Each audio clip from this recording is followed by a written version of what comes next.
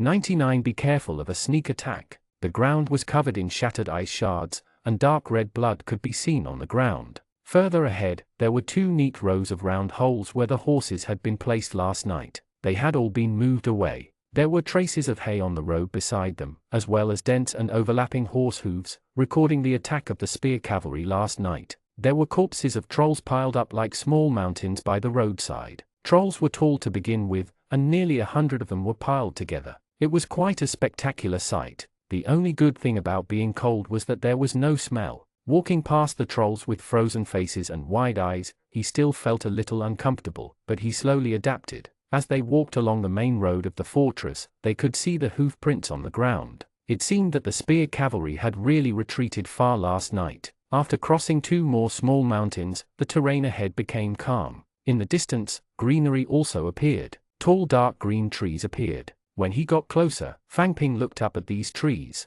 They were tall and straight, their leaves like pine trees, thin needles. He squatted down and picked some up. The surface was still a little smooth, and the oil content should not be low. It seemed that he had transitioned from the desert grassland to the evergreen coniferous forest. As for whether it was a temperate coniferous forest or a subcold coniferous forest, Fang Ping could not say. After entering the forest, the wind became much lighter. Some green plants appeared under the trees, and Qing Niao's search for wild vegetables began again. The silent forest and the quiet snow. It made one feel calm. Fang Ping also used his characteristics on his surroundings. Failure granted. Target, Goblin Desperado, not himself. Fang Ping was shocked. He stared at the location given by the characteristic. There was a pile of snow there. There were a few stalks of grass on it. He could not tell what was there. Moreover, the gnome Desperado was an ordinary Class 3 professional. Fang Ping had experienced the strength of a Class 3 professional before. This was not something the elite team could deal with.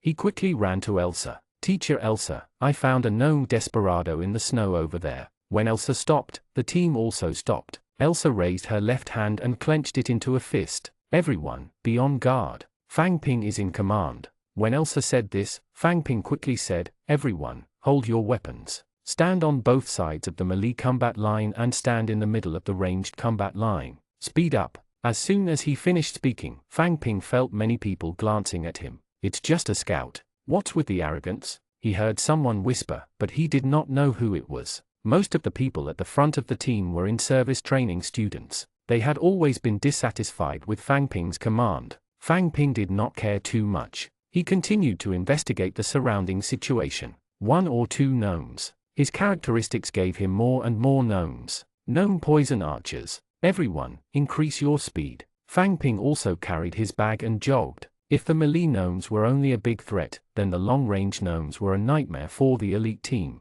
Fang Ping, be careful. Fang Ping was suddenly tackled by a blue figure. The heavy armor on his back hurt Fang Ping a little. Because of Fang Ping's fall, the others quickly surrounded him and protected him in the middle. If Fang Ping's identity was only that of a working student, they could ignore him. However, now that he was the commander, they had no choice but to protect Fang Ping. He took a look and saw that it was a heavily armored guard. The weight on his back made it hard for Fang Ping to breathe. Just as he was about to push him away, his back felt light and disappeared. Fang Ping rolled over and sat up. Someone was holding a long arrow. The green surface seemed to be coated with a layer of paint, just behind Fang Ping's back. He gulped. If he was stabbed by this, he would probably meet God on the spot. Lisa was the one who reminded Fang Ping. However, the situation was urgent now, and it was not the time to say anything more. She nodded at her and quickly got up. Pay attention to the surroundings. Be careful of sneak attacks. Fang Ping stopped talking because he did not need to pay attention anymore. The gnomes had already sensed that their whereabouts had been discovered, so they stopped hiding and walked out. There were not many of them, only 5, but their equipment was luxurious. There were 3 gnome desperados holding 2 daggers, a gnome scoundrel holding a mace, and a gnome poison archer holding a white bone bow. Moreover, they were not wearing grass clothes, but leather armor. In this world where magical beasts were powerful, the value of leather armor was not low. Interesting human. You're so weak, but you can actually see through my disguise. The leader of the gnomes spoke in the standard human language. This was not a good sign. It could only mean that this gnome was very strong. Fang Ping raised his hand and was about to wave it forward to give the order to continue running when he heard teacher Elsa's voice. Werner, Looking at Elsa and the gnome desperado's reactions, they seemed to know each other. The team parted to the sides to make way, but they were also holding their weapons and vigilantly looking at the gnomes. Elsa jogged over with a smile. The gnome desperado, Werner, sheathed his daggers and walked towards Elsa. Then, Elsa bent down and hugged the short Werner before taking a step back. Werner, what a surprise to see you here.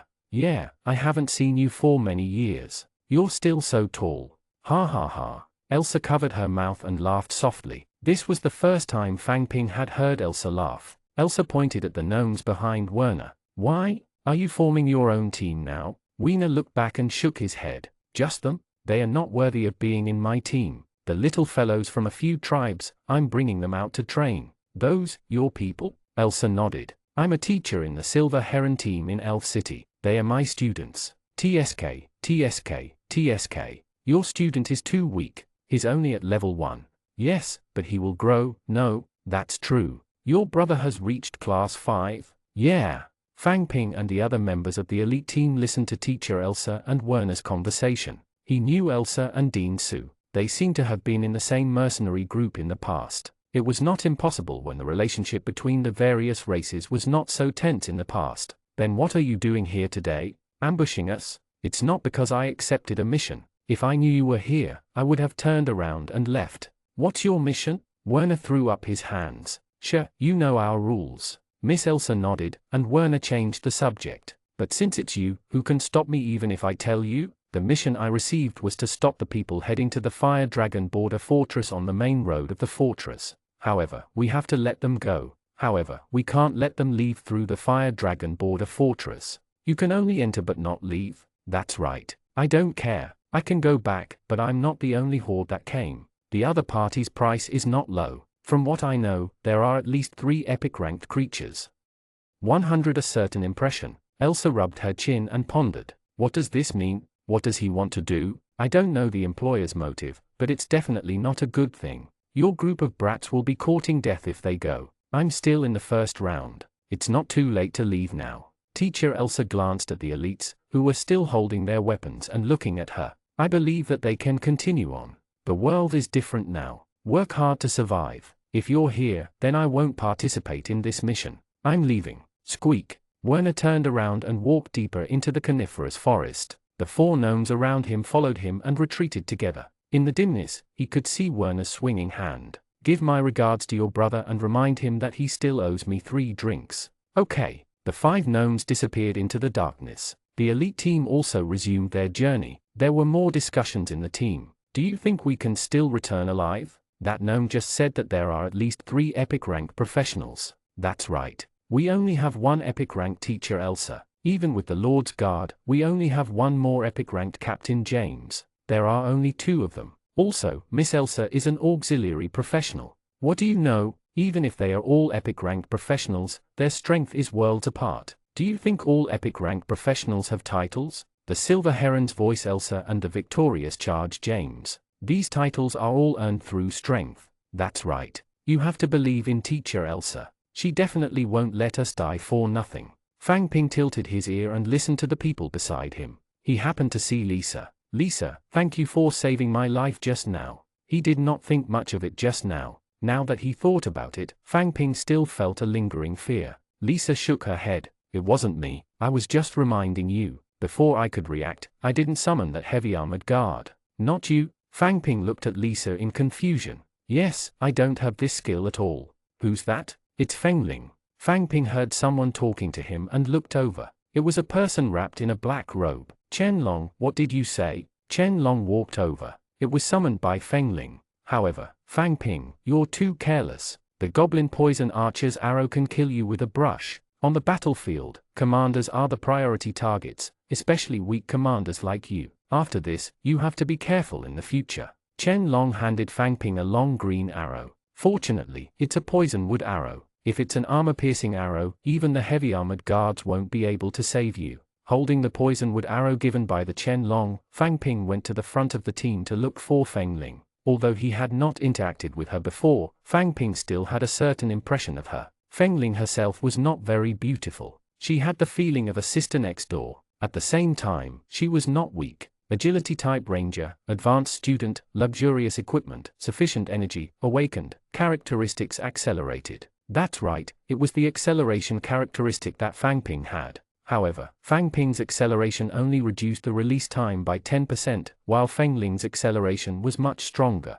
It had basically reached the level of instant release. During the freshman arena tournament, Feng Ling's method of instantly summoning mercenaries within 10 meters made it difficult for many people to deal with her. A mercenary with 2 points of strength suddenly appeared beside him. This was not a beautiful thing. Moreover, regardless of whether she wanted to fight or escape, Feng Ling's instantaneous interference would fall. All in all, she was quite impressive. He just did not know what effect her characteristic acceleration had. Why was the difference so huge? He brought the poison wood arrow to Feng Ling. She was wearing light blue armor and carrying an ordinary backpack as she walked. Feng Ling turned around. When she saw that it was Fang Ping, she smiled faintly. There were 2 shallow pear nests printed on both sides of her mouth. What's wrong? Thank you for saving me just now. This is the poison wood arrow just now. It can still be used. Also, this is the excellent level random summoning skill crystal. I hope you can reach the excellent level soon. He handed the arrow and skill crystal to Feng Ling,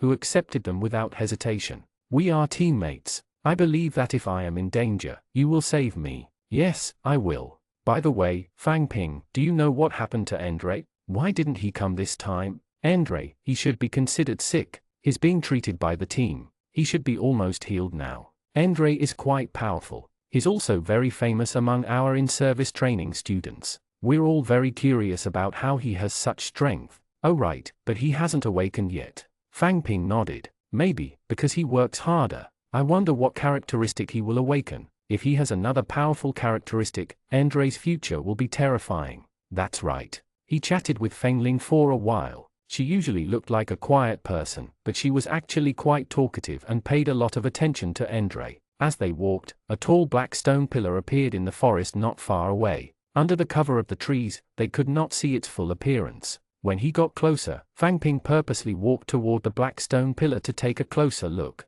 Many people from the elite team also walked over. The black stone pillar was far larger than Fang Ping had imagined. Compared to it, the needles beside it were like little brothers. At the bottom of the stone pillar was a square that was as thick as 3 to 4 people hugging each other. It gradually became sharper and extended to the top of the leaves. The surface of the stone pillar was black and engraved with patterns. However, under the erosion of time, the patterns were very faint. Many places were incomplete, revealing an ancient aura. Many people also surrounded the stone pillar and looked up. Is this the stone pillar ruins of Gobi Highlands? It looks so spectacular. That's right. It looks like it's been around for a long time. I wonder how people used to build such a tall spire with stones. How is this a stone? Look at the material. It's so special. What's the use of saying this? It's straight up and down. It can't for dwelling or used as a sentry tower. Is it for show? Nothing is certain. I heard that it's a stone pillar formed by an ancient array because there are quite a number of such stone pillars.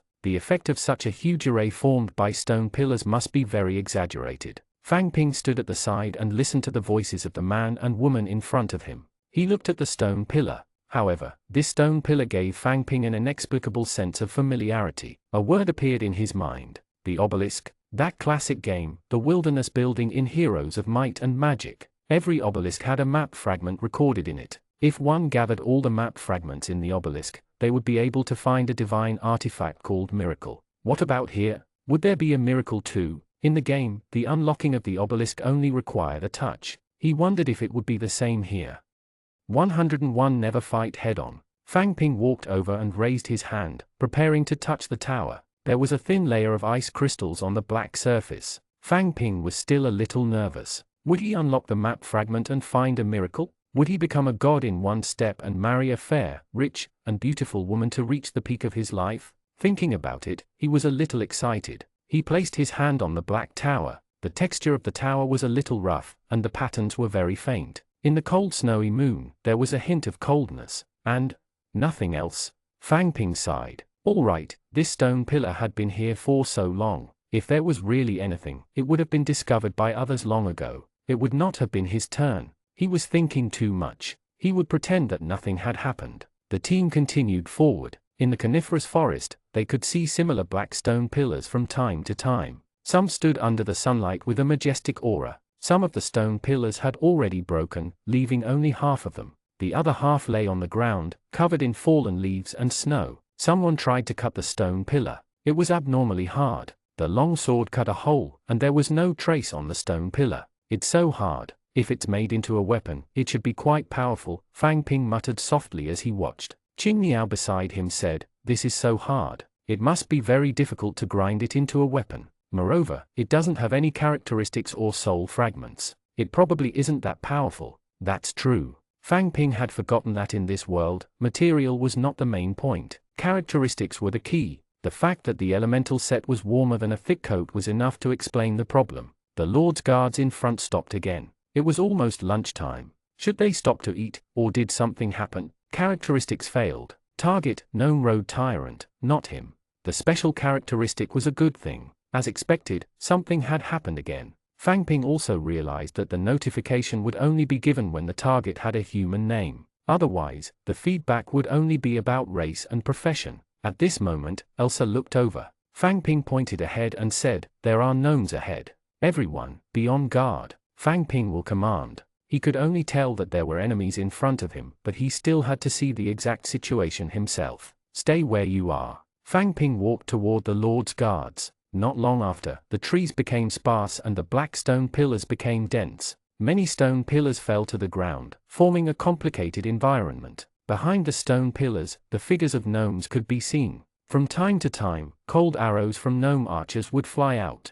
The Lord's guards relied on the carriage and raised their shields to defend. Such terrain was not conducive to cavalry charging, and it was extremely restrictive. This was also a battlefield that the elite team could not interfere in. Fang Ping brought the elite team over and watched from afar. The tall and low stone pillars were stacked together, forming a small terrain similar to street battles. The hard stone pillars could not be broken through by force, which caused a lot of trouble for the Lord's guards. However, the Lord's guards had a way. The cavalry turned into infantry and formed a team of 4 or 5 people. They entered the ruins of the stone pillars and found these cunning enemies and killed them one by one. However, gnomes were not to be trifled with. High-level gnomes were not ordinary gnomes who only knew how to howl. They were proficient in the survival of short people. They passed through the small gaps in the ruins of the stone pillars and retreated with a single strike. They would not fight head-on. From time to time, some warriors were injured and carried out, but the goblins were also gradually retreating.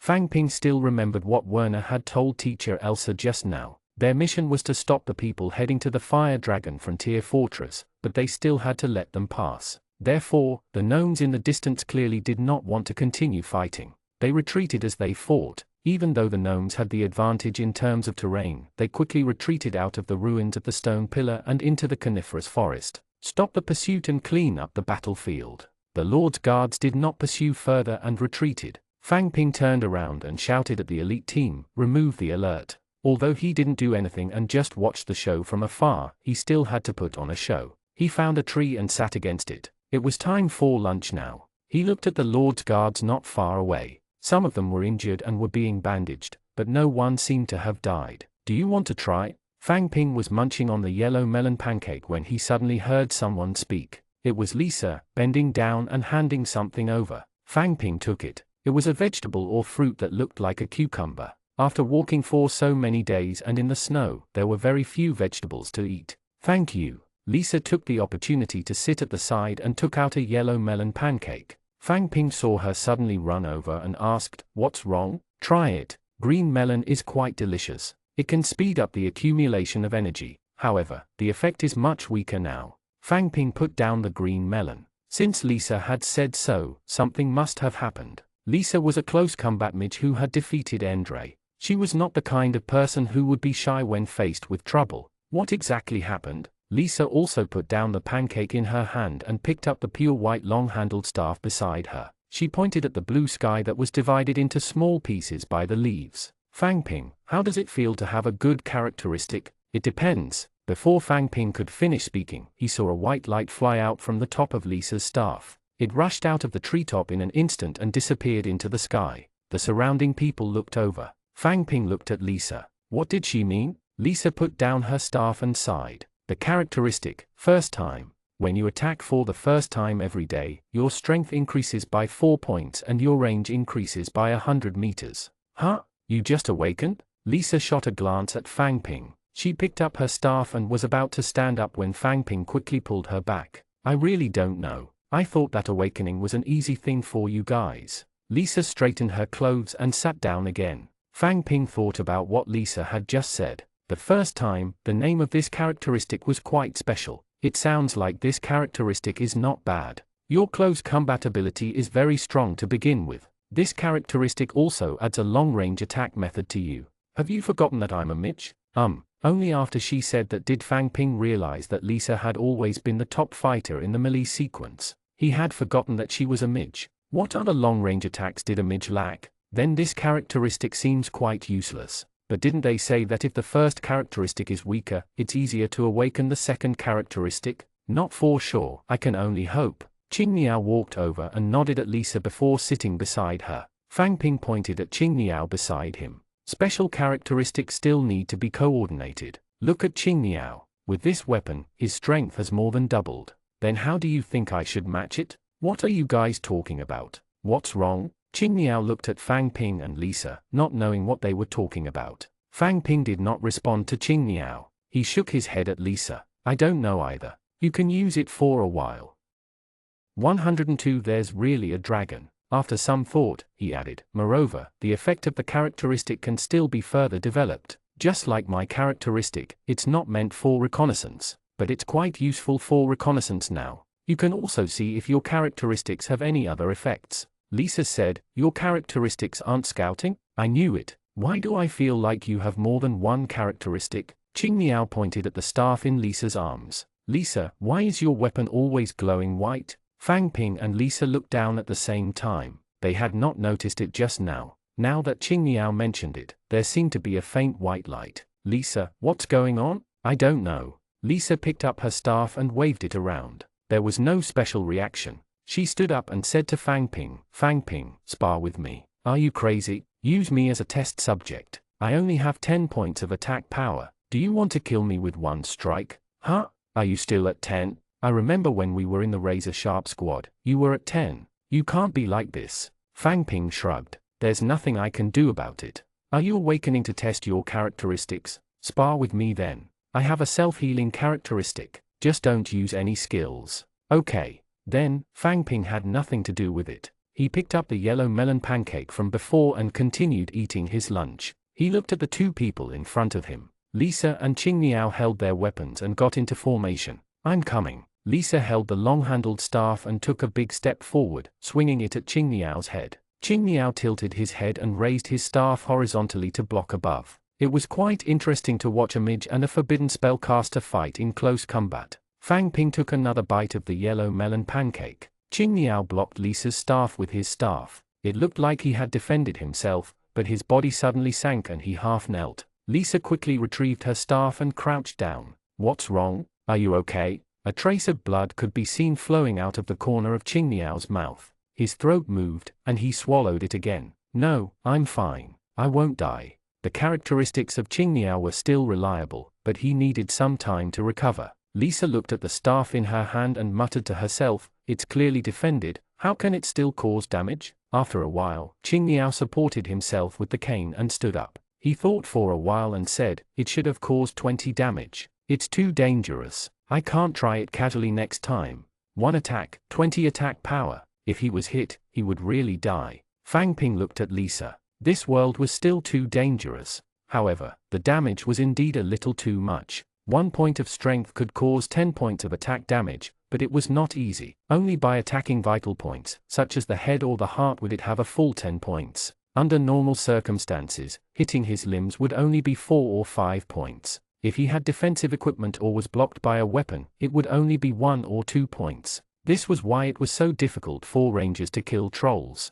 Trolls had thick skin and flesh. The damage of an arrow was not necessarily at all enough. Therefore, Lisa's attack dealt 20 points of damage under the circumstances of being blocked. It was really a little too much. Even if she used a skill, she might not be able to deal so much damage. Qingniao touched his body, but there were no other wounds. He looked at Lisa and said, this reminds me of the nun I met in the Sky Tower. Her characteristic holy light is a little similar to yours. Upon hearing Qingniao's words, Fang Ping recalled that the nuns in the Sky Tower did have some similarities to the characteristic holy light. Holy light, attack range increased by 50 meters. Damage cannot be reduced. The target killed cannot activate the ability to reanimate, revive a person or an undead. The effects of the holy light were very powerful and countered undead soldiers. The rebirth of zombies, the resurrection of ghosts, and the skeletons were all targeted. Even if the opponent was not an undead, the holy light was still very strong. The damage could not be reduced. It was equivalent to having armor piercing, ignoring the characteristics of magic shields, blocking, and golden bodies, directly causing full damage. Lisa took 2 steps back and looked at Qingniao. Again, she swung the staff at Qingniao again. Qingniao blocked it and took 2 steps back. She closed her eyes and waited for the white light to light up on her body. That's right. It's still 20 damage. It should be holy light. Only then did he see a smile appear on Lisa's face. Thank you. It's okay. Qingniao sat down and took out the yellow melon pancake. Lisa sat down beside her. She gently touched the staff and whispered, I wonder how long the effect will last. Fang Ping moved to the side. Stay away from me. Originally, I thought that I had awakened a very weak characteristic. Now, it seems that it's worthy of me. Congratulations, Fang Ping said. The combat power that holy light could increase was not just a little. Lisa took out a palm-sized water bag from her backpack and gestured to Fang Ping and Qingniao. Have some green cloud fruit wine to celebrate. Okay. He filled a small cup with fruit wine with a leather lid. It was a pale yellow translucent liquid and had a refreshing fruit fragrance. Qingniao also took a small cup and sniffed it. It smells so good. I've only seen young master drink it before, but I don't know what it tastes like. Lisa raised her glass. Here, try it. It's not bad. Good. Fang Ping and Qingniao raised their glasses together. Congratulations on awakening. Thank you. He took a sip. This fruit juice was quite sweet and tasted good. After eating his fill, he rested for a while before setting off again. As he walked, he saw densely stacked black stone pillars at a close distance. There were basically no upright pillars. There were only 3 to 5 trees scattered in a large area, making it look empty. It was no longer the same as when they had just walked here. They had only seen a stone pillar after a long time. There were probably more than 100 stone pillars here. It was quite spectacular. How could there be so many such hard stone pillars? What made them all collapse? The stone pillar lay quietly on the ground and would not answer. This array formation is a sight to behold. With so many stone pillars and such a design, how much manpower and material resources was consumed to make this? Who said that this was made by us humans? I heard that this was a formation made by the dragon race in ancient times. Dragons? I thought that was just a legend. Fang Ping pricked up his ears as well. Were there really dragons in this world? How can it be a legend? Of course there is. Otherwise, where do you think our elf city's dragon hunting General Vincent's title came from? General Vincent really killed a dragon. Then why haven't I heard of a dragon now? The book says that the dragons, angels, and demons left the Ziluo continent together. Their departure led to the rise of us humans and elves. It said that General Vincent killed the last dragon on the continent at that time. After that, there was no sign of the dragons on the continent. Gran, you're amazing. You know so much. Hee, it's nothing. I just like to read. Look at this large piece of ruins. It said that it was also destroyed when the dragon race left. 103 vivid memories. Fang Ping glanced at Gran, who was speaking frankly and confidently. He was a warrior, and his skills were good, but he was not outstanding. His strength was also in the unknown category among the warriors. However, he seemed to be quite knowledgeable about these historical illusions, local customs, and customs. He had the feeling of someone like Ivan. Speaking of Ivan, Fang Ping still missed that little fatty a little. He was quite interesting. He looked at the stone pillar ruins by the roadside. Not long after, he entered the coniferous forest again. When the sun slowly set, the sky darkened and the cold wind blew. From time to time, slender needles fell and gently hit her body. Stop, rest on the spot. The night watch tonight is Fang Ping, Frank, white snow. Fang Ping heaved a sigh of relief. It was relatively easy to guard the first round of the night. Moreover, in the first round, basically everyone was cultivating. If anything really happened, he was not afraid that they would not hear him shouting. Qingniao placed his backpack on the ground and pulled Fang Ping toward the coniferous tree. Well, this tree was not called a pine tree. It was called a conifer tree. Qingniao, what's wrong? Fang Ping, give me a hand. Qing Niao pointed at the canopy. I heard that the coniferous fruits are delicious, but this tree doesn't have branches. It's not easy to climb. Help me. All right, then step on. Fang Ping half squatted beside the tree and was about to let Qing Niao step on his shoulder when he was attracted by the movement beside him. Crack, crack, hooah, hooah, boom. A tall conifer tree slowly tilted and smashed heavily onto the ground, raising two streams of white snow and dust. He pointed at the group of people cutting trees at the side. They seem to be more efficient.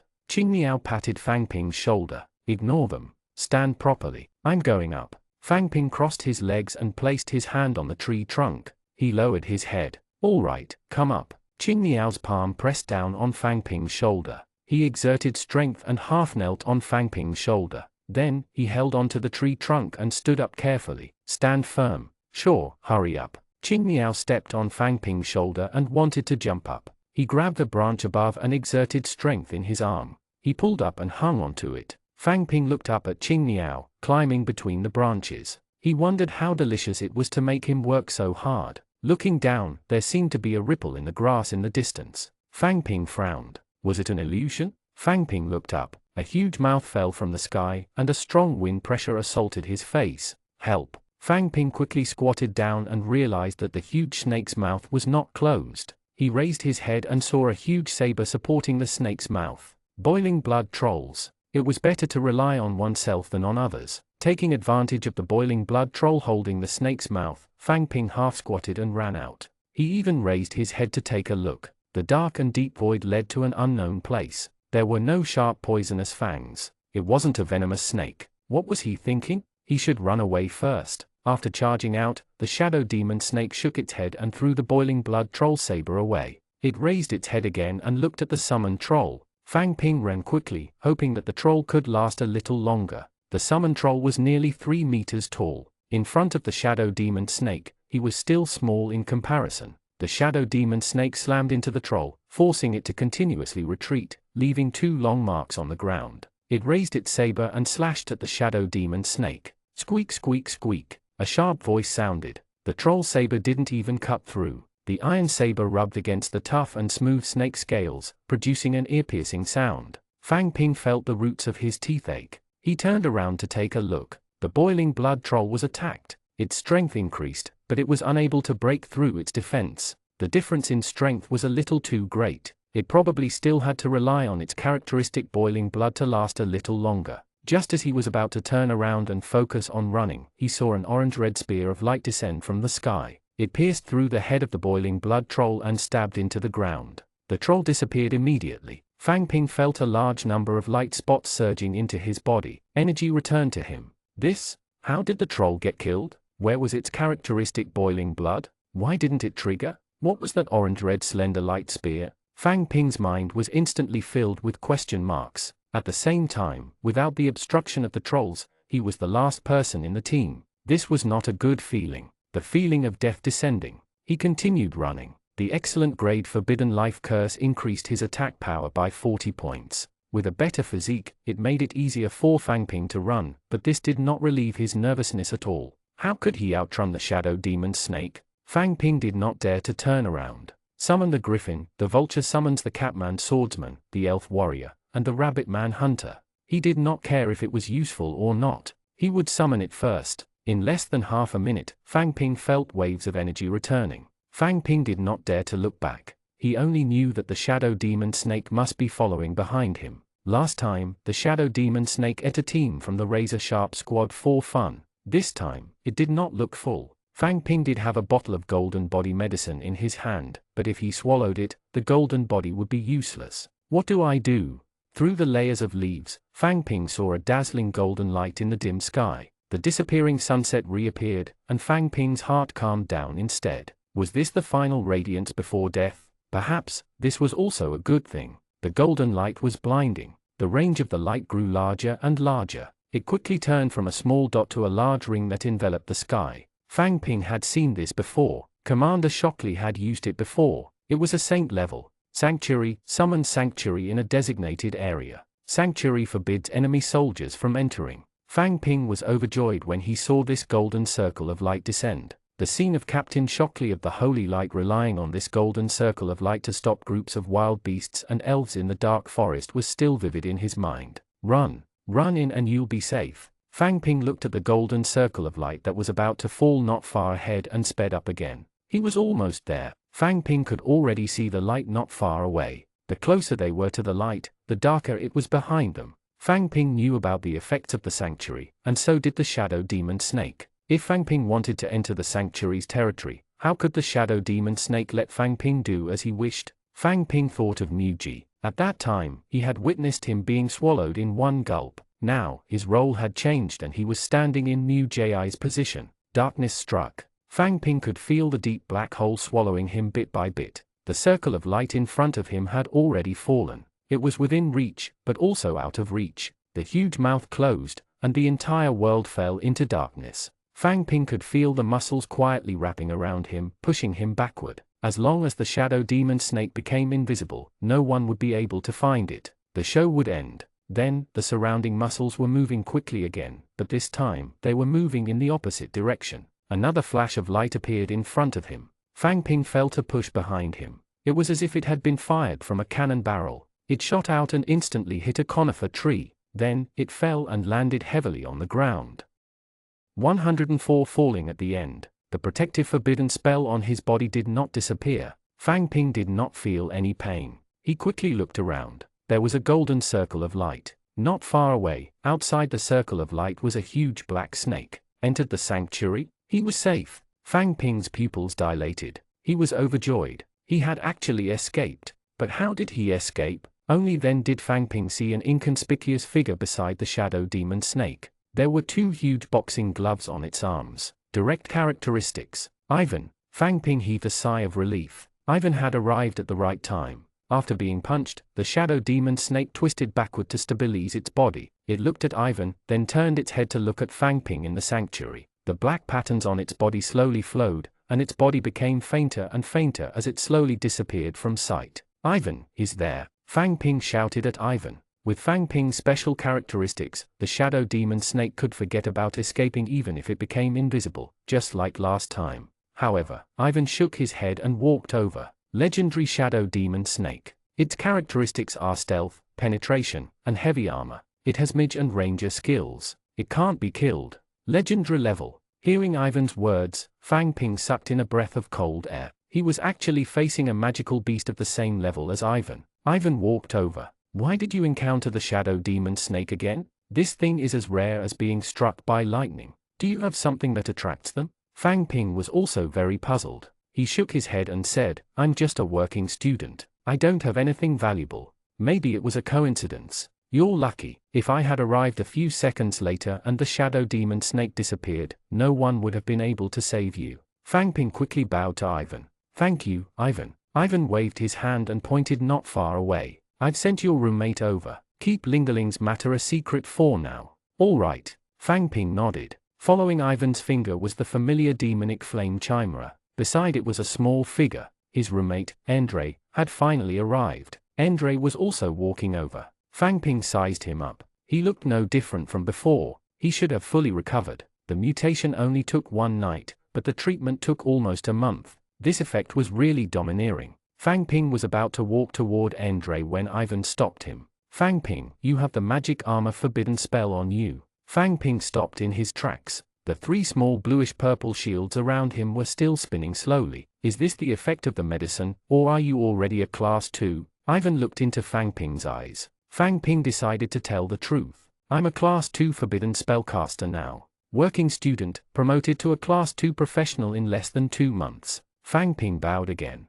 My characteristics are quite special. It looks like it's really special. A natural awakened? It's not. Andre also walked over. Fang Ping, are you alright? He's fine. He's not dead. Not long after, the elite team returned. Teacher Elsa stood at the front of the team, next to a small group of knights from the Lord's Guard, led by James. Victory charge James. Long time no see. James sped up and stopped not far away. He dismounted and bowed to Ivan. Ivan, you're joking. Just call me James. You're worthy of the title. Class 5 isn't far, right? I just reached the threshold of Class 5. Roland is really lucky to have a talent like you working for him.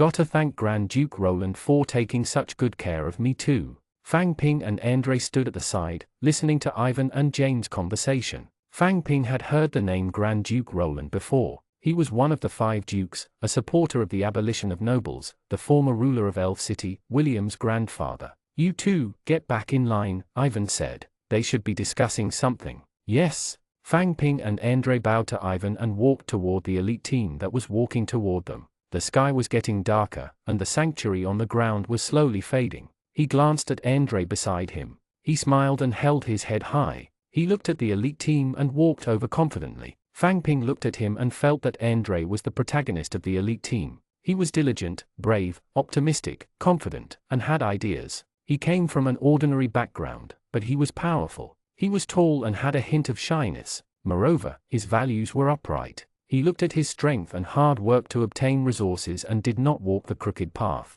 If Andre could achieve something in the future, Fang Ping believed that his autobiography would definitely be a good novel. Guys, I'm back, Elsa said indifferently. Return to the team. When Andre walked into the group, he attracted the attention of many people. When Fang Ping walked into the group, more people looked over. Andre walked in the front row, while Fang Ping walked to the end of the line. Qing Niao quickly leaned over. Fang Ping, are you all right? Fang Ping nodded. I'm fine. Fortunately, Ivan came in time. I was eaten by the shadow demon snake and spat out by Ivan with a punch. If he had been a little later and it really eaten me, I would have been dead. That was a legendary grade shadow demon snake just now. Qing Niao was also shocked. Legendary level, Fang Ping, you're really lucky. If you find out next time, don't care so much. Run first. Let me tell you, if it weren't for the fact that the patrolling guard of the Lord's Guard was a forbidden spellcaster and immediately used sanctuary on you, and Ivan happened to come and find you according to the location of the sanctuary, otherwise, you'd.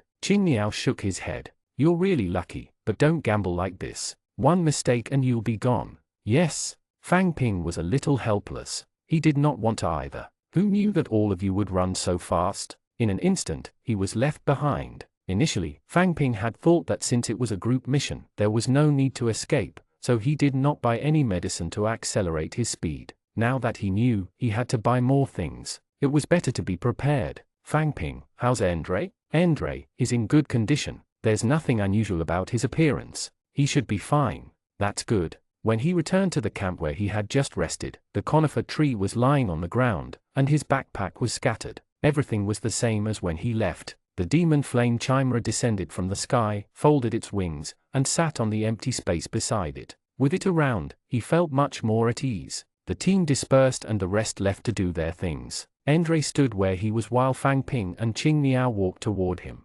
Andre, you finally recovered. Yes, did anything happen along the way? So many things have happened. Let's sit and talk. Qing Niao pulled Andre and walked towards the conifer tree. The backpack was placed on the ground, and there were 4 or 5 fist-sized coniferous fruits thrown beside it. Qing Niao picked them up and gestured to Andre. Let's eat dinner first. We'll talk while eating. I heard that the coniferous fruits are quite delicious. Good. Fang Ping leaned over to take a look. The coniferous fruit did not look like a pine cone. Instead, it looked like a large chestnut. After cracking it open, there was white pulp inside. Qing Niao took a bite and nodded. It's not bad to eat it directly. It's crispy and a little sweet, but it's a little raw. I wonder how it will taste after being roasted.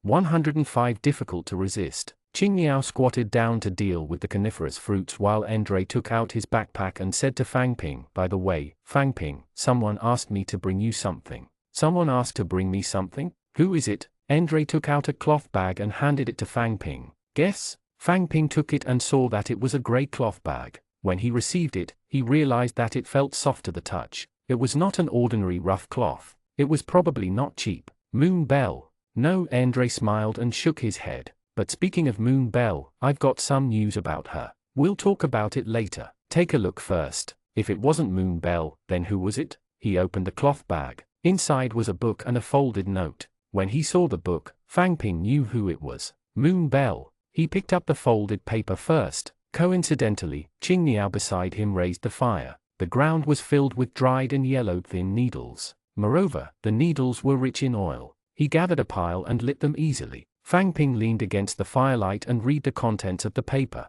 Hello, Fang Ping. I'm Moon Bell. Thank you for your support all this time. I am grateful to you. Opening a bookstore has always been my wish. Now, even if the bookstore's business is not good, I'm still very happy because I've completed what I wanted to do and met many very good people. I'm really, really happy. If I could, I really wanted to keep the bookstore open, even if there was no one around, even if it was not profitable. But now, something had happened in the giant Cannon Plaza, and my bookstore might have to move. Regardless of whether we could meet again in the future, I wanted to thank you. See you again if fate allows. Moon Bell. Fang Ping closed the paper. The fire behind him crackled. Folding the note, he set it aside and picked up the book in the package. He leaned sideways and read the title by the light of the fire. After reading a few songs, they were neither neat nor rhymed. They looked a little like modern poetry. In this world, it was indeed strange to receive a modern poetry book as a gift. The note was clipped into the book. After wrapping it in grey cloth, he asked Andre, who was beside him, "What does this book mean? How did she give it to you?" Andre sat down at the side and said, "Something seems to have happened at the giant Cannon Plaza. Many merchants are moving and happened to meet Moon Bell. She asked me to help pass this to you." "How's Moon Bell?" Andre thought about it. "It's okay. I saw that she was in a good mood when she moved the books." Millimeter. Fang Ping glanced at Qing Niao. He was roasting the conifer fruit like a yellow melon. The withered needles burned very quickly. The fire was fierce and burned away in the blink of an eye. Therefore, Qing Niao was busy picking up needles and leaves around them. Fang Ping and Andre sat in front of the fire and watched the flames diminish bit by bit. "By the way, Andre, didn't you also say you have news about Moon Bell? What happened to her?" "Moon Bell, someone proposed to her." "Proposal? I heard from Collie that on the day of Moon Bell's coming-of-age ceremony, someone proposed to her. Although Moon Bell didn't agree, the glittering jewelry chamber of commerce behind her seemed to want to matchmake them. Although marriage in this world was not arranged by matchmakers or parents, it was not considered a free love and a free marriage. If the faction behind Moon Bell wanted to push it, it would be very difficult for Moon Bell to resist." Andre continued, "I heard that the man is from the short-handled staff chamber of commerce. He has quite a status. I think the glittering jewel chamber of commerce probably wants to use this opportunity to enter the field of weapon manufacturing. It's just a pity for Moon Bell. She's also very popular in our warrior class. I think there are usually many people who like her. It's good for that." Third young master, Chris. "Chris?" Fang Ping repeated. "What's wrong? Do you know him? He's also from our Silver Heron team. He looks like a third year." "Eh, Fang Ping, are you and Moon Bell really?" "No, we're just friends. We're just close." Andre, on the other hand, seemed to be interested. "I was wondering why Collie specifically told me to make sure to tell you. Are you and Moon Bell?" "Wait a minute, I remember now. When I fought with the seniors in the arena previously, was it also because of Moon Bell? At that time, I thought that it was just an excuse. Now that I think about it, she seems to come to look for you often. Kid, you hooked up with her a long time ago, right?" "No, like I've said, we're just close. Don't be shy. That Chris proposal, Moon Bell didn't agree. She must have you in her heart. Don't be afraid of the glittering jewelry chamber of commerce. We'll stand up for you. I already told you." Qing Niao walked back with a pile of needles and leaves and threw them into the dying fire. He looked at Fang Ping and Andre. "What are you talking about? Why are you so agitated?" Andre strangled Fang Ping's neck. Fang Ping wanted to push him away, but the difference in size and strength was too great. "Qing Niao, let me tell you, Fang Ping and Moon Bell have a story." "Moon Bell? I know. She came over early in the morning to deliver breakfast to Fang Ping. Of course there's a story. Do you only know now? All right, Fang Ping, you've been hiding it from me. Let go, let go. I'm going to be strangled to death by you. Tell me, what happened with you guys?" They sat around the fire. After the wood of the conifer tree was burned, there was a faint fragrance. It was quite pleasant. Fang Ping held 2 roasted coniferous fruits and a hot water bag. This was today's dinner. The conifer fruit was rich in fat. After roasting it, it tasted crispy and was indeed delicious. The trolls retreated, but it was too late. The sound of the spear cavalry's hooves approached from afar. In less than 10 seconds, they rushed out of the darkness and stabbed into the troll's chest like a sharp knife. What was worth mentioning was the leader of the spear cavalry, the leader of the Lord's Guard, Charge James. In front of him, the tall troll berserker was like paper. He stabbed with his spear and instantly pierced through more than a dozen trolls, forcefully tearing open a hole. Beside him, Qing Niao was still telling Andre about what had happened along the way. From the ordinary gnome trolls, rock beetles, and dark arrow demon bulls to the battle at the foot of the mountain, the attacks of the troll berserker legion. As Fang Ping ate, he listened to Qing Niao. It turned out that they had fought many battles along the way. There were also people by the fire listening to Qing Niao's words and recalling their experiences over the past 8 days. Fortunately, Ivan brought you here in time to chase away the shadow demon snake. With Ivan around, we can finally sleep well tonight. Today is already the 8th day. If we walk another day tomorrow, we'll probably reach Fire Dragon City the day after tomorrow. Fire Dragon City isn't that easy to get to, Andre said. What's wrong? Qing Niao asked. You've been walking on the road, so you probably don't know that there's updated news in Fire Dragon City. The commander of Fire Dragon City, Claude, has publicly declared that he wants to leave the leadership of King Augustus. This is the first person since the Noble War 9 years ago who dares to say this. When Andre said that, Fang Ping listened carefully. At the same time, he realized that many people around the fire had also looked over and were staring at Andre. 106 Resting Place. Qing Niao asked, this is considered treason, right? Then are we still going to Fire Dragon City? If we go now, won't we be courting death? Andre shook his head. If Claude wants to betray the country, the others in Fire Dragon City might not be willing. Therefore, not only do we have to go, but we also have to speed up. Fire Dragon City must be at the peak of conflict now. When Claude stabilizes Fire Dragon City, it will be even more troublesome for us to go over. Andre pointed at the dark coniferous forest. I think Ivan is talking to James and teacher Elsa about Fire Dragon City. Fang Ping sighed. This is such a big matter. Our team can't help much, right? It's still dangerous. It's dangerous everywhere. Battles are the best way to train people. Haven't you realized that you've experienced much more in the past 10 days than studying in a team for a month? I believe you've gained more experience. Moreover, it should still be useful. As Andre spoke, he pointed at the other side of the bonfire.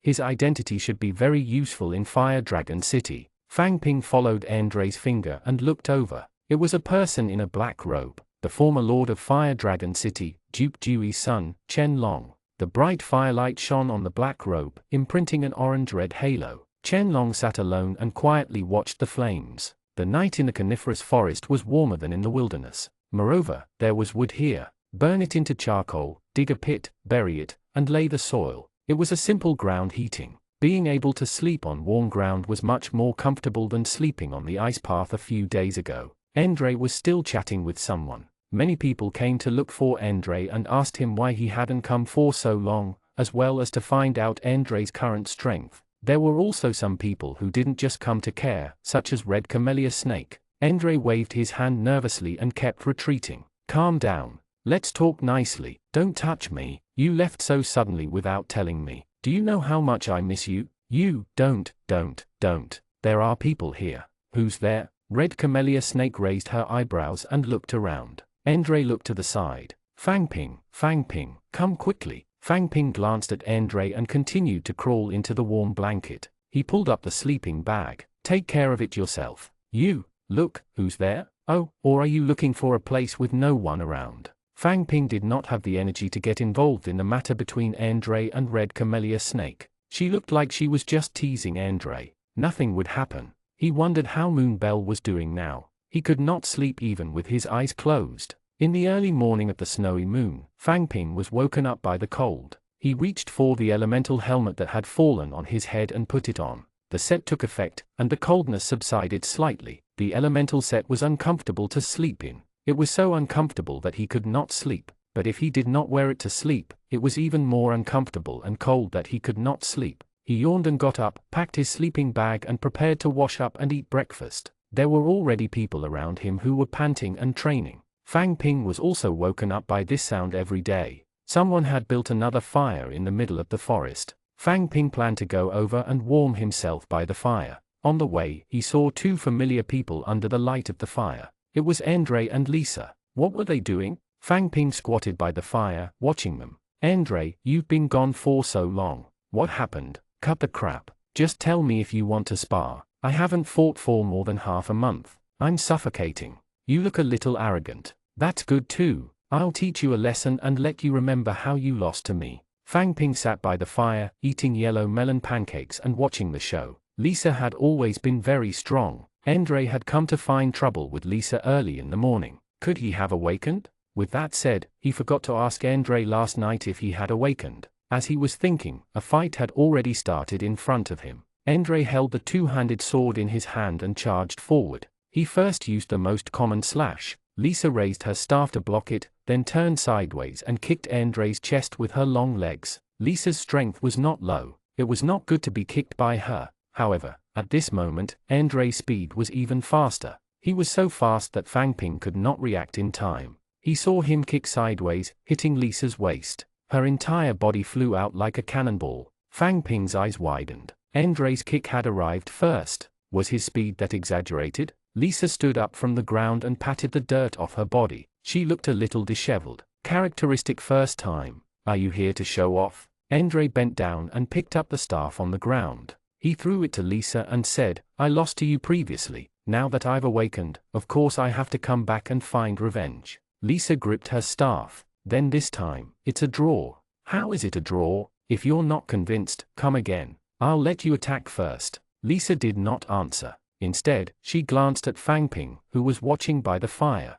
Fang Ping quickly said, that's right, Andre. It's a draw. All right, then it's a draw. When we return to the team, I'll fight you in the arena. Lisa smoothed her clothes. Then all the more you can't beat me. She turned to leave. Look at how arrogant she is. Just you wait. You really can't beat her. It was only after taking a look at Lisa just now that Fang Ping realized that Lisa's characteristic was really strong. Her strength increased by 4 points, which was 6 points of strength. The damage caused could not be reduced, and the range increased by 100 meters. In other words, if she could deal 60 damage to a target within 100 meters, it could be said that whoever died would die. Do you know what her characteristics are? Forget it, I won't ask. Andre hung his sword back on his back. I'm going for a run. Do you want to join me? You don't have to. Then lend me your backpack. It's too light to run like this. Sure. He watched as Andre ran around with 2 backpacks. Actually, many people were doing the same. Soon, the team set off again. Ivan didn't leave. He sat on the demon flame chimera and followed behind the team. It looked like they were going to Fire Dragon City together. By noon, the surrounding coniferous forest began to thin out. The further they went, the fewer coniferous trees there were. Fang Ping also began to have slight breathing difficulties. Every time he walked a distance, he had to stop and take a deep breath. Is this altitude sickness? Then the transition from evergreen coniferous forest to alpine meadows. Geography was really an interesting thing. Grayish-white stones began to appear by the roadside. Some were big and some were small. They were scattered around. Fang Ping looked into the distance. There seemed to be small mounds of soil. They looked like tombs. It's a cemetery. This place is called the resting place. When the people of Fire Dragon City die, they will come here to be buried. After coming here, Fire Dragon City is not far away. The one who spoke was Black Robe's Chen Long. I didn't say anything, did I? How do you know what I'm thinking? That's my guess.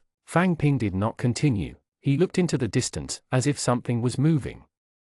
107 feeding on rotten meat. Failure granted. Target, Fury Hound. Not the target. Fang Ping reminded Chen Long beside him. Qing Liao and Andre chatted as they walked. They were a little far away. Just as he was about to call them, he heard Chen Long say, this is also a tradition of Fire Dragon City. They believe that if a person dies and is eaten by a hunting dog, it's actually another form of life extension. From what Chen Long said, it seemed that there was indeed such a custom in the highland area. However, wasn't this number a little too much? 5, 10, 20. This number was increasing, and he felt that the situation was not right. There were so many corpses. There probably wouldn't be enough to eat. Even without Fang Ping's reminder, some people with good eyesight had discovered traces of the hound. Their goal was also very clear. They ran straight towards the elite team. Fury Hound. Characteristics: run, counterattack. Fury 1, Fang Ping to command. Fang Ping first looked at Ivan at the back of the team. He had no intention of taking action. However, with the big shots holding down the fort, the hounds would only be courting death if they came. Formation: close combat defense. Long-range attacks with more than 2 points of strength are prohibited. Hounds had special characteristics that allowed them to run very fast. Fang Ping roughly estimated that there were more than 20 of them, but most of them were hunting dogs. A few of them were larger, standing out like cranes in a flock of chickens. They were large hunting dogs. Where was the Fury Hound he had just seen? Why couldn't he find it? If the Fury Hound, which had the characteristics of fury and counterattack, was ignored, the threat it brought was very huge. Inadvertently, Fang Ping saw a slightly different purplish-red figure among the hounds. It was about the same size as the hounds, but the color was slightly different. Special characteristics. It was indeed him. All ranged soldiers, focus fire. On the left and rear, purple-red Fury Hound. The hound's attack power was not as exaggerated as the trolls. If they really focused fire, they could still be killed. However, the ranger's range was only 75 meters. This was the limit. The real limited range was within 50 meters. At this distance, with hound speed, he could pounce over in less than 10 seconds. It was already not bad to be able to shoot 1 or 2 arrows in such a short period of time. Therefore, dodge and resistance training were also compulsory long-range training. When facing these high-speed targets, it was very important to have the ability to protect yourself. The rangers drew their bows one by one and waited. Fang Ping continued to observe if there was a second Fury Hound. Suddenly, a white light flew out of the melee defense line in front of him and landed on the purple-red Fury Hound. The Fury Hound paused, turned around, and ran at the same speed. The surrounding rangers looked at Fang Ping. What was going on? Why did he run away? Fang Ping also realized that it was probably because of Lisa's attack. The first time it had a characteristic, it dealt 60 points of damage. The Fury Hound was afraid and ran away. At this time, timing was crucial. Fang Ping could not find another Fury Hound, so he simply ordered, "Attack freely from afar." The hounds at the front were getting closer and closer. Fang Ping could see that these hounds were much larger than the dogs he remembered. They far exceeded the category of large dogs and were closer to a calf. As for the large hunting dogs in the hunting group, they were a size larger than them and were about the size of war horses. Carnivores of the same size were different from herbivores. Melee defense, don't let them rush over. Rangers, prepare to interfere. The warriors in front had already formed a tacit understanding. They split into formations and faced the hounds one by one, while the stronger ones faced the large hounds. The hound's strength was not high. As long as it wore armor, its basic attacks could be blocked. However, its counterattack characteristic was very troublesome. Counterattack counterattacks an attacker after receiving an attack within range. Under the effect of the characteristic effect, counterattack was extremely fast and difficult to dodge. This unexpected effect was its true strength. Close combat erupted. At this time, Fang Ping did not need to command anymore. He only needed to pay attention to the battle situation in various parts of the battlefield and prepare for the Forbidden Life spell and the Forbidden Armor spell. There were very few professionals among the beasts.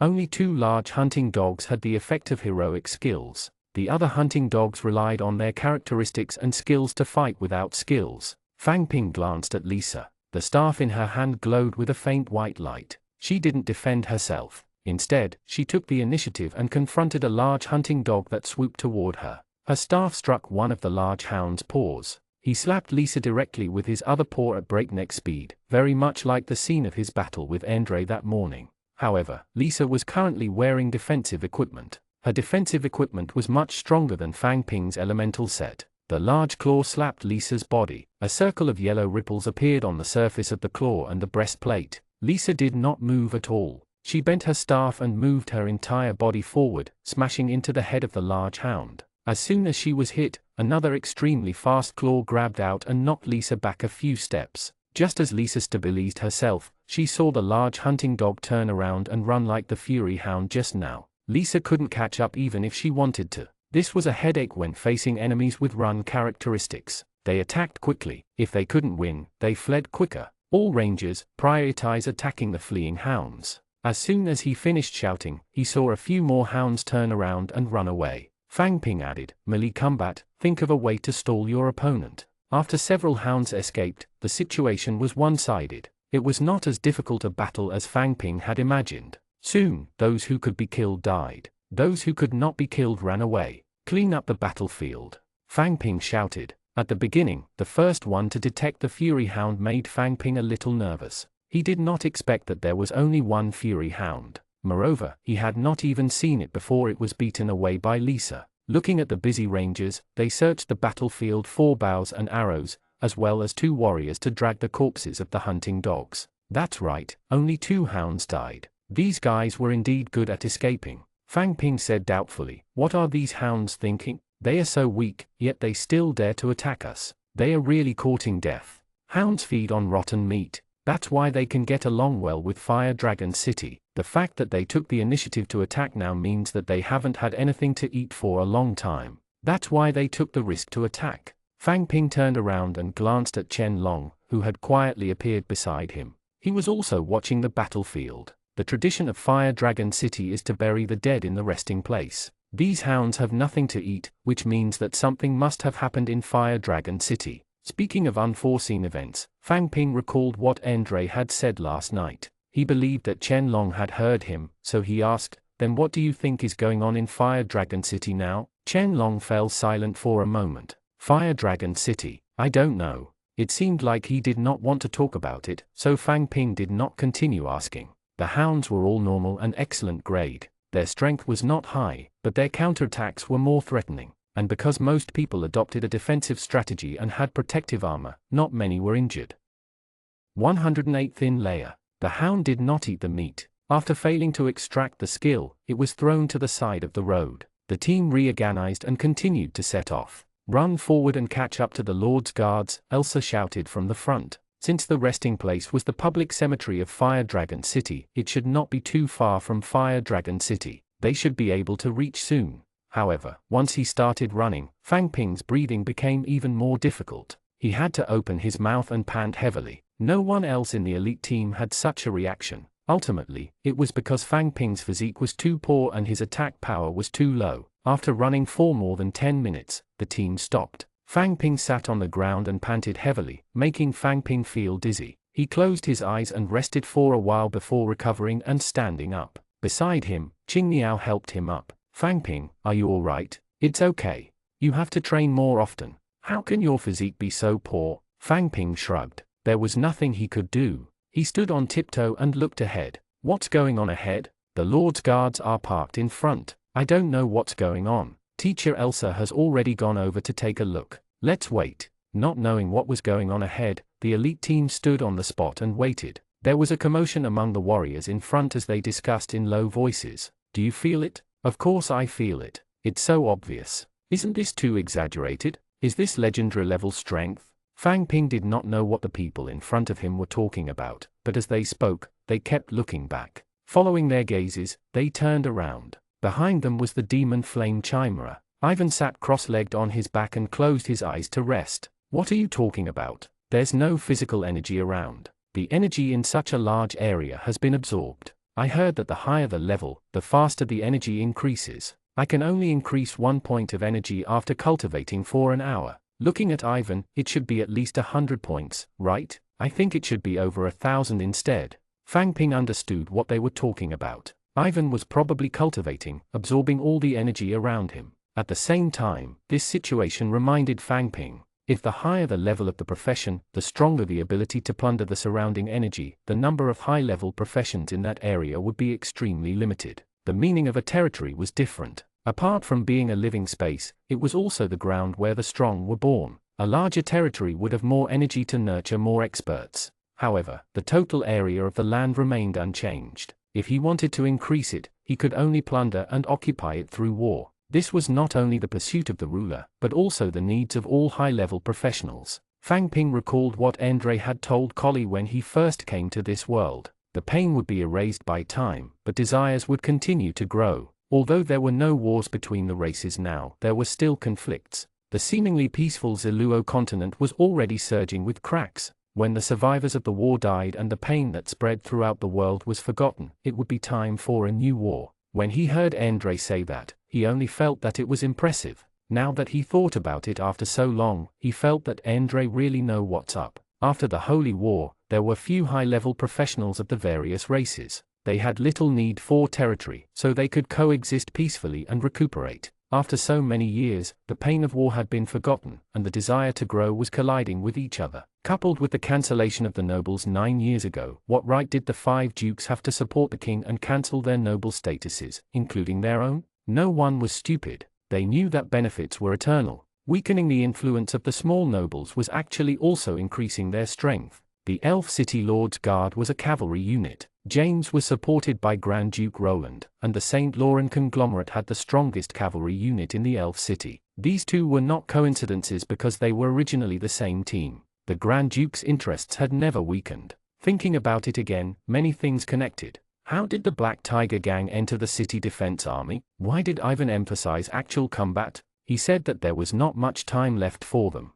Why did they have to fight on the front line in the battle between the mountain trolls and the gnomes? Because war had been prepared for a long time. Fang Ping stood where he was, deep in thought. In the front row, Andre turned around to look at Ivan. He was 1.8 meters tall. He passed through the crowd and happened to meet Fang Ping's eyes. War is coming. Fang Ping mouthed at Andre. He did not know if he could understand it. Andre smiled and nodded. As expected, Andre was very thoughtful. He wondered if Ivan was cultivating and accumulating energy here to remind them. After a while, Elsa returned. Be quiet. Follow me. He followed Elsa and didn't walk far before he saw the carriages of the Lord's guards parked by the roadside. All the cavalry were gone, and he wondered what had happened ahead. He placed his backpack beside the carriage, grabbed his weapon, and continued walking. The slope ahead suddenly became steep, and the ground was white. Along the way, although the main road of the fortress was frozen, there was actually very little snow. It was all a thin layer. There was a thick layer of snow on the slope ahead. There were also footprints left by warhorses on the ground, which were 5 to 6 centimeters deep. Raising his head, the hoof prints continued to extend upwards. There was another ramp covered in snow. If anything really happened in front of them, it would be extremely disadvantageous to the cavalry of the Lord's guards. Not long after, they saw the Lord's guards. They looked ahead and were prepared. However, what were they doing in front? Because they were looking up from below, they were blocked by cavalrymen and could not see. Chen Long, follow me. The rest of you, stand by. Once there's a conflict, retreat first. Fang Ping will take command. Huh? Fang Ping was stunned. Why was he commanding again? He did not even know what had happened. At least tell him what's going on first. Elsa didn't explain further and walked straight ahead, with the Chen Long following behind. However, Fang Ping could roughly guess that they had met someone from Fire Dragon City. Otherwise, they would not have let Chen Long go up alone. Teacher Elsa said that they should retreat first, not immediately. In other words, something might not happen. They could wait and see first before running if there was danger. Prepare your skills and use them according to orders, Fang Ping shouted back. It had been 10 years since he last came here, right? I pulled my black robe around me. Everything became unfamiliar, yet everything was so familiar. He had been wearing this black robe for 10 years. He followed Elsa through the middle of the cavalry. When he walked out, he was faced with a neat row of horses and heavy-armored soldiers holding shields. At the front of the two teams, there were two people confronting each other. One was Captain James, and the other was wearing silver-white heavy armor. He held his helmet in his hand and looked familiar. 109 You can leave with energy. You Dragon Frontier Guards better get out of the way immediately. Claude has betrayed the country. That's only him. Are you going to betray the country with him and betray us humans? I'm sorry. Our orders were to guard the snow ramp and not let anyone through. I'm just a soldier. My patience is limited. There are only 40 or 50 of you. If we weren't all humans, I could order the charge now. Sorry, the order I received was to guard here and not allow anyone to pass. Then, I looked at the person in the silver-white heavy armor and felt more and more familiar. You are Woody? You, young Master Chen Long? It's really you. After not seeing you for so many years, you've become a captain. What are you doing? Woody was silent for a long time. Young Master Chen Long, please say Fire Dragon City. Fang Ping looked around, trying to see if there was a place with better elevation. If they really fought later, it would be easier to command if he stood high and could see far. However, there were no trees here, nor were there any particularly large rocks. Fang Ping was still searching when he saw the cavalry moving forward. It had only been a few minutes. Were they going to fight? Everyone, be on your guard. As soon as he shouted, he saw someone walking out against the cavalry. It was Elsa and Chen Long. Form up.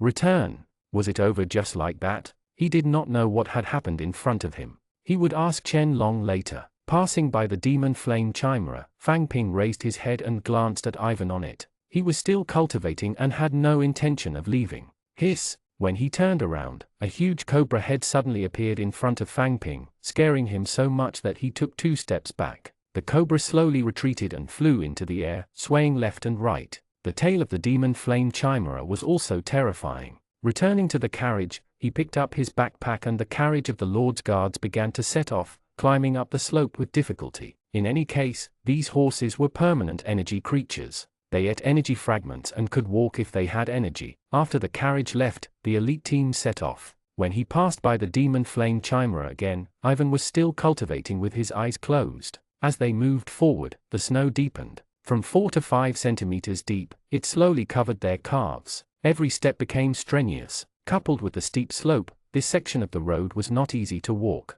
In the ice and snow, Fang Ping felt that his head was starting to sweat. Then, by the roadside, Fang Ping realized that 3 soldiers were busy digging. Beside them, on the white snow, lay a figure in silver armor. What was going on? Had someone died? Elsa said, "Stand still and bow." Fang Ping also bowed to the figure. The dead were important, so there was nothing wrong with bowing. However, it did not seem like a battle had erupted. Why did one person die? Elsa didn't intend to explain further and continued walking with the elite team. After walking past the figure for a long time, Fang Ping turned back to take another look. The pit had been dug. 2 warriors lifted the taxi driver and placed him into the pit. The bright silver armor followed him and was put in. Fang Ping felt that it was a pity. His tattered elemental set cost 5 silver dragons. Although he did not know what that silver white armor was, it was definitely not cheap. How about? Forget it, don't think about these useless things. He turned around and walked forward, stepping on the footprints of the people in front of him. This way, it was easier to walk. Fang Ping also saw Chen Long. He was also looking back. Under the black robe, his expression could not be seen, and no one knew what he was thinking. "Class President, this is the sanction wine that I bought yesterday. It sells very well. I specially saved this bottle for you." "Okay, how much?" "I'll sell it to others for 28 copper horns. I'll give it to you." A silver dragon. Ivan took out a small silver coin and handed it to Ayabar. He took the bottle of yellowish-brown sanction wine from him and shook it. Many shops in the giant Cannon Plaza have moved out now. It's really inconvenient to buy things. Ayabar put the silver coins into his pocket and said, "Class monitor, tell me what you want. I'll help you buy it. Just give me some errand money." "Someone's running errands for me. I don't need you." Millimeter, Ayabar nodded. Ivan had a student accompanying him. "Class President, I heard that something happened in Fire Dragon City. Do you think the elite team is doing well? What's wrong? Who are you concerned about?" "Fang Ping." Ivan grinned. His eyes became a line as he looked at Ayabar meaningfully. Ayabar admitted, "Yes, he's my teacher."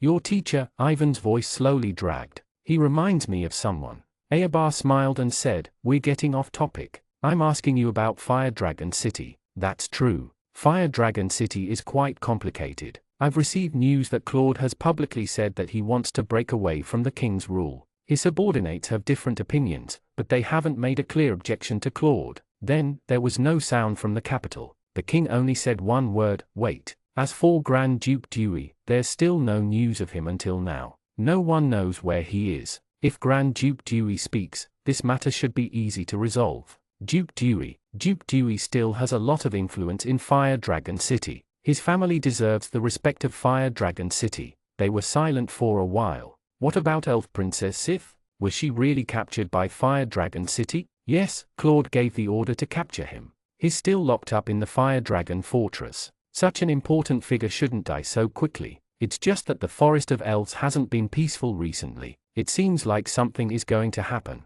However, I don't know the details. Ivan smiled. This information is worth a lot. I don't think there's a second-class president as good as me. Then I'll treat you to breakfast tomorrow morning. I want you to make it. Fragrant roasted unicorn steak. Are you sure you want to eat this in the morning? Ivan patted his round stomach and laughed. That's right. I'll eat as much as you roast. I really shouldn't have agreed to it. You can provide the spices.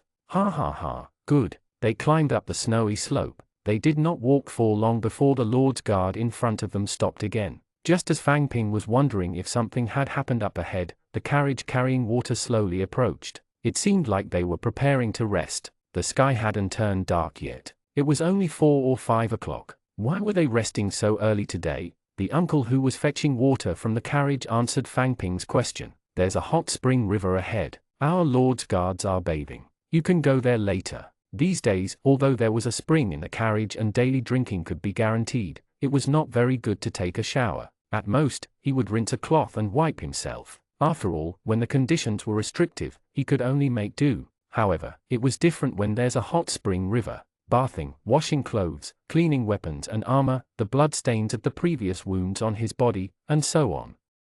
110 Familiar scene. Although the Lord's Guard was a cavalry unit, it was different from the cavalry in ancient society. There were many women in the team. Fang Ping did not care about taking a shower. He just walked until his feet were sore every day. He relied on Andre's bag of tranquil sun ginseng water to soothe his pain. It would be good if he could soak in the hot spring. When this news spread in the team, it was obvious that there was a gender difference. The girls cheered, but the boys looked indifferent. Sure enough, not long after, a warrior came over to inform them, "All girls, bring the things you want to wash and follow me." Fang Ping took out a piece of yellow melon pancake from his bag and looked at his backpack. There was not much rations left. Before setting off, he only brought about 15 days' worth of food. However, Fang Ping had forgotten that after a long period of high-intensity exercise, his appetite would actually increase. They were still eating this kind of non-nutritious yellow melon pancake. There was not much dried meat. Even if there were occasional additional meals, the dry rations were still consumed quickly. He hoped that he could reach Fire Dragon City as soon as possible. Otherwise, it would probably be more troublesome when he ran out. Moreover, there was no bonfire today. There was snow all around. It would probably be another difficult night. After tidying up, he had just taken a few bites of the yellow melon pancake. Before he was full, a soldier came over and shouted, "Everyone else, bring what you need to wash and follow me." Fang Ping put down his things, picked up 2 sets of clothes, and followed the others to the hot spring river. He was not a close combat fighter, so there were fewer blood stains and sweat stains. Some other close combat clothes were extremely dirty. For example, Qing Niao's clothes were not only dirty, but also tattered. However, he had brought a sewing kit and could barely wear them after mending. However, it had to be said that Qing Niao's sewing skills were not bad. Everyone left, leaving only the backpacks on the ground. They stopped in place and recorded everyone's location. GG. A small voice came from the snow. On the calm snow ground, there was snow slowly falling. Suddenly, a small white head poked out. It stuck its head out and looked around. Seeing that there was no one around, it stretched out its 2 small claws, grabbed the snow, and crawled out.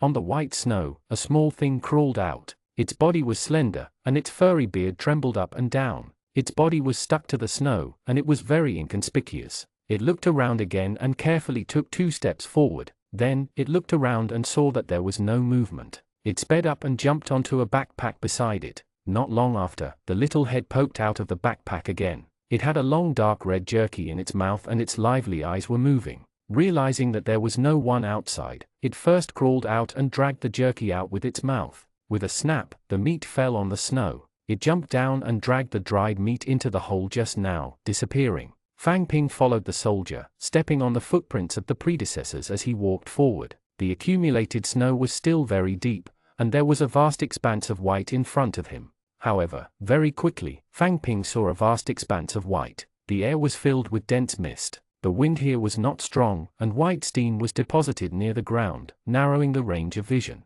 Not far away, a group of people left in the opposite direction. It was the girls from the elite team. After walking for a while, Fang Ping saw the hot spring river. The winding river was embedded in the white snow. There was no snow on both sides of the river bank. Instead, there were some green grass and light pink flowers growing. They looked rather special in the snow. Usually, according to the development of the plot, there would be rare treasures in special places. He did not know if there were any here. Qing Niao, who was beside him, held a pile of clothes and shook his head. "Isn't this manly flower too small? It's probably all plucked by someone." Only then did Fang Ping feel that he was thinking too much. This place was so close to Fire Dragon City. If there was really something, it would not be his turn to do anything about it. "You have 40 minutes to wash up. When the time is up, leave immediately." After the soldier finished speaking, he stood aside. Fang Ping followed the rest of the elite team and walked toward the hot spring river. If the river was not wide, it meant that there were upstream and downstream. Everyone wanted to be upstream and cleaner, while downstream would be washed by dirty water. "William, do you want to spar? 1 punch each. Whoever retreats first will be below." Andre looked at William. Both of them were empty-handed. Andre had just arrived and did not have any dirty clothes. William, on the other hand, had someone washing his clothes for him. William stored a lot of things directly in the Lord's Guard. Therefore, while everyone else was living a miserable camping life, William only carried a small bag, but lived a comfortable life. "Do you think you're very strong just because you awakened your first special characteristic? Don't worry about whether who's strong or not. Just tell me if you want to fight." Whoever wins will be in front. All right. As soon as William finished speaking, he took a step and stuck to Andre's side. He threw a punch at Andre's stomach. Andre was even faster. His fist struck William's chest. Thud. There was a dull thud. Let me tell you, you're not invincible. William grabbed Andre's fist and pressed it against his chest. With his other hand, he hit Andre in the stomach and sank in. Andre smiled as if the fist in his stomach did not exist. He did not look like he had been hit at all. His left hand curled into a fist, palm up, and moved to his waist. You think you've defended yourself? Andre shook his head. Fang Ping saw a familiar scene on Andre again. Ha! Andre shouted, bent his knees, and sank his body. His left shoulder moved back, and his right fist, which was pressed against William's chest, instantly exerted strength. Thud. Another thud. William took 2 steps back before stabilizing himself. I won. William stared at Andre. Ivan's techniques. He taught you. I've only learned a little from Ivan. It's enough. William did not say anything else. He turned around and left, not going to the hot spring river again. Andre grinned at Fang Ping and Qing Niao, then walked toward the uppermost part of the river. Fang Ping had seen Andre and Reeves from the Feral Wolf Gang before. When they were fighting, he had felt that Andre's technique was very special. Now, this feeling was even more obvious. In this Western-oriented world, the attacks were more similar to boxing and the straight slashes of swords. On Andre's body, Fang Ping saw the shadow of traditional martial arts. It was not his arm exerting force, but his waist, shoulders, and even his entire body exerting force. That punch at such a close distance just now had a different impact to a normal punch they were used to. Of course, Fang Ping did not know much about martial arts. He could only say that it felt more like it. Those who studied psychology paid attention to feelings. Fang Ping believed that there was definitely a reason for this feeling. With Andre and William taking the lead, the people behind began to challenge each other and fight. The stronger ones were basically very harmonious. They walked up and down the river in the order they came. Of course, Fang Ping did not believe that they would be so harmonious. Which person who could enter the elite team if they did not have a competitive spirit?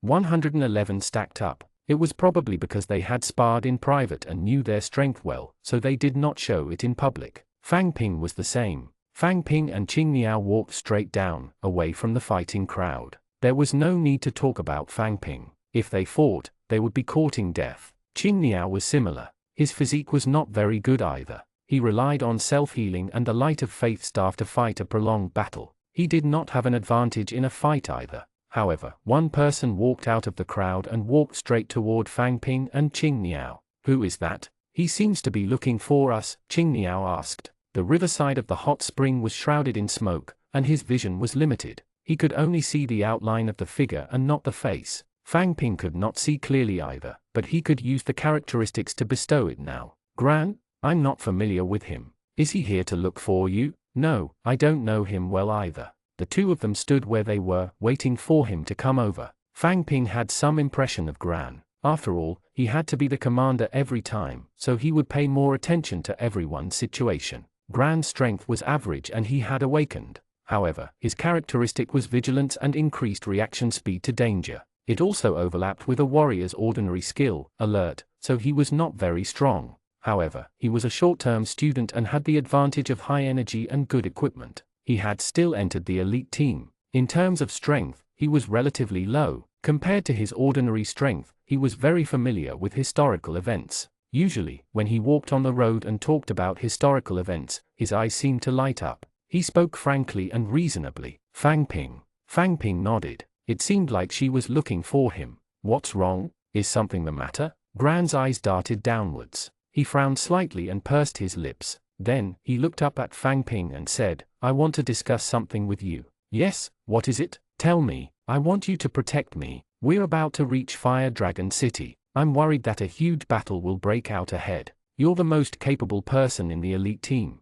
If I'm in danger, I hope you can give me your armor forbidden spell. Of course, I'll pay 1 silver dragon for an armor forbidden spell. What do you think? We're almost at Fire Dragon City. Even if there's a battle, it won't be our elite team's turn, right? Gran thought about it and took out a silver coin. I'm not sure either. Even if there's no battle, I'll pay you a silver coin. If there's a battle, increase it on this foundation. This is a deposit. Is that okay? Of course, he had to accept money. After receiving the silver coins, Fang Ping added, if more than one person is threatened, I might not give it to you, such as. Fang Ping pointed at Qing Niao beside him and continued, of course, your priority with me will also be higher than others. All right, Gran nodded. As long as you use your skill on me, I'll pay. Most of the in-service training students did not lack money. After receiving Fang Ping's promise, Gran left in satisfaction. Looking at Gran's back, Qing Niao still said, Fang Ping, I still have to remind you,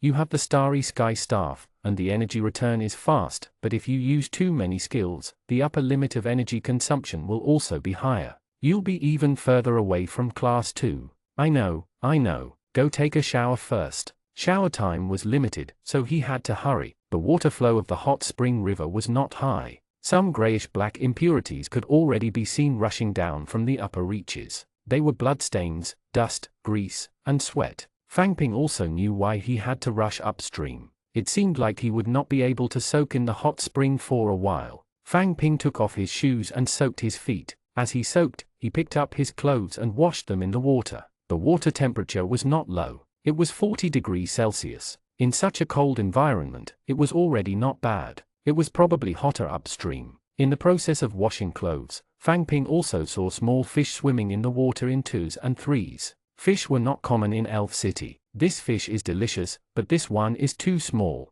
It's not even enough to fill the gaps between my teeth. You know it? Is this fish also a magical beast? What else could it be? Qing Niao replied in confusion, then said, I secretly ate a little at the young master's gathering. It was delicious and especially sweet. However, this fish has no skills or characteristics, and its energy is pitifully low. We're just eating it for the taste. Qing Niao twisted the clothes into one and casually threw them ashore. He picked up the next one. In the snow, the clothes quickly froze into a long popsicle. Fang Ping rubbed his clothes and thought of the golden leaf Ivan had given him. As he had spent it very quickly, he did not have a deep impression of it. If Gran had not come over and said so, Fang Ping would have almost forgotten that someone had actually come over earlier to pay protection fees to protect William. What was the relationship between Ivan and William? As he washed, he thought about it. When everyone's clothes were almost done being washed, the running water was much cleaner. Fang Ping took off his clothes, jumped into the water, and soaked in the hot spring.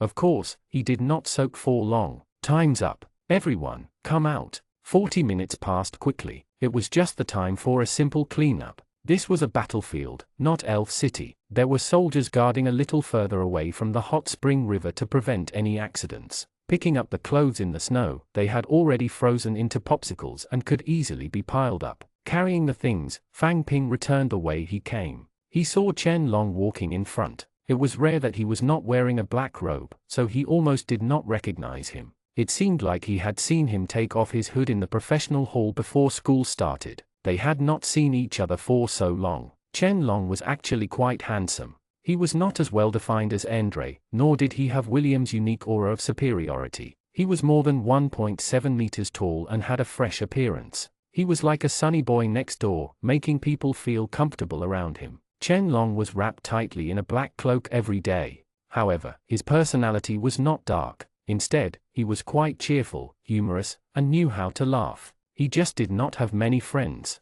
However, he couldn't blame Chen Long for not having many friends. It was also possible that the cloak gave people a psychological hint that prevented them from approaching him. However, looking at Chen Long in a simple outfit with a washed cloak in his hand and a faint smile on his face, it felt quite good. He did not know what the black cloak meant and what he had experienced. No one could live a life easily. When he returned to the campsite, the sky had already begun to turn dark. There was snow here and no wood, but a sporadic fire was still lit. Fang Ping's backpack was empty, and so were the others. Therefore, they picked up a lot of wood and placed it in their backpacks to increase the weight and achieve the effect of training. Some of the more enthusiastic warriors carried a tree trunk, and Andre was one of them. Andre was hacking at the tree trunk with his longsword while Qing Niao took out wood from his bag. Fang Ping did not add any extra weight to himself. He watched them get busy. He sat down and reached into his bag to search for the half-eaten yellow melon pancake. Hey, where did it go? He couldn't find him after checking the bag. When he checked it again, he realized that not only was the half of the yellow pancake gone, but the last piece of jerky had also disappeared.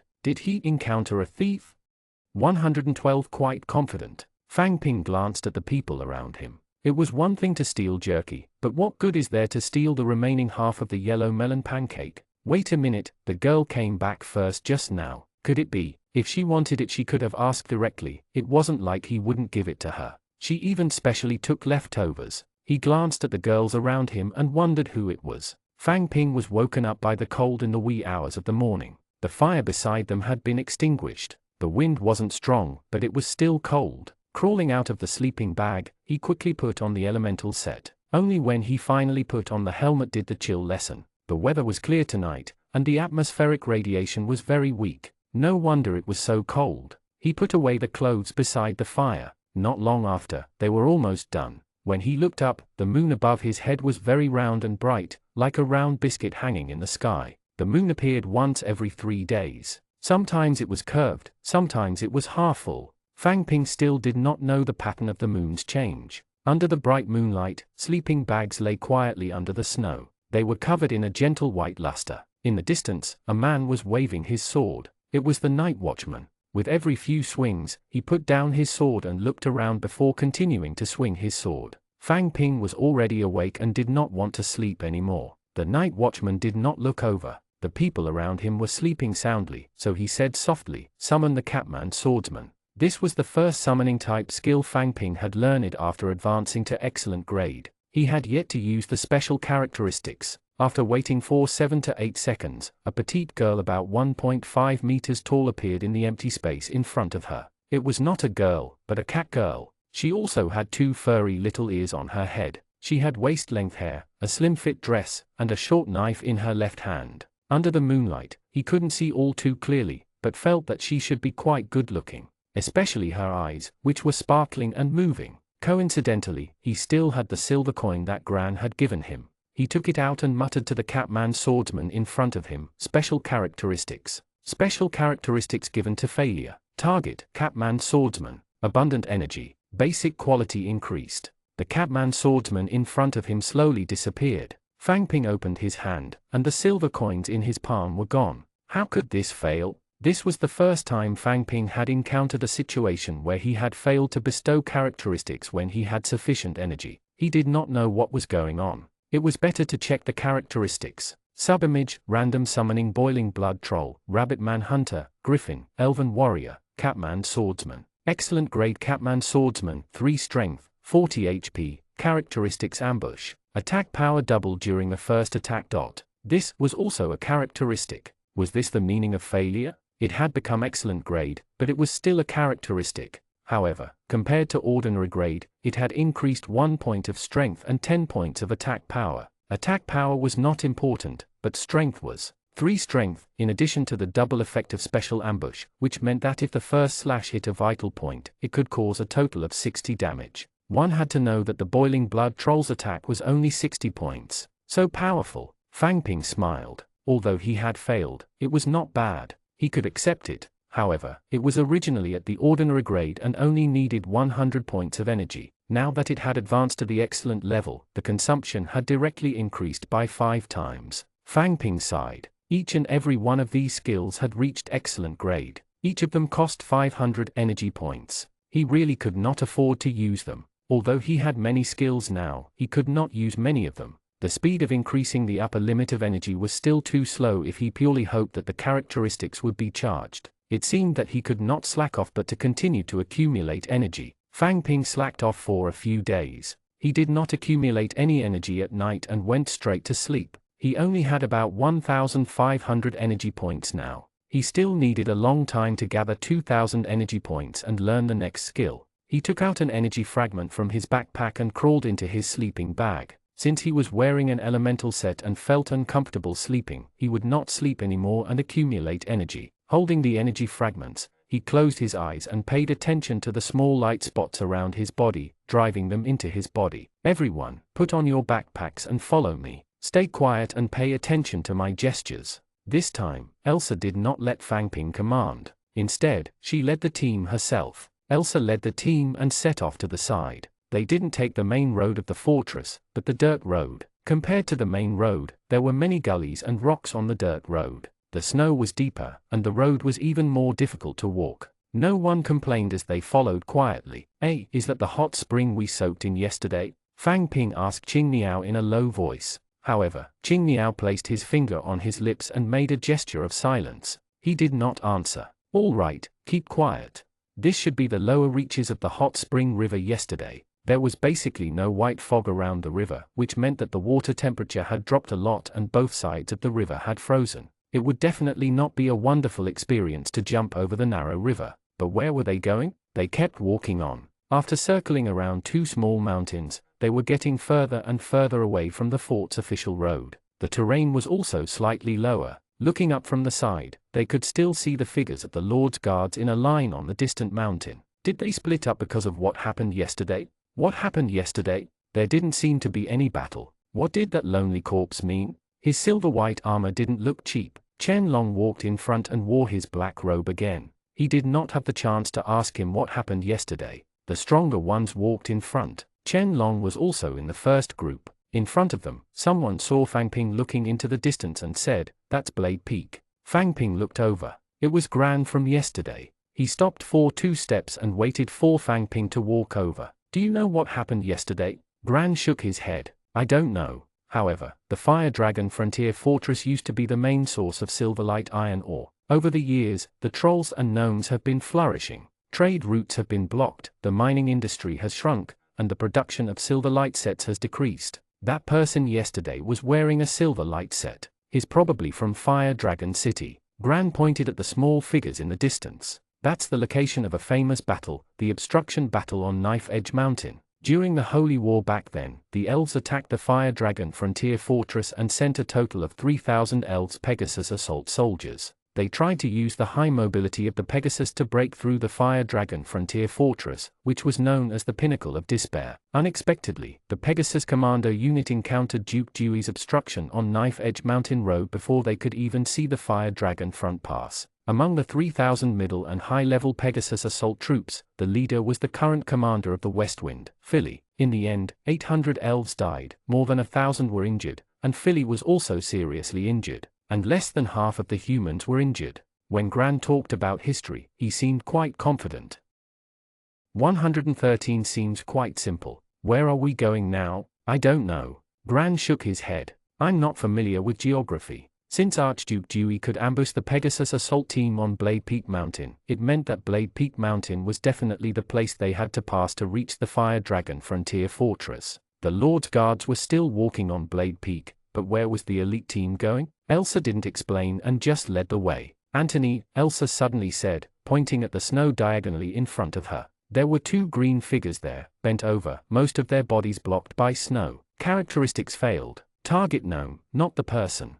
However, the 2 professionals were not ordinary gnomes. They were probably looking for food in the snow. Anthony was very fast. He rushed over with his cane. The 2 gnomes raised their heads when they sensed danger. They chirped twice, but Anthony knocked them to death one by one. They were not professionals and were of no value. The team quickly walked past them. Endre, Black Star. On the way, they would encounter many gnomes. They probably did not have enough food, so they came out of hiding looking for food in the snow. Most of them were ordinary gnomes. To the elite team, it was very simple and did not slow down their advance. As they walked forward, the slope was very steep. Unlike the snow slope, it was difficult to walk alone. The surrounding mountain peaks were not tall, but it did not mean that there was no peak. Beside him, there was a winding white mountain ridge. It was tall and steep. They could see it all the way. It was an extension of the path that the Lord's guards had just taken. Could that be Blade Peak? Just from the terrain, it was quite imposing. He wondered if the Lord's guards were doing well. Looking forward along the winding white mountain ridge, it seemed to be connected to a small mountain. It was especially eye-catching in the surrounding flat terrain. He followed the team and continued walking. Although he did not know where Elsa's destination was, Fang Ping guessed that it should be that small mountain. The terrain became calmer, and the wind began to pick up. The biting cold wind whistled, mixed with tiny snowflakes. The sun above his head shone on his body, but he could not feel any warmth, and it was difficult to breathe. Fang Ping had trouble breathing for the first few days. Now that he had gotten used to it, he felt suffocated again when the wind blew here. The only good thing was that under the layers of wind, the snow on the ground became tighter. It was no longer like stepping on a pit. It was easier to walk. There were no more gnomes here. The path was flat. There were no trees or rocks, only white snow. Under the cold wind, Elsa's footsteps did not slow down at all. She did not stop to rest even at noon. Fang Ping drank a mouthful of fair sun ginseng water before he could keep up with the team's pace. Elsa was obviously very anxious. In the past, she would at least have a short lunch break, but not today. What the hell happened?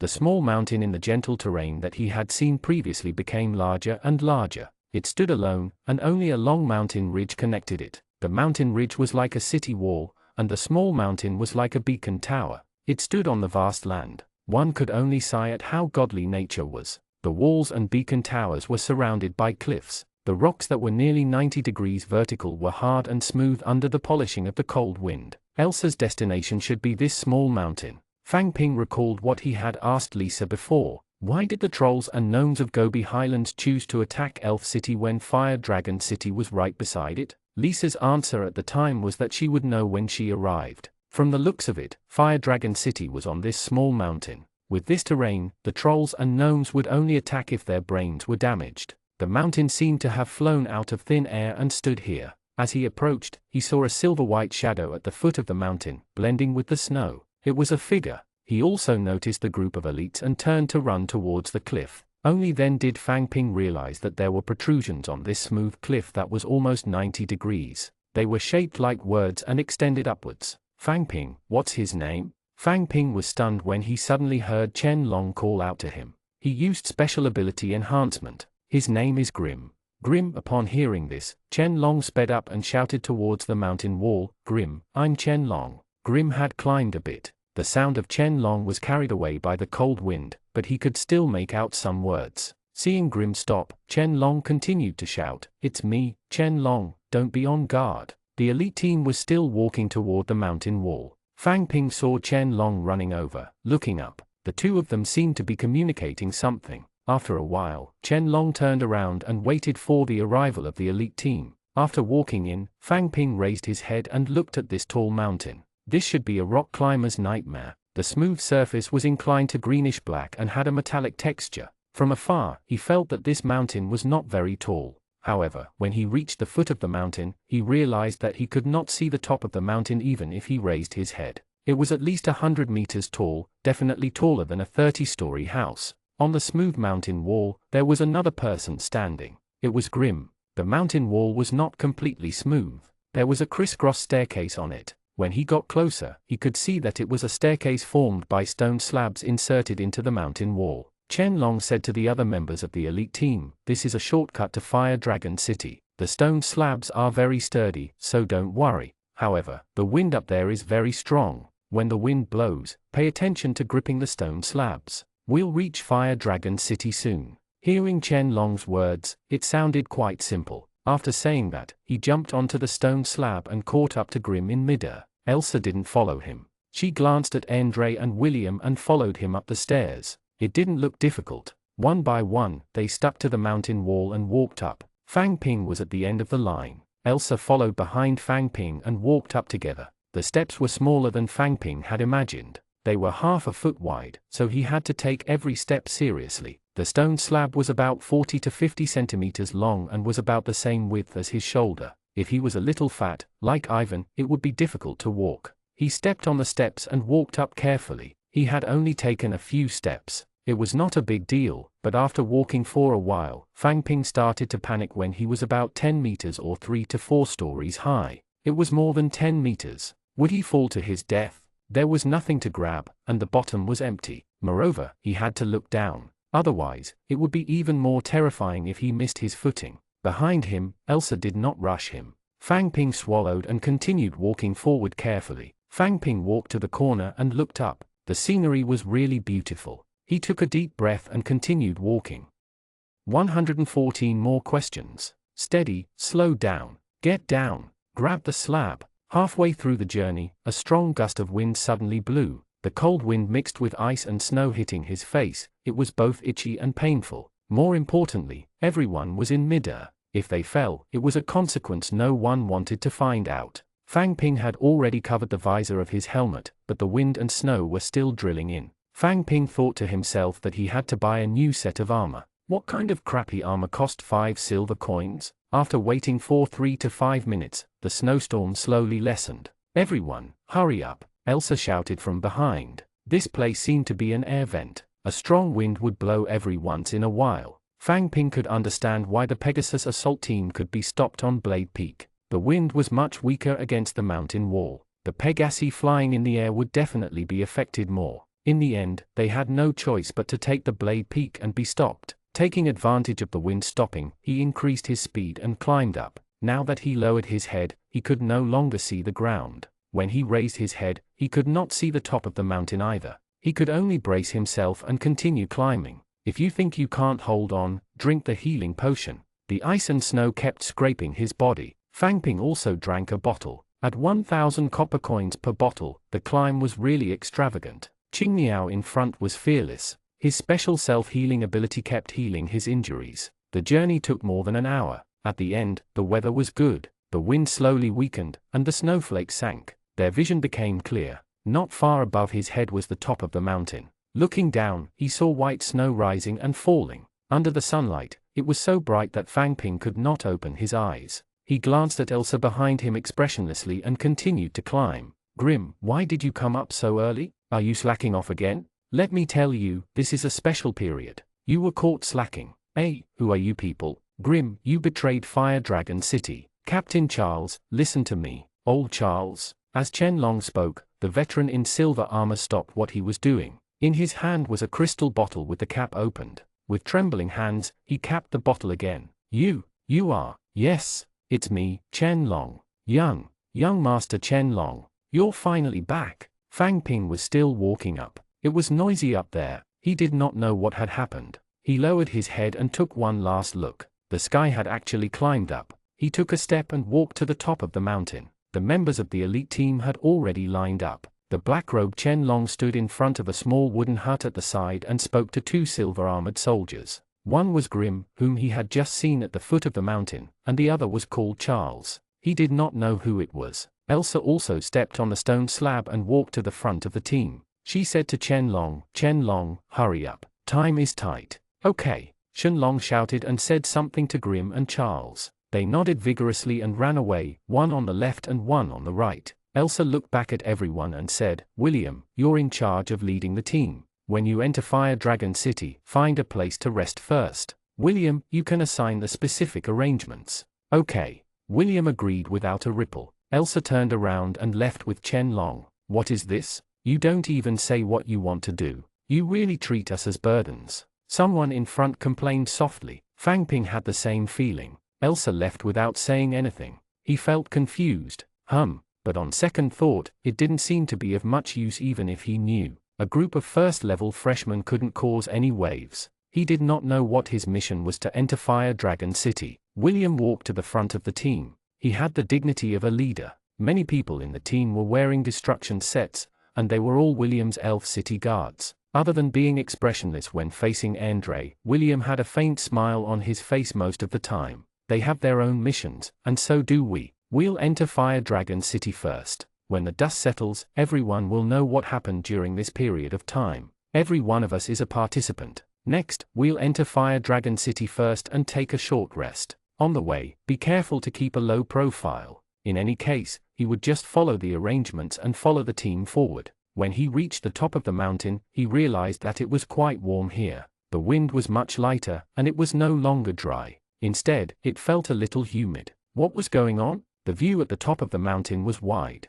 Fang Ping could see people farming a little further away. Along the way, there was wilderness and snow. When they reached the peak, they saw a large patch of green. Moreover, it looked a little familiar. It should be yellow melon, that powerful crop. Further away, there were some houses. The area at the top of the mountain was unexpectedly large. Around the periphery of the mountain was a wall. It was not tall, about 2 meters. There was only a gap in the sky. Perhaps it was to prevent anyone from being careless and falling from the edge. After all, it was so high that they would definitely die if they fell. As they followed the team in and passed through the farmland, occasionally, farmers who were working looked over. They did not react and continued farming. The farmer's reaction was quite cold. He was expressionless and his movements were mechanical. There was no passion in him. Even if Fang Ping's EQ was not high, he could clearly sense that something was wrong here. Just think about it. A city surrounded by ice and snow, apart from a passageway, was basically isolated from the world. It was like an isolated island, far away from human civilization.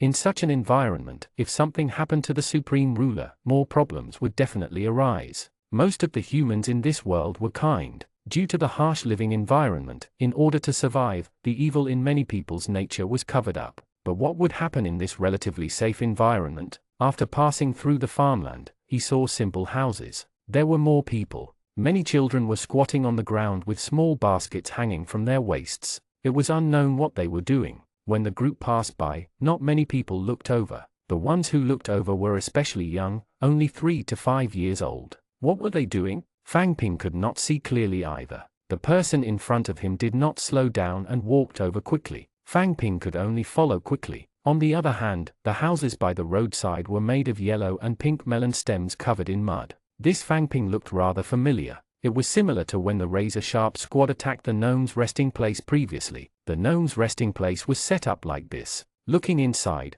the house was empty. Moreover, he looked at a few rooms in a row and they were all like this. Something must have happened to Fire Dragon City. After walking past the simple houses made of yellow and pink melon stems, some wooden houses appeared, but they were all empty. Where did everyone go? There were no pedestrians on the streets either. It was cold and deserted.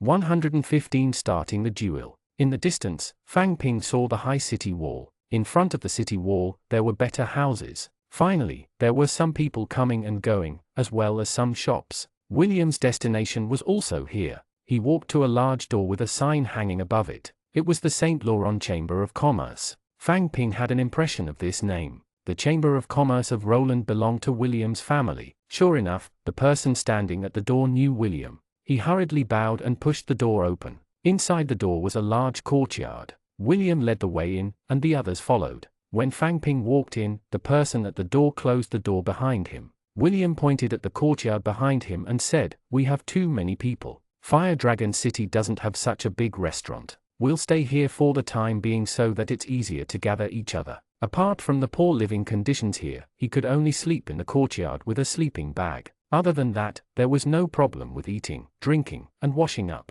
"I'll get someone to buy some food later. I believe everyone is tired of eating dry rations and yellow melon pancakes. We'll have a small gathering tonight. Everyone can rest for a while. I'll handle everything." Someone had long come out of the house beside him and stood at the side, waiting for William. After William finished talking to the elite team, he turned around and left to explain to them. It was not a big problem to sleep on the ground. After all, he had slept on the ground all the way here. He just did not know what he was here for. The people also dispersed in 2s and 3s. Endre walked toward Fang Ping and Qing Niao. Fang Ping put down his bag and sat on the ground. "I'm so tired. I finally arrived at Fire Dragon City." Qing Niao also squatted down and took out his sleeping bag. He spread it on the ground and sat on it. "Yes, 11 days. It feels like more things have happened than a month in the team. I envy you guys. So much has happened, but I haven't fought enough. It's boring." Fang Ping pointed at the people in the courtyard.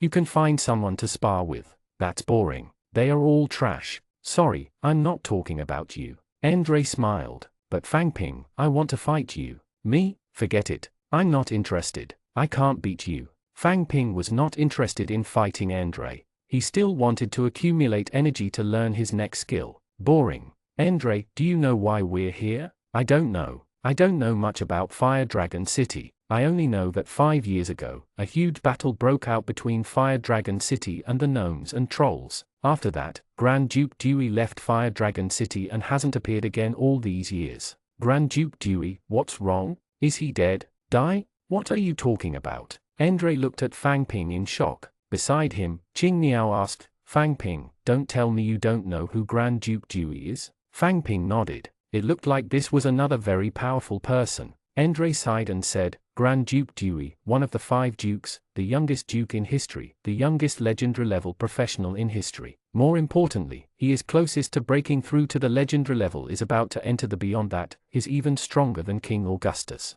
"What's above the legendary?" "I don't know. No one has broken through to Class 5 yet. It's the same for other races, so some people suspect that Class 5 is the peak." Great Duke Dewey is quite powerful. Why did he disappear?" "I don't know. I only heard about it, but I didn't know the details." Qing Miao was not interested in history, he was more concerned about Andre. He asked, Andre, when did you awaken? You didn't tell us. If it weren't for William, we wouldn't have known. This is also luck. My body is almost fine. When Ivan was about to pick me up, he brought me a bag of awakening stones. He said that he would eat them 2 a day slowly. I casually grabbed a handful and put it in my mouth. I didn't expect to awaken like this. This characteristic is very good. It's super practical. I just awakened not long ago and am still getting familiar with it. It's not easy to control the first attack. It's easy to disrupt the rhythm of the attack. I'll practice with you. I have self-healing. I'm not afraid of being beaten. Sure. Andre and Qing Miao stood up and found an empty space beside them to practice. Fang Ping had nothing to do. After some thought, he took out an energy fragment. Let's get back on track and cultivate hard. It had been a long time since he had relaxed. Then, he focused, gathered the light spots, and began to accumulate energy. Young Master, Fire Dragon City has been sealed for half a month. There's really no fresh magical beast meat. This Frost Snow Rabbit was bought by the army. I don't need an explanation. All I'm asking is, can things be prepared? Someone beside him quickly added, Young Master William, I know that there's a long-haired demon ox frozen in Kho Chamber of Commerce. This long-haired demon ox is huge and has a rich meat fragrance. Moreover, after being frozen, it has a unique flavor. I'll go buy it from Kho Chamber of Commerce now. Then, this Frost Snow Rabbit had sufficient energy and tender meat. It only needed to be roasted simply and sprinkled with spices to be very delicious. We also have the rota leaves that Miss White Snow likes, coupled with the special peach wine from Gobi Highlands. I believe Young Master and Miss White Snow will like it. Yes, not bad. What's your name? He hurriedly lowered his head and bowed. Reporting to Young Master, my name is Andasai. I'm the manager of the Fire Dragon City branch of the St. Laurent Consortium. Andasai. William frowned. I don't like the name. We'll listen to Young Master's arrangements. Change your name to Saipan. From today onwards, you're the head of this place. Thank you, Young Master. Young Master, rest for a while. I'll go prepare for tonight's gathering. The two of them left. Fang Ping concentrated on accumulating energy. After advancing to a Class 2 Forbidden Spell Master, Fang Ping could clearly feel that the efficiency of capturing light spots had doubled. He could increase his energy limit by nearly 20 points every day. However, it was far inferior to the 72 points a day charged with characteristics. Therefore, Fang Ping did not have much motivation to cultivate. However, today, Fang Ping had a different feeling. He was more focused, his cultivation efficiency was higher, and his speed seemed to be more than twice as fast. Fang Ping, get up and eat. Andre, don't call him. Fang Ping's condition is a little special. Fang Ping opened his eyes when he vaguely heard a voice beside him. Qing Miao and Andre stood in front of him. Andre asked, Fang Ping, what's wrong? Qing Miao added, that's right, Fang Ping. I feel that the surrounding energy spots are all flowing towards you. The effect of you accumulating energy is too good. Fang Ping patted his butt and stood up. I'm not too sure either. Has the gathering started? Let's eat first. Small white lights lit up on the surrounding courtyard walls, illuminating the entire courtyard. In a stable environment, the lights were still very useful. In the middle of the courtyard was an iron frame. The charcoal below was red, and above it was a huge cow. Roasted whole cow? It smells so good. Andre said, it's a long-haired demon ox, a magical beast unique to the Snowy Mountain and the Gobi Highlands. My father used to show off to me. He ate it once and said that it had a special fragrance that other food doesn't have. Seeing it now, it smells really fragrant.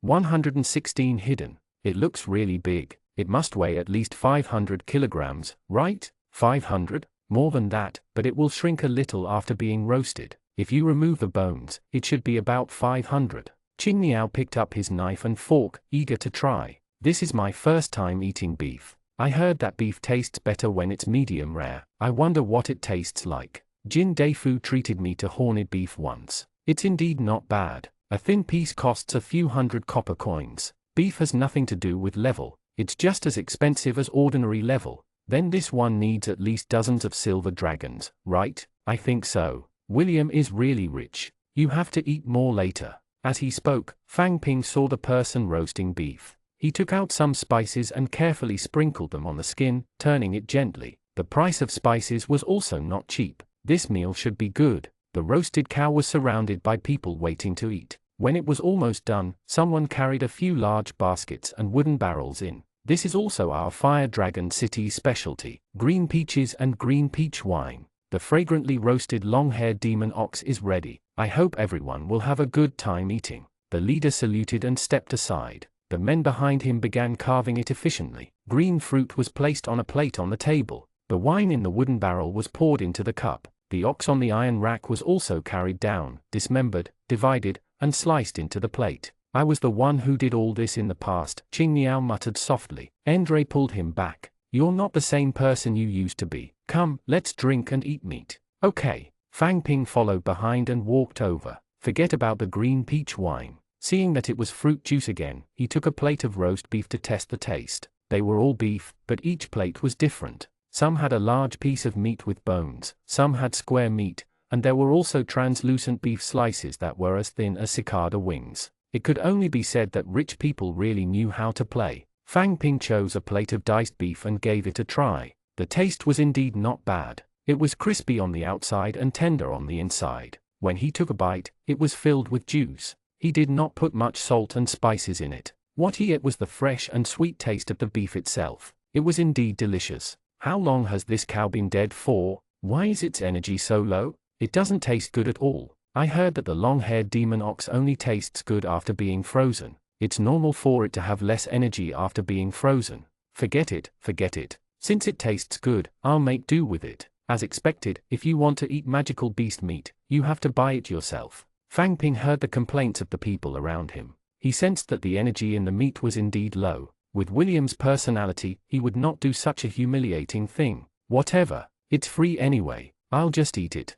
Fang Ping finished the food in his hand and went to get another plate. Fang Ping, do you want a drink? Lisa suddenly appeared, holding 2 wine glasses and looking at him. Sure. Taking the glass from Lisa, he watched her 3 fingers squeeze the sides, lifted her chin, and sipped delicately. Let's give it a try. It's not bad. The taste of the green peach wine is even stronger. If this is in Elf City, without any connections, you won't be able to buy it no matter how rich you are. Fang Ping tested it. As expected, the alcohol content was higher. It was more like wine than fruit juice. Yes, it's indeed not bad. He put down the cup. What's wrong? Is something the matter? The Black Tiger Gang is just a small gang in the Elf City. They can only show off in the Elf City. They are not presentable. Fang Ping had not heard anyone mention the Black Tiger Gang to him for a long time. He did not know why Lisa suddenly brought it up. Your relationship with the Black Tiger Gang only exists in name. With your armor, it seems that the Black Tiger Gang has never provided you with help.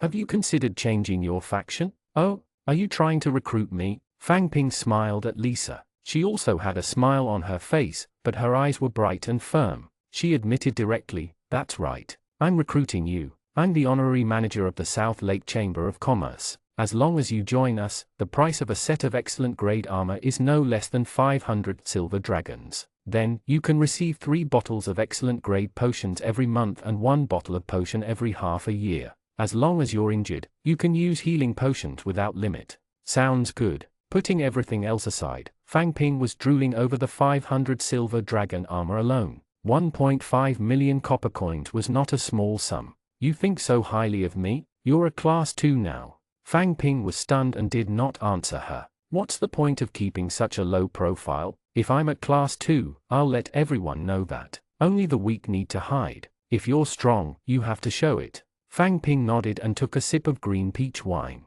That's right, it's me. I'm weak. By the way, I can also give you a new weapon. 100 silver dragons. Your starry sky staff is too weak. Unfortunately, it uses a soul fragment and can't be sold. It can only be destroyed. Is your South Lake Chamber of Commerce that powerful? Hundreds of silver dragons? You don't know about the South Lake Chamber of Commerce? Fang Ping shook his head. Judging from Lisa's tone, it was something impressive. The South Lake Chamber of Commerce founded by the Grand Duke of the Southern Territory. Almost all the standard weapons and equipment of the army are provided by our South Lake Chamber of Commerce. It was another Grand Duke. The people around him were really keeping low profile of themselves. So you are the daughter of the Grand Duke of Southern Territory. No, this, don't you know? Teacher Yu is the daughter of the Grand Duke of the Southern Territory, the youngest scholar. Your forbidden spell class should have attended Moon Bell's class, right? Yes, I've heard of it. I just don't know. Then what do you think of this condition? If you agree, we can sign a magic contract now.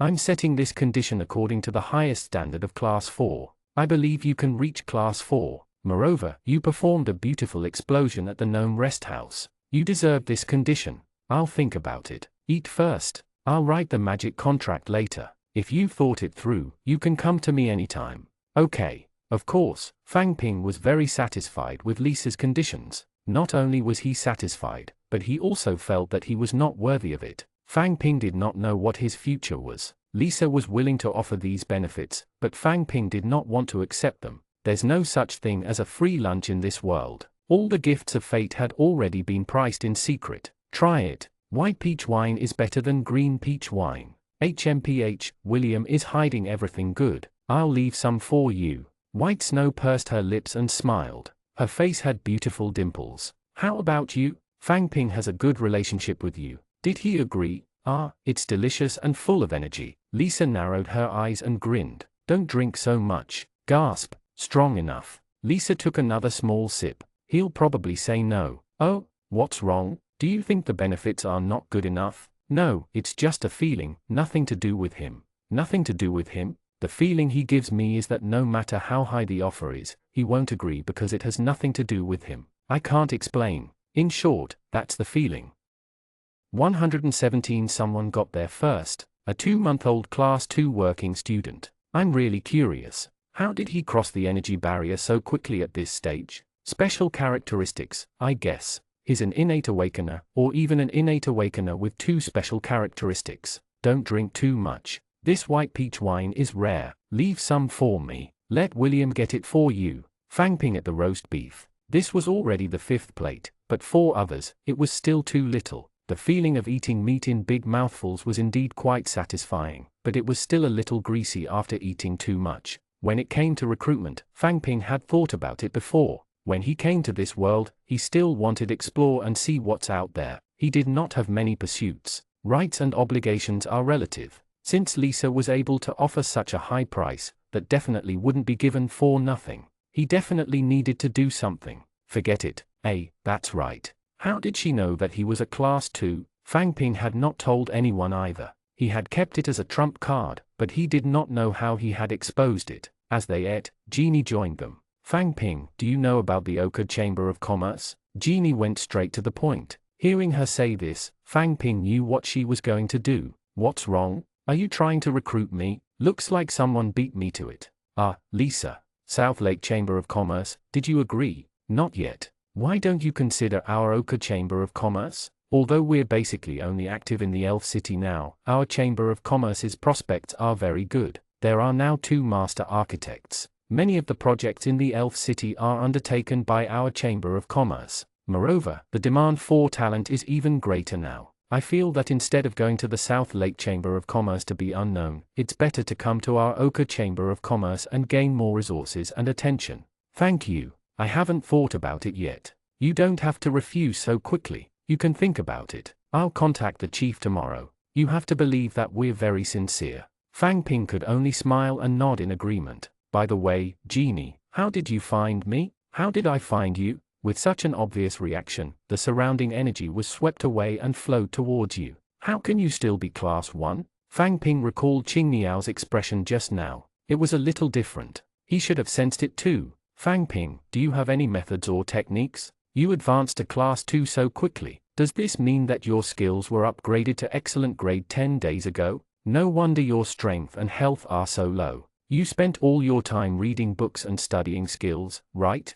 Well, I guess so. My characteristics are also rather special. Yeah, it's much better than my heavy armor characteristic. As they spoke, Qing Niao and Andre walked over. Andre, you seem to be recovering well. Yeah, what are you guys talking about? It's fine, just a casual chat. Jeannie looked at Fang Ping. You can reconsider. We're very sincere in our offer. Then, she nodded at Andre and Qing Niao and turned to leave. What's wrong? What are you talking about? Why are you so mysterious? Nothing. Andre smiled wickedly and put his arm around Fang Ping's shoulder. Did she confess to you? Don't be shy. Be bold. Look at Jeannie. She has a great figure. If it were me, if it were you? Fang Ping pushed his hand away. You should deal with your red camellia snake first. That's different. She's not my type. My woman needs to be able to fight. As Endre spoke, he waved his fist. Those soft and weak girls are boring. Endre, Qing Niao tugged at Endre's shirt. What's wrong? If you have anything, just say it. A female voice sounded from behind. Then let's fight again and see. Before he saw the person, he saw the snake first. A huge red and white snake slithered over and stood up. Fang Ping tried to fork out a piece of beef, but it had no intention of eating it. Endre smiled awkwardly and turned. Red camellia snake was at his back. No, I didn't mean you. Didn't you say that I'm weak? Why don't we fight again? Endre hurriedly waved his hand. No need, no need. Yes, yes, I'm weak. Fang Ping looked at the two of them doubtfully. Why did Endre's reaction not fit his character? Did something happen between them? Although he did not know what had happened, Fang Ping did not mind teasing. Endre, don't be shy. Look at how good Red Camellia Snake is. Her figure is also top-notch. Then go ahead. No, no, that's not what I meant. I think strength is more important now. You guys eat. I'll train and run a little. As Endre spoke, he turned around and ran. Don't run, let's have a chat. Red Camellia Snake also chased after him. The big red and white snake looked at the Red Camellia Snake. It suddenly stuck its head out and ate the meat on Fang Ping's fork in one bite before slithering away. Only Fang Ping and Qing Niao remained where they were. Fang Ping, are you already a class? Millimeter. I knew it. I felt that your condition was a little different just now. You're really amazing. You've reached class 2 so quickly. My energy level is only more than 300 points now. I reckon it'll be a few months before I reach class 2. Yes, my characteristics are rather special. That was all Fang Ping could say now. He had wanted to use it as a trump card, but who knew that it would be exposed after a simple cultivation? Did you take on a new job before school started? This is too fast. I feel that those advanced students can't compare to you. By the way, Fang Ping, what skills have you upgraded? Do you have any insights? Forbidden Life spell. Perhaps it's because my attack power is relatively low and I use this skill more often, so it feels most familiar. I've used a lot of Forbidden Life spells, but my energy limit is still a lot lower. I'll upgrade my skills when I have enough energy.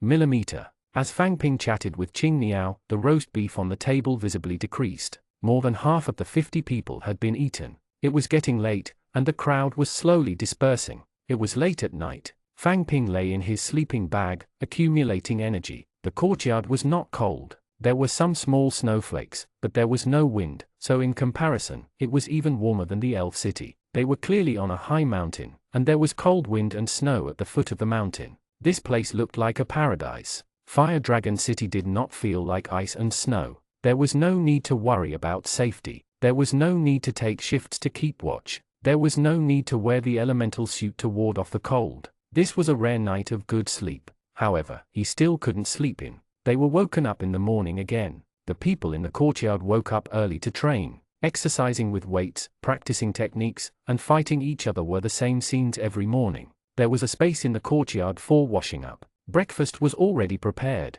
It was porridge with meat and green vegetables inside. It smelled good. This reminded Fang Ping of the porridge shop in Canaan. He thought of the tasteless yellow powder porridge he had eaten for a week and that old man. He wondered how he was doing now.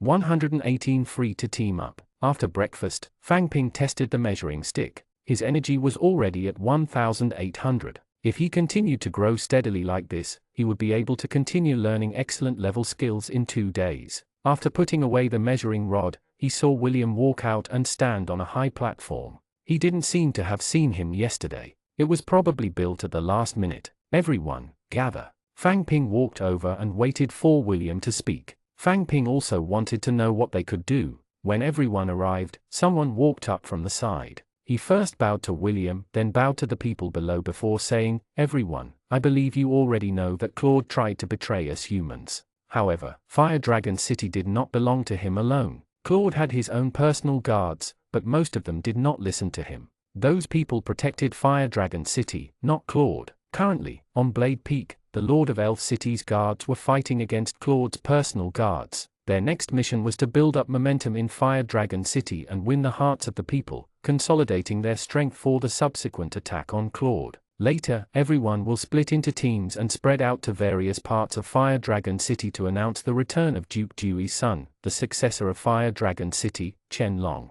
What you need to pay attention to is to stay away from the city walls and the Fire Dragon Frontier Fortress. In the outer city, the gangs that maintain public order are mostly Class 1 professionals or even ordinary people. They will not pose a threat to you. Young Master William, is there anything else you need to add? He bowed to William and stepped aside slightly. William first glanced at the people below the stage and said, "This mission is easy, but it's very important. There can't be any mistakes. If you have any unclear questions, raise them now." "Captain William, what are our identities?" a man in a black doom suit asked. "Any attendant from an unknown chamber of commerce," Bianca asked, "so we'll go around talking about it." "William, what's the point? You'll know when it's over." Andre shouted back, "Can we kill someone?" William looked at Andre. Their eyes met. "Deal with it as you see fit when the mission is over." If it was appropriate, it meant that he could take action. Then a few more people asked questions, and William answered them one by one. "Team up freely into teams of 4 or less, let's go."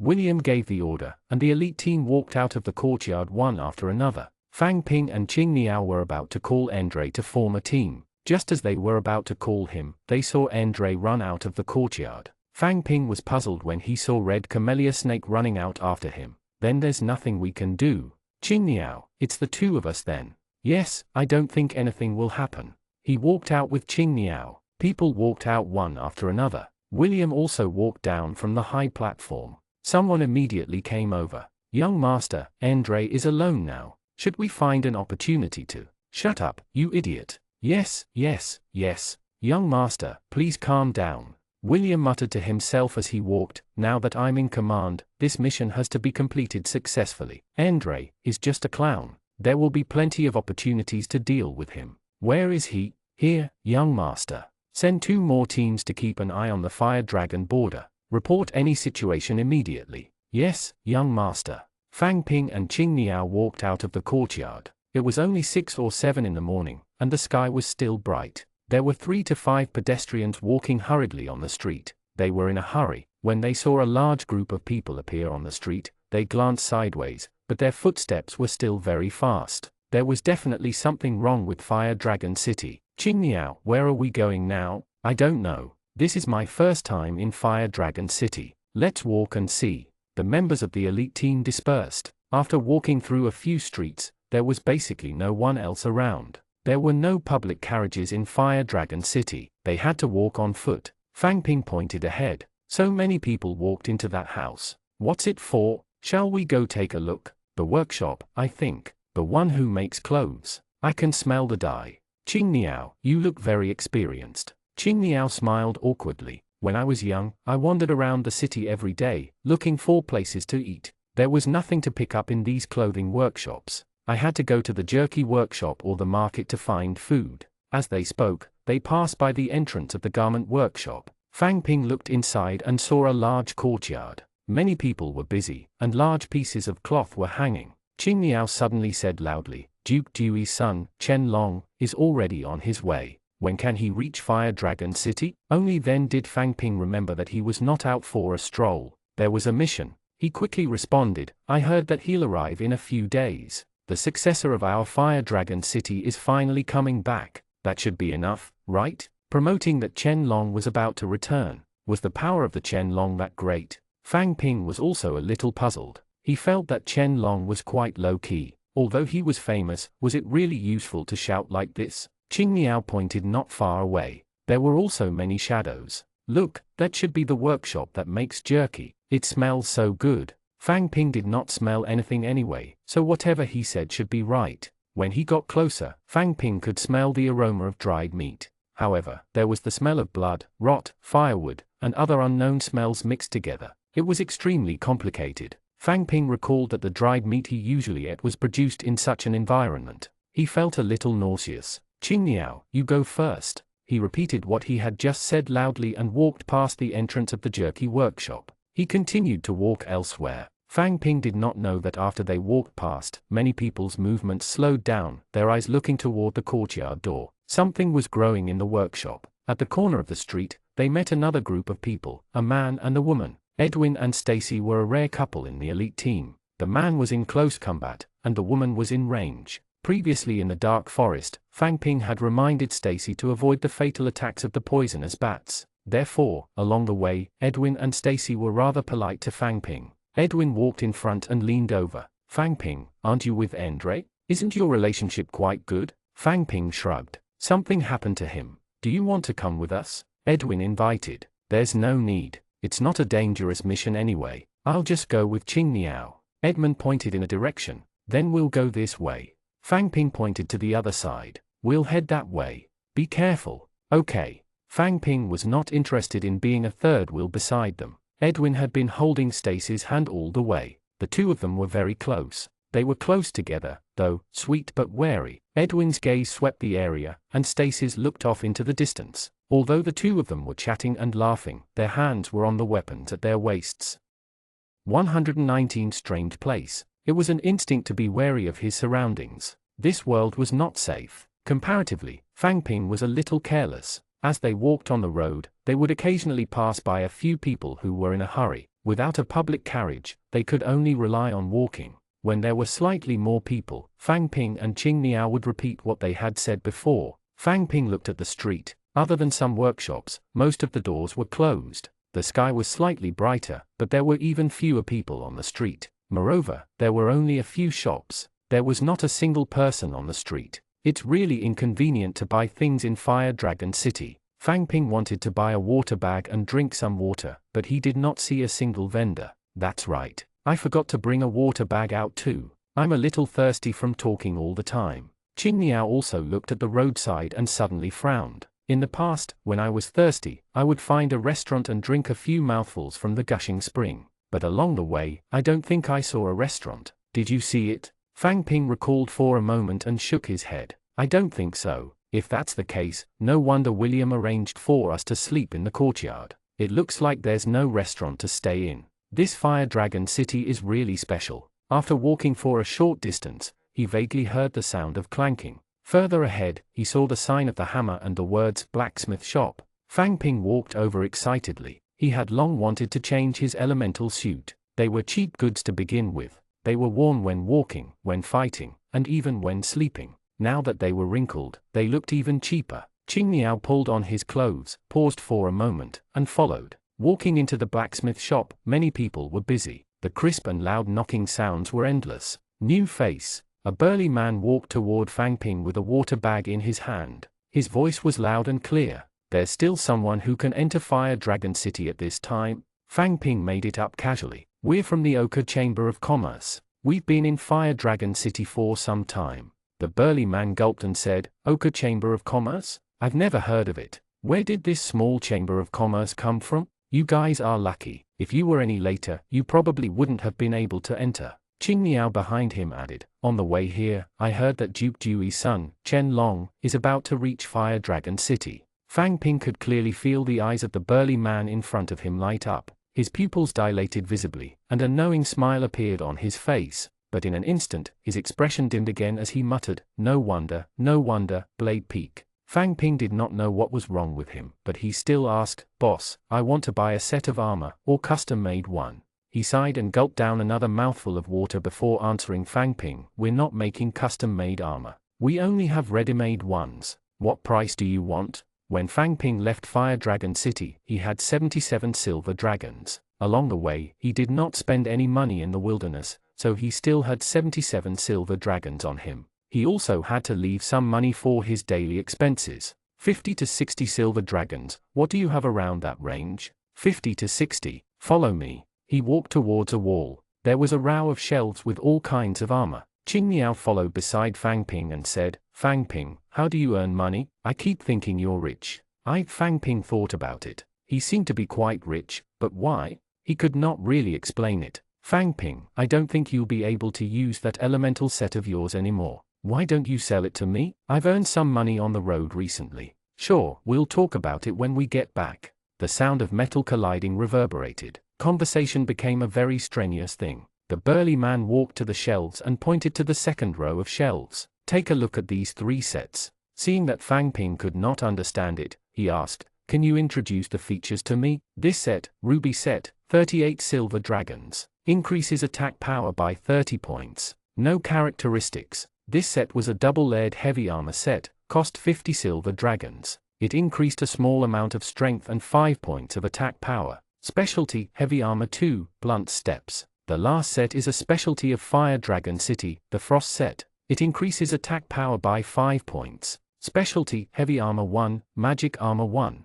Fang Ping was quite interested in the last Frostwhite Frost suit. Its life-saving ability was bursting. Although the double-layered Heavy Armor set was Heavy Armor 2, the characteristic of Blunt Steps was not beautiful. Blunt Steps movement speed reduced by 50%. This was alright in a battle, but if he wanted to escape, it would be difficult. Fang Ping was right. Hence, in the army, most of the heavy-armored soldiers in positional warfare wore this set of armor. Since they could not escape, they could only use their full strength to resist. How much is this frost suit? 65 silver dragons. That's the price in Fire Dragon City. If you were to get it outside, it'll be at least 100 silver dragons. Fang Ping nodded and took out some money from his pocket. I want it. Wrap it up for me first. He took Fang Ping's silver coins and glanced at them briefly. Then, he called out to a half-grown child who was squatting on the ground and tidying up. Shusha, come here. Help him choose a normal level frost set and wrap it up. I'm coming. A little girl who looked to be about 11 or 12 years old ran over and sized Fang Ping up from head to toe. Then, she walked to the shelf, looked at him, and came down with a set of frosty white armor. Try this on, see if it fits. Almost. Wrap it up for me. Soon, Fang Ping walked out of the blacksmith store with a large cloth bag on his back. He found Qing Niao standing at the door behind him, not following him. Fang Ping turned to look. Qing Niao was pinching his chin, deep in thought. Qing Niao, what's wrong? Fang Ping, I feel like something is off. What was strange about it? There were many strange places in Fire Dragon City, but he didn't know which one Qing Niao was talking about. Qing Niao pointed at the spacious, clean, and tidy street and said, there are no homeless people, no children running around. Where did everyone go? When Qing Niao said that, Fang Ping felt that walking on the street was creepy. It was as if something was missing. Now that he thought about it, it was less lively. Shall we go in and ask someone? Qing Niao wanted to return to the blacksmith. Fang Ping held him back. Forget it. It's none of our business what happens to Fire Dragon City. Let's finish our current mission first. That's true. I hope this place can be resolved as soon as possible. It's more comfortable to return to the elf city as soon as possible. The two of them continued down the street. He finally saw a shop ahead. There was no signboard in the narrow shop. An old woman was sitting in the shop, leaning against a wooden chair with her eyes closed. The things in the shop were all over the shelves. They were all small items that could be used in daily life. Fang Ping saw the water bag hanging on the wall. He finally had water to drink. Hello, I want a water bag. How much is it? Oh. The granny opened her eyes and glanced at Fang Ping and Qing Niao. Foreigner. She pushed herself up by the chair handle and reached for a water skin. 15 coppers. 120. It doesn't mean that I'll give. Help me get some water. I'm thirsty. Fang Ping took out some money and handed it over. 15 copper coins was not considered expensive. This water bag could not be compared to a plastic bottle. Fang Ping had used the previous one for a long time. It was time to change to a new one. Okay, just you wait. She turned around with the water bag and sauntered into the dim shop. Fang Ping and Qing Niao were waiting at the door when someone walked over. It had an upright yellow hair and was chewing something non-stop. Its hands were waving vigorously, and it was hopping as it walked. It looked especially arrogant. Fang Ping was sizing him up. He looked back at Fang Ping and lifted his chin. Where did you guys come from? We are from the Ochre Chamber of Commerce. Pfft. He spat a mouthful of red saliva on the ground, interrupting Fang Ping impatiently. Where did this small chamber of commerce come from? The toll fee is 50 copper coins. If you don't work, take the money. Your water bag. The old lady happened to walk out of the house with the water bag. When the blondie saw this, he grabbed the water bag and threw it to the ground. Old thing, quickly get me a snowgrass root. How do you make me wait for you? Do you want to die? I'll get it for you now. Qing Niao bent down to pick up the water bag on the ground and patted off the soil on it. You too, take the money. 50 each. That's a copper horn. Aren't you going too far by doing this? Fang Ping had just opened his mouth when he was blocked by Qing Niao. Oh. The blondie smiled disdainfully. Why? Are you new here? If you don't work in Fire Dragon City, you'll have to pay a fine. I'm from the City Defense Army of Fire Dragon City. Why? Do you want to go against us? Fang Ping, I'll do it. Alright, I'll give you another skill. He began, but Qing Niao punched him in the nose and he fell to the ground. You too. You're courting death. Arg. He pointed at Qing Niao and wanted to threaten him, but Qing Niao kicked him between his legs. Fang Ping turned his head away and stopped looking. Qing Niao's strength was not light. You, his voice trembled as he curled up and rolled on the ground.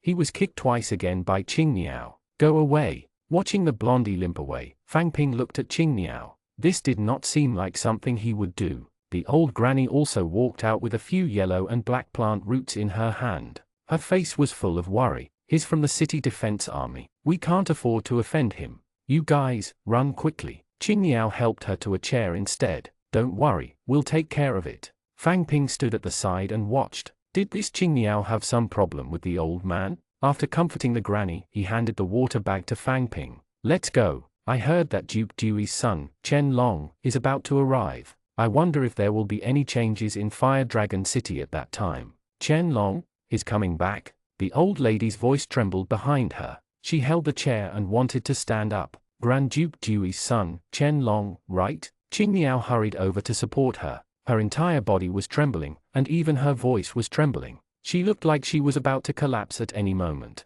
She grabbed Qing Niao's arm, and her eyes turned red and moist. Is he really coming back? I think so. Sit down. Don't fall. Qing Niao helped her carefully back to the chair. The old lady sat on the chair. Her chest heaved violently as she repeated, finally, finally. Fang Ping stood at the side and looked at her. What did Chen Long do? Everyone in the city was moved by his name. He felt that this was not a name, but a title, a yearning. Chen Long, a rather unknown person, seemed to be more important in Fire Dragon City than Fang Ping had imagined. The old lady was still sitting on the chair when there was a commotion outside the door. It's over there, the shop. That's right, it's that person. His accomplice should still be there. Fang Ping turned to look at the empty street. There were 3 people striding toward the shop. One of them was the blondie who had been beaten up by Qing Niao. He stood out. Qing Niao, your job is here again, Fang Ping shouted inside. Fang Ping was not interested in fighting with them. Of course, he might not be able to win. Qing Niao walked out and waited for the 3 of them to approach. He looked at the leader and said, it's because he attacked the old lady inside first. The blondie's attitude was still arrogant. He pointed at and said loudly, what excuse are you looking for? You're openly provoking the guards of Fire Dragon City. What chamber of commerce are you? Let me tell you, I'm going to make your chamber of commerce unable to survive in Fire Dragon City. Shut up. How dare you say that after being beaten up by a child? Captain Hong, he played dirty. He hit me. Hit my vitals. Fang Ping stood at the back and watched. Qing Niao's personality was still gentler. If Andre was here, he would probably fight first. Captain Hong looked at Qing Niao. No matter what the reason is, according to the rules of Fire Dragon City, if you make a move, it will be your fault. The treatment fee is 1 copper horn. Also, if you don't work during the day and wander around, each of you will be fined 50 copper coins, 2 copper horns in total. We just came to Fire Dragon City. What's wrong with taking a walk? Qing Niao argued. This is the rule of Fire Dragon City. Either pay up or enter the lower level. Let me tell you, once you enter the lower level, it won't be so easy to come out. Fang Ping felt that there were many new terms in Fire Dragon City. Lower level? What's lower level? You guys, shouldn't have fought with them. It's better to pay. More than half of the people who went down died. If you don't have money, I still have some. The granny on the chair held onto the chair and tried to stand up again. Fang Ping quickly helped her down and took out a silver coin. Don't worry, we have money. However, just because Fang Ping had money did not mean that he would give it to him. Then don't blame me for taking action. Qing Niao argued for a long time, but he still couldn't convince the leader, Captain Hong. 5th brother, Black Worm, catch him. If he refuses to pay, then let him see what the lower levels are like. Let's see if he will beg me to pay when the time comes. With Captain Hong's order, the blondie and another person beside him rushed towards Qing Niao in an attempt to catch him. Qing Niao took a step back and raised its leg to kick the blondie in the stomach. The blondie had been hit before, so he was naturally prepared and immediately retreated. Be careful, Black Worm. He's trained. Looking at the blondie's cowardly appearance, Captain Hong was furious. Trash, you don't even dare to fight a child. What's the use of having you? The blondie thought for a moment and took out a palm-sized cane from his pocket. Armor forbidden spell. With the appearance of the golden membrane, he rushed towards Qing Niao. At this moment, Qing Niao had already started fighting with Black Worm. Black Worm's skin was dark, and its movements were stiff, but its strength was not small. When it fought with Qing Niao, it was just one punch after another. It was not very powerful. Eat my kick. The blondie kicked at Qing Niao's crotch. Qing Niao was still dealing with Black Worm's attack and could not react in time. 121 Troll's figure. Although Qing Niao could recover from this attack by relying on his self-healing ability, it still hurt when he thought about it. Armor forbidden spell. Fang Ping's skill landed as well. It was unspoken to not use skills in street fights, but it was not mandatory. Otherwise, if he had skills, why would he be beaten for nothing? The blondie's crotch attack and the Black Worm's fist hit the golden membrane, causing ripples. Qing Niao also seized the opportunity and punched Black Worm's face, causing him to take 2 steps back and leave a red fist mark on his face. Trash, trash, can't you even defeat 2 children? What are you doing? Captain Hong shouted from not far away. He thought for a moment and said, summon the ice spirit. A ghostly blue-white spirit wearing a tall cylindrical hat and a cape appeared beside Captain Hong. Ice spirit, attack! Fang Ping had used the ice spirit in the 7-colored chess before. It was not bad. The control of the ice arrow and the endurance of the soul resurrection were very useful. The attack was ice elemental damage and its effect is not reduced by the armor forbidden spell. However, Fang Ping was not too worried. With Qing Niao's self-healing ability, the ice spirit could not pose a threat to him. Black Worm was not to be outdone. He grabbed the sword on his back and shouted, encouragement. Orange light enveloped his body, and the 2 points of power that were boosted would weaken with time. Black Worm seized the opening and rushed towards Qing Niao. As for the blondie, he knew that he couldn't break Qing Niao's armor forbidden spell. He retreated to the side and said, summon the troll barbarian soldier. The troll barbarian soldier had a strength of 3 points. If it appeared here, it would not be easy to fight. Fang Ping sighed. He would just treat it as testing out his skills. Summon the rabbit manhunter. This was the first time in a long time that he had summoned a rabbit manhunter. He did not know if it would be useful. This was an excellent level skill. The energy consumption of up to 75 points made Fang Ping's heart ache. Before the rabbit manhunter appeared, Qing Niao in front had already started fighting with Black Worm. The armor forbidden spell reduced the damage dealt by 2 points of strength. It was equivalent to cancelling out the buffs. However, because both sides were equipped with weapons, the battle was different from before. Weapons clashed. Long swords struck staffs. Loud clashes echoed through the empty street. An ice arrow from the ice spirit also landed on Qing Niao. White cold air instantly spread throughout his body. At this moment, Black Worm immediately changed its move. With a flick of its long sword, it stabbed directly at Qing Niao's waist. Qing Niao's movements were slowed by the cold air and could not be blocked. Similarly, under the effect of the ice arrow, he could not move or retreat. The sword pierced into his waist, and with a slash, bright red blood gushed out. Black Worm wanted to follow up with another attack, and its next strike was aimed at Qing Niao's chest. However, what Black Worm did not expect was that Qing Niao did not resist. His chest was facing the long sword, and the staff in its hand smashed towards his shoulder. In an instant, Black Worm thought that it was not a loss to exchange the wound on his chest for the wound on his left shoulder. His left shoulder took a heavy blow, and the long sword was about to pierce into Qing Niao's chest. Black Worm thought to himself, after taking an ice arrow from the ice spirit, coupled with the injuries on his waist and chest, this kid was dead for sure. However, Black Worm didn't notice that after an inconspicuous white light, the blood on Qing Niao's waist had stopped flowing. The long sword pierced through Qing Niao's chest, yet his expression did not change, and the staff hit Black Worm's shoulder. Black Worm was wearing a uniform. This was not a piece of armor, and the strength of the staff was beyond his imagination. He staggered and fell to the ground. Ouch! It hurts! Fang Ping shook his head as he watched Black Worm rolling on the ground and wailing. He had overestimated him. Judging by his tan skin and his lack of words, Fang Ping had thought that he was a ruthless character. It seemed that he was not. He had been influenced by the impression he had. In comparison, Qing Niao standing in front of him was the real ruthless one. Qing Niao didn't look at the howling Black Worm on the ground. He looked at Captain Hong standing in front of it, grabbed the hilt of the sword in its chest, and pulled it out.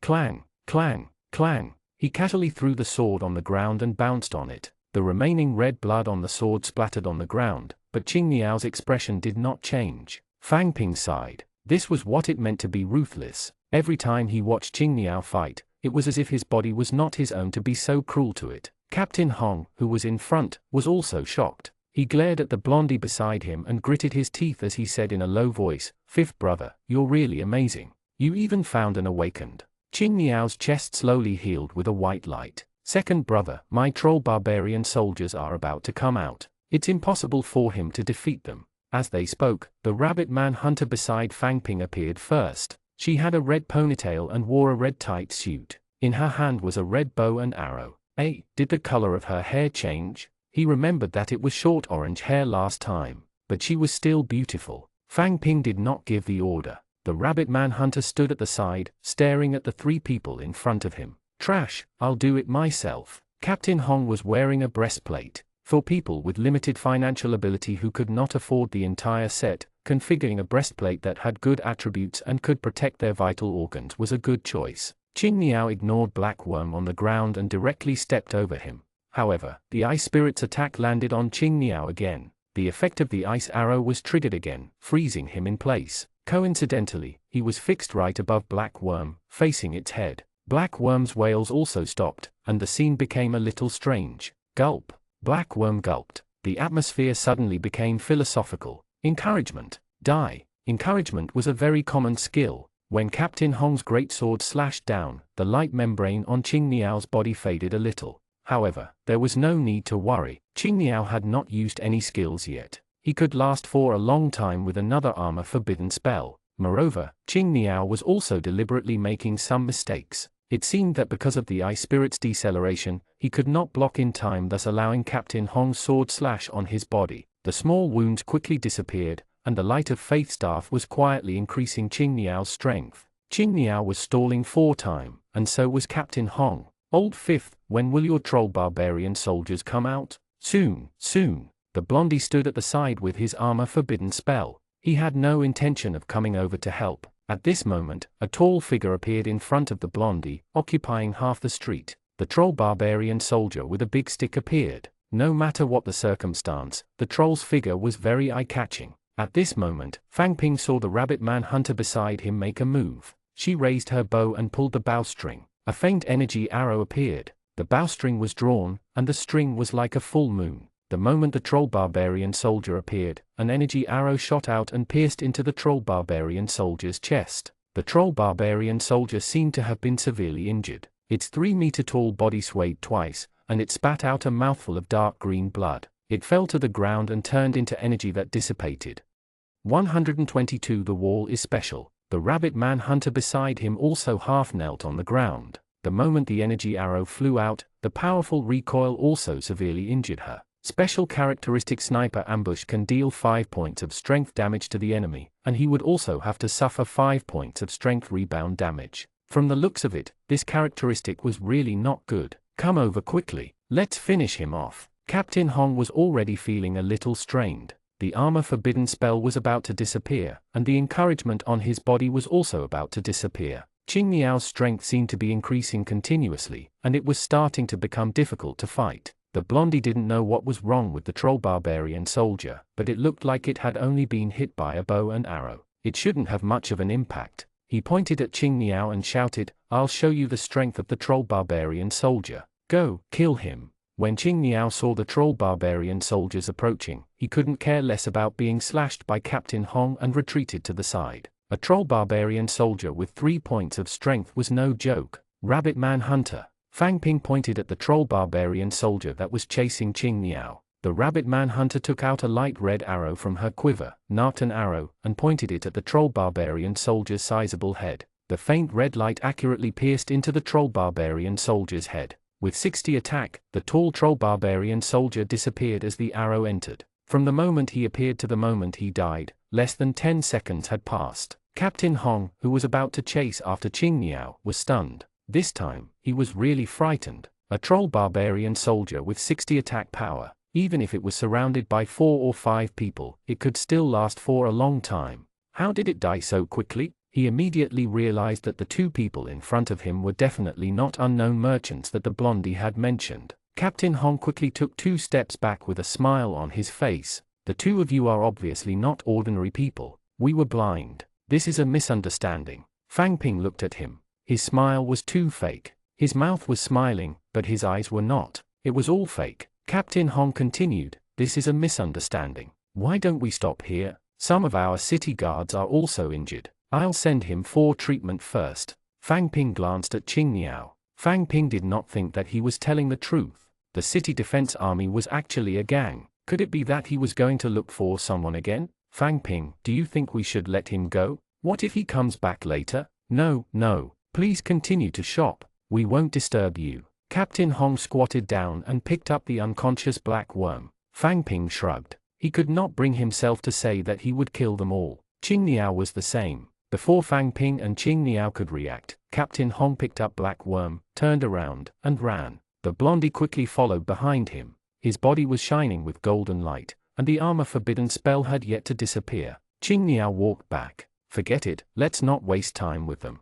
Let's finish the mission first. Millimeter. Just as he was about to leave, a soft voice came from behind. You guys are amazing. Why did you come out? Go in. Fang Ping turned around. A head poked out of the dim shop. The dim sunlight could not penetrate the shop, but she was like a beam of light. The old lady's slow movement suddenly sped up as she tried to push her in. Why did you come out? What if you're discovered? Reluctantly, she said, Grandma, they beat the city guards away. It'll be fine. Your parents. I can't let you. As the old lady spoke, her voice lowered, but her movements were still firm as she pushed her in. Fang Ping, what's wrong? Are we going? Qing Niao walked forward for a short distance. When he realized that Fang Ping was standing still, he turned around and shouted again. Deep breath. Fang Ping took a deep breath. The girl who had stunned Fang Ping in an instant had already disappeared from the shop. Fang Ping even forgot to use his special characteristics to see what her name was. Love at first sight? Calm down. She was still a young lady. Fang Ping took another deep breath. They are here. He quickened his pace to catch up with Qing Niao. Was it because of his current body? Was it because of his subconscious? Fang Ping felt that compared to an adult woman like Elsa, girls of similar age to him were more likely to move his heart. Moon Bell. Cancel the Rabbit Man Hunter. Following Qing Niao, this long-lost battle consumed 90 points of Fang Ping's upper limit of energy. Another day of cultivation in vain. However, this was the only opportunity. After sensing the abilities of the Rabbit Man Hunter, he felt that it was not strong at first glance. He did not know if there was any special occasion where he could use her. Beside him, Qing Niao lamented, Fang Ping, that Rabbit Man Hunter of yours has reached excellent grade, right? She's so strong. She can even kill a troll barbarian soldier instantly. Yes, but I still feel it's a little weak. This is weak? Troll barbarian soldiers can be considered top-notch normal level creatures. They are even stronger than many excellent level summoned creatures. That's true. Fang Ping thought about it. He could not ask for too much. This was fine too. In any case, he had a lot of energy. Even if exchanged skills, he would still have earned it himself. Fang Ping, you also have a boiling blood troll. That one is also very strong. Your summoned creatures are really powerful. However, Qing Niao thought for a moment. I remember that you also summoned that hunter in the freshman arena. Isn't it a little different from before? You must have remembered wrongly. After walking for a while, Fang Ping realized that following this direction, he could see a tall pale yellow wall in the distance. It seemed to be approaching the edge of Fire Dragon City. Do you want to take a look? Fang Ping pointed at the pale yellow high wall. Sure. He walked towards the high wall with Qing Niao. The surrounding houses became sparser and looked more dilapidated. However, it was the same. The doors were locked and there was no movement. No one knew where the people were at. The empty street was deserted. As he got closer and closer to the pale yellow high wall, Fang Ping noticed something in the air. In the distant sky, white snowflakes danced and circled in the air, but above Fire Dragon City, there were no movements. The pale yellow high wall was like a dividing line. The cold wind was howling outside, and the inside was warm and genial. There was a world of difference between them. What kind of magical operation was this? Fang Ping stared at the sky. It was as if there was a transparent wall blocking the cold wind and snow outside. It looked very powerful. Was there some kind of formation, or was the wall special? Qing Niao, do you know why? Qing Niao was also staring at the sky. This was like a wonder of nature. I don't know. It looks really powerful. No wonder Fire Dragon City isn't cold at all. If I had known earlier, I would have come to Fire Dragon City when I was in Snow Moon. This place is much warmer than Elf City. Qing Niao lamented, but Fang Ping looked at the clean streets. There were no homeless on the streets. Qing Niao might have done something big for himself by now if he were here. There's no one here. Let's look around. There are many people, right? Yes, that's the city wall. William said to stay away from the Fire Dragon Frontier Fortress. We'll go this way. Endre, are you really not going to kill them? Aren't you afraid that they will find someone to take revenge on you? Ha ha ha. Take revenge on me? I'll wait. Endre wiped the blood off his sword with a cloth and said, aren't you the same? You said you wanted to kill them all, but not a single one of them died. 123 Blood on the ground. Red's not interested in them. Red Camellia Snake patted the head of the huge snake beside her. A group of soft insects. They can't even defeat Little Red. I'm not interested in them. Endre hung the sword back on his back and picked up the coppers from the ground. Let them spend money to buy their lives. That's all they have. How poor. You want money? Why don't you follow me? I can give you whatever Jin Deifu can give you. As she spoke, Red Camellia Snake lifted the hem of her dress. I can give you some things that he can't give you. Fang Ping and Qing Niao ate a piece of yellow melon pancake on the street for lunch. Then, they strolled along the various streets. After a long time, they encountered a workshop. There were people busy inside. However, compared to the number of buildings, there were still fewer people than expected of a big city like this. Strange, where did the people of Fire Dragon City go? As Qing Niao spoke, noisy footsteps suddenly appeared in front of him. A dense crowd suddenly appeared at the corner of the street.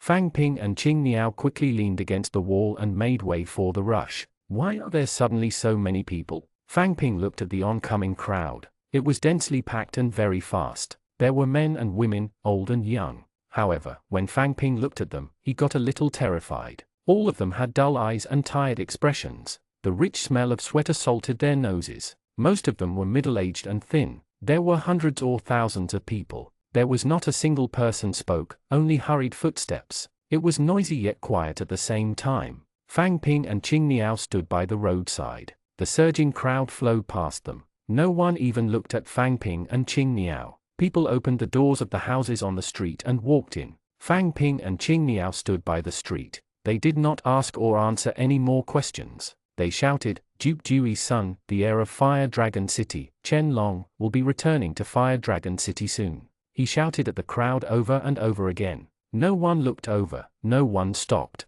Fang Ping did not know what was the point of doing this. He only saw that Qing Niao was shouting seriously, so he followed suit. After waiting for 10 minutes, the number of people slowly decreased. The remaining people were all slightly older or had injuries on their legs. When they shouted again, Fang Ping realized that a few people were looking over. They looked at Fang Ping and wanted to say something but hesitated. They continued walking forward. Qing Niao also tried to stop some of them. Where did you come from? What happened to Fire Dragon City? Qing Niao pulled a middle-aged man who was passing by. His leg was injured and he was limping. When he heard Qing Niao shout, he looked over and was grabbed by Qing Niao. However, in the face of Qing Niao's question, he still maintained an indifferent expression. He sighed and ignored. He broke free and continued walking. This, Qing Niao let go of his hand and watched him walk further and further away with the crowd. Fang Ping had gotten used to all kinds of strange phenomena in Fire Dragon City. It was a pity that he did not have anyone familiar with the information around him. Thinking of this, Fang Ping began to miss Ivan again. He pointed at the corner where the crowd had just appeared. Go and see where they came from. Okay. He walked in the direction of the crowd. At the corner of the street, Fang Ping saw 3 other small teams not far away. They were also walking in the opposite direction of the crowd. Fang Ping and Qing Niao were not familiar with them. The 3 of them shouted as they walked. Similarly, no one paid attention to them. As he walked forward, there were no houses around him, only some trees. Further ahead was a square. The surrounding people had already left, and the 3 people had also walked to the side. All 3 of them were advanced students, and one of them was Magotin. Although they were in the Forbidden Spell class, Fang Ping felt that before entering the elite team, Magotin might not even know him and Qing Niao. After all, they were not from the same world. Nodding, they had no intention of communicating further. Both parties' goal was to see where the large group of people had come from. As he got closer and closer to the square, Fang Ping saw a huge semicircular building in the middle of the square. It was a dog head with its mouth wide open.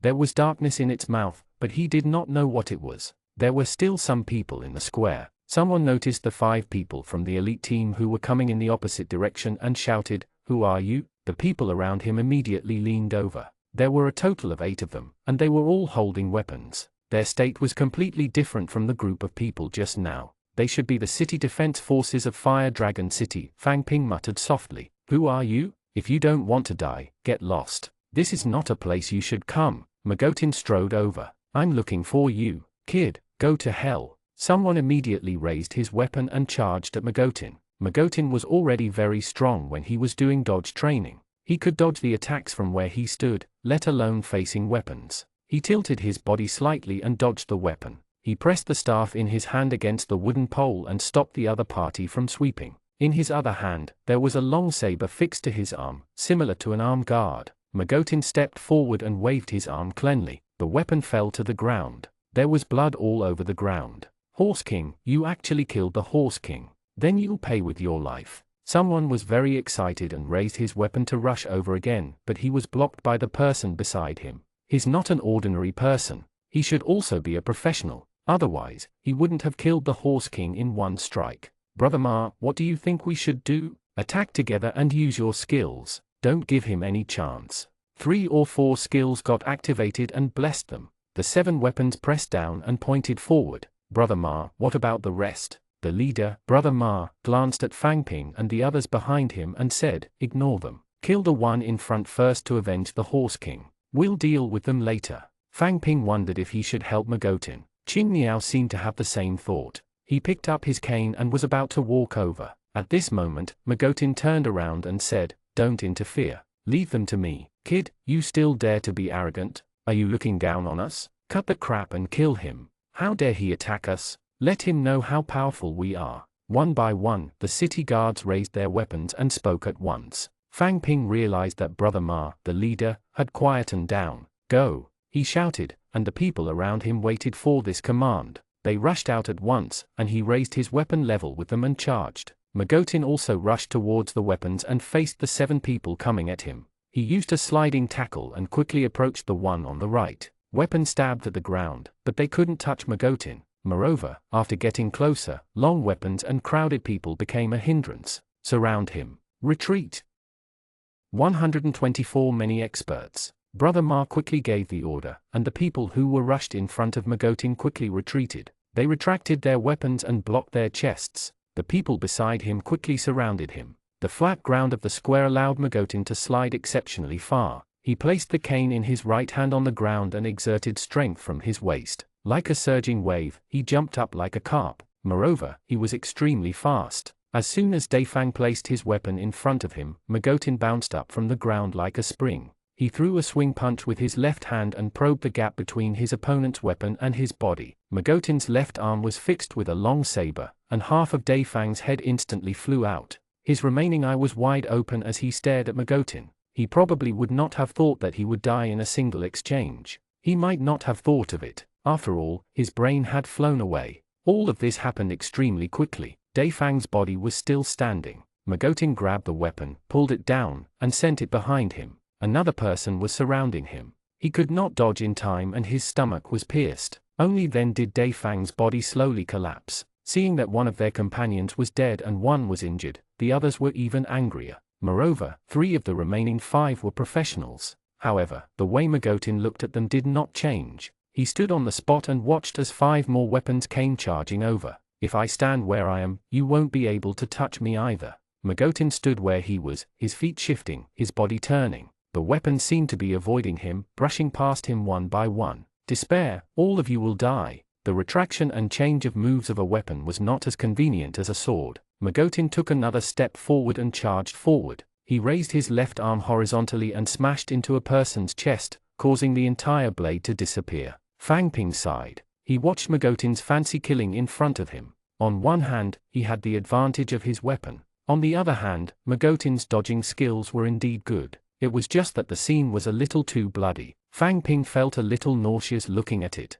It was not that they had never seen blood before. Previously, most of them were gnomes and trolls. Now that they saw red blood splattering in the air, they were indeed uncomfortable. Another 2 people fell in a pool of blood, and 1 professional. The remaining 3 didn't dare to attack anymore. Even if they had used courage, it was useless if they couldn't hit him. Moreover, the long saber in Magotin's left hand was quite sharp, and it did not look ordinary. You, who exactly are you? We're the city defense forces of Fire Dragon City. Let me tell you, attacking the city defense forces is a provocation to Fire Dragon City. Don't think that you're very strong. Our Fire Dragon City has many experts. Magotin didn't care about their threat at all. He walked over step by step. A bunch of trash is worthy of being called an army? You, Suddenly, a weapon was thrown at him. Magotin tilted his head and dodged. The person who had just thrown the weapon turned around and ran. Even Brother Ma, who had been silent just now, had been at the back. The other two realized that their leader had run away. They looked back and were grabbed by Magotin before they could react. One got away. Fang Ping sighed. William said that killing people will be handled appropriately after the mission is over. It's not good for Magotin to kill so many people in one go. Yes, I think so too, nodded. Magotin also returned. Someone took out a towel, poured a little water, and handed it to him. Magotin wiped the blood off his face, looked at Fang Ping, and said, if you knew what they did, you would still kill them. He looked at the middle of the square again. The only survivor of the huge dog-headed building, Brother Ma, had run into the huge mouth. It's a pity that one of them escaped. From what Magotin said, he probably knew something. However, judging from his attitude towards the city defense forces of Fire Dragon City, these people must have done something inhumane to make him react like this. Let's go. We can't enter now. I have to continue looking for these scum. As Magotin spoke, he turned around and left with the other two. Fang Ping looked at Qing Niao. What about us?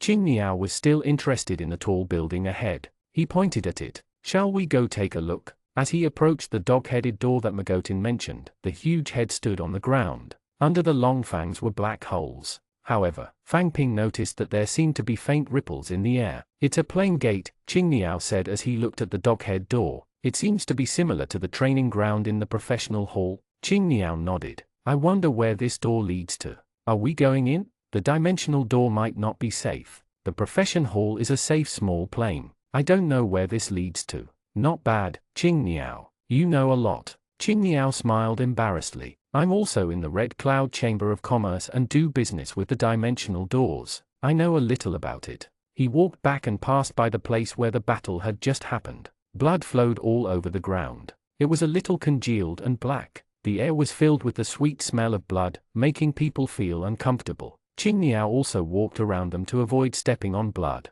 It had no intention of dealing with them. However, he quickly stopped. At the very least, they are all city guards. Their strength isn't much. They should have some money. We can't waste it. Fang Ping watched as Qing Niao returned. He stepped into the pool of blood and searched their bodies. Wait for me for a while. I haven't done this work for a long time. I'm much rusty. After a while, Qing Niao tore out a piece of cloth and wrapped it up. After thinking for a while, he picked up the 3 intact weapons on the ground and left in satisfaction. Let's go to our previous blacksmith shop and see if we can sell these weapons. Although they are standard weapons, they should still be able to sell for a few copper horns. As Qing Niao spoke, he handed the cloth bag in his hand to Fang Ping. Take a look. I found this. They have valuable things on them. Calculate how much they are worth. Let's split them equally. Fang Ping took the cloth bag. There were a few small bags containing money and some scattered coins inside. 15 bronze horns, 138 copper coins, and some small things. I feel that they are contract materials. I wonder how much they are worth.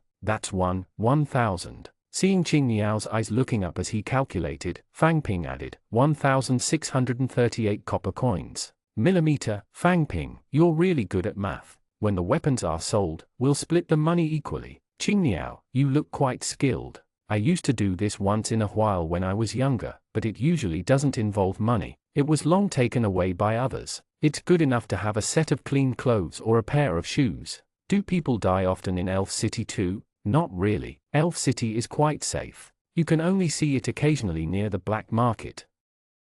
125 Mining in the lava world. He chatted with Qing Niao and started to walk back. There was already movement in the houses along the street, and figures had appeared in many of them. People began to walk on the streets. It was no longer as deserted as before. Suddenly, someone rushed out of a house beside them, heading straight for Fang Ping and Qing Niao. Qing Niao hurriedly pulled out his weapon, stopping Fang Ping from taking 2 steps back. He looked warily at the person who was rushing over. She rushed over and knelt heavily in front of Fang Ping and Qing Niao with a thud. Her hair was disheveled, and she raised her haggard face to look at Fang Ping and Qing Niao. Fang Ping was shocked. He looked at Qing Niao. Qing Niao also looked at Fang Ping, not knowing what had happened. Baru, what you guys said just now, is it true? What did you say? You just said that young Master Chen Long is returning to Fire Dragon City. Is that true? As she spoke, she knelt and walked forward, wanting to hug Qing Niao's thigh. My entire family is dead.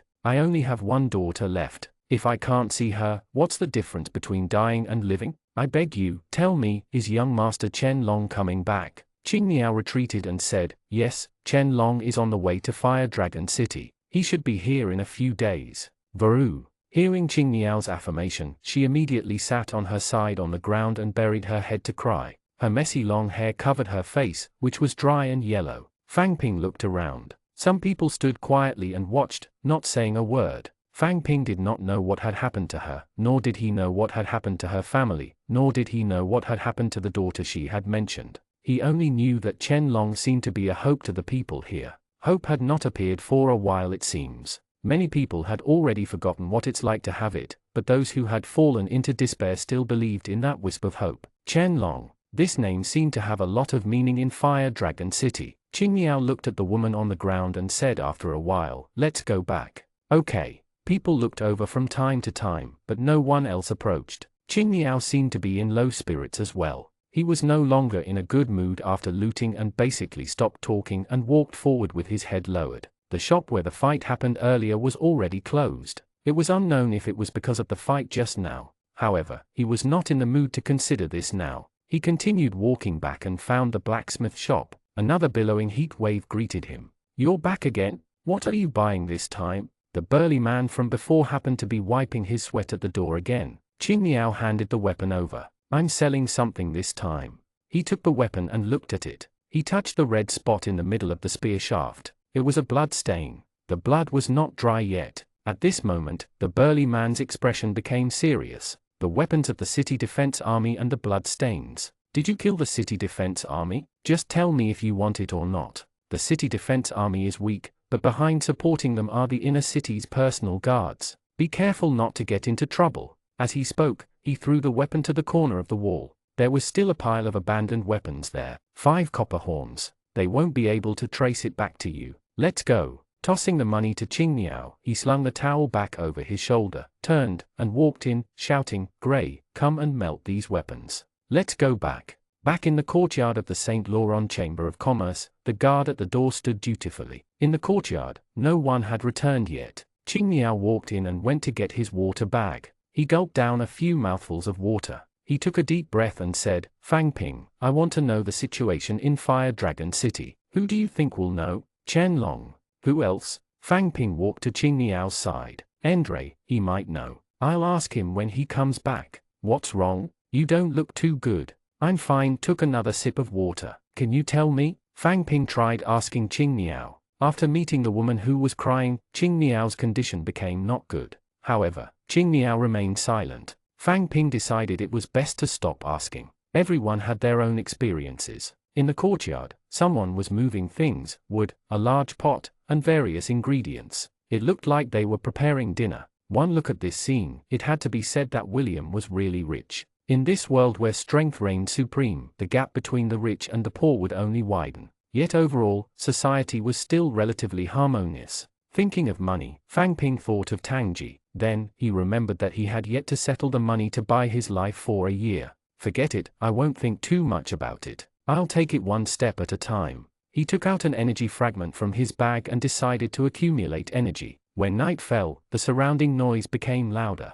Fang Ping felt that the efficiency of accumulating energy was decreasing, so he ended his cultivation and opened his eyes. Qing Niao and Andre were chatting not far away. Fang Ping stood up and prepared to walk toward them. As soon as he stood up, he realized that many people were looking at him. So what now? Fang Ping did not know either. He walked toward Qing Niao and Andre. Seeing Fang Ping walk over, Andre first smiled and said, Fang Ping, your condition has been very good recently. I just heard Qing Niao complaining that he has to stay away from you when he cultivates in the future. Otherwise, there won't be any energy left for him. Qing Niao quickly said, I didn't say that. I said to stay away from you and not affect your cultivation speed. He glanced at the large pot in the middle of the courtyard. Dinner had not started yet, so Fang Ping sat beside them. Andre, do you know what happened to Fire Dragon City? I just finished talking to Qing Niao about it. Why? Are you interested too? Fang Ping nodded. I want to know too. Actually, I don't know much.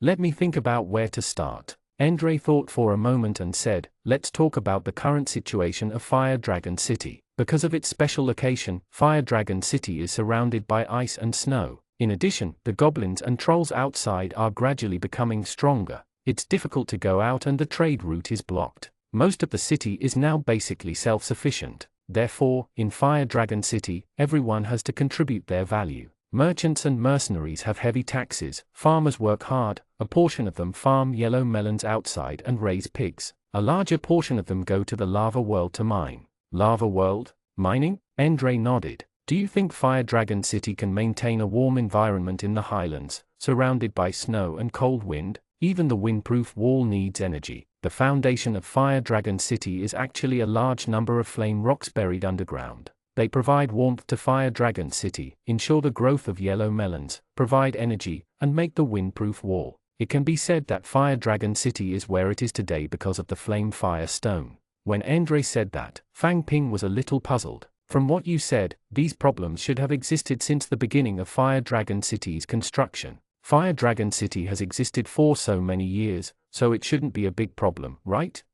126 stronger than herself. You have to understand that humans are naturally greedy. At this point, Qing Niao beside him sighed. Endre continued, the more important feature about flame rocks is it increases the concentration of energy. This is a natural energy fragment. Moreover, the more the energy is active, the higher the absorption efficiency. Therefore, Fire Dragon City is constantly increasing the mining of flame rocks, which brings about a series of problems. After a long period of mining, the difficulty of mining flame rocks became greater, so the time needed to mine also became longer. Although Lava World is not like our training ground, where it was impossible to stay for a few hours, it would still be uncomfortable to stay inside for a long time. In addition, the flame rocks itself was poisonous. The energy in the flame rocks contained fire poison. It was said that Fire Dragon City used children to absorb this poison. Although it will be a little painful, it can increase their attack power. Staying in a high-density energy environment for a long time will also be beneficial for them to become awakened in the future.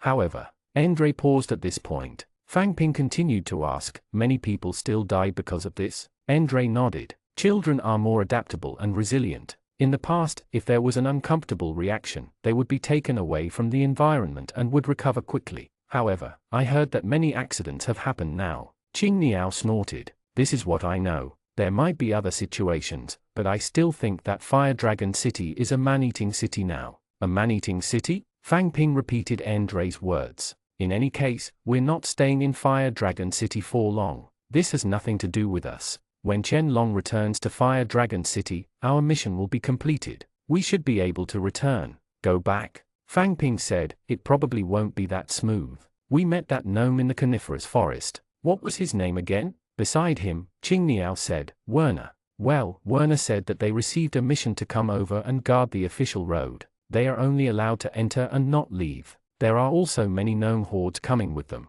I don't know what they are going to do, but it won't be easy for us to go back. Huh? What kind of strange mission is this? Endre's face was full of doubt. Now that we've entered the Snow Moon, the environment of the Gobi Highlands will only become worse and worse. Fire Dragon City can be self-sufficient, but not the outside world. Guarding the main road of the fortress during the Snow Moon? What are they thinking? Who knows? In any case, that was what Fang Ping had heard. If that was the case, this was probably why Teacher Elsa was fearless. But then again, the problem of self-sufficiency in Fire Dragon City was huge. Everyone from the elite team, dinner is ready. The people in the courtyard shouted loudly. It was similar to yesterday's buffet mode. They ate and drank as much as they can take. Speaking of which, Fang Ping did not seem to have seen a market or a place that sold food outside. He reckoned that these things had to be bought through specific channels. Hello, Fang Ping. As soon as he walked over, someone stopped Fang Ping. It was a girl called Bella. They usually did not interact much. What's wrong? What's the matter? Let me introduce myself. I'm from the Summit Chamber of Commerce. The moment she opened her mouth, Fang Ping knew what she was going to say. Yet another person here to recruit him. Fang Ping quickly interrupted her. Sorry, I don't have any plans for this yet. Please make way. I'm very hungry. You can listen to our conditions first. No need. Fang Ping quickly caught up with Endre and Qing Niao and walked to the table in the middle of the courtyard. Bella stood where she was, watching Fang Ping's back. Her originally smiling expression fell. With a dark expression, she said in a low voice, it's just that you are lucky and advanced to class 2 early. Do you really think you're someone? You're still waiting for a price. HMPH, you won't be able to enter our Summit Chamber of Commerce even if you want to in the future. Fang Ping did not know what happened after that. He caught up to Andre and the others. Why didn't the two of you wait for me? On the other hand, Andre smiled and teased, Fang Ping, you've been quite popular with girls recently. I see that many girls have come to look for you.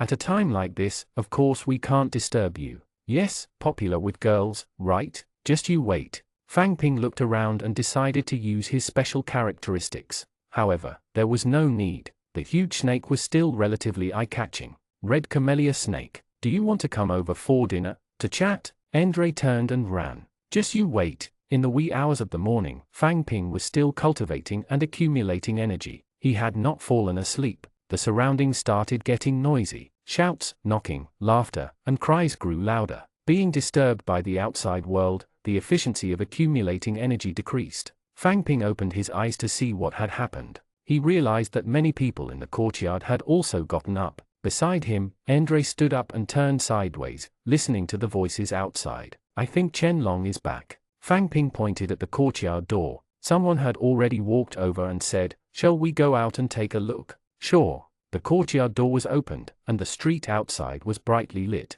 There were many people on the street. As the courtyard door opened, the voices became clearer. The Chen Long returns. Ice rebirth. The chaotic sounds were covered by this neat slogan. The people in the street shouted as they walked. Some were excited and flushed, and some choked back while wiping their tears. Some houses by the roadside also opened their doors. The people inside walked out and blended into the crowd, continuing to flow forward. There was no end in sight, and no end in sight. People kept entering, and the torches and oil lamps in their hands lit up Fire Dragon City. It was the Chen Long that lit up Fire Dragon City. So Chen Long is that powerful? Looking at the current scene, Fang Ping realized more clearly that the Chen Long's energy was stronger than he had imagined. However, Chen Long had clearly returned to Fire Dragon City yesterday. Why did he wait until tonight to officially appear? Just to let these people build up their power? It was meaningless. It seemed that he had to wait until the matter was over and ask Chen Long. Like now, he did not know anything and was kept in the dark. He was confused. It was also related to his strength. He was not qualified to have access to this information. The crowd was still moving forward, shouting slogans. However, all of this had nothing to do with Fang Ping. It was difficult for Fang Ping to understand their feelings. They were celebrating the return of their Chen Long, but to Fang Ping, Chen Long was just a friend who participated in hunting missions radically, cultivated diligently, and was slightly richer. He should be considered a friend. Human emotions were not common. He turned around and walked back to the courtyard. He continued to accumulate energy. Everyone, get up and gather. In the morning, he heard Elsa's voice. She had returned. Fang Ping crawled out of his sleeping bag and realized that he was the only one still sleeping. 127 qualified sandbag. These people were really hardworking. Elsa had only said that to Fang Ping. He quickly ran over and stood still. Seeing that everyone was here, Elsa, who was standing on the high platform, said, next, I'll arrange for you to enter the lava world and mine flame rocks. When the matter here is over, we'll return to the Elf City. Hu Dachin will arrange the specific mission for you. Elsa pointed at a person wearing silver armor next to her. He gave a military salute. However, saluting was different from a hand. Only then did Fang Ping realize that he had lost a hand. In this world where healing was so fast and convenient, broken limbs were even rarer than death. Looks like he's a war veteran. After Elsa finished speaking, she turned around and left. Hu Dachin walked onto the platform and glanced at the elite team before saying, I'm Hu Dachin, the captain of the Fire Dragon City's guard team. Next, I'll explain what the lava world is and your mission arrangements. The lava world is a small plane connected to our Fire Dragon City. We travel through Doghead Gate. We enter at 9 every morning and come out at 3 in the afternoon. During this period of time, there was basically no danger in the lava world. It's just hotter there. While digging for flame rocks, it can also function as physical training. At the same time, there was sufficient energy inside. Although it was more explosive, you can improve quickly from a short period of cultivation. Then, there is the flame rocks. The flame rocks are mainly buried in the pumice on the lava. If the mining was too intense, the pumice would easily shatter, so it was not easy. Ordinary people can dig up 15 rock ores a day. We will buy them from you at the price of 10 copper coins each. If you have any other questions, you can raise them now. Fang Ping was thinking about what question to ask when he heard someone shout, "If you don't want to mine, can you not go?" That's an order, not a choice. Next question. Since Hu Daqin had said so, he refuted many people's questions. Fang Ping thought about it. Do I need to bring my own water? Will the mining tools be distributed? Bring your own water bag. There are water points in the lava world.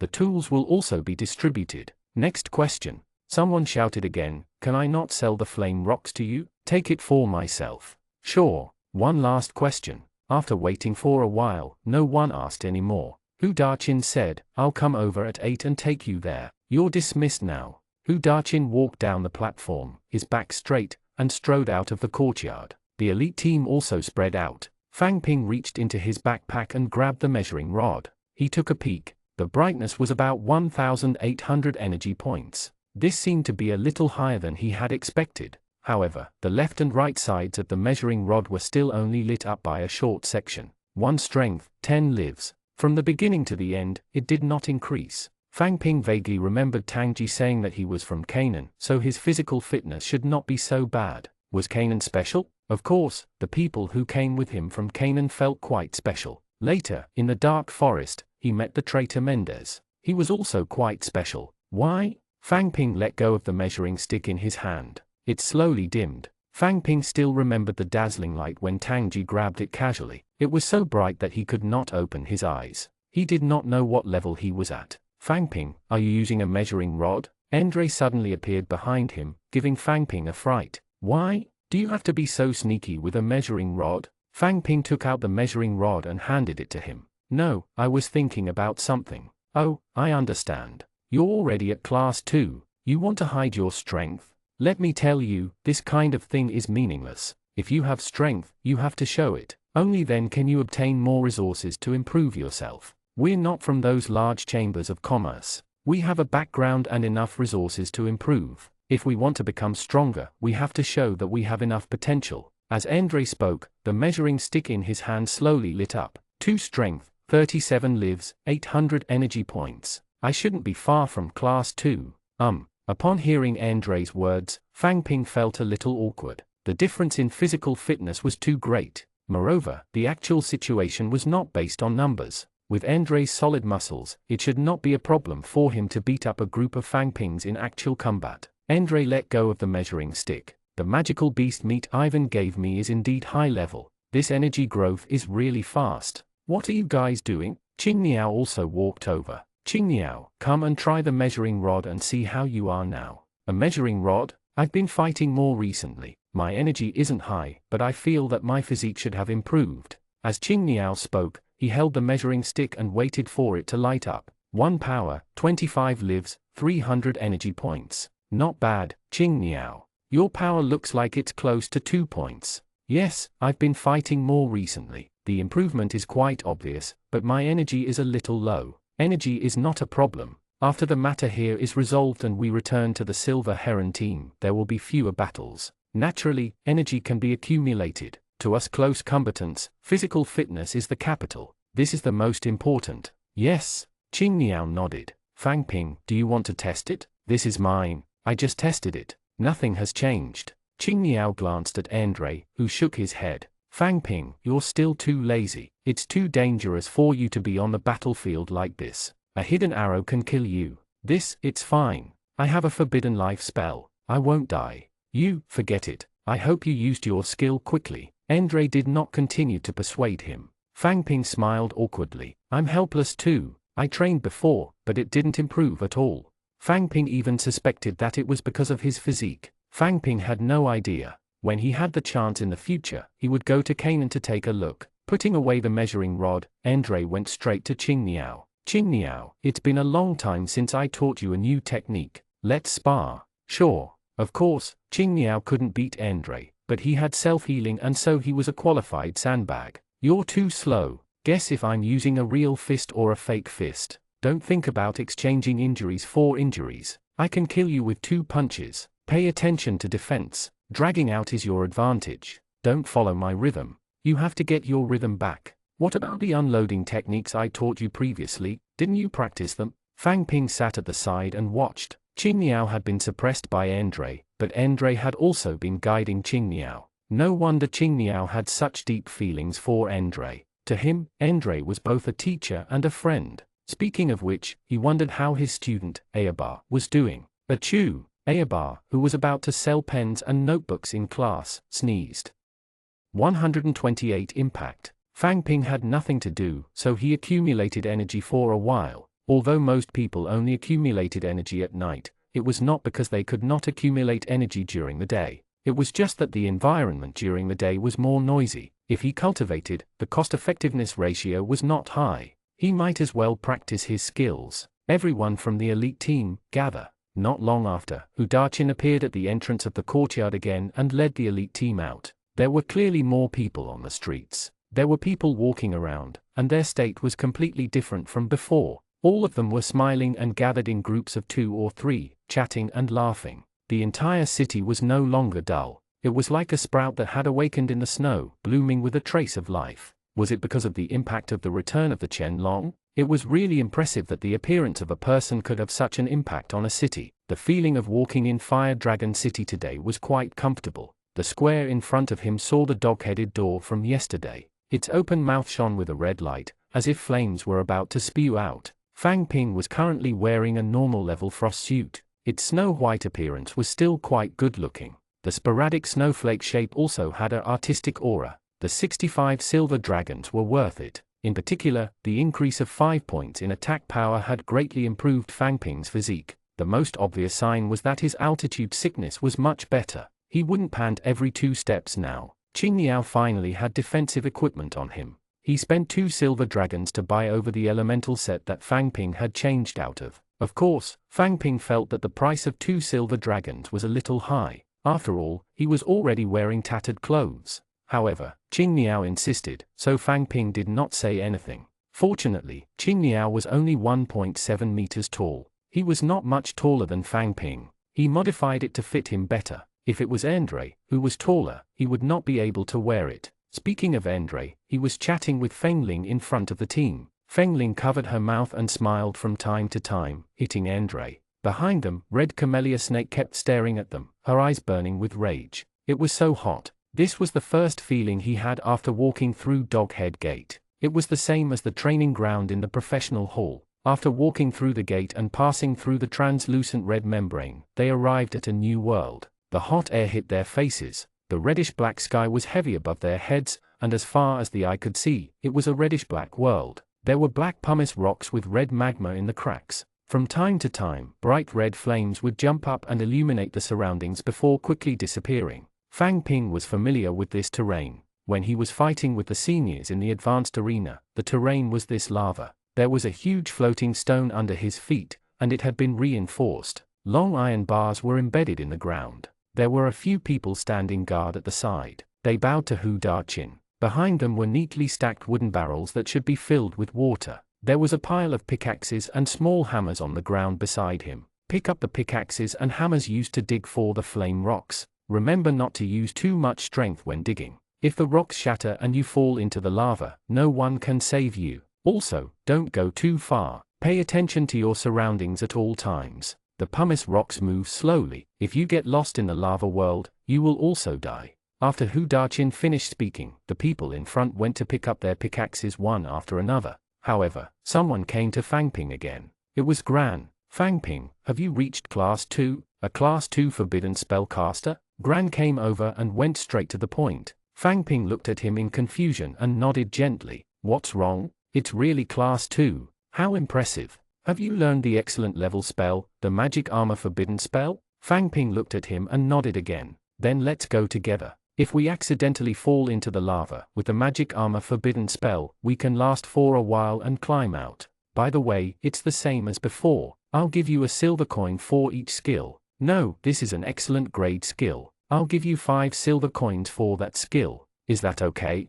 All right. Fang Ping nodded. Not far away, he saw that people were already walking away one after another. The quiet lava suddenly churned. A huge fiery red body suddenly jumped out and pounced on one of them. Fang Ping did not have time to think too much. He raised his hand subconsciously. Armor forbidden spell. Magic armor forbidden spell. Forbidden spell of life. Golden light membrane, bluish-purple light shield, and white halo quickly appeared on that person's body. As he retreated, he threw something in his hand. Boom! The intense explosion set off a turbulent wave of air. Hot lava splashed. Fang Ping had the protection of the frost suit, so he did not need to care. He continued to stare at the figure. He retreated with the help of the air wave and poured a bottle of potion into his mouth. He pointed his finger in front of him at the huge figure that had been slightly stopped by the explosion. Thunder! A blue bolt of lightning appeared out of thin air and struck its body. The blue electric current turned into white electric sparks that flew everywhere. The red figure slowly sank. Lava surged around it again, and it disappeared. Fang Ping had already used the special characteristic to scout flowing fire lava demon fish. This thing that was nearly 10 meters long and lived in the lava was actually a fish. This was too unscientific. The person wearing 3 layers of protection was also standing on a floating rock beside him. The rock had already sunk. He looked at Fang Ping, and Fang Ping realized that the person was William. Gran patted Fang Ping's shoulder. "You actually saved William. You're going to be rich." The others were also watching. After all, they had just arrived and such a situation had happened. They did not know what was going on. That was a flowing fire lava demon fish just now. It's just an ordinary magical beast, and it's an extremely rare occurrence. There's no need to worry too much. Fu Dachin's voice sounded first. No need to worry too much? This didn't seem like there was a need to worry too much. William walked straight toward Fang Ping. The 3-layer forbidden spell he was wearing was especially eye-catching. However, 2 of the 3 light shields of the magic shield forbidden spell had already shattered, leaving only one slowly spinning. William still looked high and mighty. He took out a crystal bottle from his pocket and threw it to Fang Ping. Guardian potion. Then, he turned around and left. In fact, William would usually smile like a leader when facing others. It was just that Fang Ping was closer to Endre, so his attitude was not good. Gran, who was at the side, looked enviously at the orange bottle in Fang Ping's hand. Guardian potion. This is something that's priceless. It specifies that the summoned creature will receive special protection and take damage in place of all allies within a 10-meter radius. This kind of life-saving item can be considered the finale item of the auction. The starting price is calculated according to gold coins. William is really generous. Upon hearing Gran's words, Fang Ping did not care about William's attitude. The loss of more than 100 points of energy upper limit was really painful. 129 energy loss. Satisfied, he kept the potion. This could be considered as completing Ivan's commission. It was not bad to collect money from both sides. Moreover, both sides were rich and generous. Qing Niao, who had been standing at the side, asked, "Fang Ping, do you have the characteristic of reducing energy consumption?" "What do you mean? Look at how willful you are when you use skills. You don't seem to be worried about energy consumption at all." When Qing Niao said that, Gran added, "That's right. No wonder you reached the class 2 so quickly. You can use your skills as you please and have a deeper understanding of skills. You don't have to worry about energy consumption. I really envy people like you." The captain of the team's law enforcement team, Luo Hu, was the same. He used a skill every day without consumption. Whether it was his energy limit or skill understanding, he improved quickly. Moreover, it was said that the profession creator, the legendary level Great Mage Merlin, also had the characteristic of reducing energy consumption, so he could quickly master all skills.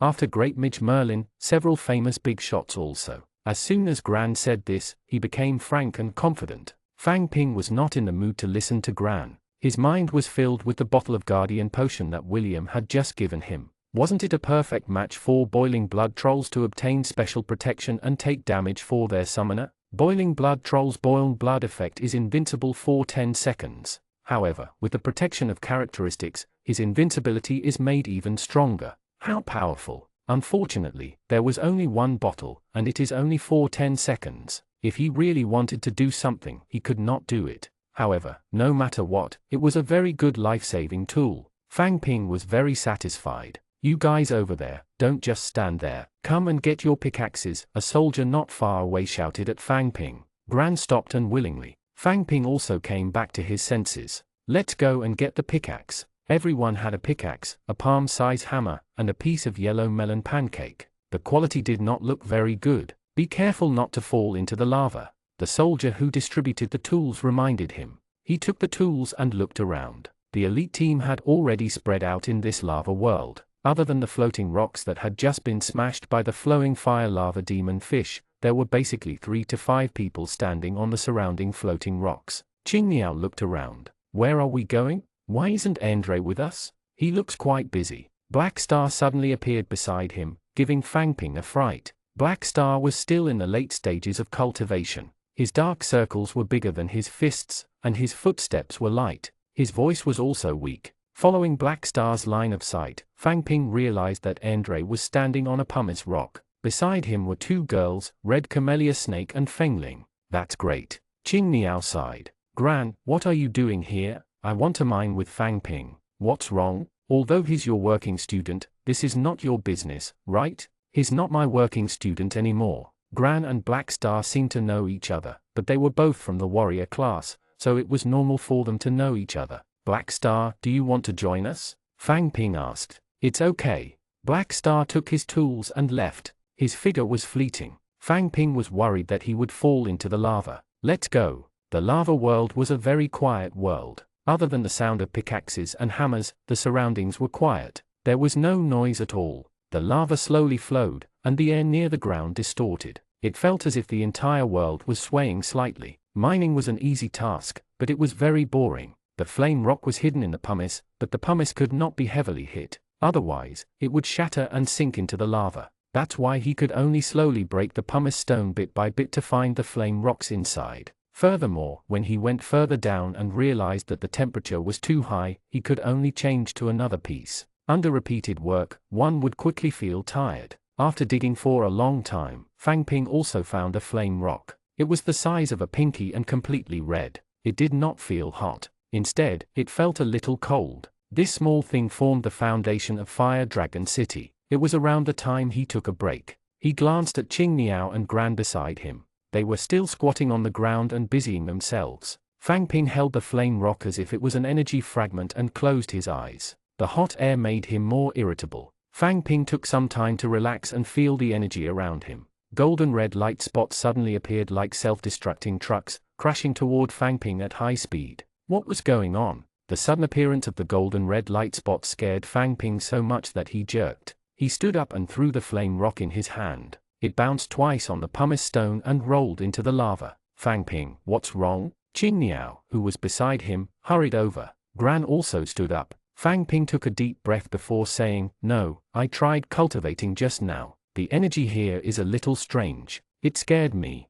Scared by the energy here? What's going on? Qing Niao looked at Fang Ping in confusion. I don't know what to say either. Why don't you try it too? It's just that it's not easy to calm down here. It's too hot. Gran pulled out a blue chain from his neck, walked over, and handed it to Qing Niao. This is the heart-calming necklace. It's easier to enter a cultivation state. Use it first. I haven't dug up the flame rocks yet. I'll try again when I find it. Okay, thanks. Gran waved his hand. It's fine. The quality of this one isn't good either. It's not worth much. Those rich people use it. I heard that they can feel energy when they open their eyes. Qing Niao did not say anything else. He took the blue chain and hung it around his neck. He took the flame rock and sat down. Just like Fang Ping, he felt the energy. When Gran mentioned this, Fang Ping recalled that when he went on a mission with Chen Long previously, the ox cart he rode was pulled by the full moon bull. Back then, when he was sitting beside the full moon bull, he could feel the energy with his eyes open.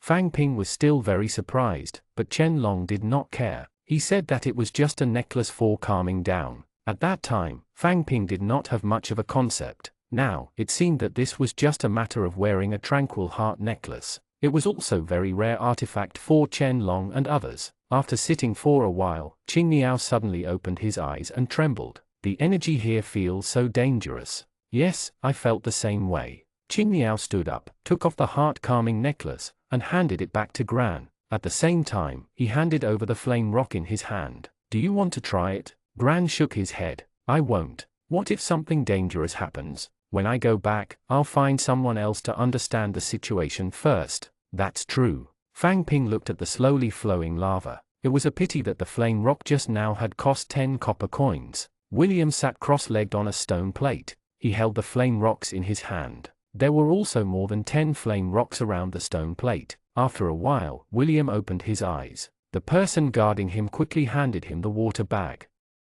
130 better suppression. The energy here is indeed special. The effect of breaking through to the peak of class 1 is much better than consuming the meat of magical beasts. Someone immediately took the water bag and handed the towel over. William wiped the thin beads of sweat on his head and muttered to himself, "I've been stuck at the peak of Class 1 for half a month.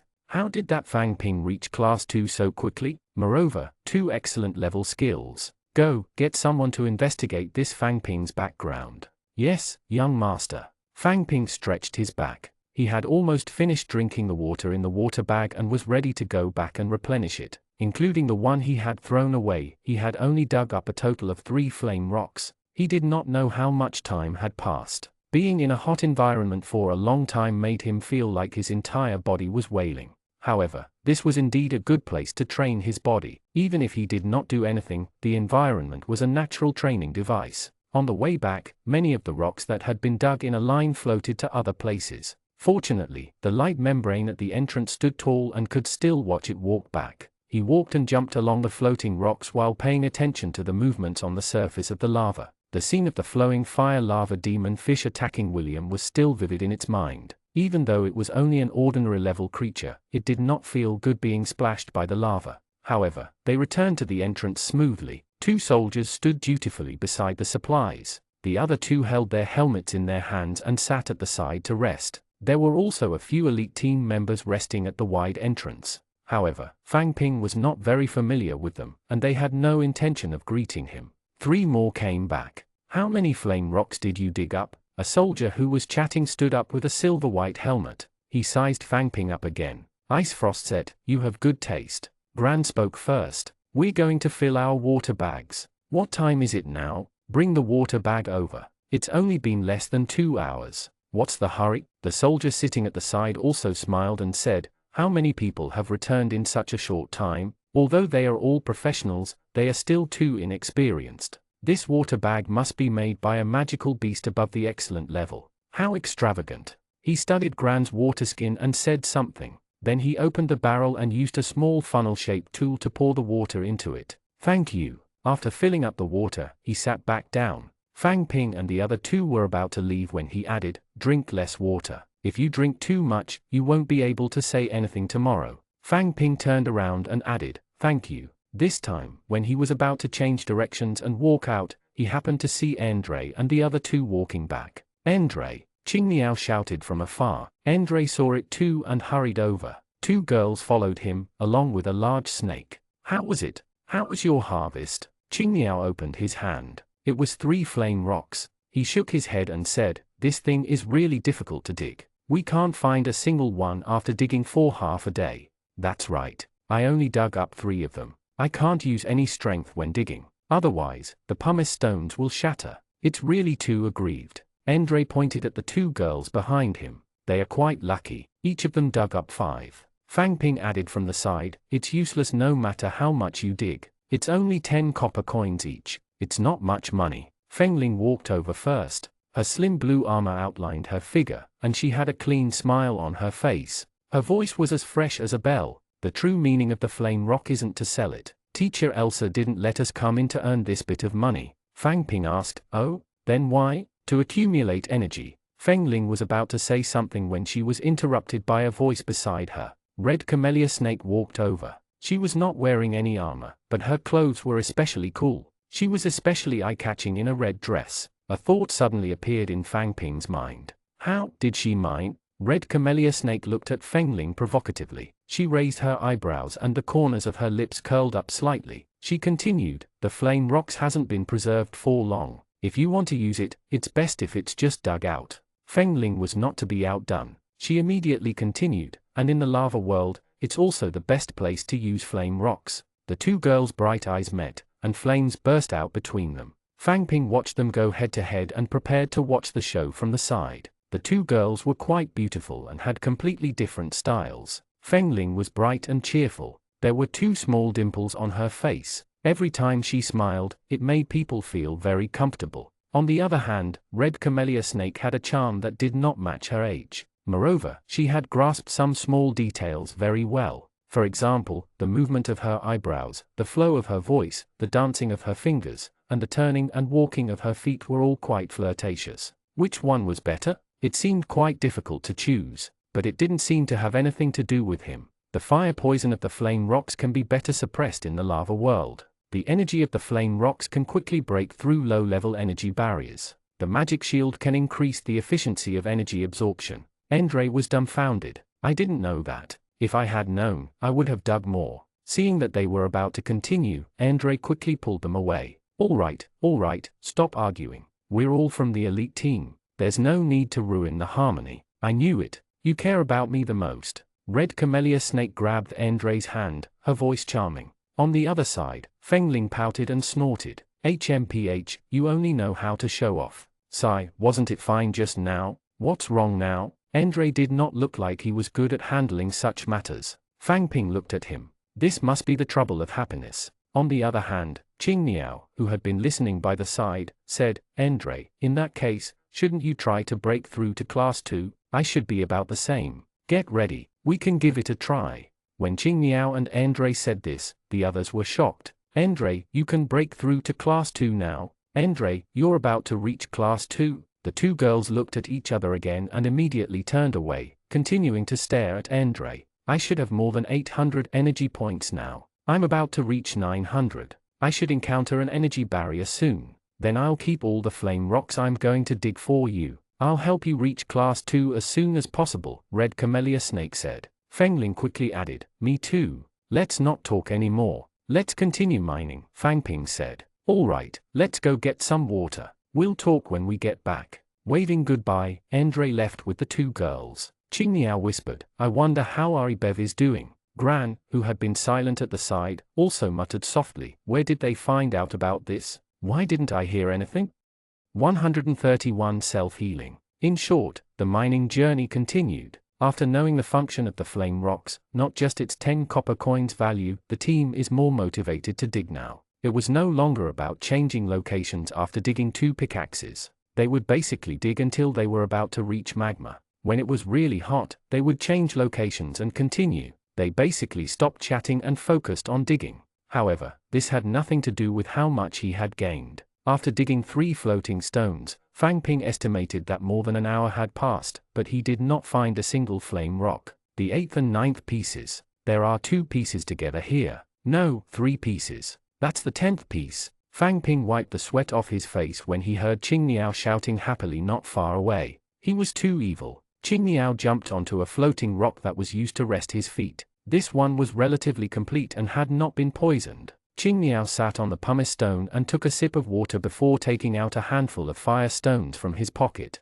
Fang Ping, didn't Fengling say that Magic Shield can increase the absorption efficiency of energy? This elemental set has Magic Shield 1. How about I give it a try? Let's try. Fang Ping also jumped over and took a break. You have a special self-healing ability, and I also have a forbidden life spell. Nothing will happen. Just like before, Qing Niao held the rock and closed his eyes. Soon, Qing Niao frowned and his expression became serious. He gritted his teeth and his entire body tensed up. His muscles were trembling slightly. Usually, the accumulation of energy was done under very relaxed circumstances. Qing Niao's reaction was abnormal. It only lasted for a minute or two. White light lit up on Qing Niao's body, and the self-healing characteristic took effect. This was a sign of his body being injured. Only when he was injured would he heal himself and cultivate until he was injured. He did not know what was going on. In the beginning, the white light lit up every minute. Slowly, the frequency of the white light appearing became higher and higher, faster and faster. 1 minute, half a minute, and finally, it lit up every 20 seconds. This was also the fastest speed of self-healing.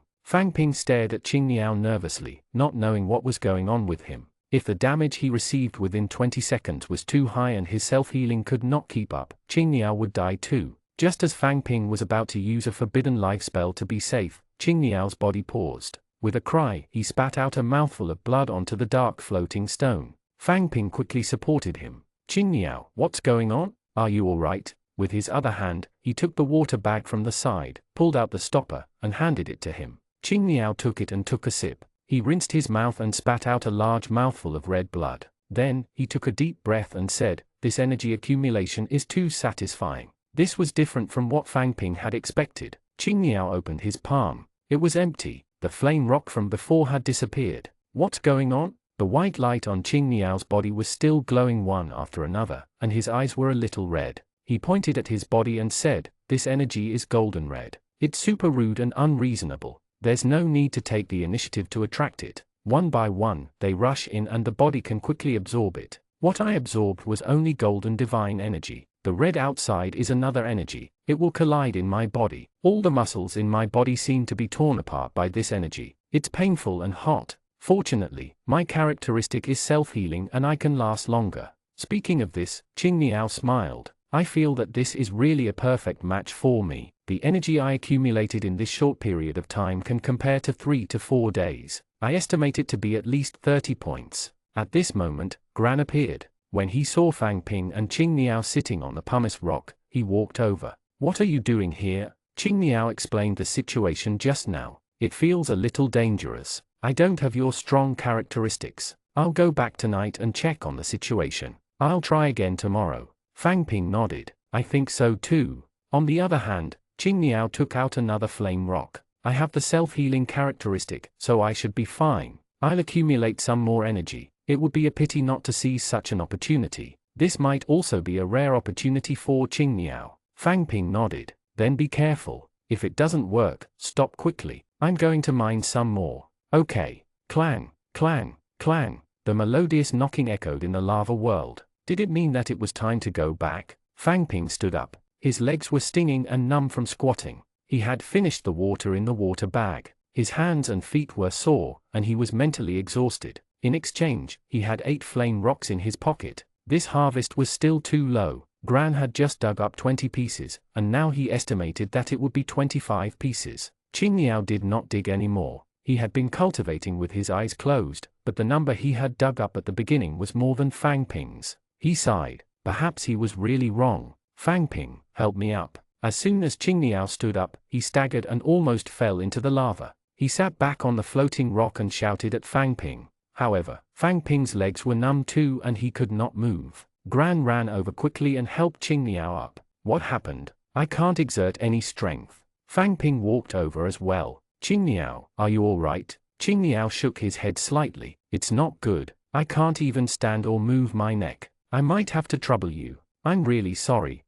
It's okay. The two of them basically carried Qingniao back. When he walked to the huge light membrane, there were already many people gathered around. Qingniao, what's wrong? Andre ran over quickly. Qingniao was still hanging on Fang Ping and Gran's shoulders. He forced a smile. I'm fine. I'm just a little tired. HMPH, another one who wants to take a shortcut, a soldier who was resting at the side said. Andre glared at him. What do you mean? It's obvious that you've absorbed more than 2 flame rocks. Do you really think you can recover after drinking some healing potions? The fire poison isn't so easy to cure. Your entire body is in pain, right? With you like this, you'll have to go back and lie down for at least 5 days. I'm telling you young people that you should be slow and steady when accumulating energy. There are no shortcuts. Otherwise, you will end up like him. The soldier picked up his helmet and stood up. He snorted again. Why did I say that? Anyway, there will definitely be another one. If you don't suffer a little, how can you remember?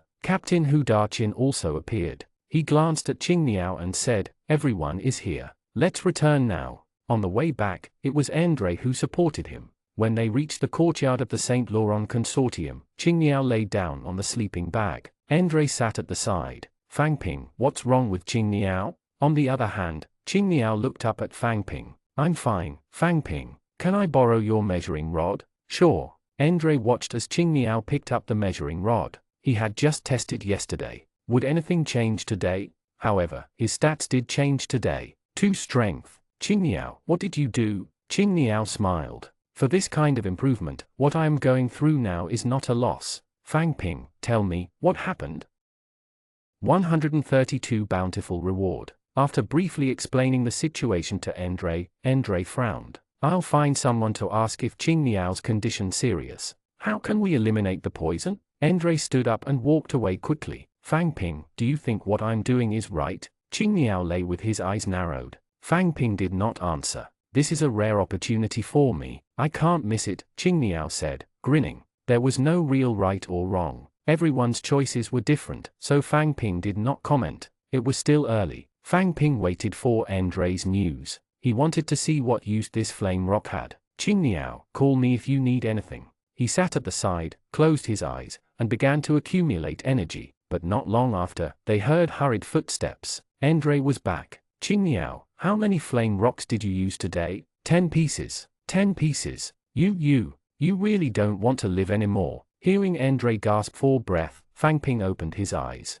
Andre, what's wrong? Do you know how many flame rocks you can use at a time? It's 2. Really, if anything happens to Qingniao, I'll settle the score with Red Camellia Snake and Fengling. Andre was furious, but someone walked over from behind. Red Camellia Snake's voice was light and silky. Why? Do you want to settle the score with me? How do you want to settle it? Andre clenched his fists and glared at her, not saying anything else. He did not know what was wrong with the two of them. Red Camellia Snake looked at Qingniao on the ground. It's not that I don't want to say it, but if you're interested tomorrow, you can use the flame rocks yourself. Why didn't we say that we can't use more than 2 pieces? It's because ordinary people can't use more than 1 anyway, so there's no need to say it. Red Camellia Snake revealed a charming smile. I'm a little interested in you now. If you don't plan to stay in the Red Cloud Chamber of Commerce, you can look for me. Andre asked from the side. Then what about his current state? Can he recover? In Fire Dragon City, there are many people who have been poisoned by fire poison. It's not a big problem. He'll be fine after lying down for a while. However, in his situation, he'll probably lie down for a longer time. Andre, it's fine. It's fine as long as I don't die. I'm very satisfied with this price compared to the gains. Oh, you've gained a lot? Qingniao revealed a bright smile. My door will also open to you. This door leads to many wonderful things, Red Camellia Snake said. She glanced at Andre, turned around, and left. Not long after, Fengling came over. Fengling's attitude was much better than Red Camellia Snake. I didn't think too much about it just now. I forgot to say that I can't use flame rocks more than once. I'm really sorry. It made Qingniao a little embarrassed. It's okay, it's okay. It's not your fault. I was too anxious. I'll be fine after resting for a while. I'm really sorry. I'm really fine. In the end, Fengling left a bottle of healing potion for Qingniao before leaving. Although Qingniao kept saying that he did not need this thing, Fengling was still very insistent. She said that it was better to be prepared. Only then did Fang Ping ask Andre, didn't you ask about the flame rocks just now? What did you say about this thing? The flame rocks is another form of energy fragment. Its energy can be directly absorbed or piled up to increase the surrounding energy concentration. However, no matter which form it is, fire poison will appear. In the lava world, most of the fire poison will be absorbed by the surrounding environment. Here, Fire Dragon City uses children with good recovery abilities to absorb the fire poison. This, Fang Ping noticed that the word Andre used was used. It was a term that made anyone hearing this uncomfortable. What about the effects of the fire poison? It will make your body feel hot and tear your muscles, bringing about a feeling of exhaustion and powerlessness. Just like Qingniao now, as long as you leave the fire poison environment in time and rest, you can recover. If you don't leave for a long time, you will also die. Fang Ping thought of the woman who hugged Qingniao's thigh. Her child most likely was being used. Qingniao's condition was far worse than Fang Ping had imagined. Other than being able to speak, she could not move at all. At night, they had meat soup. Qingniao could not even hold the bowl and had a hard time chewing. This side effect was really huge. However, Qingniao was also very optimistic. It's fine. I can't move my body, but I can still use my brain. I can accumulate more energy. However, it was still difficult to cultivate tonight. Under the night sky, Fire Dragon City was still noisy and crowded. It was difficult to calm down and accumulate energy. The next day, Captain Hu Da-chin brought the elite team into the lava world on time. On the streets of Fire Dragon City, people came and went. When they saw each other, they had smiles on their faces. There were also some children running and playing. The city was being awakened bit by bit. After entering the lava world, many people could not wait to receive 2 tools. They hurriedly scattered and rushed to mine. Andre called out to Fang Ping, come with us.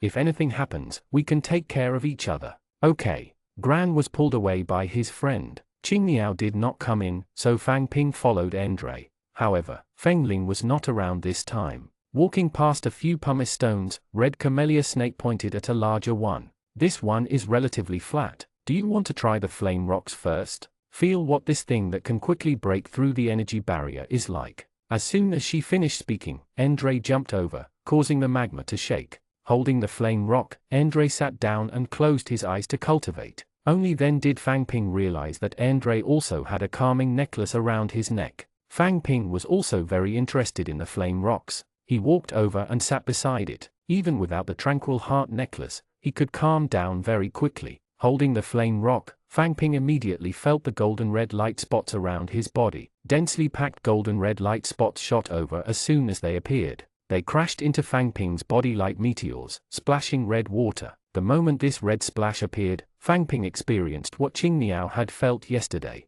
The heat quickly spread from his stomach to his entire body. Soon, the heat turned into a burning sensation. At the same time, as the burning sensation spread throughout his entire body, there was a feeling of muscles tearing wherever it passed. It was like a small knife cutting his body into strands. This feeling also went from light to heavy, from light to deep. His entire body was hot and painful. His entire body was trembling. Fang Ping gritted his teeth, but this did not ease the pain at all. Ah! Fang Ping screamed and opened his eyes. He took a deep breath, grabbed the healing potion that was prepared at the side, and gulped it down. Phew! As time passed, the burning pain in his body slowly weakened. He opened his palm and held the flame rocks without any change. Should he continue? Fang Ping took a deep breath and put away the flame rock. This cultivation experience was indeed not good.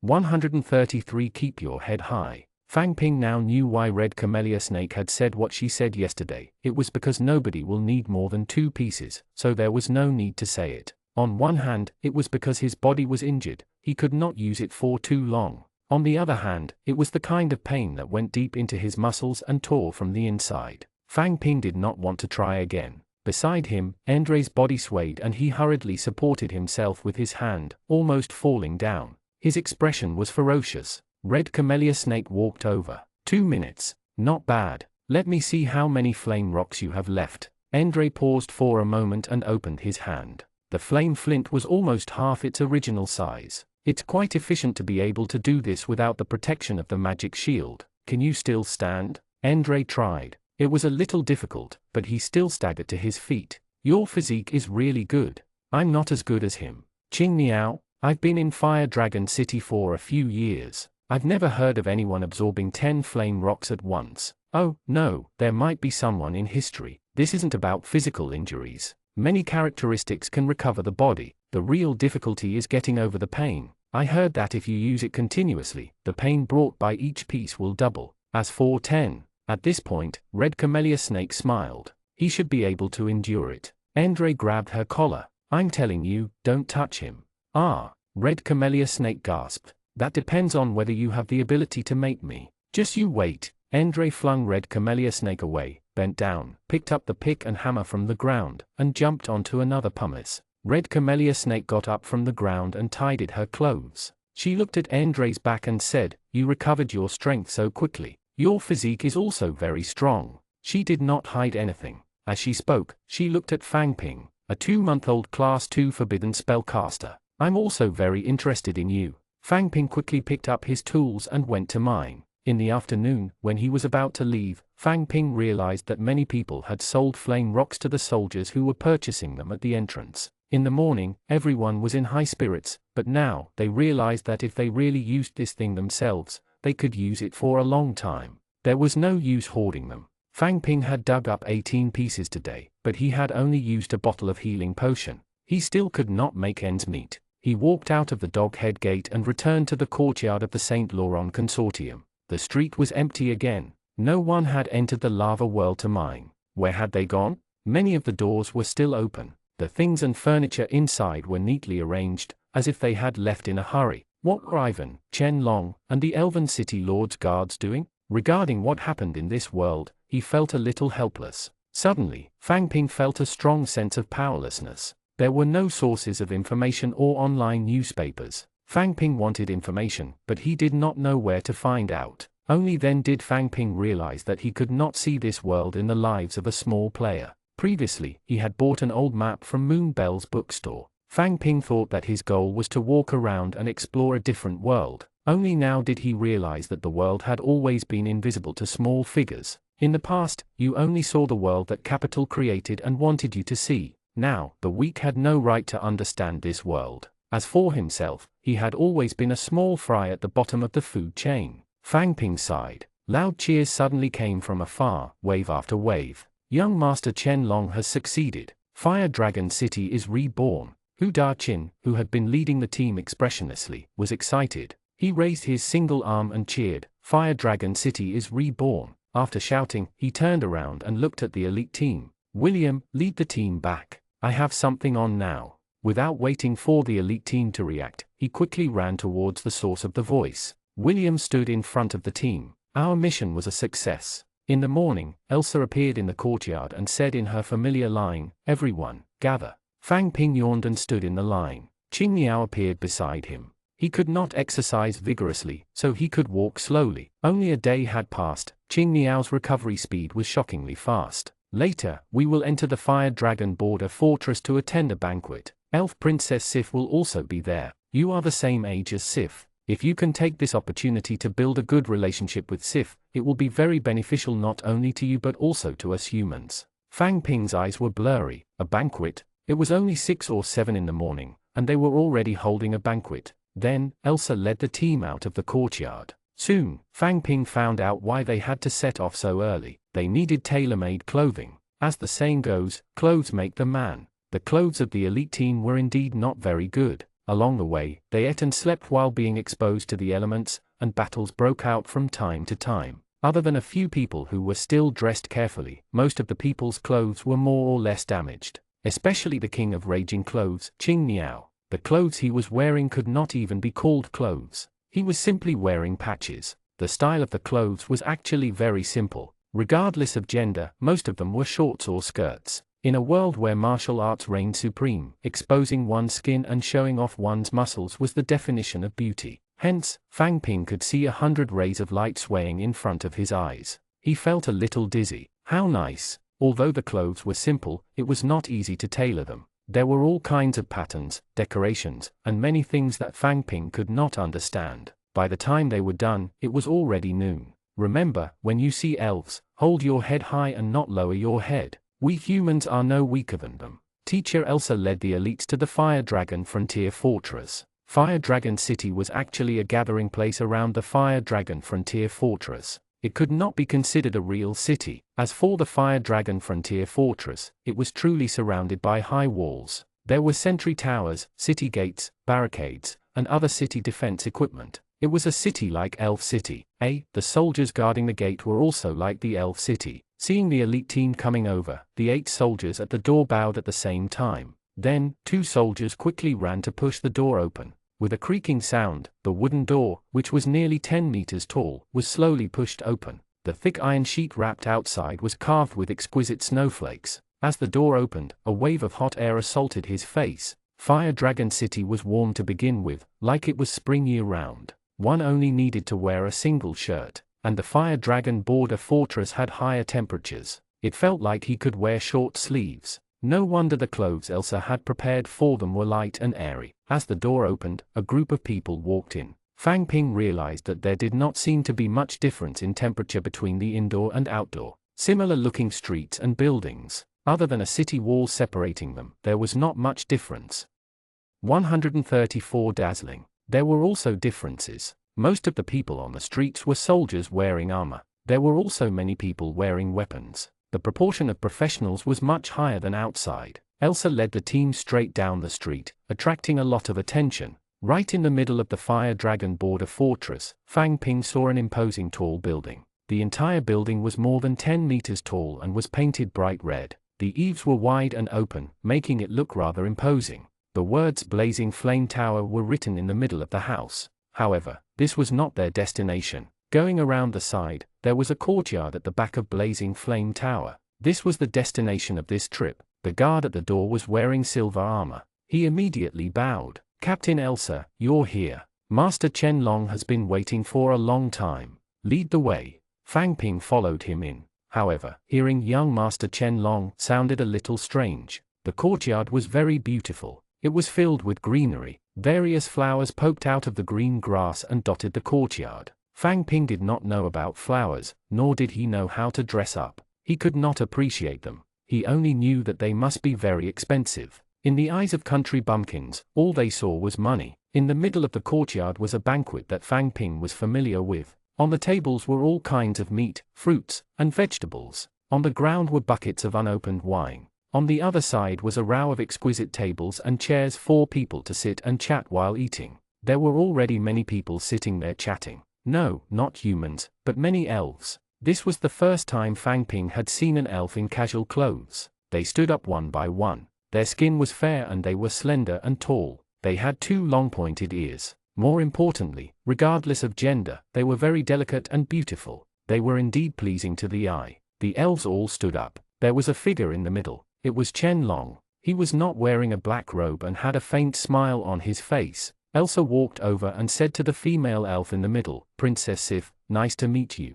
I'm Elsa." Sif immediately bowed. Silver Egret's voice, "Elsa, I've long heard of your name. Thank you for your help. I'll remember this friendship. Sif, long time no see." Sif turned her head and looked behind Elsa. She was pleasantly surprised. "William, why are you here? Long time no see." William stepped forward. "I heard something happened to you. How could I ignore it? Dealing with Claude was just in passing. If you're here, where's Snow? I'm here too." White Snow also walked over. "Snow." Sif looked happy. Fang Ping yawned in boredom. It seemed that they all knew each other. What was this? A meeting between big shots? What did that have to do with a small fry like him? Did he come over to watch them gather around like a popularity contest? Sif said to the 7 or 8 elves behind her, "Humans are our important companions. You can talk to them. Their understanding of battle and skills is different from ours. What's there to talk about? We'll get to know each other after a fight." Fang Ping did not even need to think to know that it was Andre.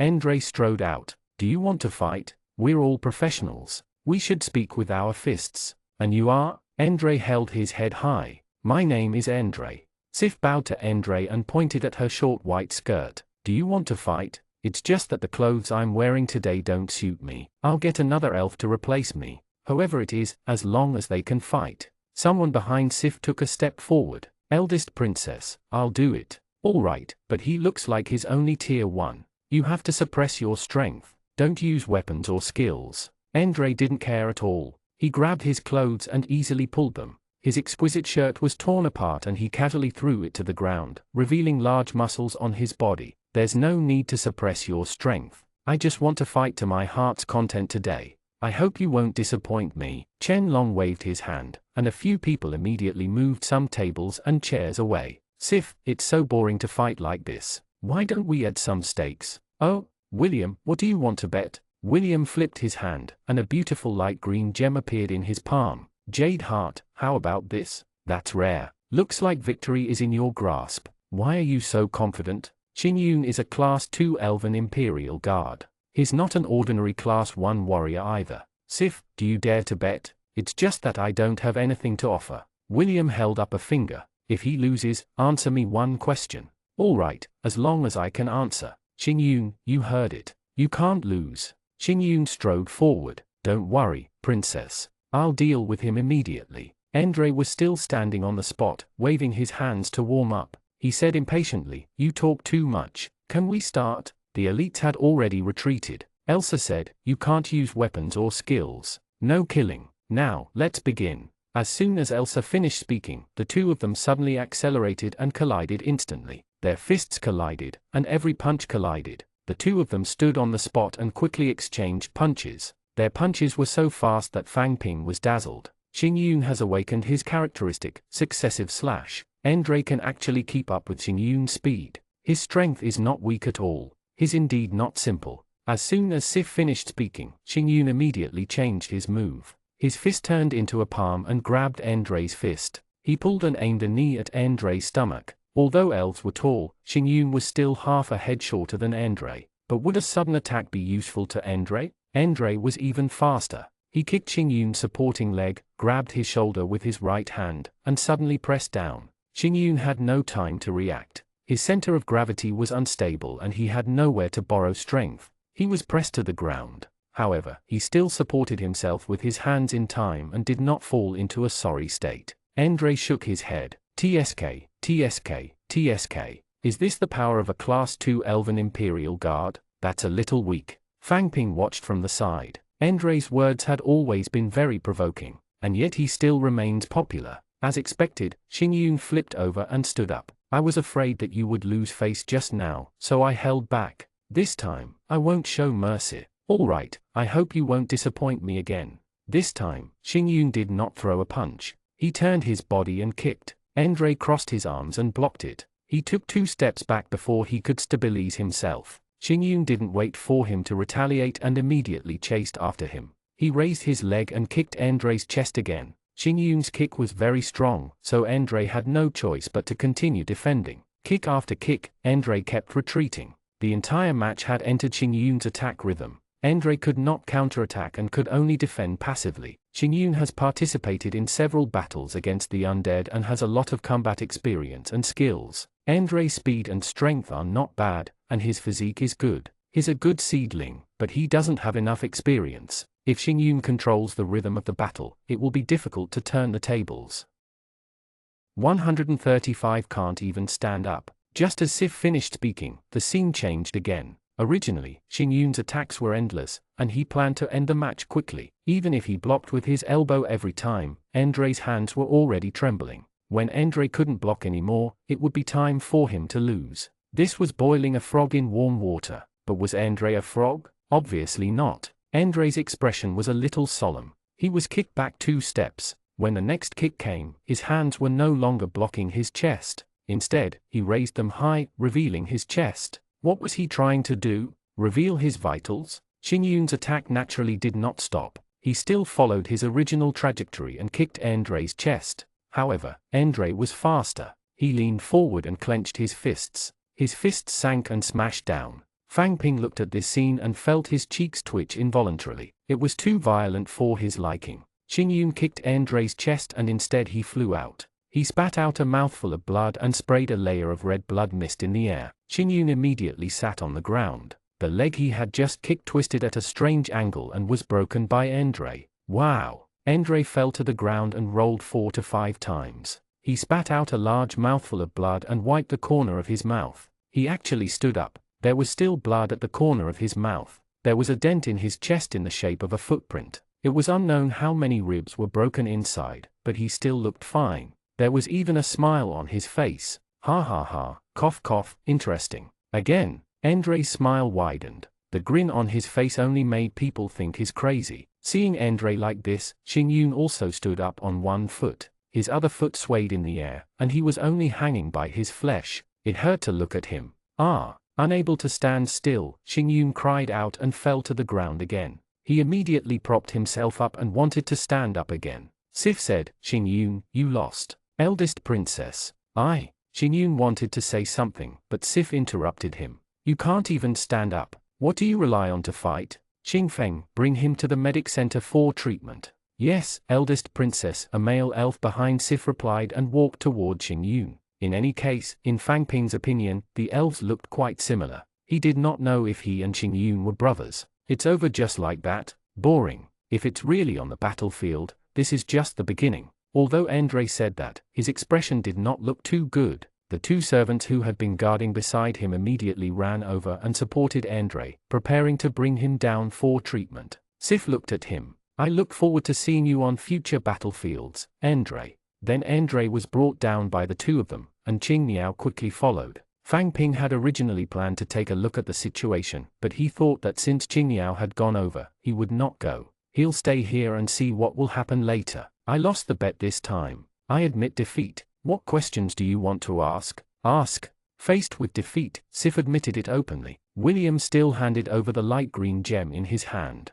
"I'm just looking at it happily. This jade heart is a gift I specially prepared for you. I hope you like it." Happy? Listening to William's words, Fang Ping thought of the deep footprint on Andre's chest. Their happiness might not be the same as what he thought it was. Sif took it. Probably no elven girl would reject such a gift. "What do you want to ask?" "Ask." William smiled. "Will humans and elves become friends?" Sif smiled back. "Of course. Always." The banquet soon began and was divided into a few modules. Everyone mingled in their respective circles. A few high-ranking people were chatting with Sif. In addition to Chen Long, William, and White Snow, there was also Lisa and Magotin. Others surrounded the other elves and chatted and laughed. The remaining working students were just there for the food. They happily ate the delicacies at the banquet. These were all expensive magical beast meat. Everyone wished they could stuff their mouths full. They did not have the time to talk at all. and Fang Ping was one of those who ate heartily that day. Qing Niao wasn't around today, so he was a little lonely. However, Tai too came over. Although the two of them didn't say much the entire time, it still felt better than being alone. I believe that everything in the past will become history. Elves and humans will definitely become the best partners. Cheers for that day. Cheers. Sif raised her glass high. Fang Ping and the others did the same. Then, they drank the juice in the glass in one gulp. It was quite sweet. There was no need for him to return to the St. Laurent Academy's courtyard to rest today. Chen Long had arranged a residence for everyone in the elite team, and he had also sent someone to bring their backpacks over. Of course, it was a good thing that he did not have to sleep on the floor in the open. However, Chen Long now had the same feeling as William. Fang Ping felt very unfamiliar and unaccustomed to it. Fang Ping missed the boy in the black robe who was obsessed with cultivation even more. Carrying his backpack, Fang Ping headed to his new place of rest for the night. He had wanted to help Qing Niao and Andre carry theirs, but Andre's backpack was as heavy as an iron lump, so he could only find a servant to help him with it. The arrangement was a house with a small courtyard. It was a stone house with some simple carvings and decorations on it. It could not be considered luxurious. Compared to the mud hut and wooden house, it was still a little more advanced. The house was relatively simple. It had 3 bedrooms, a living room, a kitchen, a bathroom, and some simple furniture. There was no dust on the table or the floor. After putting the things down, Fang Ping asked the servant to lead the way to the treatment center. The treatment center was not far away. It was a 10-minute walk. It was cold and deserted. There was basically no one entering or leaving. A few healers were gathered together and chatting. They were very free. Fang Ping walked over. "Hello, I'm looking for Andre. May I ask where he is?" Someone pointed at the room beside them. "The one that just came, right? He's inside." "Thank you." The servant who led the way left. Fang Ping went in. The room was very empty. There were 3 beds. Andre lay on the bed in the middle, covered with a blanket. Qing Niao sat at the side. "Fang Ping, you're here." Andre noticed Fang Ping first. His voice was still loud and clear, as if nothing had happened. "Fang Ping." Qing Niao turned around as well. Fang Ping walked over. "Andre, how are you?" "It's fine. I'll be fine in 2 days." Fang Ping looked at Qing Niao. Qing Niao added, "The healer cut open his chest just now. With such a long wound, 7 or 8 bones inside are broken and had to be connected one by one." Qing Niao gestured with his hand, which was about 10 centimeters long. Andre smiled. "Qing Niao, your current state isn't much better than mine, right? With this length, it's not a serious injury. Moreover, there are so many healing techniques waiting around. What's there to be afraid of?" 136 I hope it won't fail. Fang Ping felt a little helpless. Andre was right. As long as he did not die, he could be saved, but the pain would not disappear. These two were both ruthless people. "Did anything happen back there?" Andre asked. "Nothing." Fang Ping gave a simple explanation. "Actually, it was not a big deal. It was just eating and drinking." "Nothing happened? I see.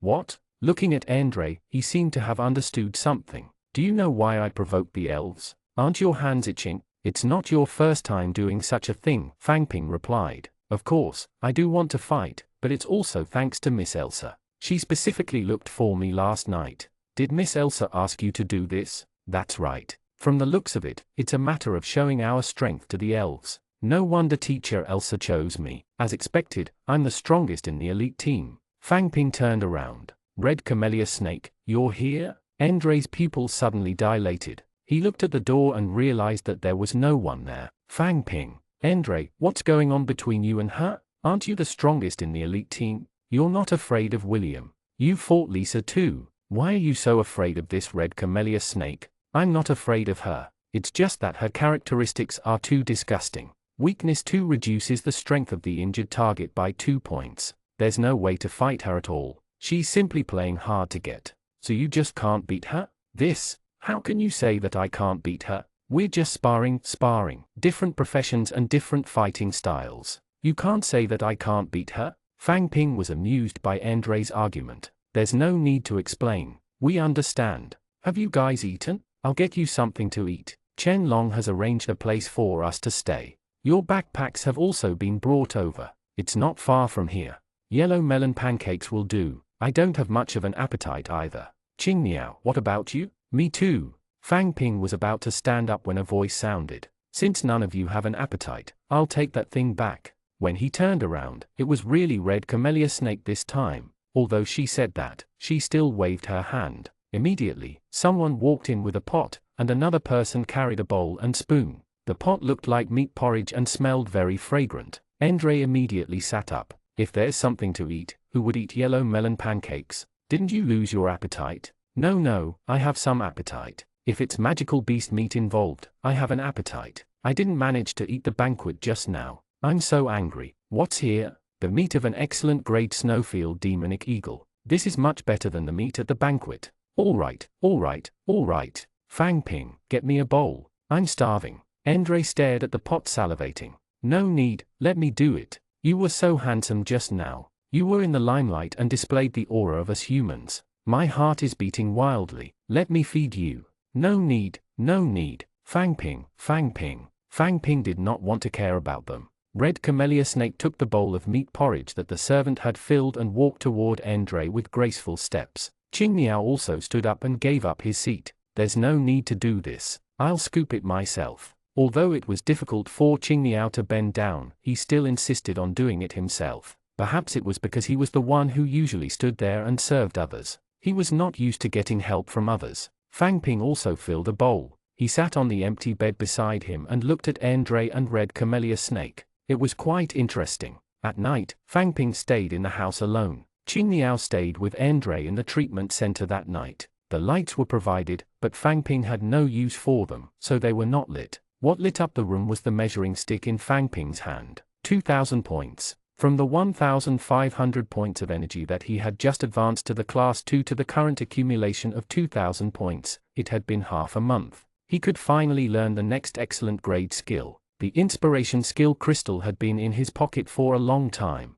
He took it out and held it in his hand. Closing his eyes, he sat on the bed and used the skill crystal again. He slowly sensed the scene in the crystal. It was rare for him to have a human perspective. He raised his staff high and faced a figure in front of him. Inspiration. A white light landed on the figure. The scene ended just like that. Fang Ping said softly, "Inspiration." He opened his eyes. Not long after, a white light landed on Fang Ping. Other than that, he did not feel anything else. Inspiration was to increase the speed of casting skills. It was normal for there to be no reaction. The only thing Fang Ping could do with it was to summon the boiling blood troll. He'd have to try it out in actual combat. Then, it was the secondary skill slot. The random summoning skill crystal was something Fang Ping had been looking forward to. What could he contract this time? Holding the random summoning skill crystal, he felt the appearance of the hexagram under his feet. Black and white shadows appeared around him. This time, there were many more. A few short gnomes were gathered together.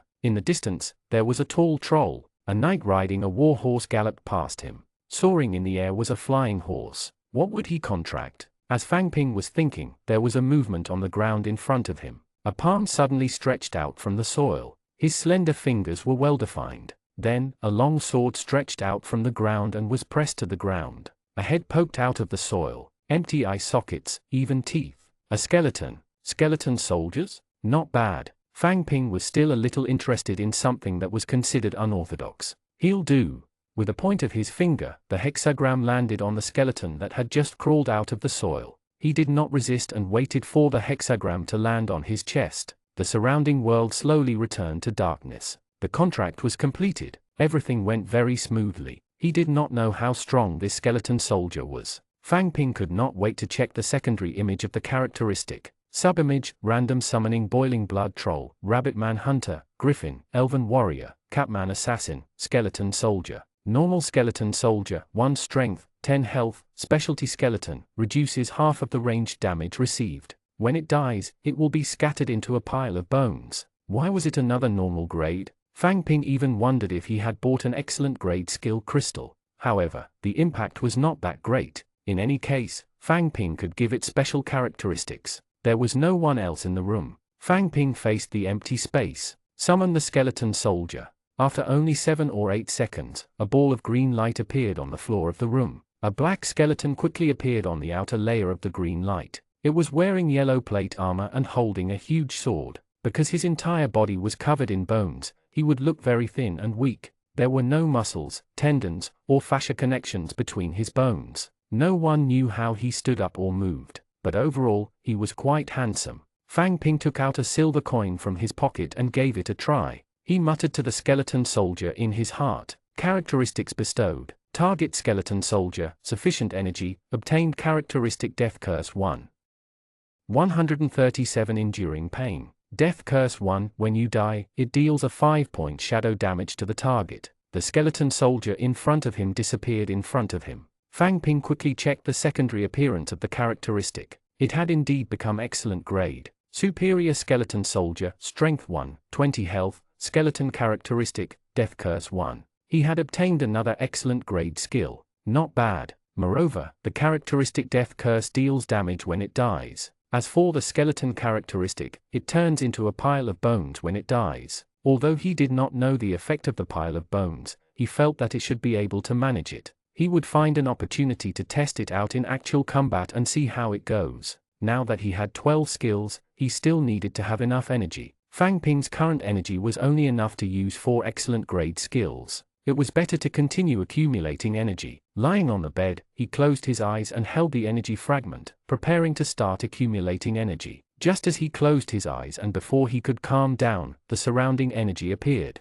Other than the golden light spots provided by the energy fragments, there were also some faint red light spots around. Compared to the energy he felt in the lava world, the red was much lighter. The pale red light spots were obviously more active. They did not need much attention and were slowly moving toward Fang Ping. This way of cultivation had higher efficiency. However, as he cultivated, Fang Ping's body slowly began to feel hot. His muscles also felt a faint pain, as if his entire body was constantly being bitten by ants. The fire poison was accumulating. This was not a pleasant cultivation experience. It did not take long for Fang Ping to give up. He should wait for the characteristics to be charged to increase his strength. He stopped paying attention to the light spots and went straight to sleep. At night, the blazing flame tower was still lit up with a faint red light. Chen Long stood in the corridor, leaning against the railing and looking at the fire dragon border fortress in the night. It was quiet. From time to time, soldiers patrolling the night would pass by. Starlight could be seen above his head. In the distance, the cold wind mixed with white ice and snow whistled. When it hit Fire Dragon City, it stopped abruptly. This was the city that stood in the snowstorm. The city that his family had fought and contributed to, Fire Dragon Border Fortress, Fire Dragon City. Young Master Chen Long, it's getting late. Shouldn't you prepare to rest? An old man in his 60s stood behind and reminded him in a low voice. His hair was completely white, but there were not many wrinkles on his face. He stood straight and had a resolute expression. It was obvious that he was once a soldier. Old Master Chow, where do you think my father went? Chen Long raised his head and looked at the sky. Specks of starlight flickered. There was no moon that night. I heard that the dead will become stars and look at their loved ones in the sky. These stars are all from our Ice Snow clan, right? Young Master Chen Long, it's time to rest. Old Master Chow did not reply to Chen Long and continued to speak in a low voice. Chen Long chuckled. Rest, rest. How can I have so much time to rest? If I die, I can rest every day. Young Master, your body won't be able to take it if you do this. An exquisite tranquil heart necklace hung around the neck of the Chen Long. The faint red-orange light spots around it were continuously entering Chen Long's body. I'll stay for a few more days. I'm preparing to leave too. Young Master Chen Long, you've just returned. Our Fire Dragon City needs you. Claude has already been dealt with. I'll accumulate energy for a few more days before setting off. Actual combat is the fastest way to increase my strength. Young Master, the Grand Duke doesn't want you to become stronger. Let him tell me personally. Getting up early in the morning, Fang Ping planned to go to the treatment center to check on Andre and Qing Niao. Andre and Qing Niao were wearing clothes that Elsa had ordered yesterday. They looked good, but they weren't practical. He gave them a set of ordinary clothes to change into. Qing Niao's clothes were torn, but they had been washed clean. They were folded neatly and placed in his bag. He casually took a set and opened Andre's backpack. As soon as he opened it, he saw the set of clothes Andre usually wore. This set of clothes looked bulging and almost filled most of his backpack. Fang Ping grabbed his clothes and lifted them up. He immediately knew why Andre's backpack was as heavy as a metal lump. It seemed that the weight was all on this set of clothes. He tried to take out the clothes, and then it failed. It weighed at least 50 kilograms. Andre usually wore this thing and ran around, causing trouble and fighting. Fang Ping could clearly feel Andre's power now. He was really not on the same level as him. He could not carry it. He slung the entire bag on his shoulder and walked towards the treatment center. Qingniao, are you crazy? You really die like this? As soon as he walked into the room, he saw Andre grabbing Qingniao's clothes and roaring. Fang Ping threw his backpack to the ground and wiped the sweat off his forehead. Andre, what's wrong? Andre shook off Qingniao and said angrily, come and see his body. Fang Ping walked over and followed Andre's finger to look at Qingniao's arm. A bloody wound suddenly split open on the slightly red arm. Then, as the white light appeared, the bloody wound quickly disappeared. Not long after, another wound appeared on Qingniao's hand and disappeared under the white light. What's going on? Fang Ping asked. Can the energy here be accumulated continuously? You've already accumulated a large amount of fire poison. Before your body recovers, you're accumulating energy again. Do you want to die? Faced with Andre's angry roar, Qingniao lowered his head and did not say a word. It was unknown if he was aggrieved or trying to endure the pain. Fang Ping nodded. When I was cultivating last night, I felt that something was wrong. It's just like using the flame rocks in the lava world. It's painful and hot. Andre sighed and sat on the bed. If accumulating energy is really so fast and convenient, why isn't everyone doing it? Do you really think you're the only one with recovery characteristics? Andre sighed again. Fang Ping, help me get my bag. I don't want to care about him anymore. If he really wants to die, he can continue cultivating. It's none of my business. Fang Ping could not carry the bag. Fortunately, the ground was smoother, so he dragged it over forcefully. Andre took out the clothes in his bag and put them on. Then, he continued to search and took out a small crystal bottle. He threw it to Qingniao. Drink it. It's a healing potion to suppress the speed of the fire poison spread. I only have this bottle. If you mess around again, there won't be any left. With trembling hands, Qingniao opened the lid and raised his head to drink. When Qingniao raised its head, Fang Ping realized that his eyes were blood red and bloodshot. It felt as if blood was about to drip down. It was terrifying. It seemed that Qingniao was really in a bad state. There are no shortcuts in this world. Andre shook his head. Fang Ping did not reply. After leaving the treatment center, he planned to walk around the Fire Dragon border fortress to see how different this place was from the outside. The streets were even smoother, and the buildings were basically made of stone. There were all kinds of patterns carved on them, including flowers, birds, insects, and fish. 138 No weapon. There were people coming and going on the streets, and he could hear all kinds of voices, shouts, and children playing. Compared to Fire Dragon City outside, this looked more like a normal city. There was a world of difference between them. At the same time, Fang Ping also saw a tall building. It was a professionals' hall. Its appearance was similar to that of the team, and there was an endless stream of people coming and going. It could be seen that there were many professionals in the Fire Dragon border fortress. Fang Ping walked in and realized that the interior decor was similar. There was a high roof and a circle of murals on the ceiling. The most prominent one was a middle-aged man riding a war horse. He raised his sword high. Behind him was a group of people, men and women, old and young. They were all riding war horses and raising their swords as they charged together. What kind of war was this? Why did men, women, and children have to go to the battlefield together? Fang Ping did not understand its history either. He stopped looking and walked inside. There were 4 doors inside. Fang Ping walked straight toward the door with the cane engraved on it. It had been a long time since they last met. He missed her so much. There were only 2 rooms behind the door. One was an inauguration room with a crystal ball, and the other was a room that sold related items. There was no training ground. The training ground was unique to the Silver Heron team. Unknowingly, Fang Ping walked into the room that sold related materials. There were also many skill crystals displayed inside. Someone was holding an instrument and looking at the skill crystals one by one. He put down the device and pointed 3 times. Wrap these 3 magic armor forbidden spells for me. I have to study them carefully this time and raise them to excellent grade in one go. The person at the counter was overjoyed and quickly bowed to take it. He said obsequiously, Captain Carey's comprehension ability is astonishing. It's only been a month, but he's already upgraded the armor forbidden spell to excellent. It spread throughout our Fire Dragon Frontier Fortress. I believe the upgrade of the magic armor forbidden spell is also very easy. Ha ha ha, how much? This devil armor forbidden spell costs 12,800 copper coins. 3 will cost 38,400 copper coins. In other words, 12 silver dragons and 24 bronze horns. 13 silver dragons. Keep the change. Thank you, Captain Carey. Thank you, Captain Carey. Watching him turn around and leave, Fang Ping recalled the magic armor forbidden spell he had bought from Silver Heron's team. It seemed to cost a little more than 10,000 yuan. The price here was a little expensive. Moreover, this Captain Carey looked very rich. He didn't want the change of a few hundred copper coins. Compared to the Captain Hong he had encountered in Fire Dragon City, he did not even have enough armor on him. He only wore a breastplate. The difference was too great. That person accepted the 13 silver dragons happily. He was in a good mood and asked Fang Ping, "What do you want to buy? Ring of Healing and Holy Shock, do you have them?" "No, these two skills are not common." "Do you need a magic armor forbidden spell and inspiration?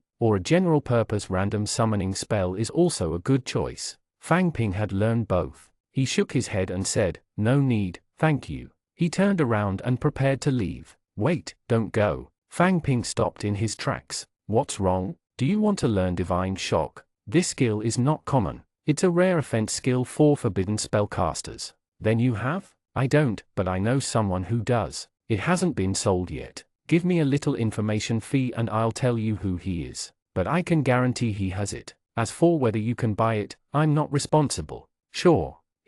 This news is so easy to sell. I got another 200 copper coins. I wonder what medicine cook is selling in the water bag. He's so generous. Fang Ping followed the information he paid for the 2 bronze horns. After making many turns, he finally found the place. Cook Restaurant. Just like the Red Plum Wine Restaurant in Big Town, people ate downstairs and lived upstairs. Because it was not meal time, there were not many people around. As soon as he walked in, someone welcomed him. It was a rare fatty, like an adult version of Ivan. "Welcome, welcome. Do you want to eat or live?" "No, I'm here to see the owner of this place, Cook." "That's me. Where did you find me?" "Professional hall. I heard that you have the Divine Shock skill crystal." Fang Ping suddenly thought of something. He did not seem to have enough money. Common skills, such as armor forbidden spells, cost 1,000 copper coins. Rare healing skills cost as much as 30,000 copper coins. The price difference was 30 times. Then the common superior skill was 3 silver dragons.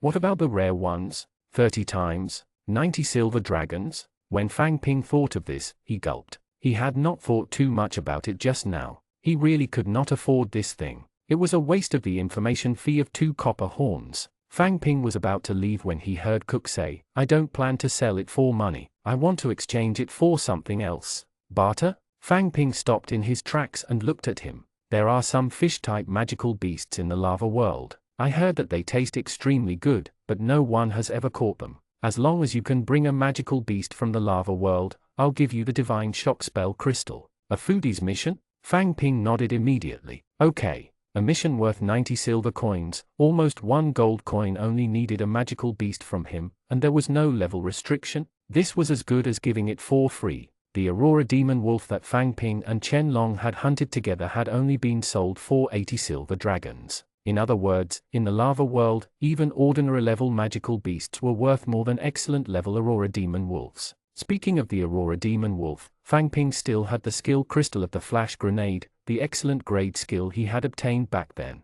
Previously, he had no concept of it. Now that he thought about it, it was probably not cheap. However, looking at Chen Long's identity now, he should not lack this bit of money. "If you're late and someone else replaces you first, there's nothing I can do about it," Cook added. "Sure." After leaving Cook's restaurant, Fang Ping could not quite recognize the way back. Fortunately, there was a tall flame tower in the middle of the Fire Dragon border fortress. With it as a reference point, he walked towards it. Staring at the flame tower and walking through the alleys, the atmosphere in the Fire Dragon border fortress was much better than in Fire Dragon City. It looked normal. There were people and shops. From time to time, one could hear some vendors shouting and selling. There were yellow melons, green vegetables, and not much meat. It was very lively. It would definitely feel good to have a girl by his side at this time. Fang Ping walked down the alley. On both sides were grayish-white stone houses. Some of the walls had already been damaged and fallen off. Walking in the narrow alley, the architectural style on both sides gave off the feeling of the Republic of China era. It was filled with the aura of history. As he walked, he heard light footsteps behind him. There weren't many pedestrians on such a remote path. Turning around, it was a boy about the same age as Fang Ping. He was about 15 or 16 years old. He grinned and spread his hands to indicate that he did not have a weapon. However, looking at his actions, he was not just passing by. Fang Ping asked, "Are you looking for me? Are you a foreigner?" Fang Ping nodded, still looking at him warily. It was not good behavior to be following behind him. 139 Eternal benefits. However, he still smiled and continued, "There's no need to be so nervous. The fire dragon border is only so big. I've seen people of similar age. You're an unfamiliar face. Did you come with young Master Chen Long?" "Yes, why? What's the matter?" "I heard that young Master Chen Long won't stay by the fire dragon fortress for long and will leave soon. I want to ask you if I can go with you." "Why?" "I don't want to stay in the fire dragon border fortress anymore. This place is too small. It's blocked by the city wall and windproof wall. I can't see the outside world. I want to go out with you and see the world." Looking at his expectant expression, Fang Ping shook his head. "Go tell your parents, don't follow me." The boy opened his mouth, wanting to say something, but he did not. He just stared straight at Fang Ping. Fang Ping took a look at his name. Xiang Yu was actually a rather Chinese name, but this had nothing to do with Fang Ping. "Don't follow me." Xiang Yu continued to stand where he was.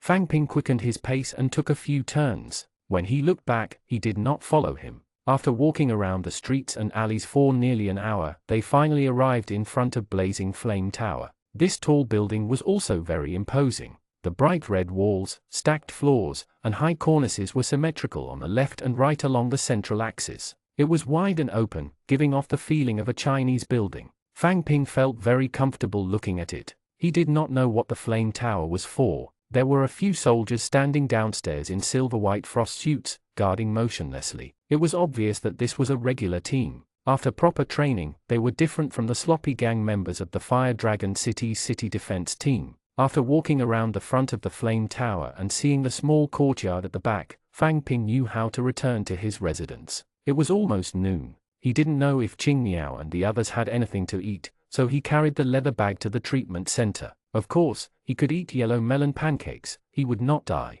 However, if he had a choice, Fang Ping would rather eat something else. On the way, he had bought some special delicacies: snow vegetable porridge. The thick dark green vegetable leaves floated on the yellow porridge. A big bowl only cost 15 copper coins. Fang Ping added 20 copper coins of meat, and there were a handful of small meat particles in the porridge. It smelled even more fragrant. However, the more expensive ones were actually leather bags. As Fang Ping had to pack them up, he spent 50 copper coins to buy 3 leather bags. However, the boss promised that he would collect them at the original price after eating them. "I'm coming." Carrying the leather bag, he walked into Andre and Qing Niao's room. Fang Ping realized that there were still people in the room. "It's getting late. I'll go back first." "Andre, rest well." It was a girl's voice. She stood up and said goodbye to Andre and Qing Niao. Then, she walked out. She nodded at Fang Ping and walked out. "Feng Ling, Andre, you're good. So many girls came to visit you."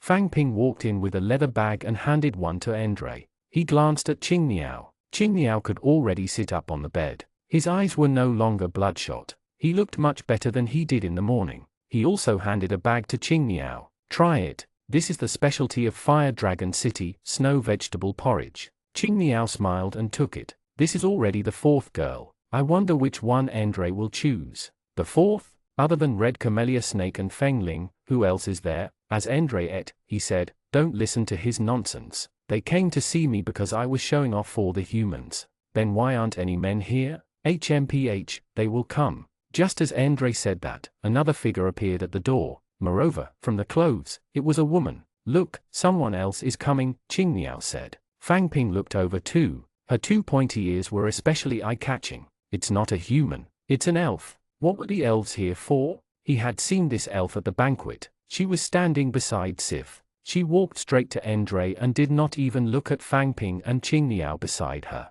Her voice was sweet but cold. "Andre, the eldest princess invites you to Blazing Flame Tower for lunch tomorrow afternoon." She glanced at Andre's clothes again and said disdainfully, "The eldest princess has a noble status. I hope you can dress neatly and not wear these tattered clothes." "The eldest princess have a noble status? I'm a human and she's an elf. As for whether she's a princess or a queen, what does it have to do with me? Tell her that I'm not going." Andre's words made her so angry that her eyes widened and her voice rose. Do you know what the eldest princess's invitation means? What does it mean? Wasn't she imprisoned before?" "HMPH, our eldest princess, Sif, is the next queen of the elves. Even that Claude is respectful to the eldest princess. He dared to trick us into coming to Fire Dragon City. If Chen Long hadn't killed him, he would definitely be on our elf tribe's must-kill list. Don't say such useless things. Tell your eldest princess that I'm not interested in going. Give me some benefits that I can see.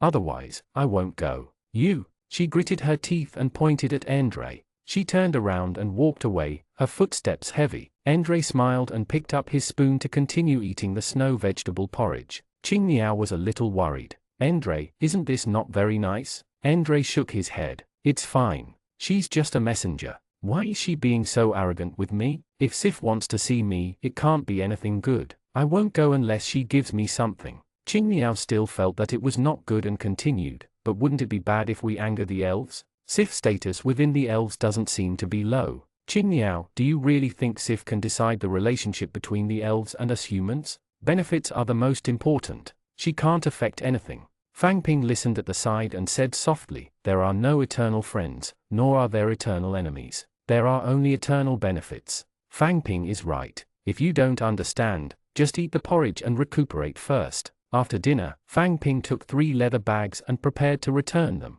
Although they were not worth much, it was useless to keep them. I'll sell these back first. I'll bring you to your place later. Okay. Qing Niao and Andre had almost recovered and could leave the treatment courtyard. Fang Ping had just stepped out of the door when he saw the elf walk in. Fang Ping quickly stopped in his tracks and prepared to watch the show. The elf walked towards Andre aggressively. Eldest princess is gracious, she pardons you for your rudeness. Andre interrupted her. What conditions did you set? Tell me directly. See if I'll be satisfied. HMPH, an elf forbidden spell. Let me tell you, only the bravest elf warrior among us elves is qualified to obtain this. The eldest princess is too friendly to you humans. Not everyone can have such an honor. Elf forbidden spell? Not bad. Go back and tell Sif that I'll be there at noon tomorrow.